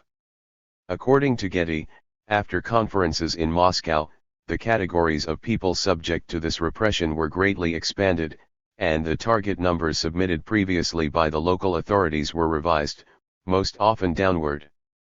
p.128, that is, the Center Stalin and the Politburo tried to limit these repressions. Taubman's large, 876 pages, work Khrushchev, The Man and His Era, New York, Norton, 2003, does not even mention Khrushchev's repressions in Moscow, though they were greater in number than those in any other region. As for the Ukrainian repression directed personally by Khrushchev, here is what he says. Yet the same Khrushchev presided over the purges, which apparently accelerated after his arrival. In 1938 alone, 106,119 people are said to have been arrested. Between 1938 and 1940 the total was 165,565. According to Molotov, hardly objective but extremely well informed, Khrushchev sent 54,000 people to the next world as a member of the Ukrainian Troika. Khrushchev's speeches dripped venom, and at least one case has come to light in which he scrawled, "Arrest," across the top of a document that doomed a high official of the Ukrainian Komsomol. Taubman, 116. An example of Khrushchev's complaining to Stalin about Moscow's, that is, Stalin and the Politburo's lowering the numbers of people for repression is this note from Khrushchev to Stalin. Dear Iosif Vissarionovich, the Ukraine sends requests for 17,000–18,000 persons to be repressed every month. And Moscow confirms no more than 2,000–3,000. I request that you take prompt measures. Your devoted N. Khrushchev. Cited from Kosolapov, Slovo Tovarycha Stalinu. M. Exmo, 2002, p. 355. Although this note is widely quoted, I have not been able to find an archival citation for this statement. Khrushchev's appointment to the post of First Secretary of the CC of the Communist Party, B. of the Ukraine brought a qualitative increase in repression, testimony of which we find in a fragment from his speech at the 14th Congress of the Communist Party of the Republic. We will do everything, he said, in order to fulfill with honor the task and commands of the CCACP, B. and of Comrade Stalin to make the Ukraine an impregnable fortress for enemies of the people. GF. In his speech to the 20th Congress of the party NS, Khrushchev deliberately avoided any mention of events in the Ukraine and cited facts concerning the repressions in other regions. But as they say, you can't hide a needle in a sack. We must consider as purely objective the evaluation of his role in organizing mass repressions in the Ukraine given, for example, in the speech of the People's Commissar of Internal Affairs of the Republic Uspensky at the 14th Congress of the CP, B. U. I. Like many other comrades speaking here, said the Commissar must acknowledge that the rout of enemies of the people in the Ukraine began for real just a few months ago, when we received to lead us that experienced Bolshevik, pupil and comrade in arms of great Stalin, Nikita Sergeyevich Khrushchev. S. Kuzmin. K. Repressium Pric Hasten. Stricke politycznemu portretu NS. Kruschev. Vzrozhny nadezhdy. Number 2, 1997. At http://memory.irkutsk.ru/pub/fr2.htm also quoted in NF. Bugай, Narody Ukraini v Osoboy Papki Stalina. Moscow, Nauka, 2006, pages 252-3. More details about the huge number of persons repressed by Khrushchev in Moscow, 1936-37. N.S. Khrushchev, working as first secretary of the Moscow Committee and the Moscow City Committee of the ACP, B, in 1936-1937, and from 1937 as first secretary of the CC of the CP, B, U, Communist Party of the Ukraine, Bolshevik, personally gave his assent to the arrests of a significant number of party and Soviet workers. In the archive of the KGB there are documentary materials that attest to Khrushchev's participation in carrying out massive repressions in Moscow, Moscow Oblast, and in the Ukraine in the pre-war years. In particular, he personally sent documents with proposals for the arrests of leading workers of the Moscow Soviet and Moscow Oblast Committee of the party. In all, during 1936 to 1937, 55,741 persons were repressed by the organs of the Moscow and Moscow Oblast NKVD. From January 1938, Khrushchev headed the party organization of the Ukraine. In 1938, 106,119 persons were arrested in the Ukraine. Repressions did not stop during the following years. In 1939 about 12,000 persons were arrested, and in 1940 about 50,000 persons. In all, during the years 1938 to 1940, 167,565 persons were arrested in the Ukraine. The NKVD explained the increase in repressions in 1938 in the Ukraine in that, in connection with the arrival of Khrushchev, counter-revolutionary activity of the right Trotskyite underground grew especially quickly. Khrushchev personally sanctioned the repression of several hundred persons who were suspected of organizing terrorist acts = assassination attempts against himself. In the summer of 1938, with Khrushchev's sanction, a large group of leading party, Soviet, and economic workers were arrested, among them the vice-chair of the Council of People's Commissars of the Ukrainian SSR, government ministers, narkomi, assistant ministers, secretaries of the oblast committees of the party.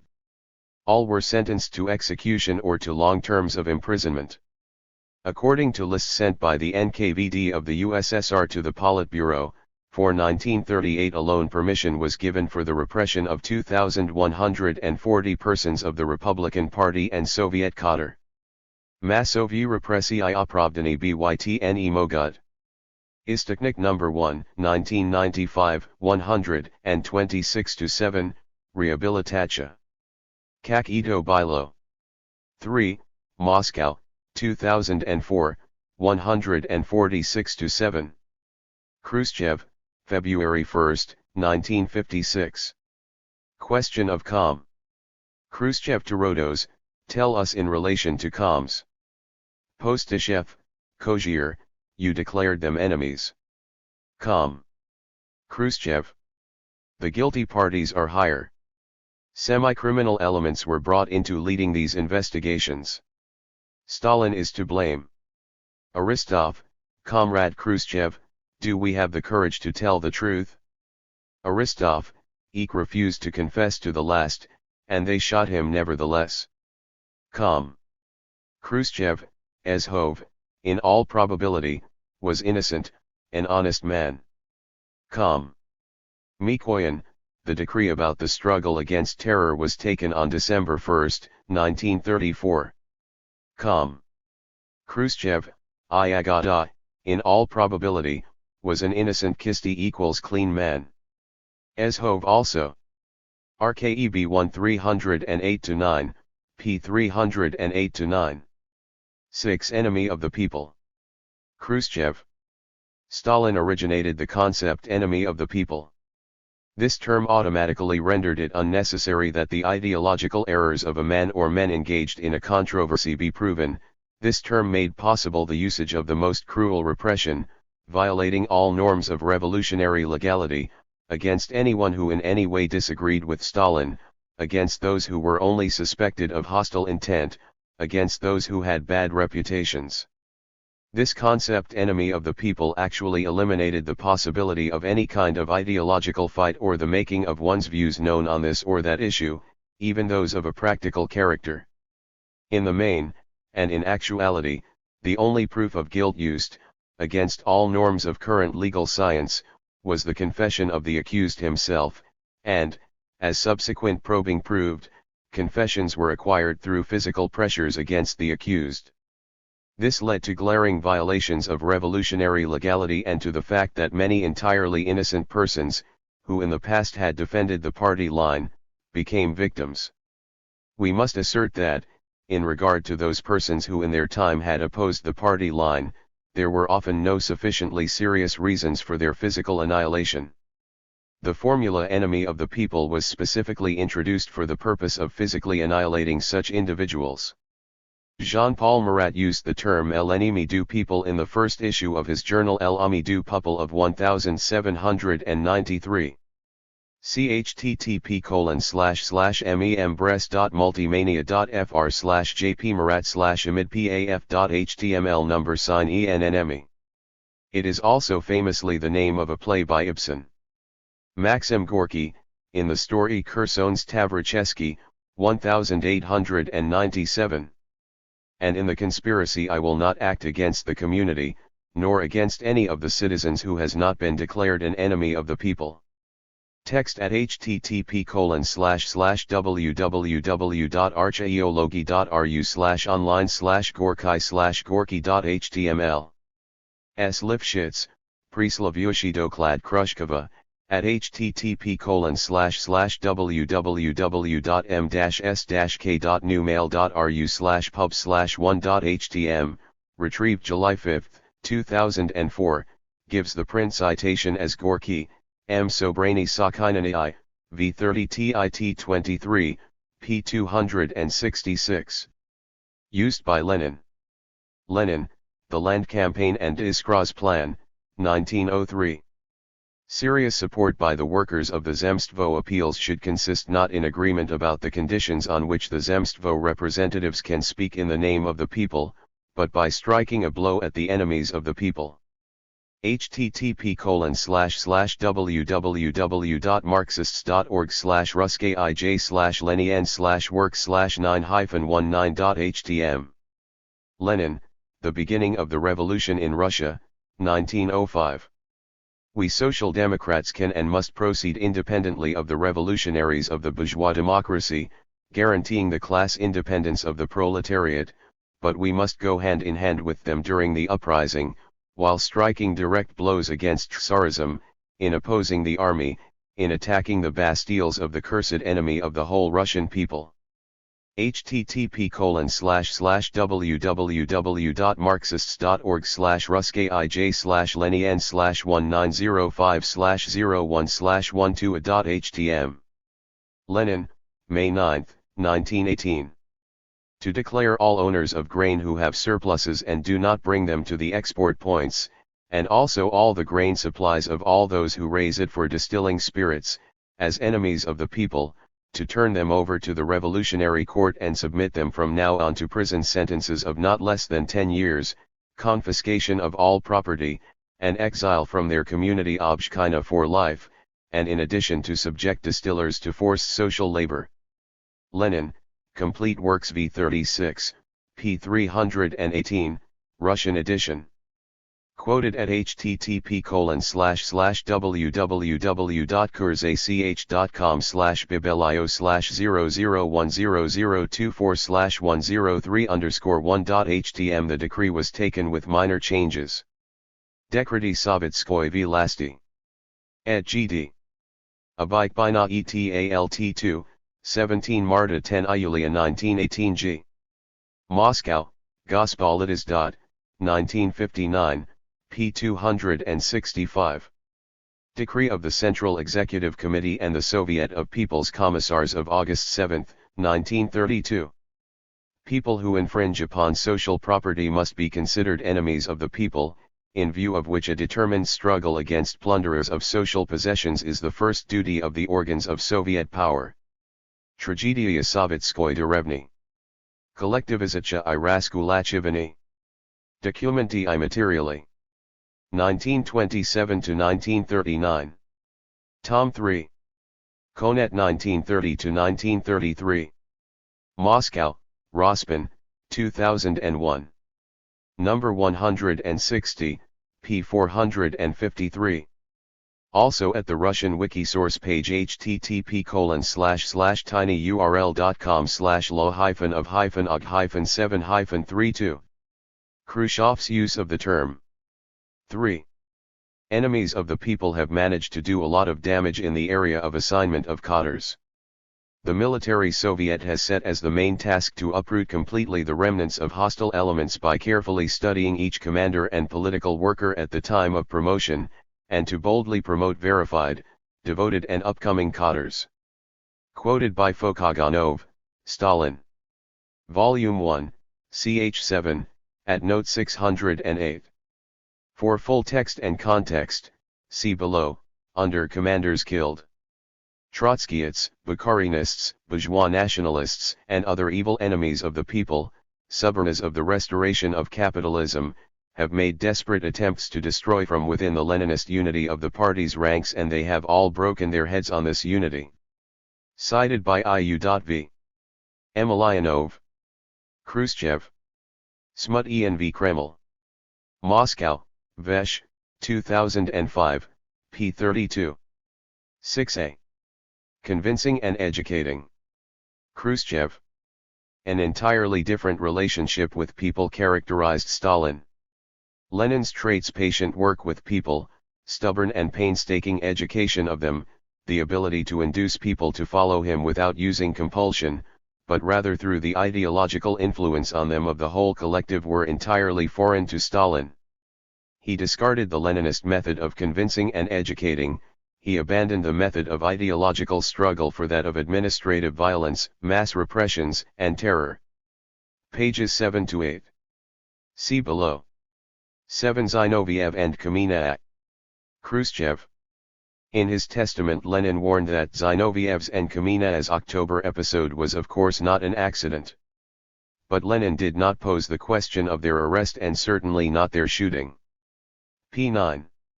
Stalin to Kaganovich, about testimony at the Zinoviev-Kamina trial of the 16, August 1936. 2nd. From Reingold's confessions it is clear that Kamina, through his wife Glebova, was feeling out the French ambassador Hervé Alphand concerning possible relations of the French government with a future government of the Trotskyite Zinovievite bloc.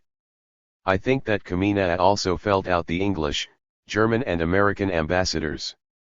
That means that Kamina must have disclosed to these foreigners the plans of the plot and of the murders of the leaders of the Bolshevik Party. That also means that Kamina had already disclosed to them these plans, or else the foreigners would not have agreed to have discussions with him about a future Zinoviev Trotskyite government.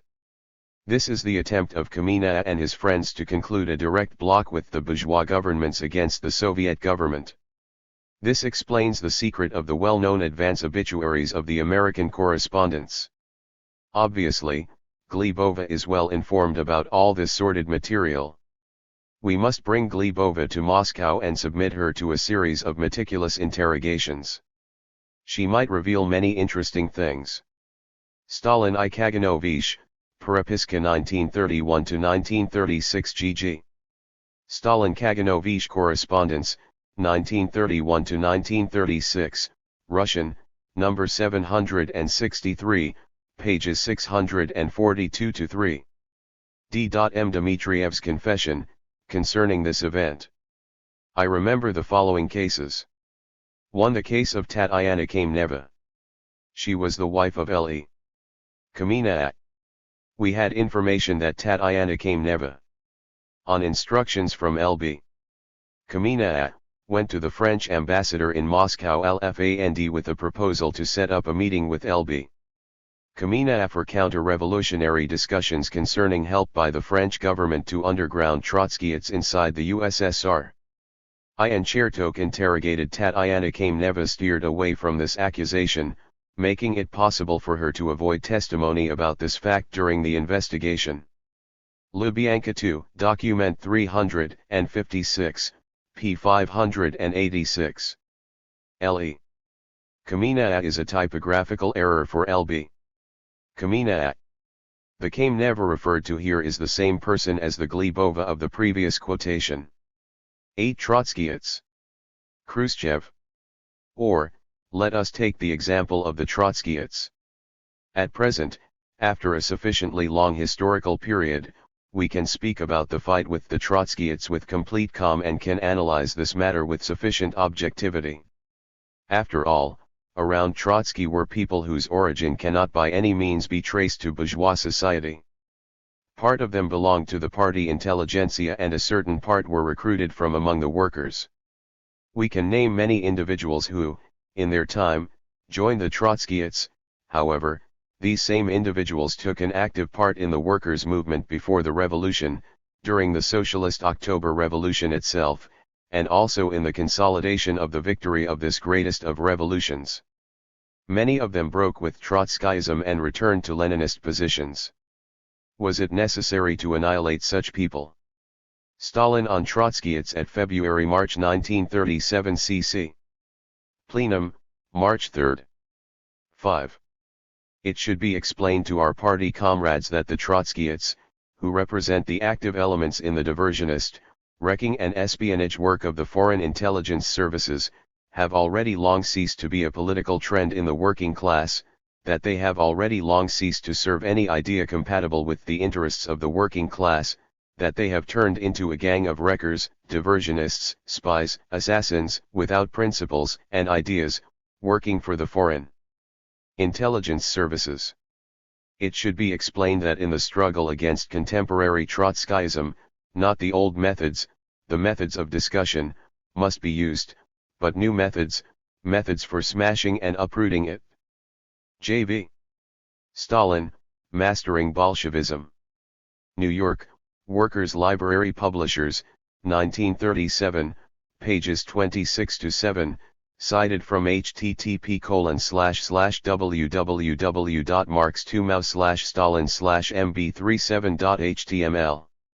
Stalin, concluding speech of plenum on March 5. But here is the question: how to carry out in practice the task of smashing and uprooting the German-Japanese agents of Trotskyism.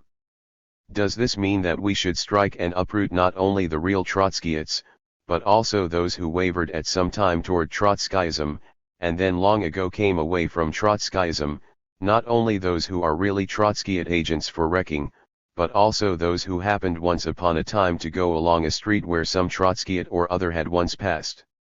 At any rate, such voices were heard here at the plenum. Can we consider such an interpretation of the resolution to be correct? No, we cannot consider it to be correct. On this question, as on all other questions, there must be an individual, differentiated approach.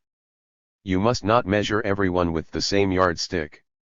Such a sweeping approach can only harm the cause of struggle against the real Trotskyite wreckers and spies. Among our responsible comrades there are a certain number of former Trotskyites who left Trotskyism long ago, and now fight against Trotskyism not worse but better than some of our respected comrades who never chanced to waver toward Trotskyism. It would be foolish to vilify such comrades now. Among our comrades there are also those who always stood against Trotskyism ideologically, but in spite of this kept up personal contacts with individual Trotskyites, which they did not delay in liquidating as soon as the actual visage of Trotskyism became clear to them. It is, of course, not a good thing that they did not break off their personal friendly connections with individual Trotskyites at once, but belatedly. But it would be silly to lump such comrades together with the Trotskyites. Ibid, pages 43-4. Recall Khrushchev's own words exactly what Stalin advocated at the February-March 1937 plenum.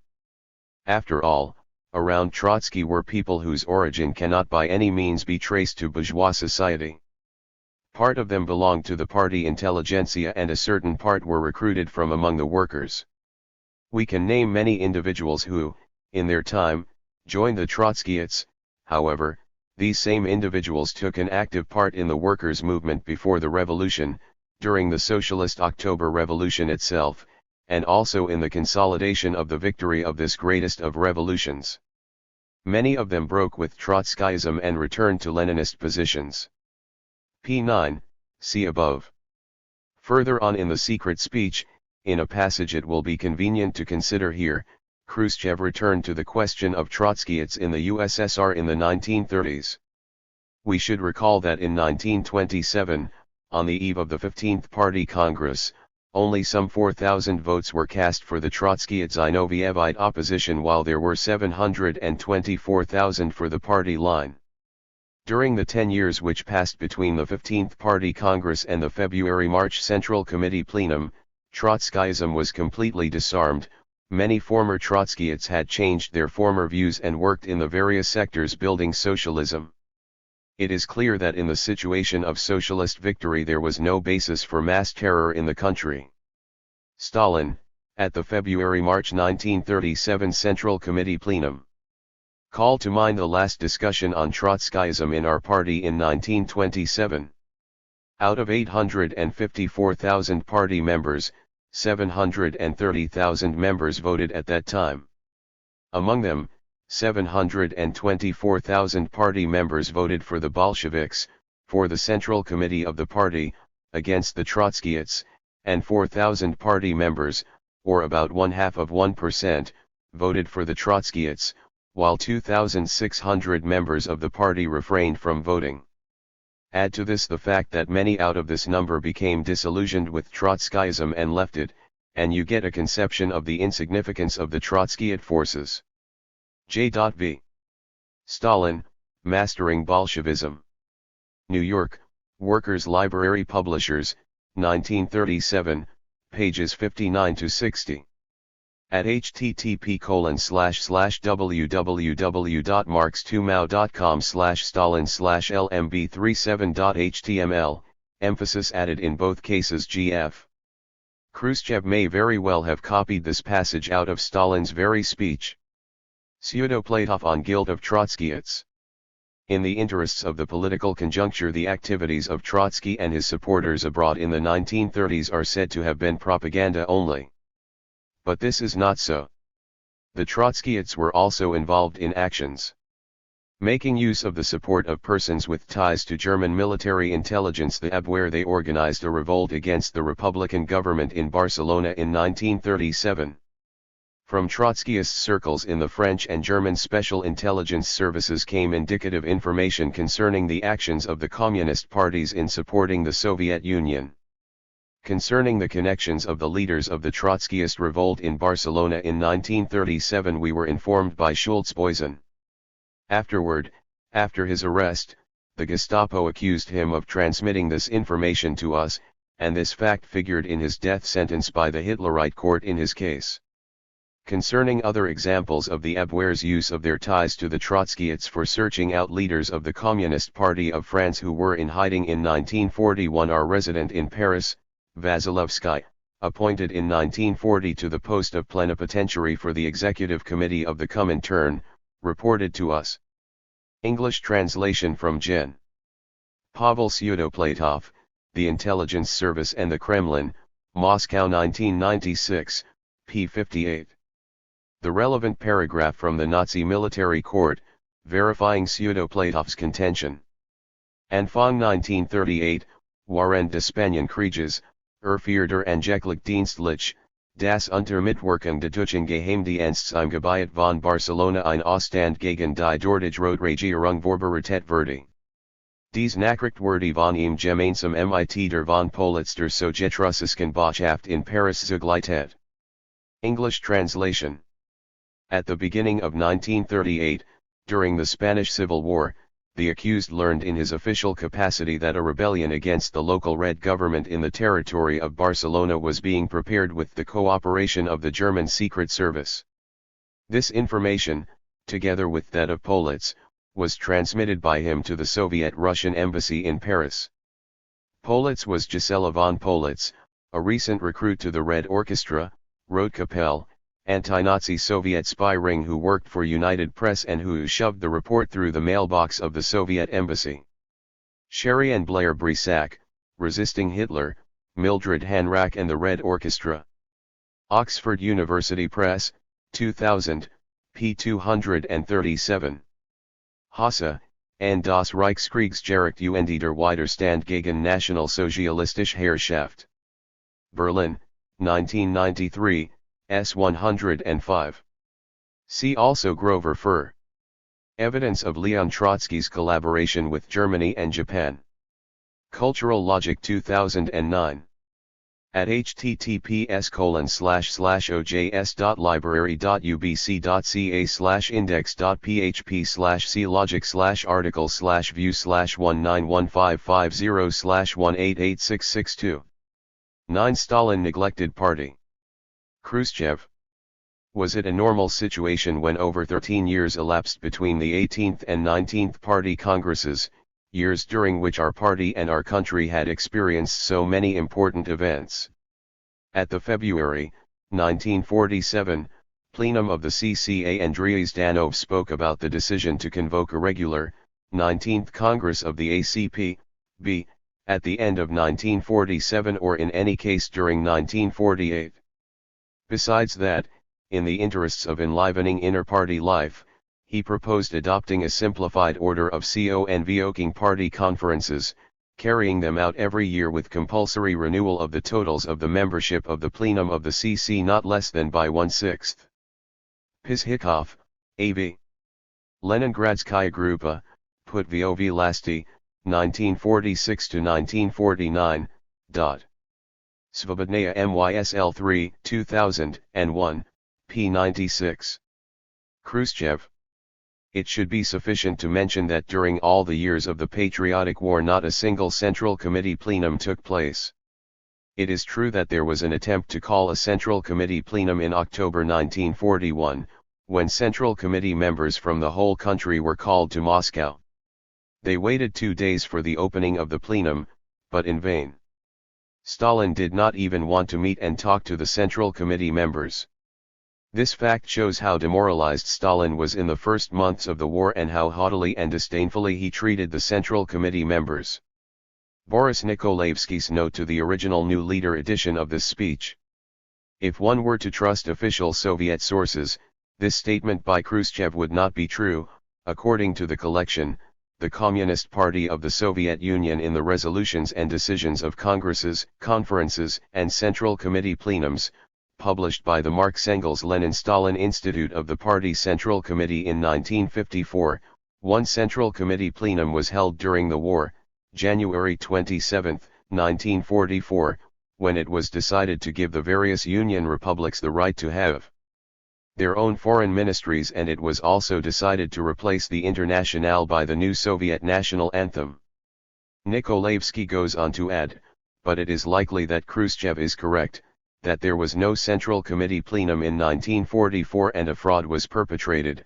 The plenum was announced as having occurred although it never had. Note 10. But Nikolaevsky was wrong. It was Khrushchev, not Stalin, who perpetrated a fraud. 1989 Russian edition of Khrushchev's speech, Note 8. By a decree of the Politburo of the CCACP, of October 2, 1941 there was given the notice of the convocation of a plenum of the CCACP, on October 10, 1941, with the agenda, 1.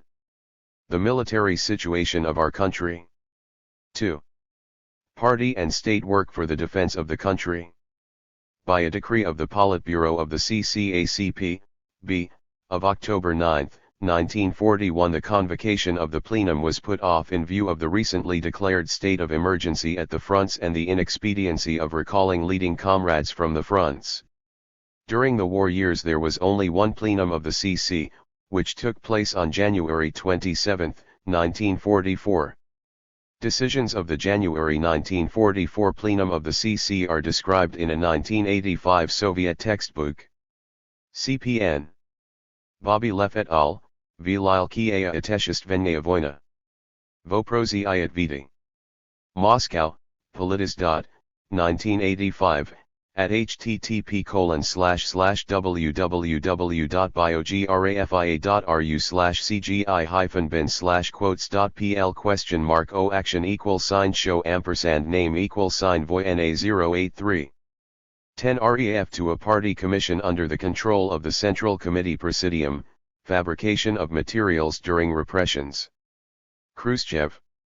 The Commission has become acquainted with a large quantity of materials in the NKVD archives and with other documents and has established many facts pertaining to the fabrication of cases against communists, to false accusations, to glaring abuses of socialist legality, which resulted in the death of innocent people. It became apparent that many party, Soviet and economic activists, who were branded in 1937 to 1938 as enemies, were actually never enemies, spies, wreckers, etc., but were always honest communists. They were only so stigmatized and, often, no longer able to bear barbaric tortures. They charged themselves, at the order of the investigative judges falsifiers, with all kinds of grave and unlikely crimes.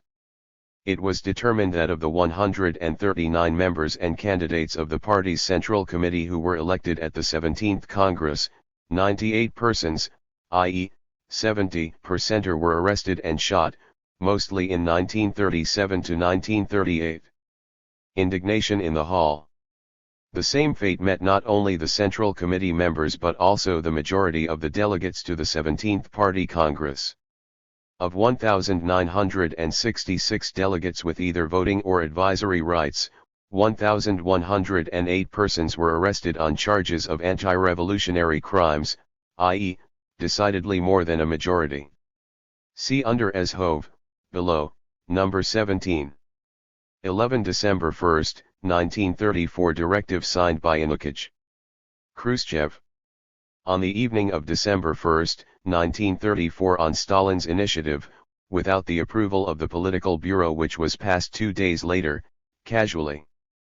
The 1989 critical edition of the Russian text of Khrushchev's speech, ed. Ayermakher, K. ed. Doklad N.S. Khrushcheva okulti liknosti Stalina naxxs KPSS. Donmenti. Moscow, Rospin 2002, states, in N11. This concerns the decree of the Central Executive Committee of the Soviet Union of December 1, 1934 on the correct method of handling cases concerning the preparation or commission of acts of terrorism, which was later called the Law of December 1, 1934 and was in force until 1956. The decree in question was not introduced for confirmation by a session of the Central Executive Committee of the USSR, as demanded in the Soviet Constitution.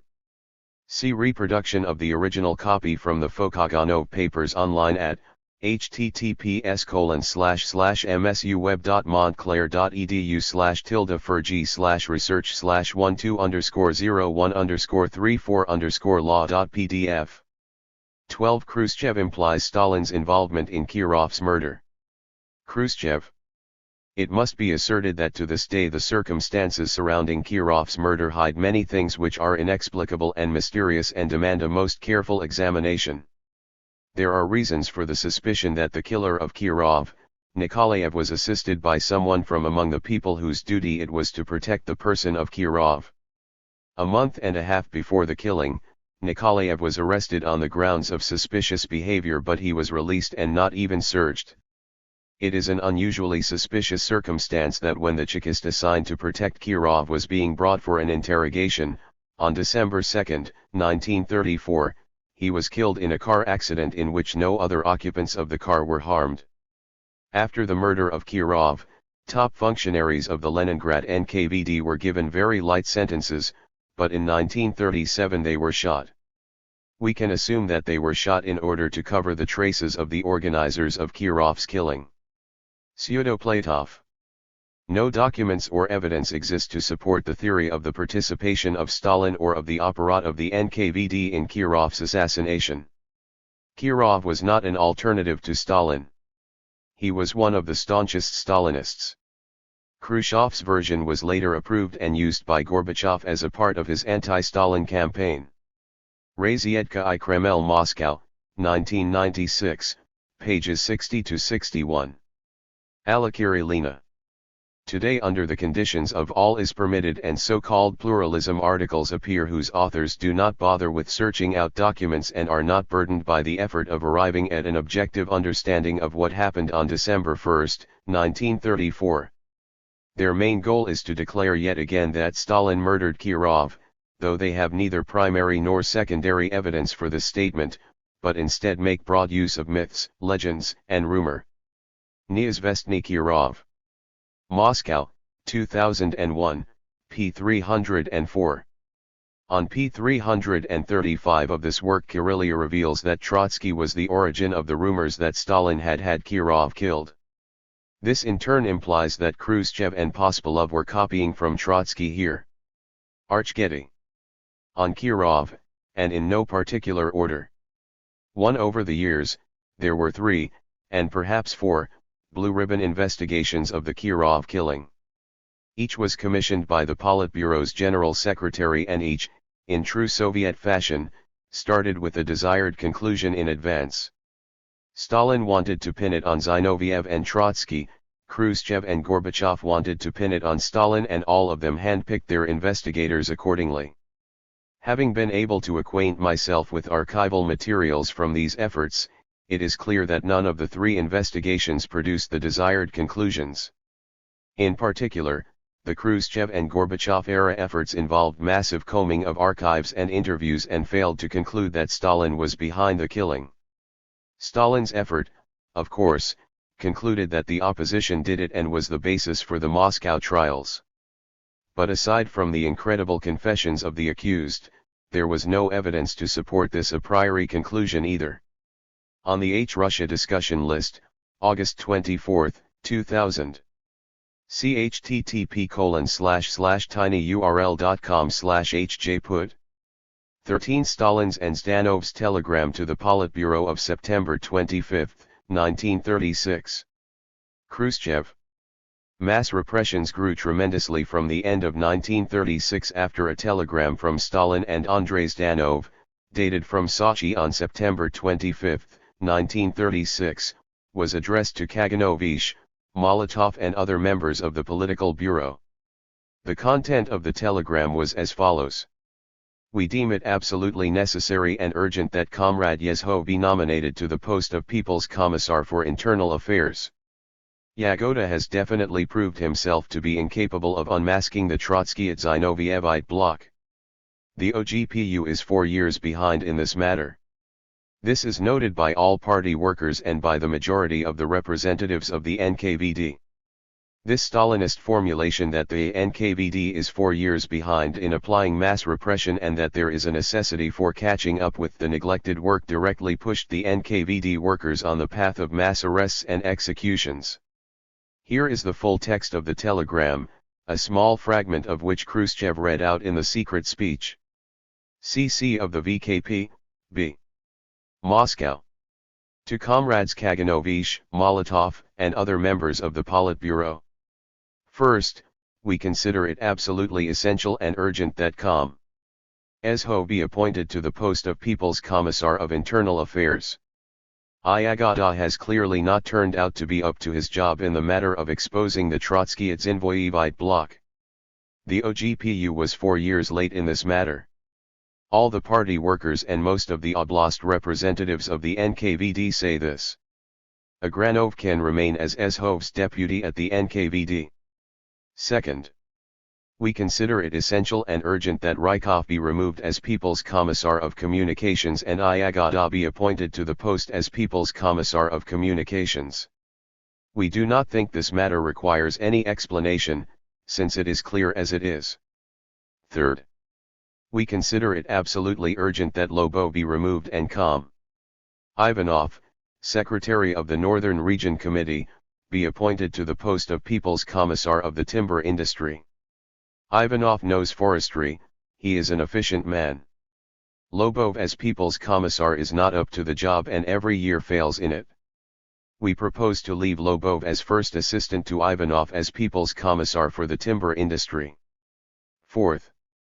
As concerns the PCC Party Control Commission, Ezhov can remain as chairman of the PCC at the same time provided that he devotes 9/10 of his time to the NKVD, and Yakovlev could be promoted to Ezhov's first assistant at the PCC. Fifth. Ezhov is in agreement with our proposals. Stalin, Zdanov. Thurston.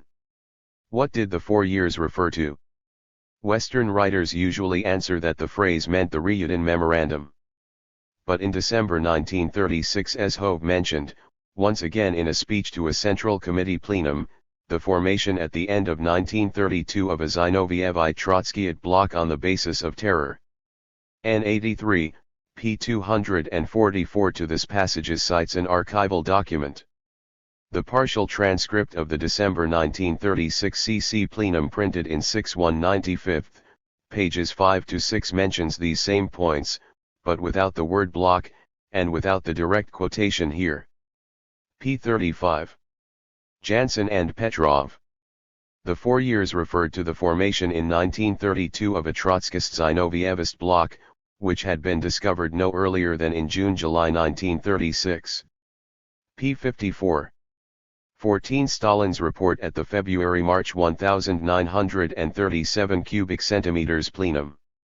Khrushchev. Stalin's report at the February-March Central Committee plenum in 1937, deficiencies of party work and methods for the liquidation of the Trotskyists and of other two-facers, contained an attempt at theoretical justification of the mass terror policy under the pretext that as we march forward towards socialism class war must allegedly sharpen. Stalin asserted that both history and Lenin taught him this. Lenin, saying something like what Stalin said. The annihilation of classes is a matter of long, hard, and stubborn class struggle, that after the overthrow of the power of capital, after the smashing of the bourgeois state, after the establishment of the dictatorship of the proletariat does not disappear, as the Philistines of the old socialism and old social democracy imagine, but only changes its forms, becoming, in many respects, even more ferocious. Lenin, V.I. Privat Vengerskim Rabochim. 27 Maya 1919 G. Complete Works, Russian, Pano Sobrani Sakhinany I, v. 38, p. 387. Stalin quoted this passage in his April 1929 speech on the right deviation in the Bolshevik Party. At http://www.hrono.ru/libris/stalin/12-9.html. At the February-March 1937 plenum of the CC of the ACP, B, Stalin did make the report with the title Khrushchev cited. But there is nothing in that report that alleges that the class struggle must sharpen as we march forward towards socialism. Concerning this distortion by Khrushchev in his secret speech, Richard Kosolapov writes: in reality the aforesaid thesis, endlessly repeated as Stalinist, is neither in Stalin's report nor in his concluding speech. It is true that Stalin pointed out the need to destroy and cast aside the rotten theory that with every advance we make the class struggle here of necessity would die down more and more, and that in proportion as we achieve successes the class enemy would become more and more tractable. Stalin also stressed that while one end of the class struggle has its operation within the bounds of the USSR, its other stretches to the bounds of the bourgeois states surrounding us. But he never set forth any theory of sharpening in the second half of the 1930s, that is when in the USSR the absolute predominance of socialist forms of the economy had been guaranteed and the constitution of victorious socialism had been passed. R.K. Kosolapov, Uvereno Torit Troivi Budushchi. Doklad Orashiniak XXIXXIISS Dov KPSS Povoprosu Okulti Liknosti I Ego Posledstaiak. 2003. At http://www.cea.ru/tilde/shenin/news/news20.htm. Point 7 of Stalin's report of March 3, 1937, and published in Pravda on March 29, 1937. 7. We must destroy and cast aside the rotten theory that with every advance we make the class struggle here of necessity would die down more and more, and that in proportion as we achieve successes the class enemy would become more and more tractable. This is not only a rotten theory but a dangerous one, for it lulls our people, leads them into a trap, and makes it possible for the class enemy to rally for the struggle against the Soviet government. On the contrary, the further forward we advance, the greater the successes we achieve, the greater will be the fury of the remnants of the broken exploiting classes. Page 30. The sooner will they resort to sharper forms of struggle, the more will they seek to harm the Soviet state, and the more will they clutch at the most desperate means of struggle, as the last resort of doomed people. It should be borne in mind that the remnants of the broken classes in the USSR are not alone. They have the direct support of our enemies beyond the bounds of the USSR. It would be a mistake to think that the sphere of the class struggle is limited to the bounds of the USSR. While one end of the class struggle has its operation within the bounds of the USSR, its other stretches to the bounds of the bourgeois states surrounding us. The remnants of the broken classes cannot but be aware of this. And precisely because they are, they will continue their desperate assaults in the future. This is what history teaches us. This is what Leninism teaches us. We must remember all this and be on our guard. Joseph Stalin, Mastering Bolshevism. New York, Workers' Library Pubs, 1937, pages 1-40. http://www.marx2mao.com/stalin/mb37.html. Stalin's proposal for political education, and for each higher party official choosing replacements for himself.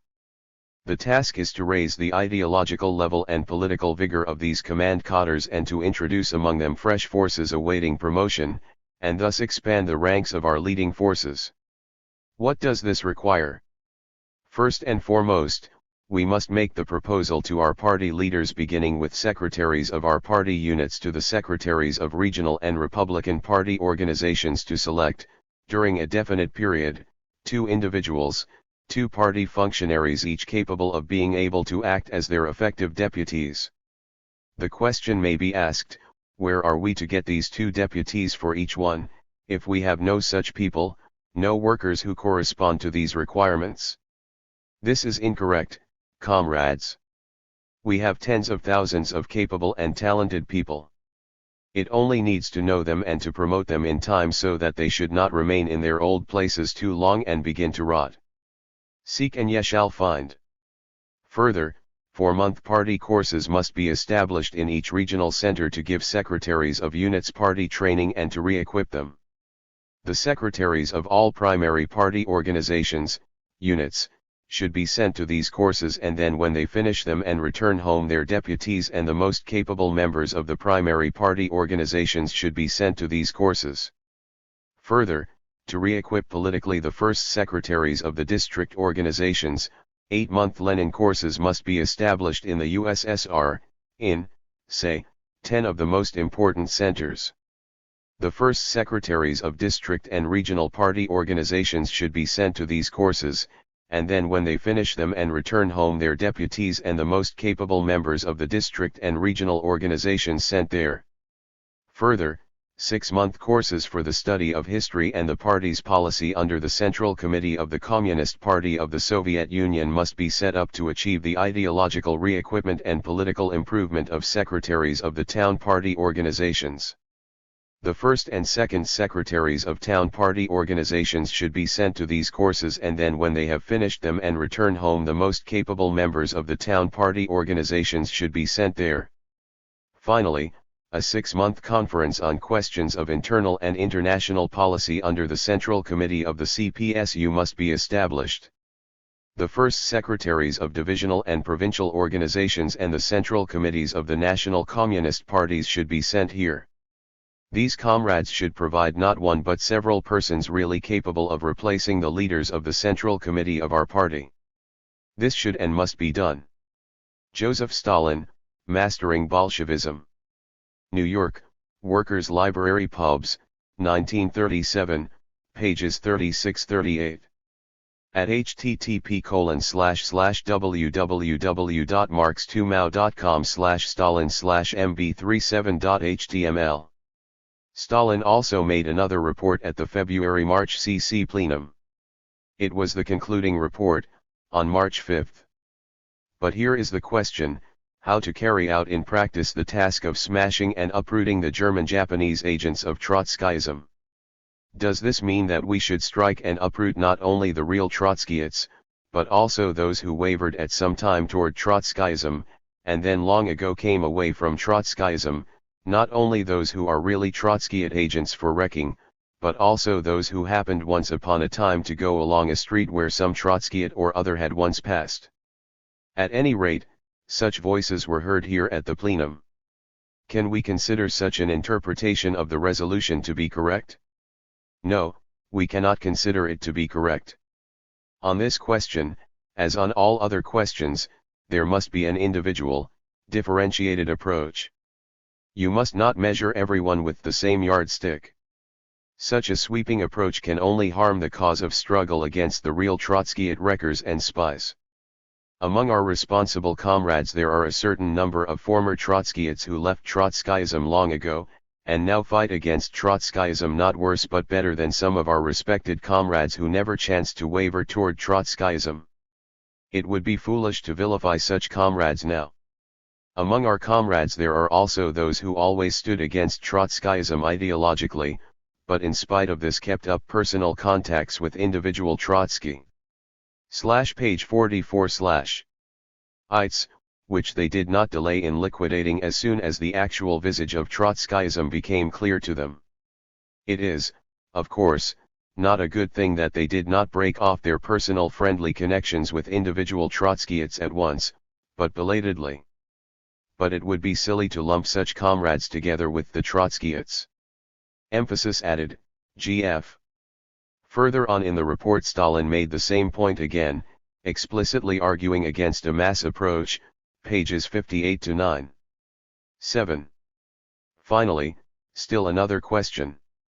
I have in view the question of the formal and heartless bureaucratic attitude of some of our party comrades toward the fate of individual party members, toward the question of expelling members from the party, or the question of restoring the rights of party membership to those who have been expelled.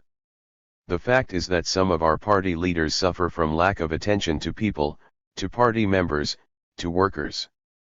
Furthermore, they do not study the party members, do not know what is close to their hearts, and how they are growing, do not know workers in general. They have, therefore, not an individual approach to party members. Page 59 to party workers. And just because they have not an individual approach when appraising party members and party workers, they usually act at random, either praising them wholesale, without measure, or crushing them, also wholesale, and without measure, expelling thousands and tens of thousands from the party. Such leaders try, in general, to think in tens of thousands, not to worry about units, about individual party members, about their fate. They think it a mere bagatelle trifle to expel thousands and tens of thousands of people from the party, comforting themselves by the fact that our party is 2 million strong, and that tens of thousands of people expelled cannot change anything in the position of the party. But, only people who in essence are profoundly anti-party can have such an approach to members of the party. Joseph Stalin, Mastering Bolshevism. New York, Workers' Library Pubs, 1937, pages 40-63. At http://www.marx2mao.com/stalin/mb37.html. Note that in this edition it is erroneously dated March 3, not March 5, but is correctly titled Concluding Speech. Stalin's report of the Commission on the Investigation of Bukharin and Rykov, February 27, 1937. See Getty and Naumov, 409-11, Russian text in Voprozy Istory I 194, 12-13, for whole text. Getty and Naumov on this report. It was quite unusual for Stalin himself to give such reports. This is the first and only time in party history that he did so. This text was truly a hidden transcript. It was never published with any of the versions of the stenographic report and was never transferred to the party archives with other materials of the plenum. The transcript of this ambiguous and contradictory decision on Bukharin never even found its way into the heavily edited and limited circulation stenographic report, which showed the plenum beginning on February 27, 4 days after it actually started. 411. In his path-breaking study of archival sources, historian Yuri Zhukov cites the unpublished resolution of the February-March 1937 cubic centimeters plenum and comments on it. Just as far from a witch hunt as were Stalin's final words was the resolution based upon Stalin's report. The plenum's participants voted in favor of it unanimously and without any comment, as had become customary during the previous few years. The words treasonous and espionage sabotage activity of Trotskyist fascists were mentioned only once and only in the preamble. They served only as a pretext for the presentation of serious shortcomings in the work of party organizations and of their leaders.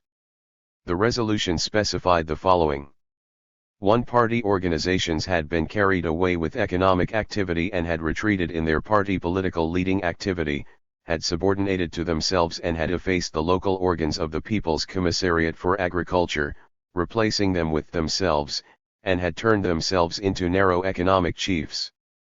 2. Our party leaders have turned themselves away from party political work toward economic and especially agricultural campaigns, thereby gradually transferring the main base of their work from the city to the oblast.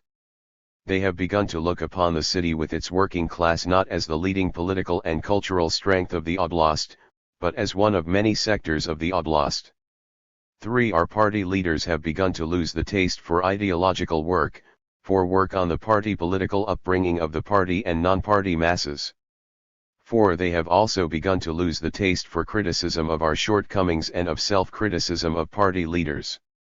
5. They have also begun to retreat from direct responsibility to the masses of party members. They have taken upon themselves to replace elections with co-optation. In this manner a bureaucratic centralism has resulted.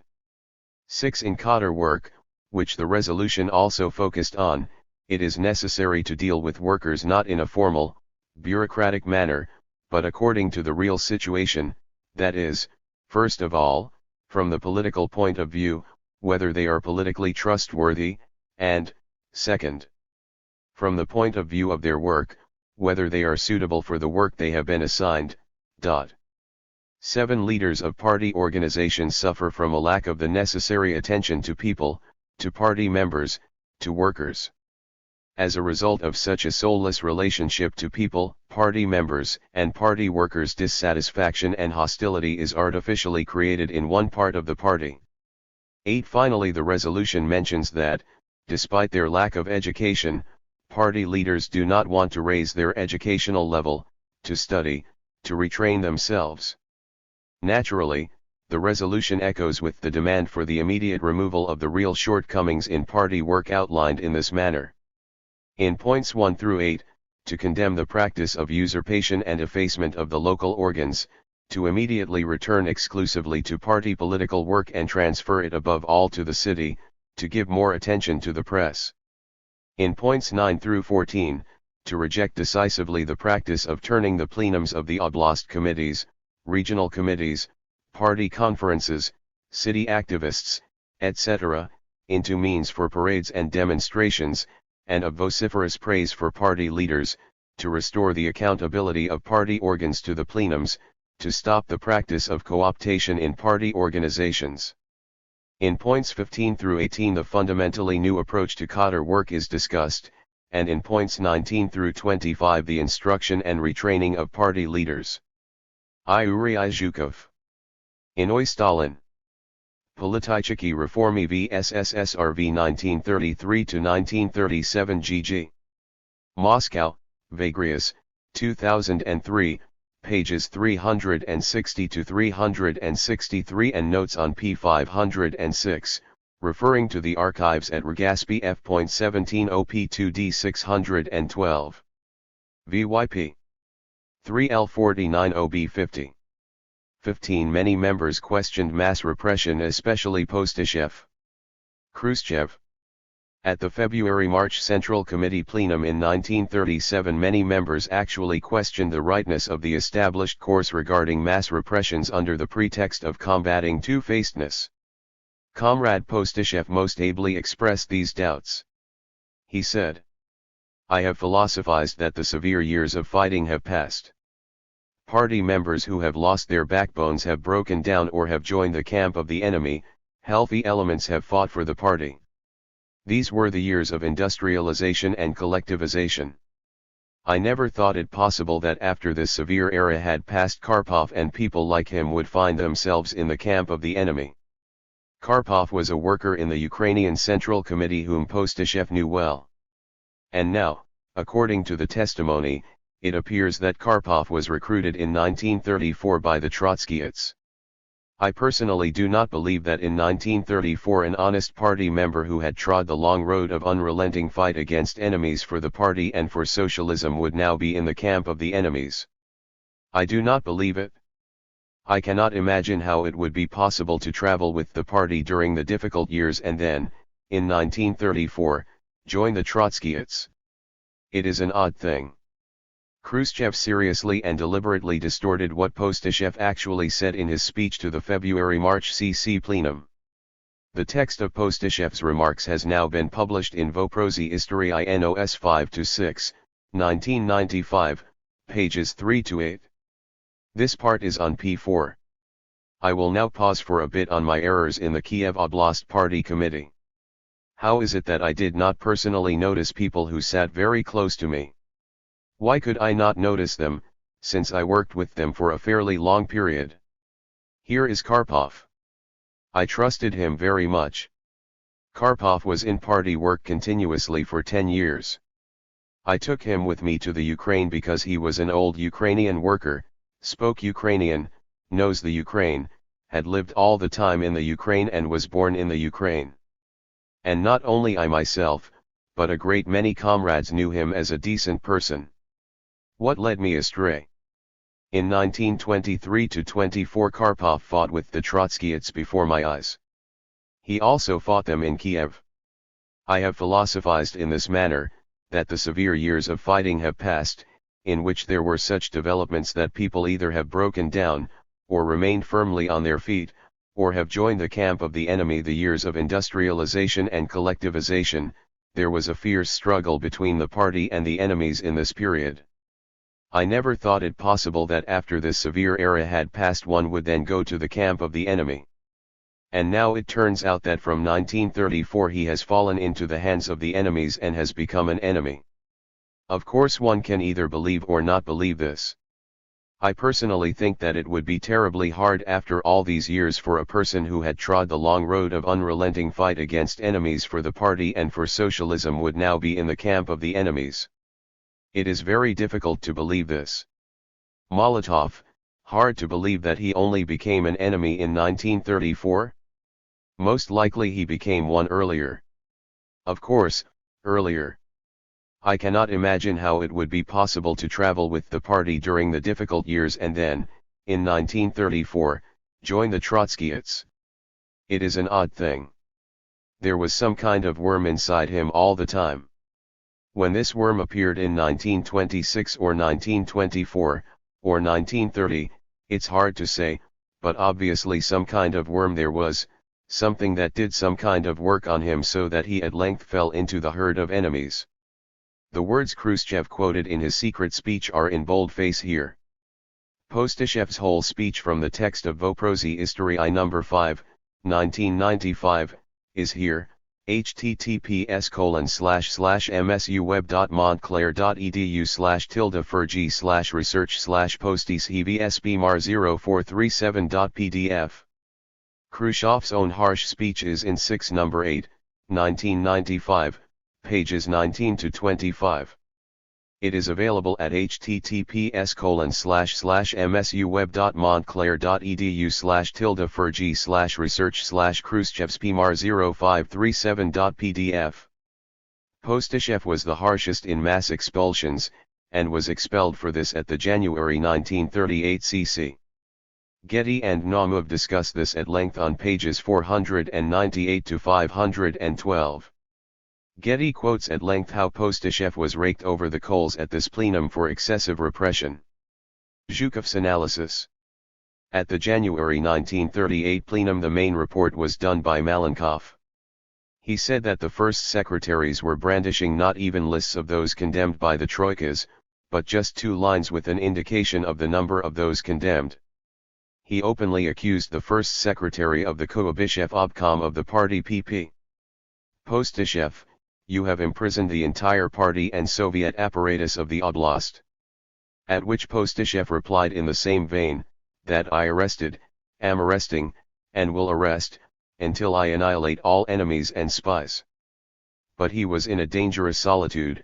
2 hours after this polemic he was demonstratively dismissed from his post as candidate member of the Politburo, and none of the members of the plenum stood up to defend him.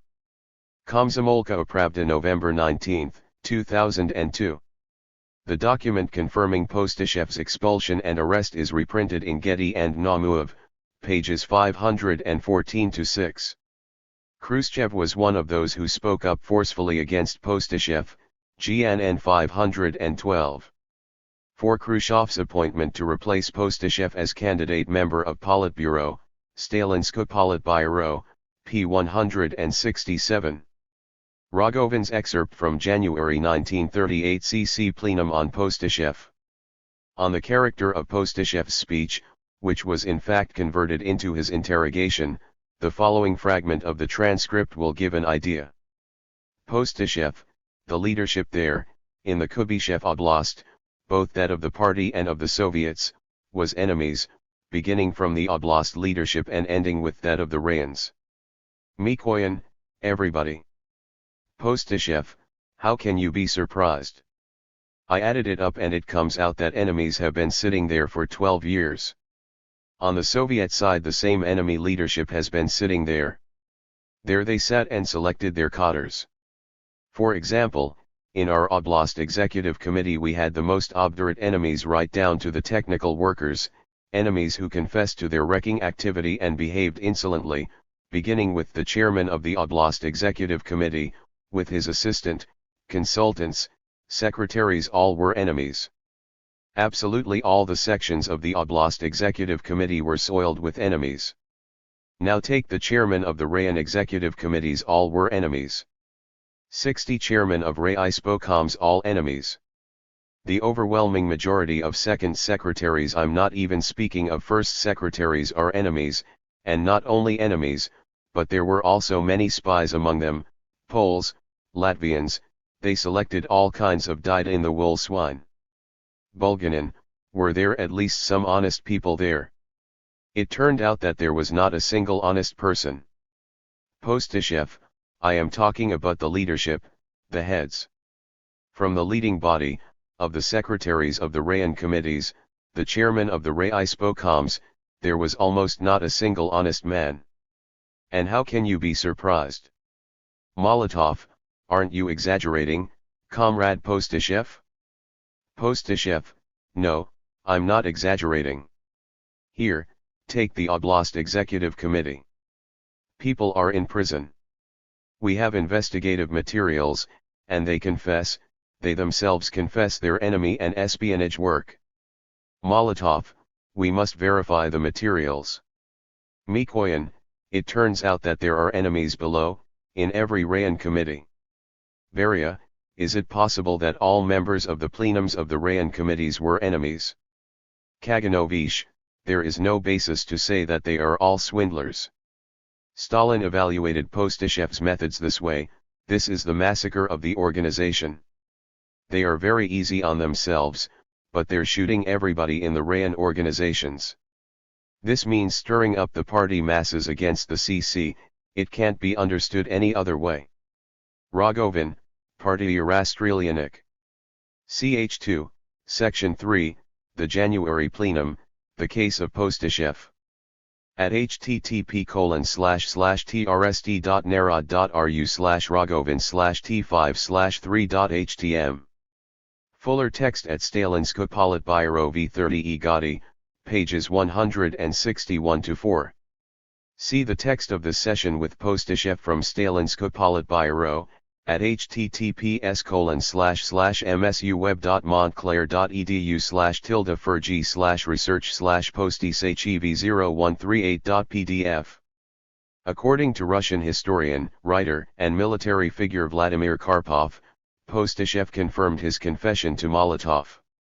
In my conversations with Molotov at his dacha, we had a conversation about the repressions. Once I asked, "Is it possible that you never had any doubts? After all, they were arresting people whom you knew well by their work even before the revolution, and then also in the Civil War." Doubts did arise. Once I spoke to Stalin about this, and he answered, "Go to the Lubyanka and check on this yourself, take Voroshilov here with you." Voroshilov was then in the office. We both went right away. Those were exactly the days when we had fresh doubts about the arrest of Postashev. We drove to Ezhov. He ordered Postashev's file to be brought out. We looked through the transcripts of interrogations. Postashev admitted his guilt. I said to Ezhov, "I want to have a talk with Postashev himself." He was broad. He was pale, had lost weight, and generally looked depressed. I asked him, were his confessions written down accurately in the transcripts of interrogation? He answered, "They are written correctly." I asked again, "That means, you admit that you are guilty?" He was silent, and somehow reluctantly answered, "Since I signed them, that means, I admit it. What is there to say?" That's how it was. How could we not believe it, when the man himself said it? Karpov, Vladimir Vasilyevich. Marshal Zhukov, Ego Soratniki I Protivniki v Gadi Voyny I Myra. Book 1. Chapter 6, The Tikhakevsky Affair. At http://military.lib.ru/bio/karpov/06.html. Letter from Andreev to Stalin of January 31, 1938 about Postashev's lawless and arbitrary repressions. 2. Since August about 3,000 members have been expelled from the party, a significant part of whom were expelled without any basis whatsoever as enemies of the people or their confederates. At the plenum of the Oblast Committee, the secretaries of the Rayon committees brought forward facts, when Postashev became arbitrary and demanded the expulsion and arrest of honest party members either for the slightest criticism at party meetings of the leadership of the Oblast Committee, i.e. Postashev himself, or even without any basis at all. In general, this whole tone came from the Oblast Committee. 3. Since all these matters look like a provocation, we had to arrest a few of the most suspicious, zealous deviationists from the Oblast and city committees, the former Second Secretary Filimonov, the obkom workers Sorotinsky, Alakin, Fomenko, and others. At the very first interrogations they all confessed that they were members of a right Trotskyite organization up to the present. Surrounding Postashev and enjoying his full confidence, they developed their disorganizational and provocational work of dissolving the party organizations and mass expulsions of party members. We also had to arrest Pashkovsky, Postashev's assistant. He confessed that he had concealed the fact that he had been a social revolutionary in the past, had been recruited to the right Trotskyite organization in 1933 in Kiev, and obviously was a Polish spy. He was one of the most active of those in Postashev's circle in the matter of arbitrariness and disorganization in Kuybyshev. We are untangling matters further, in order to unmask this gang. 4.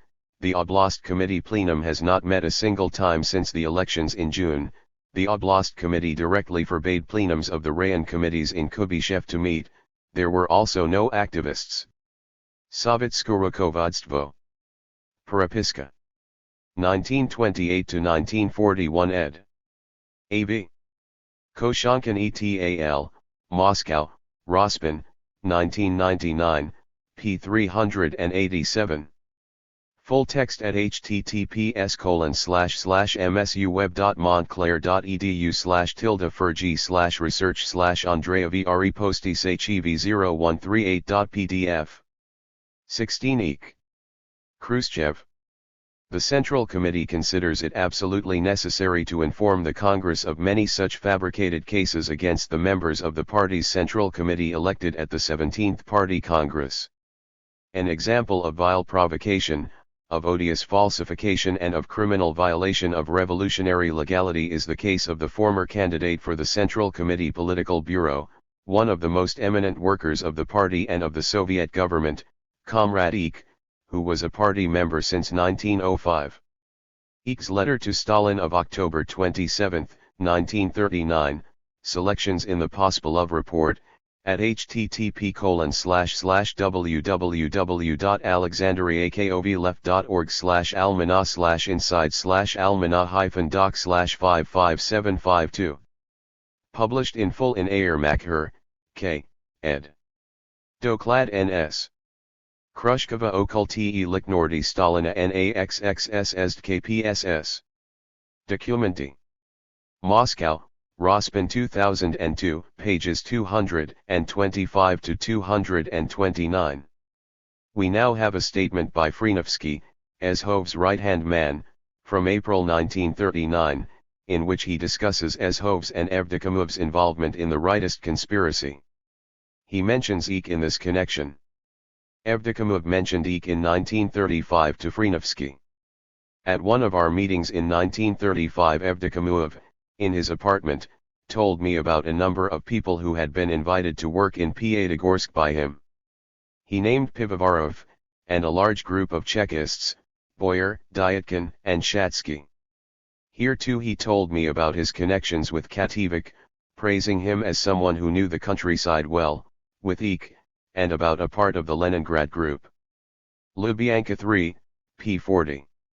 After one of the sessions of the October 1937 Central Committee plenum, in the evening, Evdokimov, I and Ezhov were at Ezhov's dacha. When we arrived there, Eek was already there, but Eek did not have any conversations with us. What took place with Eek before our arrival at Ezhov's Ezhov did not tell me. After dinner Eek went away, and we remained and talked almost till morning. Lubyanka 3, p. 44. Yuri Zhukov. It was June 29, 1937 gf, the plenum was already concluding, when a note arrived at the Politburo from the first secretary of the Novosibirsk Oblast Committee Eek, in which he applied to the Politburo with a request to give him extraordinary powers on a temporary basis in his territory. He wrote that in Novosibirsk Oblast a mighty anti-Soviet counter-revolutionary organization, huge in numbers, had been uncovered, one which the organs of the NKVD had not succeeded in completely liquidating. It was, he said, necessary to create a troika with the following composition: the first secretary of the party Obkom Eek himself GF, the Oblast Procurator Prosecutor GF, and the head of the Oblast Directorate of the NKVD, with the powers to take operational decisions about the exile of anti-Soviet elements and the carrying out of death sentences on the more dangerous of the numbers of these people. That is, in fact, a military field court, without defense, without witnesses, with the right of immediate execution of sentences. Eek's request was rationalized by the fact that, in the face of such a powerful counter-revolutionary organization, elections to the Supreme Soviet could bring about an undesirable political result. Yuri Zhukov. Stalin. Inoy vzгляд. Beseda s avtoramniji Inoy Stalin. Nash Savremenik. 2004, number 12. Text at http://nash-sovyremennik.ru/p.php $2004 $n=$12 Zhukov first developed these ideas in his now famous series Zupel Stalina, The Scarecrow of Stalin, in Komsomolskaya Pravda in November 2002. This subject is covered in the article of November 16, 2002. This series is now widely reprinted on the Internet, for example, at http://www.x-libari.ru/elib/sme_958/000000001.htm, emphasis added gf. Zhukov again. Well, Ezhov received the first meeting with Stalin with happiness. It was his appointment in April 1938 concurrently as the People's Commissar of Water Transportation. The second warning was in August. For 4 hours Stalin and Molotov tried to convince Ezhov to agree to the candidacy of L.P. Beria as his first assistant. See Lubyanka 2, 545, for this decree Gf. And the third, final act of this long procedure was on November 23. Ezhov was again summoned to Stalin, where Molotov and Voroshilov were already present. I have held in my hands the document which Ezhov wrote, obviously at their dictation. It is written on 3 pages, all of different sizes, that is, they snatched up the first sheets of paper they could find at hand and shoved them at Ezhov, just so that he wouldn't stop writing. The following rationale for his dismissal was arrived at. Obviously, he resisted, protested. But it was necessary to somehow wrest from him a decision to leave according to his own wishes. There was written a draft of a decree, which sounds like a guarantee, to keep Comrade Ezhov in the position of Secretary of the CCACP, b. Chairman of the Commission of Party Control and People's Commissar for Water Transportation. Finally the announcement was written and signed, N. Ezhov. With this the ending of the Ezovshchina began. The Politburo sent on-the-spot telegrams with the direct text, "Stop repressions, dissolve the troikas." Having seized the initiative, the Stalin Group had already at the end of 1938 achieved the promulgation of the first judicial processes against NKVD workers accused of falsification and fabrication of cases, according to which they tried, exiled, and executed thousands of people for almost a whole year. That is how they managed to stop the Great Terror. KP November 20, 2002. Jansen and Petrov, p. 91. Consider the objections raised at the time of the July 1937 Moscow conference by the Western Siberian NKVD chief, Mironov, to Ezhov against the first party secretary, Robert Eck. Mironov reported to Ezhov according to his testimony after a test that Eck interfered in NKVD affairs. He had ordered the chiefs of the Kuzbas NKVD town branches to arrest party members, although in most cases evidence was missing. Mironov thought his position difficult. Either he had to liberate part of the prisoners and clash with Eck, or the NKVD organs were forced to create fictitious cases. When Mironov suggested to orally instruct the NKVD organs concerned only to carry out orders approved by him, Ezhov answered, "Eck knows what he is doing. He is responsible for the party organization, it is useless to fight with him. You better report to me the moot points arising, and I will settle them. Comply with Eck's instructions, and don't strain your relations with him." Mironov added that it was Eck's habit to suddenly come to the NKVD apparatus, attend interrogations, interfere in the investigation, and then exert press/92/sure in this or that direction, thereby muddling the investigation. But Ezhov stuck to his opinion. 38 and 38, p. 237, is to archival documents no longer available. 38. Ibid, FM previous note TSAFSB, F30S, OP4, D6, L61. Archival investigation case of Frenovsky, N15301, T7, LL3637. p.107. Regional party leaders feared that class enemies would take advantage of the freedom offered at the elections. At the June 1937 plenum the Kazakh government leader, Udisev, warned, "We will clash here with a situation of direct class struggle. Even now, mullahs, Trotskyists, and every kind of other counter-revolutionary elements are preparing for the elections 108. At the October 1937 plenum the Moscow party leader, A.I. Ugarav, again pointed to intensifying utterances of hostile activity. By now, however, his Western Siberian colleague R.I. Eck was able to establish that, on the contrary, thanks to the crushing of the organized counter-revolutionary base the situation had much improved. Stalin agreed, "People are glad to have freed themselves of the wreckers 109. For safety's sake, During the same month it was decided to ban contested elections and introduce uncontested single candidacies. Both NN 108 and 109 are two archival documents no longer available. 108. RTSKHIDNI, F17, OP2, D617, L167. 109. IBID, D626, LL40-41, 62. 17 Eshove. Although it breaks the order of the original somewhat, it is convenient to examine what Kruschev says about Eshove here, since it is closely linked to Eek. Kruschev. We are justly accusing Eshove for the degenerate practices of 1937. But we have to answer these questions. Could Eshove have arrested Kossier, for instance, without the knowledge of Stalin? Was there an exchange of opinions or a political bureau decision concerning this?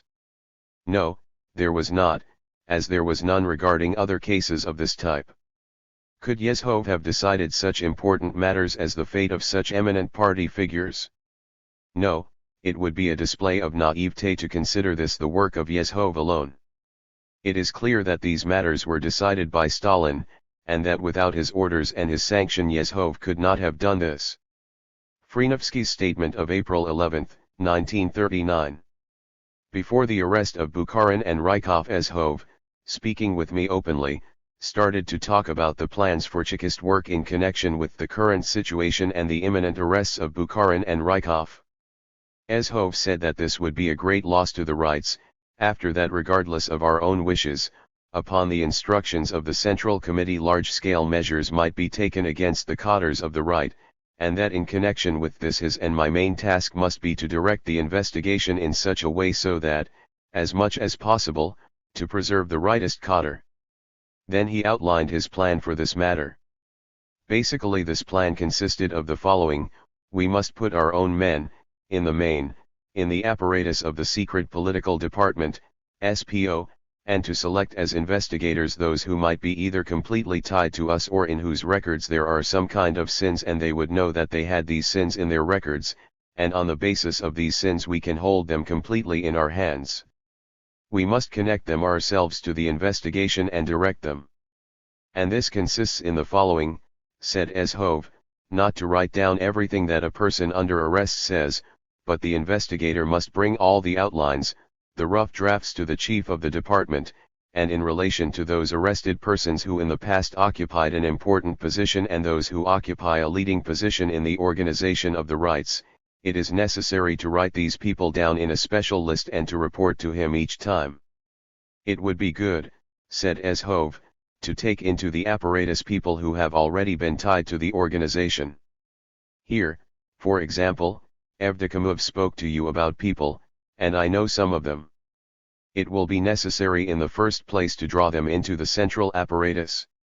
In general it will be necessary to familiarize ourselves with capable people and from a business-like point of view among those who are already working in the central apparatus, to somehow bring them close to ourselves and then to recruit them, because without these people it will be impossible for us to arrange our work, and it is necessary to somehow show the Central Committee some work. In carrying out this suggestion of Eshove's we chose a firm course in preserving Yagoda's cadres in leading posts in the NKVD. It is essential to mention that we only managed to do this with difficulty, since in various local organs of the NKVD there were materials on the majority of these people about their participation in the conspiracy and in anti-Soviet work generally. p. 42. After the October 1937 Central Committee plenum I and Evdokimov met for the first time at Eshove's dacha. At that time Evdokimov started the conversation. Turning to Eshove he asked, "What's the matter with you? You promised to straighten out Yagoda's position and instead the case is getting more and more serious and now is coming very close to us. Obviously, you are leading this affair poorly."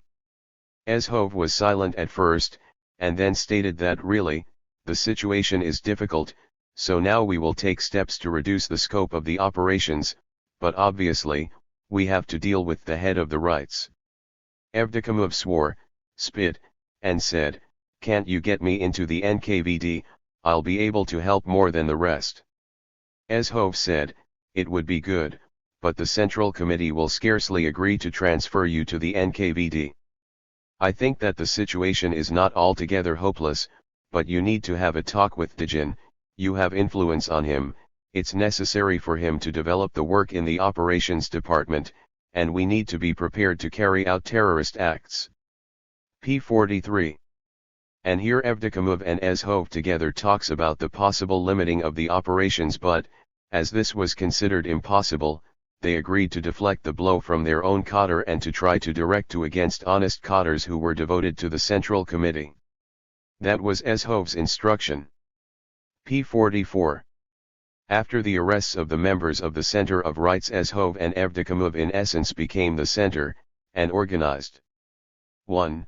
The preservation, as far as possible, of the anti-Soviet cadre of the rights from destruction, 2. The direction of the blows against honest party cadre who were dedicated to the Central Committee of the ACP, b. 3. Preservation of the rebel cadre in the North Caucasus and in other krayas and oblasts of the USSR, with the plan to use them at the time of international complications. 4. A reinforced preparation of terrorist acts against the leaders of the party and government.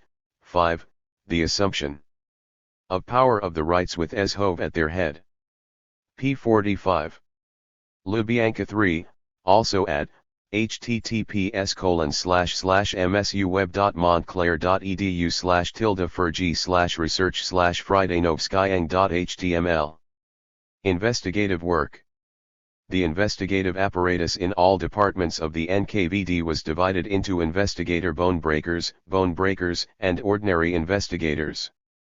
Note, Jansen and Petrov translate this word, kolalshchiki, as butchers. Thugs would be a modern English equivalent, meaning someone whose job is to beat people up. GF. What did these groups represent and who were they?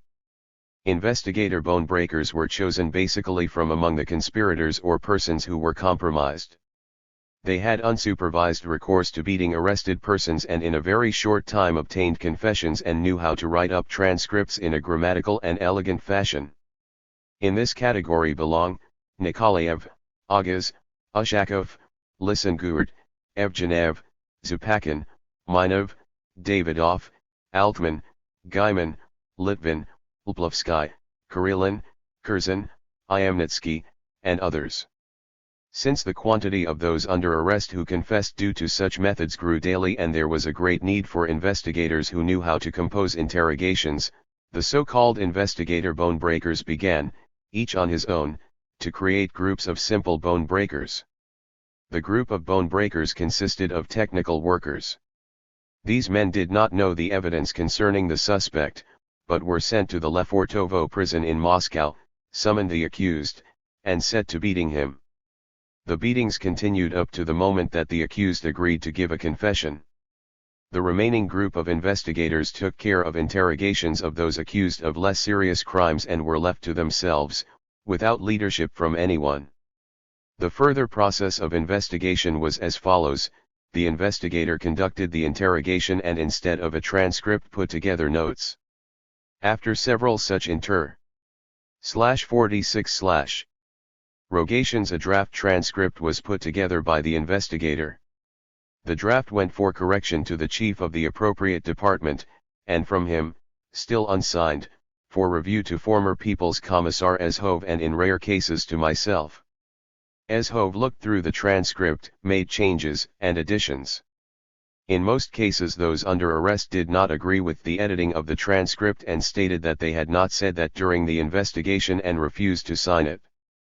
Then the investigators would remind the arrested party about the bone breakers, and the person under investigation would sign the transcript. Ezhov produced the correction and editing of transcripts, in most cases, never having seen with his own eyes the person under arrest, and if he did see him, then only during a momentary inspection of the cells or investigative rooms. With such methods the investigation supplied the names. In my opinion, I would speak the truth if I declared, in general, that very often the confessions were given by the investigators, and not by those under investigation. Did the leadership of the People's Commissariat, that is I and Ezhov, know about this? We knew. How did we react? Honestly speaking, not at all, and Ezhov even encouraged it. No one bothered to find out to which of the accused physical pressure was applied. And since the majority of the persons who were employing these methods were themselves enemies of the people and conspirators, then clearly false accusations took place. We took false accusations and arrested and shot innocent people who had been slandered by enemies of the people from among those under arrest and by enemies of the people among the investigators. Real investigation was wiped out. Pages 45 to 6. The preparation of the trial of Rykov, Bukharin, Krestinsky, Yagoda and others. An active participant in investigations generally, Ezhov kept himself aloof from the preparation of this trial.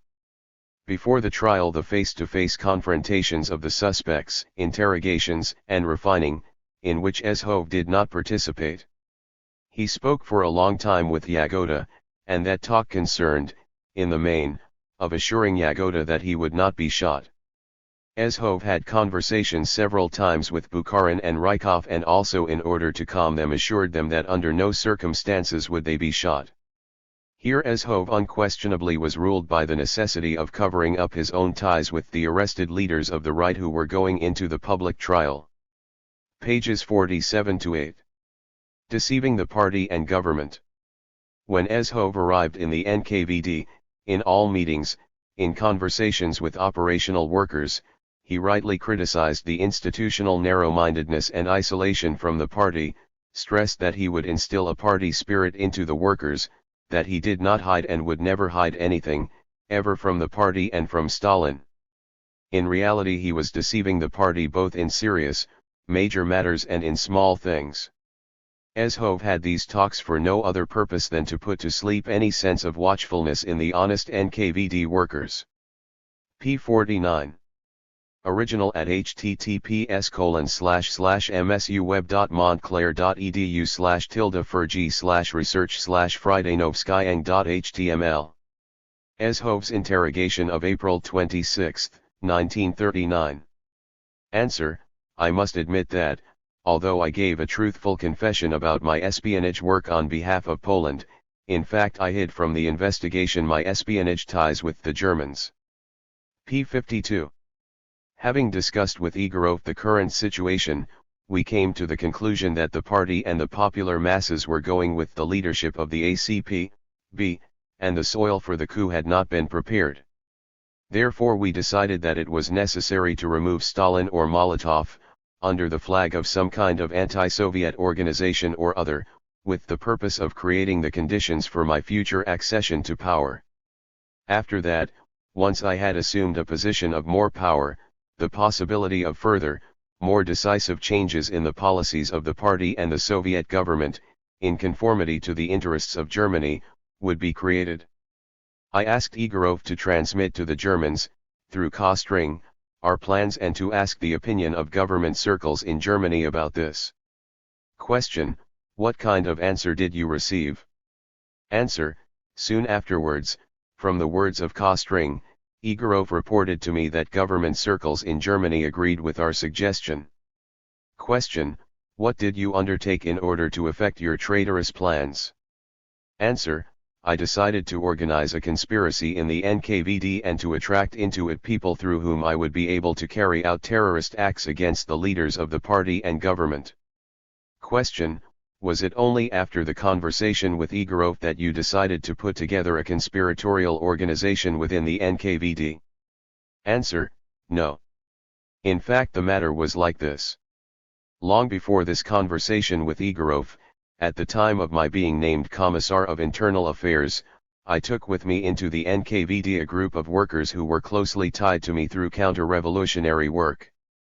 In this way my confession that I set about organizing a conspiracy should be understood only in the sense that in connection with my conversations with Gammerstein and my establishing contact with the military conspirators it became necessary to develop more widely, to accelerate, within the NKVD the setting up of the conspiratorial organization within the NKVD itself.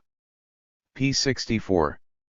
As concerning Evdokimov and Frenovsky, the latter was introduced to the details of the conspiracy by me, and knew absolutely everything, including about my ties with the group of military conspirators in the Red Army and in military circles in Germany. p. 65. I informed Kostring about the further arrests among the military workers and declared to him that it was beyond my ability to prevent these arrests. In particular, I reported about the arrest of Igorov, which could cause the collapse of the whole conspiracy. Kostring was very much upset by the situation. He put to me sharply the question of whether it was not at this time essential to undertake some kind of measures towards a seizure of power, or you would be smashed one at a time. p. 67. Answer: I did not meet any more personally with Kostring. After that, communications between us were realized through Hosianov. Question: Did Hosianov know about the terrorist acts you were preparing against the leaders of the party and government? Answer: Yes, he knew. Concerning them, Hosianov had been informed not only by me, but by German intelligence, since during the first meeting after the establishment of contact between us, Hosianov transmitted to me a directive from the Germans, to accelerate as quickly as possible the completion of terrorist acts. Besides that, Hosianov transmitted to me the directives of German intelligence that, in connection with my dismissal from work in the NKVD and the naming of Beria as People's Commissar for Internal Affairs, German intelligence considered it essential to effect the murder of some one of the members of the Politburo and, in this way, to provoke a new leadership in the NKVD. I.e., Beria's dismissal. Gf. In this same period within the NKVD itself there began arrests of the active participants of the conspiracy I was heading, and there and then we arrived at the conclusion that it was essential to organize an action on November 7, 1938. Question: Who is we? Answer: I as Hove, Frenovsky, Dejin, and Evdokimuov. p. 67. In one of the meetings in my office in the Commissariat of Water, I communicated to Lazebny that there were compromising materials on him in the NKVD, that his arrest and doom was threatening. I told Lazebny, "There's no way out for you, you're doomed, but you can save a large group of people by sacrificing yourself." During the corresponding questioning of Lazebny, I informed him that the murder of Stalin would save the situation in the country. Lazebny gave me his consent. p. 69. Original at https://msuweb.montclair.edu/tilde-furg/research/ezhov0426339.html. Reason for Ezhov's indictment: Jansen and Petrov, p. 108 ff. p.108. Legality was of no concern to Ezhov's NKVD. In January 1939, after his fall, a commission consisting of Andreev, Beria, and Malenkov accused Ezhov of having used illegal investigation methods. In a most flagrant way, investigation methods were distorted, mass beatings were indiscriminately applied to prisoners, in order to extort false testimony and confessions. During 24 hours an investigator often had to obtain several dozen confessions, and investigators kept each other informed about the testimony obtained so that corresponding facts, circumstances, or names could be suggested to other prisoners. As a result, this sort of investigation very often led to organized slander of totally innocent people. Very often, confessions were obtained by means of straight provocation. Prisoners were persuaded to give false testimony about their espionage activity in order to help the party and the government to discredit foreign states and in exchange for the promise of release. According to Andreev et al., the NKVD leadership in the person of Comrade Ezhov not only did not cut short such arbitrariness and excesses in arresting and conducting investigation, but sometimes themselves encouraged it. All opposition was suppressed. 112. Note 112, p. 241, is to archival documents no longer available. 112. TSAFSB, F30S, OP6, D1, LL1-2. Pages 109 to 110. The functioning of the troikas was also sharply criticized. Andreev et al. Reported that there had been serious slips in their work, as well as in that of the so-called Grand Collegium Bolshaya Collegia, where during a single evening session from 600 to 2,000 cases were often examined. They were referring to the examination in Moscow of albums in the national operations, before being signed by the People's Commissar of Internal Affairs and the Procurator. The albums were examined by a number of department chiefs of the central NKVD apparatus. The work of the regional troikas was not controlled by the NKVD at all. Approximately 200,000 people were sentenced to 2 years by the so-called militia troikas, the existence of which was not legal. The NKVD Special Board did not meet in its legal composition even once. 113. As an executive of the Tiamen operational sector of the NKVD testified later, arrests were usually made arbitrarily. People were arrested for belonging to groups that did not actually exist, and the troika duly fell in line with the operational group. At a troika meeting, the crimes of the defendants were not examined. In some days during an hour I reported to the troika cases involving 50 to 60 persons. In a later interview the Tiamen executive gave a more detailed account of how the operational group carried out the troika's first category sentences. Those sentenced to death were executed in the basement in a special room with covered walls, with a shot in the back of the head, followed by a second shot in the temple. The corpses were then taken away to a cemetery outside town. In Tobolsk, to which the person involved was transferred in 1938, they executed and buried right in prison. For lack of space, the corpses were piled up. 114 The assistant chief of the Saratov police administration gave similar testimony. The basic instruction was to produce as many cases as possible, to formulate them as quickly as possible, with maximum simplification of investigation. As for the quota of cases, the NKVD chief demanded the inclusion of all those sentenced and all those that had been picked up, even if at the moment of their seizure they had not committed any sort of concrete crime. 115/110/. After arrest, Ezhov's deputy, Frenovsky, explained that the main NKVD investigators had been the butchers Sledovatelikolalshchiki, mainly selected from conspirators or compromised people. Unchecked, they applied beatings to prisoners, obtained testimony in the shortest possible time. With Ezhov approving, it was the investigator rather than the prisoner who determined the testimony. Afterward, the protocols were edited by Ezhov and Frenovsky, usually without seeing the prisoner or only in passing. According to Frenovsky, Ezhov encouraged the use of physical force during interrogations. He personally supervised the interrogations and instructed the investigators to use methods of physical influencing if the results were unsatisfactory. During interrogations he was sometimes drunk. 116. As one of the investigators later explained, if somebody was arrested on Ezhov's orders, they were convinced of his guilt in advance, even if all evidence was lacking. They tried to obtain a confession from that individual using all possible means. 117. Under arrest, the former Moscow NKVD deputy chief A.P. Radzivilovsky quoted Ezhov as saying that if evidence was lacking, one should beat the necessary testimony out of the prisoners. According to Radzivilovsky, testimony as a rule was obtained as a result of the torturing of prisoners, which was widely practiced both in the central and the provincial NKVD apparatuses. 118. After arrest both the chief of the Moscow Lefortovo investigation prison and his deputy testified that Ezhov had personally participated in beating prisoners during interrogation. 119 His deputy, Frenovsky, had done the same thing. 120 Shepilov recollects how after Stalin's death Khrushchev told his colleagues that one day, while visiting Ezhov's Central Committee office, he saw spots of clotted blood on the skirt and cuffs of Ezhov's blouse. When asked what was up, Ezhov answered, with a shade of ecstasy, that one might be proud of such spots, for it was the blood of enemies of the revolution. 121.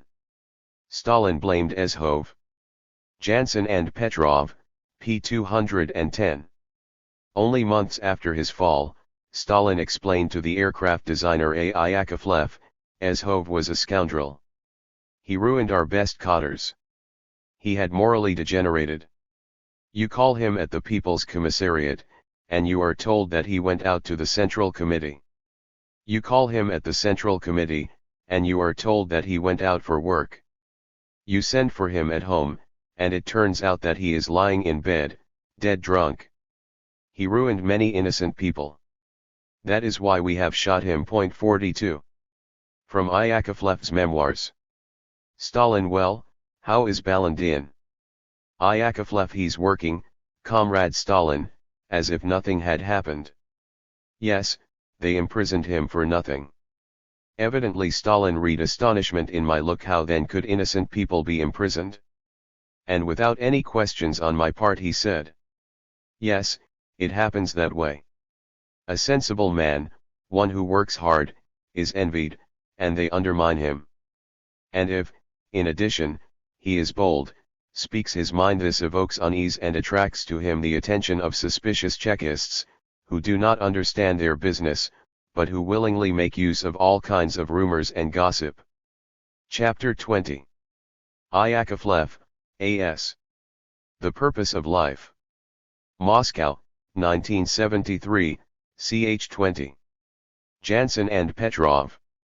Because he especially referred to 1938, Stalin suggested that in his opinion in that year, unlike 1937, the terror had gotten out of control and endangered the country's stability. 43. At the end of his life, Stalin told his bodyguard that the drunkard Ezhov had been recommended for the NKVD by Malenkov. While in a state of intoxication, he signed lists for the arrest of often innocent people that had been palmed off on him. 44. In interviews in the 1970s, Molotov reasoned along similar lines. According to him, Ezhov had enjoyed a good reputation, until he morally degenerated. Stalin had ordered him to reinforce the pressure, and Ezhov was given strong instructions. He began to chop according to plan, but he overdid it. Stopping him was impossible. Extremely selective in his memory, Molotov gave the impression that Ezhov had fixed the quotas on his own and that therefore he had been shot. He did not agree that Ezhov had only carried out Stalin's instructions. It is absurd to say that Stalin did not know about it, but of course it is also incorrect to say that he is responsible for it all. 45. Another former Stalin adjutant who justified the purges was Kaganovich. There was sabotage and all that, he admitted, and to go against the public opinion was impossible then. Only Ezhov overdid it. He even organized competitions to see who could unmask the most enemies of the people. As a result, many innocent people perished, and nobody will justify this. 46. 18. Rudzutak. Khrushchev.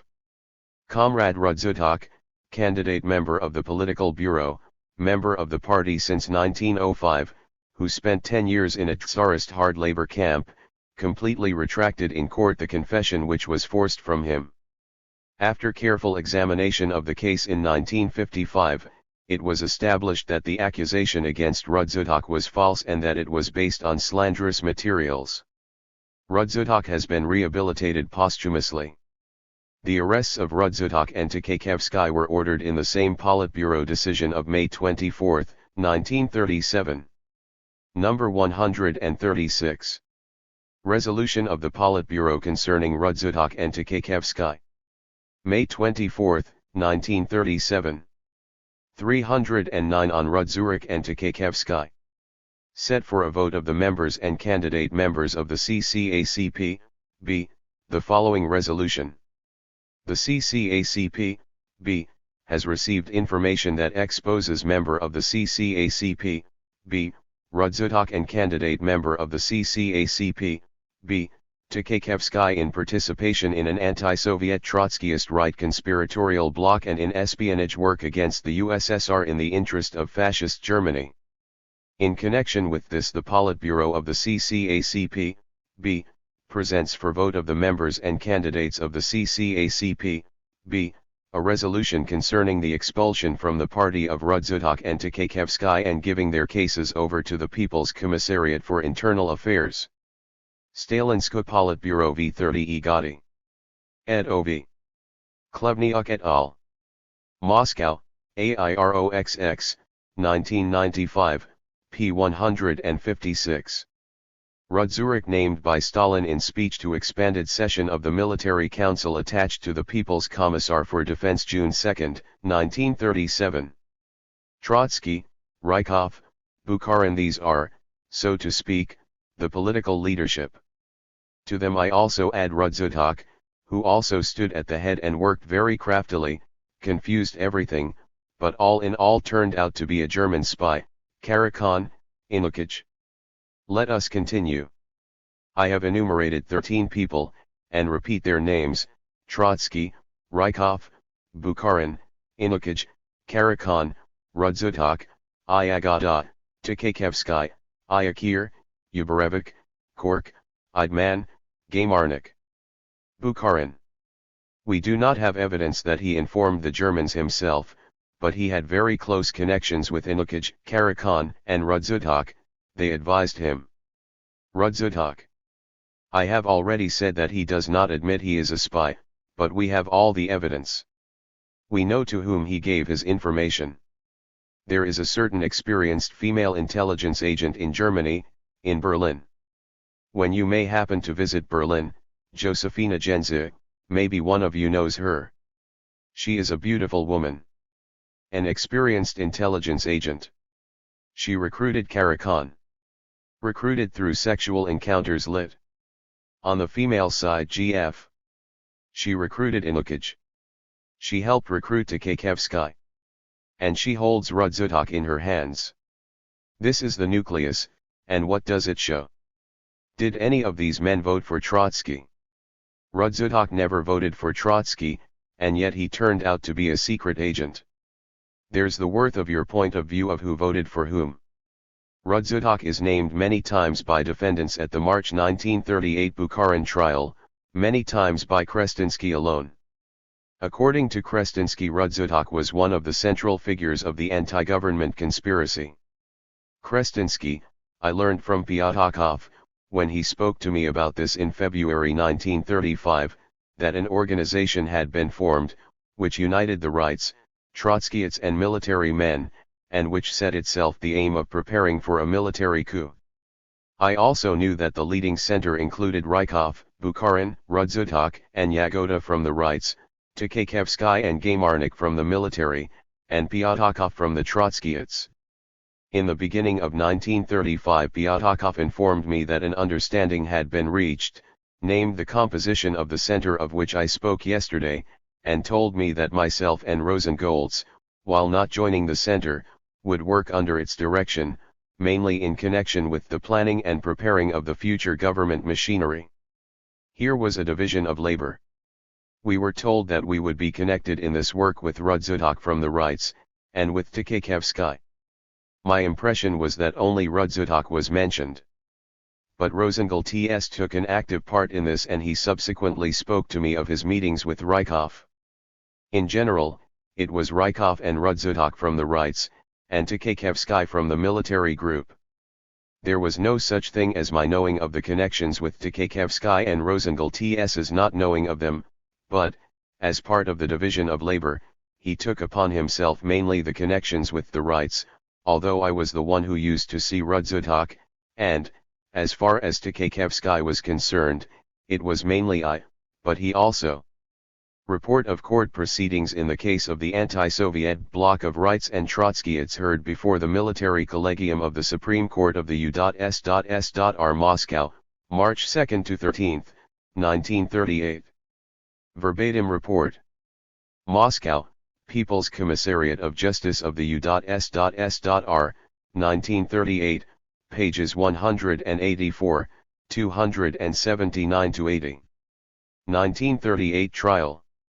Rudzutak is named in that trial several times by Rosengoltz, who is himself named by Ezhov. Question: what did you undertake to do in order to accomplish the Germans' task? Answer: I promised Kandelaki my support, and in fact I did negotiate with Rosengoltz about the desirability of concluding such an agreement. As a re/64/Salt, the People's Commissariat for Foreign Trade rendered a positive decision concerning this agreement.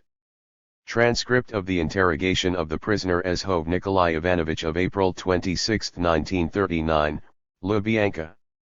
Stalin INKVD NKGBG UKR Smersh, 1939 Mart 1946. Moscow, 2006, pages 63 to 4. Translation at https://msuweb.montclair.edu/tilde-furg/research/ezhov0426339ang.html. This also confirms his association with the Tkakhevsky military conspirators, with whom Rudzutak was accused of being involved with. Rosengel TS is named many times as a major rightist conspirator, and as the person who personally recruited him, by Tamarin, in a recently published interrogation confession. Rudzutak was named by Rukimovich in the latter's confession of January 31, 1938.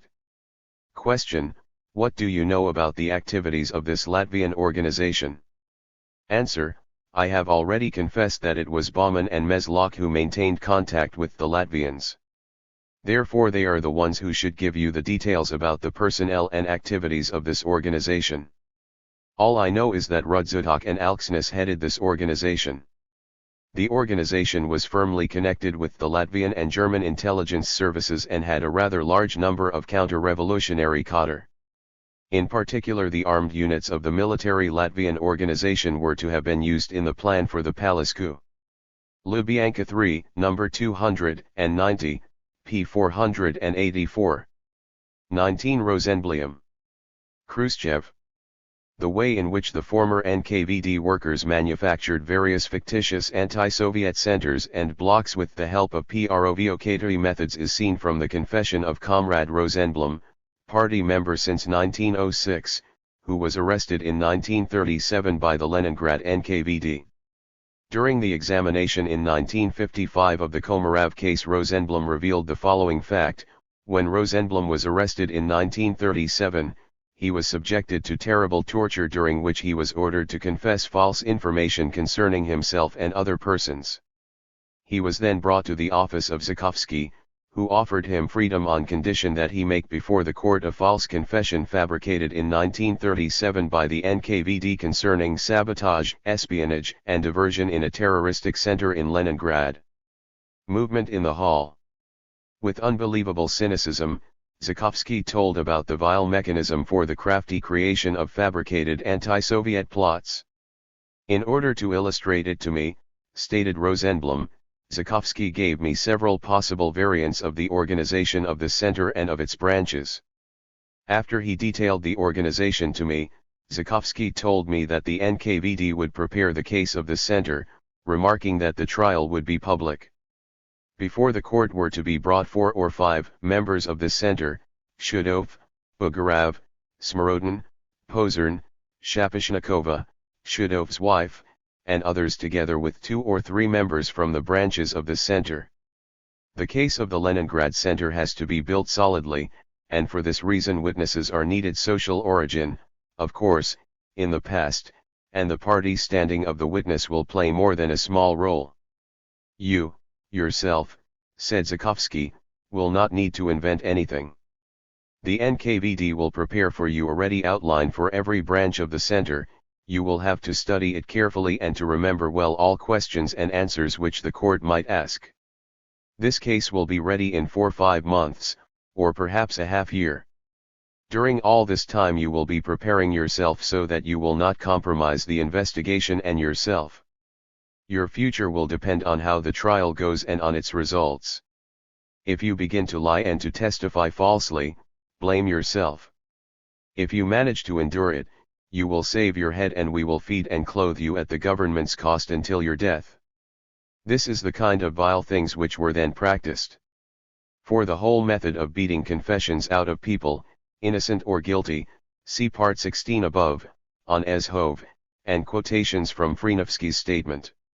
Jansen and Petrov quote Ezhov as having Zhukovsky shot in August 1938 to get him out of the way, so he could not testify against him. Ezhov.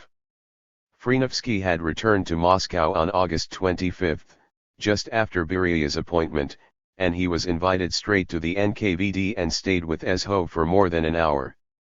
After arrest he testified, "I had never seen Ezhov in such a depressed state.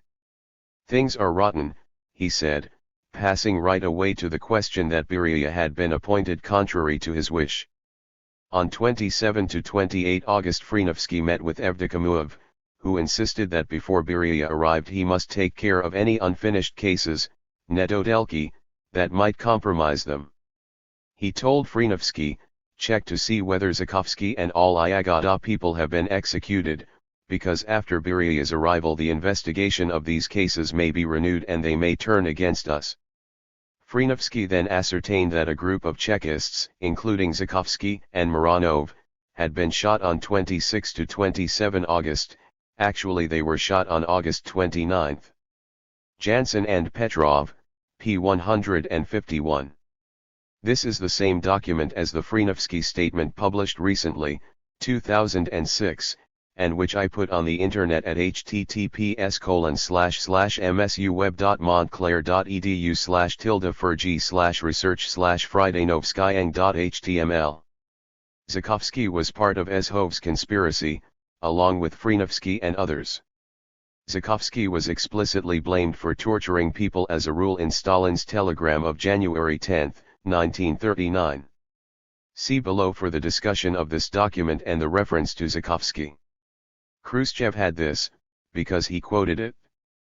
But he didn't quote the part involving Zhukovsky, no doubt because it would have undermined his insinuation here that Zhukovsky was acting in accordance with Stalin's wishes.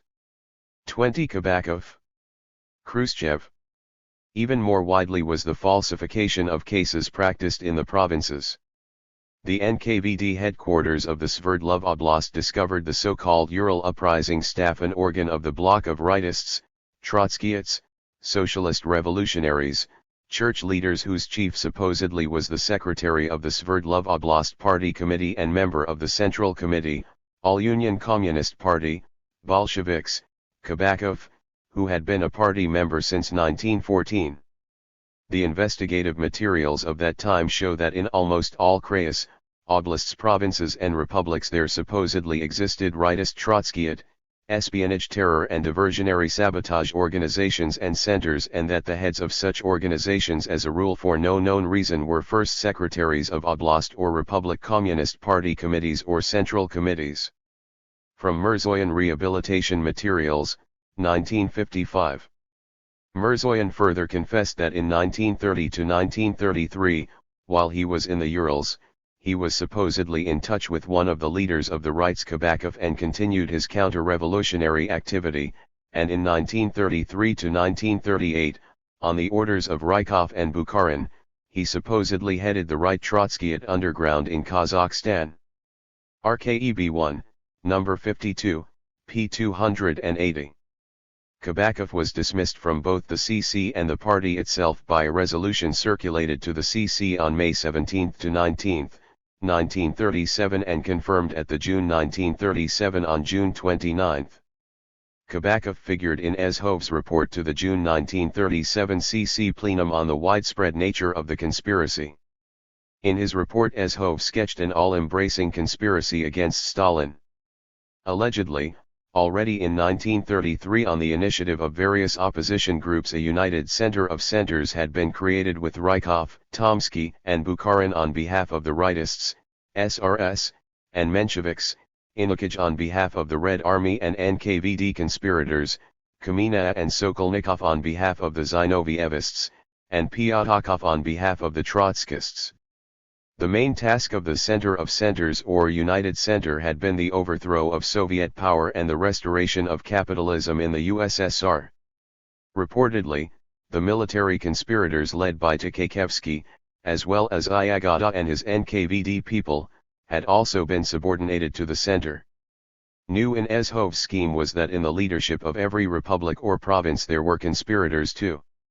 He mentioned the regional party leaders Shabaldov from Kursk, Razumov from Irkutsk, Kabakov from Sverdlovsk, and Rumiantsev from Smolensk, all of them Central Committee members who had already been arrested before the plenum. 104.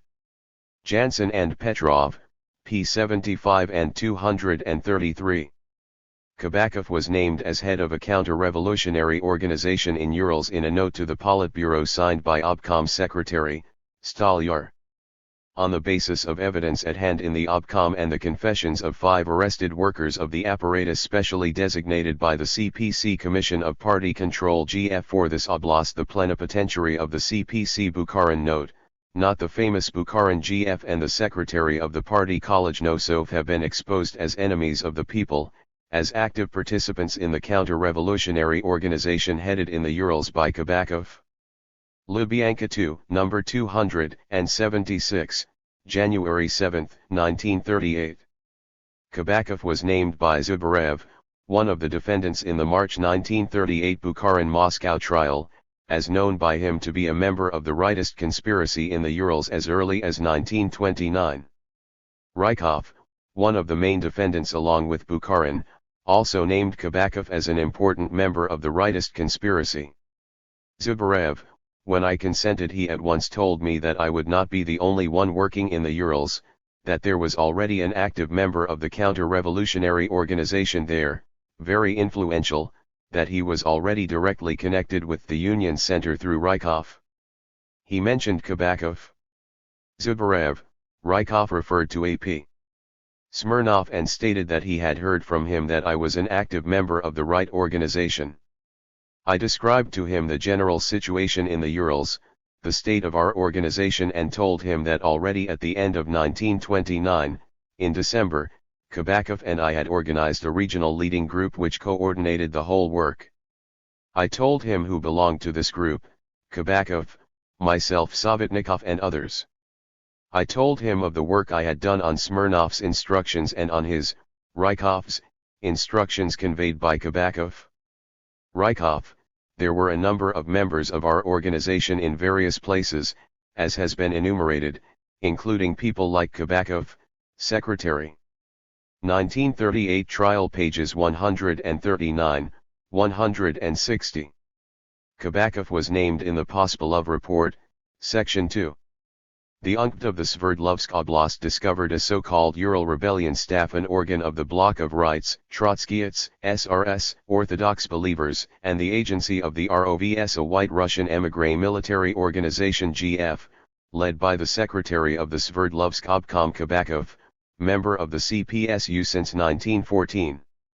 This staff supposedly united 200 subgroups, formed along military lines, 15 rebellion organizations and 56 groups. RKEB-1, p. 323, Doklad Krushkova p. 192. John D. Littlepage discusses sabotage in Urals, see chapters 9, 10, and 25 generally on sabotage, or wrecking. On Kabakov specifically. p. 99. It seemed clear to me at the time that the selection of this commission and their conduct at Kolyda traced straight back to the Communist High Command in Sverdlovsk, whose members must be charged either with criminal negligence or actual participation in the events which had occurred in these mines. /100/. However, the chief secretary of the Communist Party in the Urals, a man named Kabakov, had occupied this post since 1922, all through the period of great activity in developing the mines and industries of the Urals. For some reason which was never clear to me, he had always commanded the complete confidence of the Kremlin, and was considered so powerful that he was privately described as the Bolshevik viceroy of the Urals. If this man's record was examined, there was nothing to justify the reputation he appeared to have. Under his long rule, the Ural area, which is one of the richest mineral regions in Russia and which was given almost unlimited capital for exploitation, never did produce anything like what it should have done. I told some of my Russian acquaintances at the time that it seemed to me there was a lot more going on in the Urals than had yet been revealed, and that it came from somewhere high up. All these incidents became clearer, so far as I was concerned, after the conspiracy trial in January, 1937, when Pyatkov, together with several of his associates, confessed in open court that they had engaged in organized sabotage of mines, railways, and other industrial enterprises since the beginning of 1931. A few weeks after this trial had ended and Pyatkov had been sentenced to be shot, the chief party secretary in the Urals, Kabakov, who had been a close associate of Pyatkov's, was arrested on charges of complicity in this same conspiracy. Littlepage, with Demery Bess. In Search of Soviet Gold, New York, Harcourt, Brace & Co., 1938, 1937. John R. Harris gained access to Kabakov's investigative file. He states, as Kabakov put it, a large number of party leaders were imperceptibly enveloped into the clique by means of illegal gifts, such that within a year or two, when they understood the criminal nature of what they were involved in, they were already beholden to us. The Great Urals, Regionalism and the Evolution of the Soviet System. Ithaca, Cornell UP 1999, p. 163. Khrushchev. 21 Kozyr, 22. Chubar, 23. Postashev, 24. Kozyrev. Many thousands of honest and innocent communists have died as a result of this monstrous falsification of such cases, as a result of the fact that all kinds of slanderous confessions were accepted, and as a result of the practice of forcing accusations against oneself and others. In the same manner were fabricated the cases against eminent party and state workers Kozyr, Chubar, Postashev, Kozyrev, and others. Kozyr and Chubar. Ezhov's recently published interrogation confession of April 26, 1939 names both Kozyr and Chubar as among those who visited the German intelligence agent Norden, who also recruited Ezhov. Of the large number of people whom Norden consulted, I specifically remember Gamarnik, Iakir, Chubar, Petrovsky, Kozyr, Weinberg, and Metalikov. Norden also consulted me. p. 57. Ezhov interrogation confession of April 26, 1939, chhttps://msuweb.montclair.edu/tilde-furg/ezhov042639ang.html. According to the rehabilitation materials of Postashev prepared for Khrushchev, Kozyr implicated Postashev, then withdrew his confessions, but then reiterated them again. Kozyr implicated him, then withdrew it, then repeated it. In his own confessions Postashev implicated Kozyr, as well as Iakir, Chubar, and others. Kozyr SV at the outset of the investigation named Postashev among the number of the participants in the military conspiracy in the Ukraine. Then he recanted his confessions, but thereafter he confirmed them again. In Kozyr's file there is a statement by Antipov NK in which he asserts that there were completely abnormal personal relations between Kozyr and Postashev, and that Postashev was not in the general center of the counter-revolutionary organizations in the Ukraine. In this situation Kozyr's confessions about Postashev give serious cause for doubting their truthfulness. RKEB 1, 219 Rehab of Postashev. Postashev implicated Kozyr.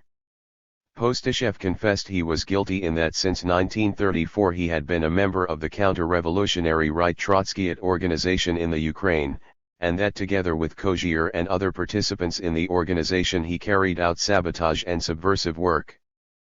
Postashev confessed he was guilty also in that since 1920 he had been an agent of Japanese intelligence, to which he gave information constituting state secrets of the USSR right up to the day of his arrest.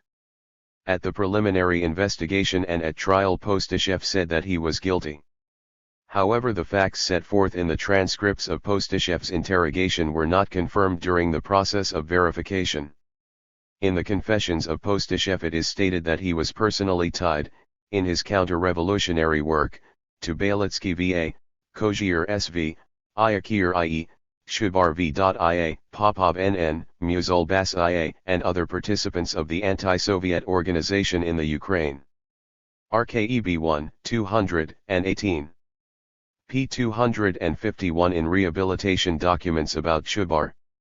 The accusations against Chubar of membership in the right Trotskyite organization were based on the indirect confessions of the arrested persons Antipov, Kozyr, Pramnik, Sukhumlin, Postashev, Boldyrev, and others, who, in identifying him as a member of the counter-revolutionary organization, referred to Rykov, Grinkeo, Bubnov and other persons, whose confessions do not mention Chubar. p. 252, same, continued. The accusation against Sukhumlin of membership in the right Trotskyite organization and in Japanese intelligence were based on the confessions of the arrested persons Tyagnabita, Marchik, Shumiatsky, Ermolenko, and others, who referred to Kozyr, Postishev, Ayakir, and other persons. Chudbar was implicated in the Right Trotskyite conspiracy by Antipov, Kozier, Pramnik, Sukhumlin, Postishev, Boldyrev, and others. Kaganovich, interviewed by Felix Choev. The general situation, social opinion was such, that it was not possible. I defended Kozier and Chudbar, but when I was shown a whole notebook written by Chudbar, his confessions in his own handwriting, I yielded lit. Spread my arms, a sign of acquiescence. Choev, Tak Govoril Kaganovich, pages 68-9. Molotov told Choev that he himself was present when Antipov, Chudbar's friend, accused Chudbar. Chudbar denied it heatedly and got very angry at Antipov. Molotov knew both of them very well. Choev, Molotov, Polyudertshavnyi Lastlin, pages 486-7. According to the Pospelov report prepared for Khrushchev, Kozier was arrested on May 3, 1938, that is, under Azhov, long before Beria arrived at the NKVD, and both tortured, no details are given, and subjected to prolonged interrogations of up to 14 hours at a stretch. Of 54 interrogations of Kozier, only 4 were preserved. This is consistent with the recently revealed statement by Frenovsky. Number 139. June 16, 1938. 60 concerning Com. Chudbar v.ia.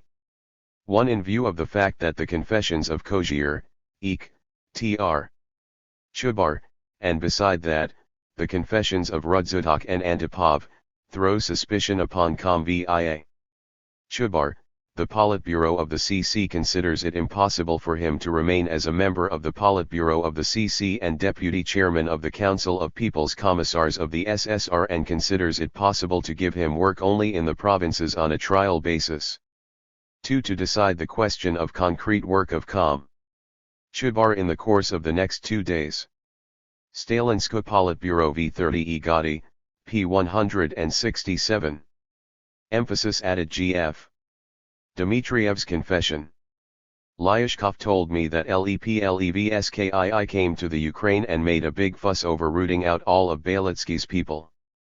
He arrested a series of leading workers of the Ukrainian NKVD and accused them of carrying out counter-revolutionary activity on Belitsky's orders, and at the same time conspired with a number of plotters who were supposed to act under his instructions.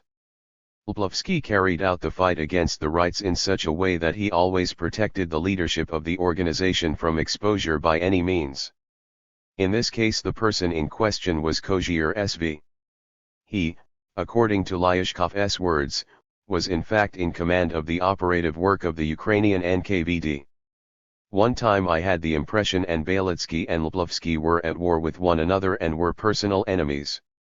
Leplevsky told me that all this was for show only, and that in reality he and Belitsky were in the same counter-revolutionary underground, led by Kozier, who was one of the most clandestine of the Rights in the Ukraine. Lubyanka 2, number 356, pages 577-602, at 590-1, emphasis added gf. Kozyrev. Kozyrev is named by Babulin, Azhov's live-in nephew, fellow conspirator, and witness to Azhov's and Azhov's wife Evgenia's moral degeneration, as someone who visited them frequently, along with other conspirators such as Pyatakov. Answer. Azhov and his wife Evgenia Solomonovna had a wide circle of acquaintances with whom they were on friendly relations and simply accepted into their house.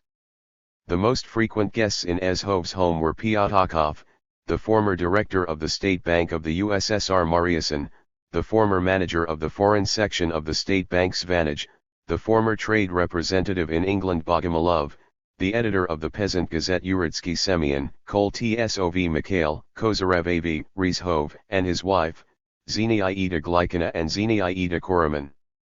Babulin Confession, p. 75.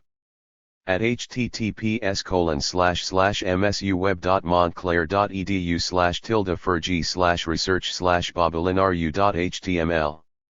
Working, it seems, With this same confession by Babulin plus other archival materials no longer available to researchers, Jansen and Petrov hypothesized some kind of similar relationship between Kozyrev and Ezhov's wife.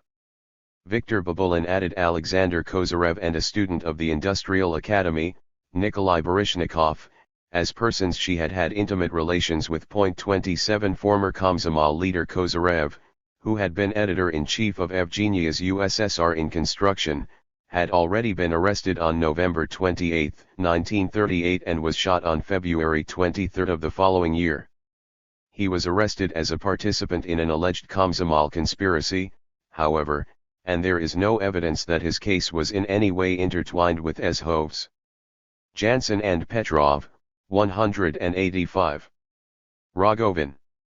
The plenum of the CC of the Komsomol dismissed Kozyrev from his position, as well as 4 other secretaries of the CC of the Komsomol for callous, bureaucratic, and hostile behavior towards honest Komsomol workers who had tried to disclose weaknesses in the work of the CC of the Komsomol, and for taking revenge on one of the best Komsomol workers, the case of Comrade Misakova.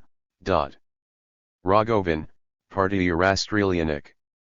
Ch 26, at http://trst.narod.ru/rogovin/t5/xxvi.htm. According to Akakim Jalids, Stalin. Kakim Iae Gozinal. NP. Tbilisi, N.Pub. 2001, Jalids, later first secretary of the Georgian Party but in the 1930s a leading Komsomol figure, discussed Kozyrev with Stalin in 1947, p. 165.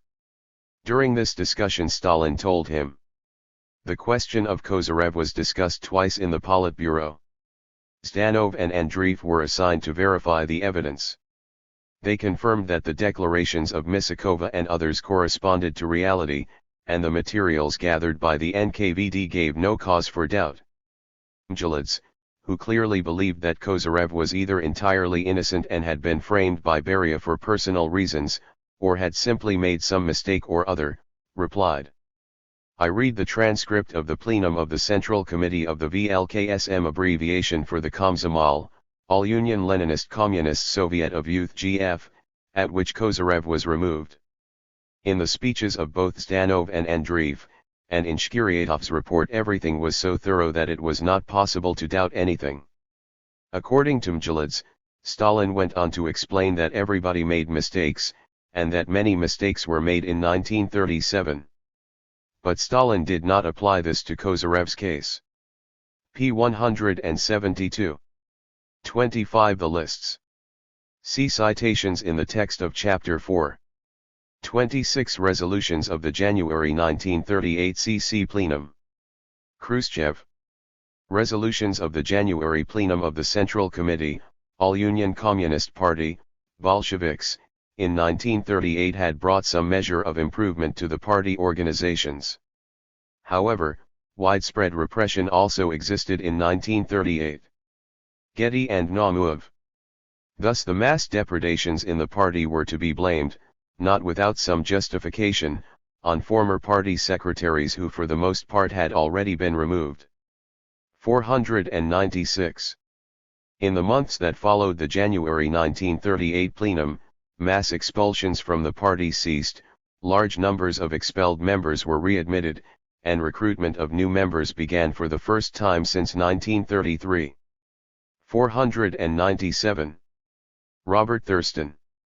Vyshinsky questioned the whole course of the terror. 109. Without the Gensek Stalin's approval, the Procuracy would never have taken the steps it did to protest and curb the terror. Chawyanov's account demonstrates that the NKVD had been out of control at the regional level, if not nationally. But all the evidence assembled here suggests that the terror had two tracks. On one, Stalin pushed events forward personally, arranging the show trials and demanding, in a muddled way, that hundreds of thousands be arrested in 1937.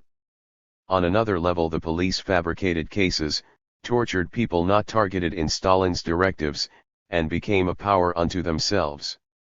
112, CCH4 Passim.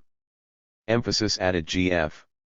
See also Zhukov, Tainy Kremlia, ch2, Getty and Naumov 501-2, Postashev's insistence on mass expulsions, Tainy pages 50-51. For Malenkov's report, see Tainy 48-9. See Decree, Postanovlenie, ob Oshibkake, dot. Benediktov. Stalin, undoubtedly, knew about the capriciousness and illegalities that took place during the course of the repressions, regretted them, and took concrete measures towards correcting the excesses that had taken place and the liberation of honest people who had been imprisoned. I mention by the way that in those days we had little tolerance for slanderers and denouncers. Many of them, after they were uncovered, were hosted in the same camps to which they had sent their victims. The paradox is that some of them, released during the period of Khrushchev's thaw, started to trumpet about Stalinist illegalities louder than anyone else, and even had the gall to publish their memoirs about them. The January plenum of the CCACP-B, in 1938 openly admitted the illegalities committed towards honest communists and non-party people, and to this end adopted a special resolution which, by the way, was published in all the central newspapers. Just as openly, to the whole country, occurred the discussions at the 18th Party Congress in 1939 concerning the harm done by unfounded repressions. Right after the January 1938 CC plenum, thousands of illegally repressed persons, including prominent military leaders, began to return from their places of imprisonment. They were all officially rehabilitated, and Stalin personally apologized to some of them. I.A. Benediktov, O Stalin I Khrushchev, Melodaya Gvardia No. 4, 1998, 12-65, cited at http://rksmb.ru/print.php?143 Benediktov was either minister or first deputy minister of agriculture from 1938 to 1953, http://www.hrono.ru/biograph/benediktov.html. Lev Balen. Altogether in 1938 there were adopted 6 resolutions of the CCACB-B, concerning the facts of violations of socialist legality. Besides those discussed above, they were. The 6 are then enumerated. The troikas and dvoikas attached to the NKVD were abolished by order of the People's Commissar of Internal Affairs, L.P. Beria, on November 26, 1938. Balen, Stalin I Khrushchev, 28-9/237. All but the first, March 28, are in Lubyanka too. The date of abolition of troikas was November 17, 1938, by Oberestak. On February 1, 1938, Procurator of the USSR A.I.A. Vyshinsky reported to J.V. Stalin and V.M. Molotov that the main military procuracy had heard, on the request of the Secretary of the Volgodsky Obkom, facts concerning especially dangerous crimes committed by a series of employees of the Volgodsky UNKVD. It was established that falsifiers of criminal cases compiled fabricated transcripts of interrogations of accused people, who had supposedly confessed to the commission of the most serious state crimes. The cases fabricated in this way were handed over to the Troika attached to the UNKVD of the Volgodsky Oblast, and more than 100 people were shot.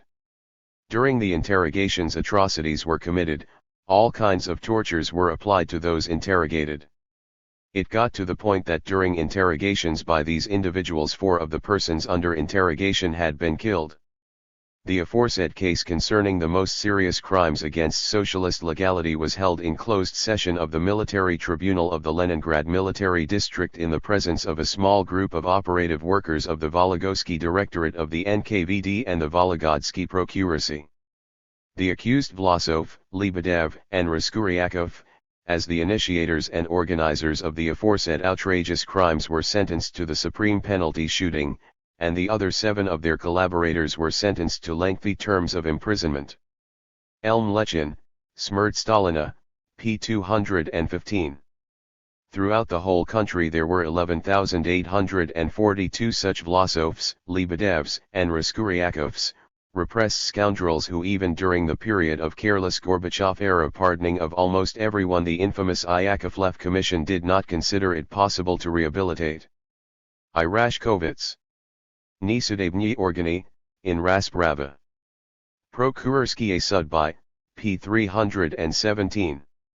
It is precisely on the consciences of these falsifiers of criminal cases, accused of the commission of baseless massive arrests and the application of illegal methods of investigation, i.e. tortures lb, to whom even a half-century later rehabilitation by the decree of the Supreme Court of the USSR of January 16, 1989 had been refused. On them lies the responsibility for those same thousands and thousands of innocently repressed people whom Khrushchev, and then his creation and student, Gorbachev generously hung on the dead JV. Stalin. Balin, Stalin I Khrushchev, ch2. At http://www.stalin.su/book.php !action header &ID =6 Balin refers to the collection Rasprava. Prokurorskie Sudby, Moscow, I Radisheskaya Literature, 1990, p. 314 for the disbanding of the Troikas and gives the incorrect date of November 26, 1938. In fact the decree is dated November 17, 1938, cf. Lubyanka 2. Number 362, pages 607-11. Vyshinsky's letter to Stalin is in Sovetsko Rukovodstvo, Perepiska 1928-1939. M. 1999, number 239, pages 398-400 and is online at https://msuweb.montclair.edu/furg research/Vyshinsky_Stalin Feb 0139.html. Jansen and Petrov, on Uspensky about Ezhov's directions for massive falsification of cases. The notion that the regional NKVD chiefs silently opposed Ezhov's plans and that Ezhov forced them to conduct mass operations under threats of arrest is contradicted by the testimony of another conference participant, the Orenburg NKVD chief, A.I. Uspensky, given during investigation in April 1939. In his words, they tried to surpass each other with reports about gigantic numbers of people arrested. Uspensky is of course incorrect in speaking of people arrested, since the conference dealt with quotas of future arrests in each region. According to him, Ezhov's instruction amounted to, beat, destroy without sorting out, and he quotes Ezhov as saying that in connection with the destroying of the enemies a certain number of innocent people will be annihilated too, but this was inevitable. 15. Two other sources offer similar wording. Ezhov announced that if during this operation an extra 1,000 people will be shot, that is not such a big /85 deal. During the conference, Ezhov and Frenovsky talked with each of the attending NKVD chiefs, discussing the quotas for arrest and execution put forward by them and giving instructions for the necessary measures in view of the preparation and the conduct of the operation. Mironov informed Ezhov about a rightist Trotskyist bloc that had been discovered within the Western Siberian leadership. When he called the evidence against some of those arrested unconvincing, Ezhov answered, "Why don't you arrest them? We are not going to work for you, imprison them and then sort it out afterward, dropping those against whom there is no evidence. Act more boldly, I have already told you repeatedly." He added that in certain cases, with Mironov agreeing, department chiefs could also apply physical methods of influencing. 17. When Uspensky asked Ezhov what to do with prisoners older than age 70, he ordered them to be shot. Ezhov approved of the activity of those NKVD chiefs, who cited astronomical numbers of persons repressed, such as, for instance, the NKVD chief of Western Siberia, citing a number of 55,000 people arrested, Dmitriev of Sverdlovsk province 40,000, Berman of Belarus 60,000, Uspensky of Orenburg 40,000, Lyashkov of the Far East 70,000, Redens of Moscow province 50,000 *. The Ukrainian NKVD chiefs each cited numbers of people arrested from 30,000 to 40,000. Having listened to the numbers, Ezhov in his concluding remarks praised those who had excelled and announced that, undoubtedly, excesses had taken place here and there, such as, for instance, in Kruschev, where on Postishev's instructions Zuroflev had transplanted all active party members of the province. But he immediately added that in such a large-scale operation mistakes are inevitable. Jansen and Petrov, 131.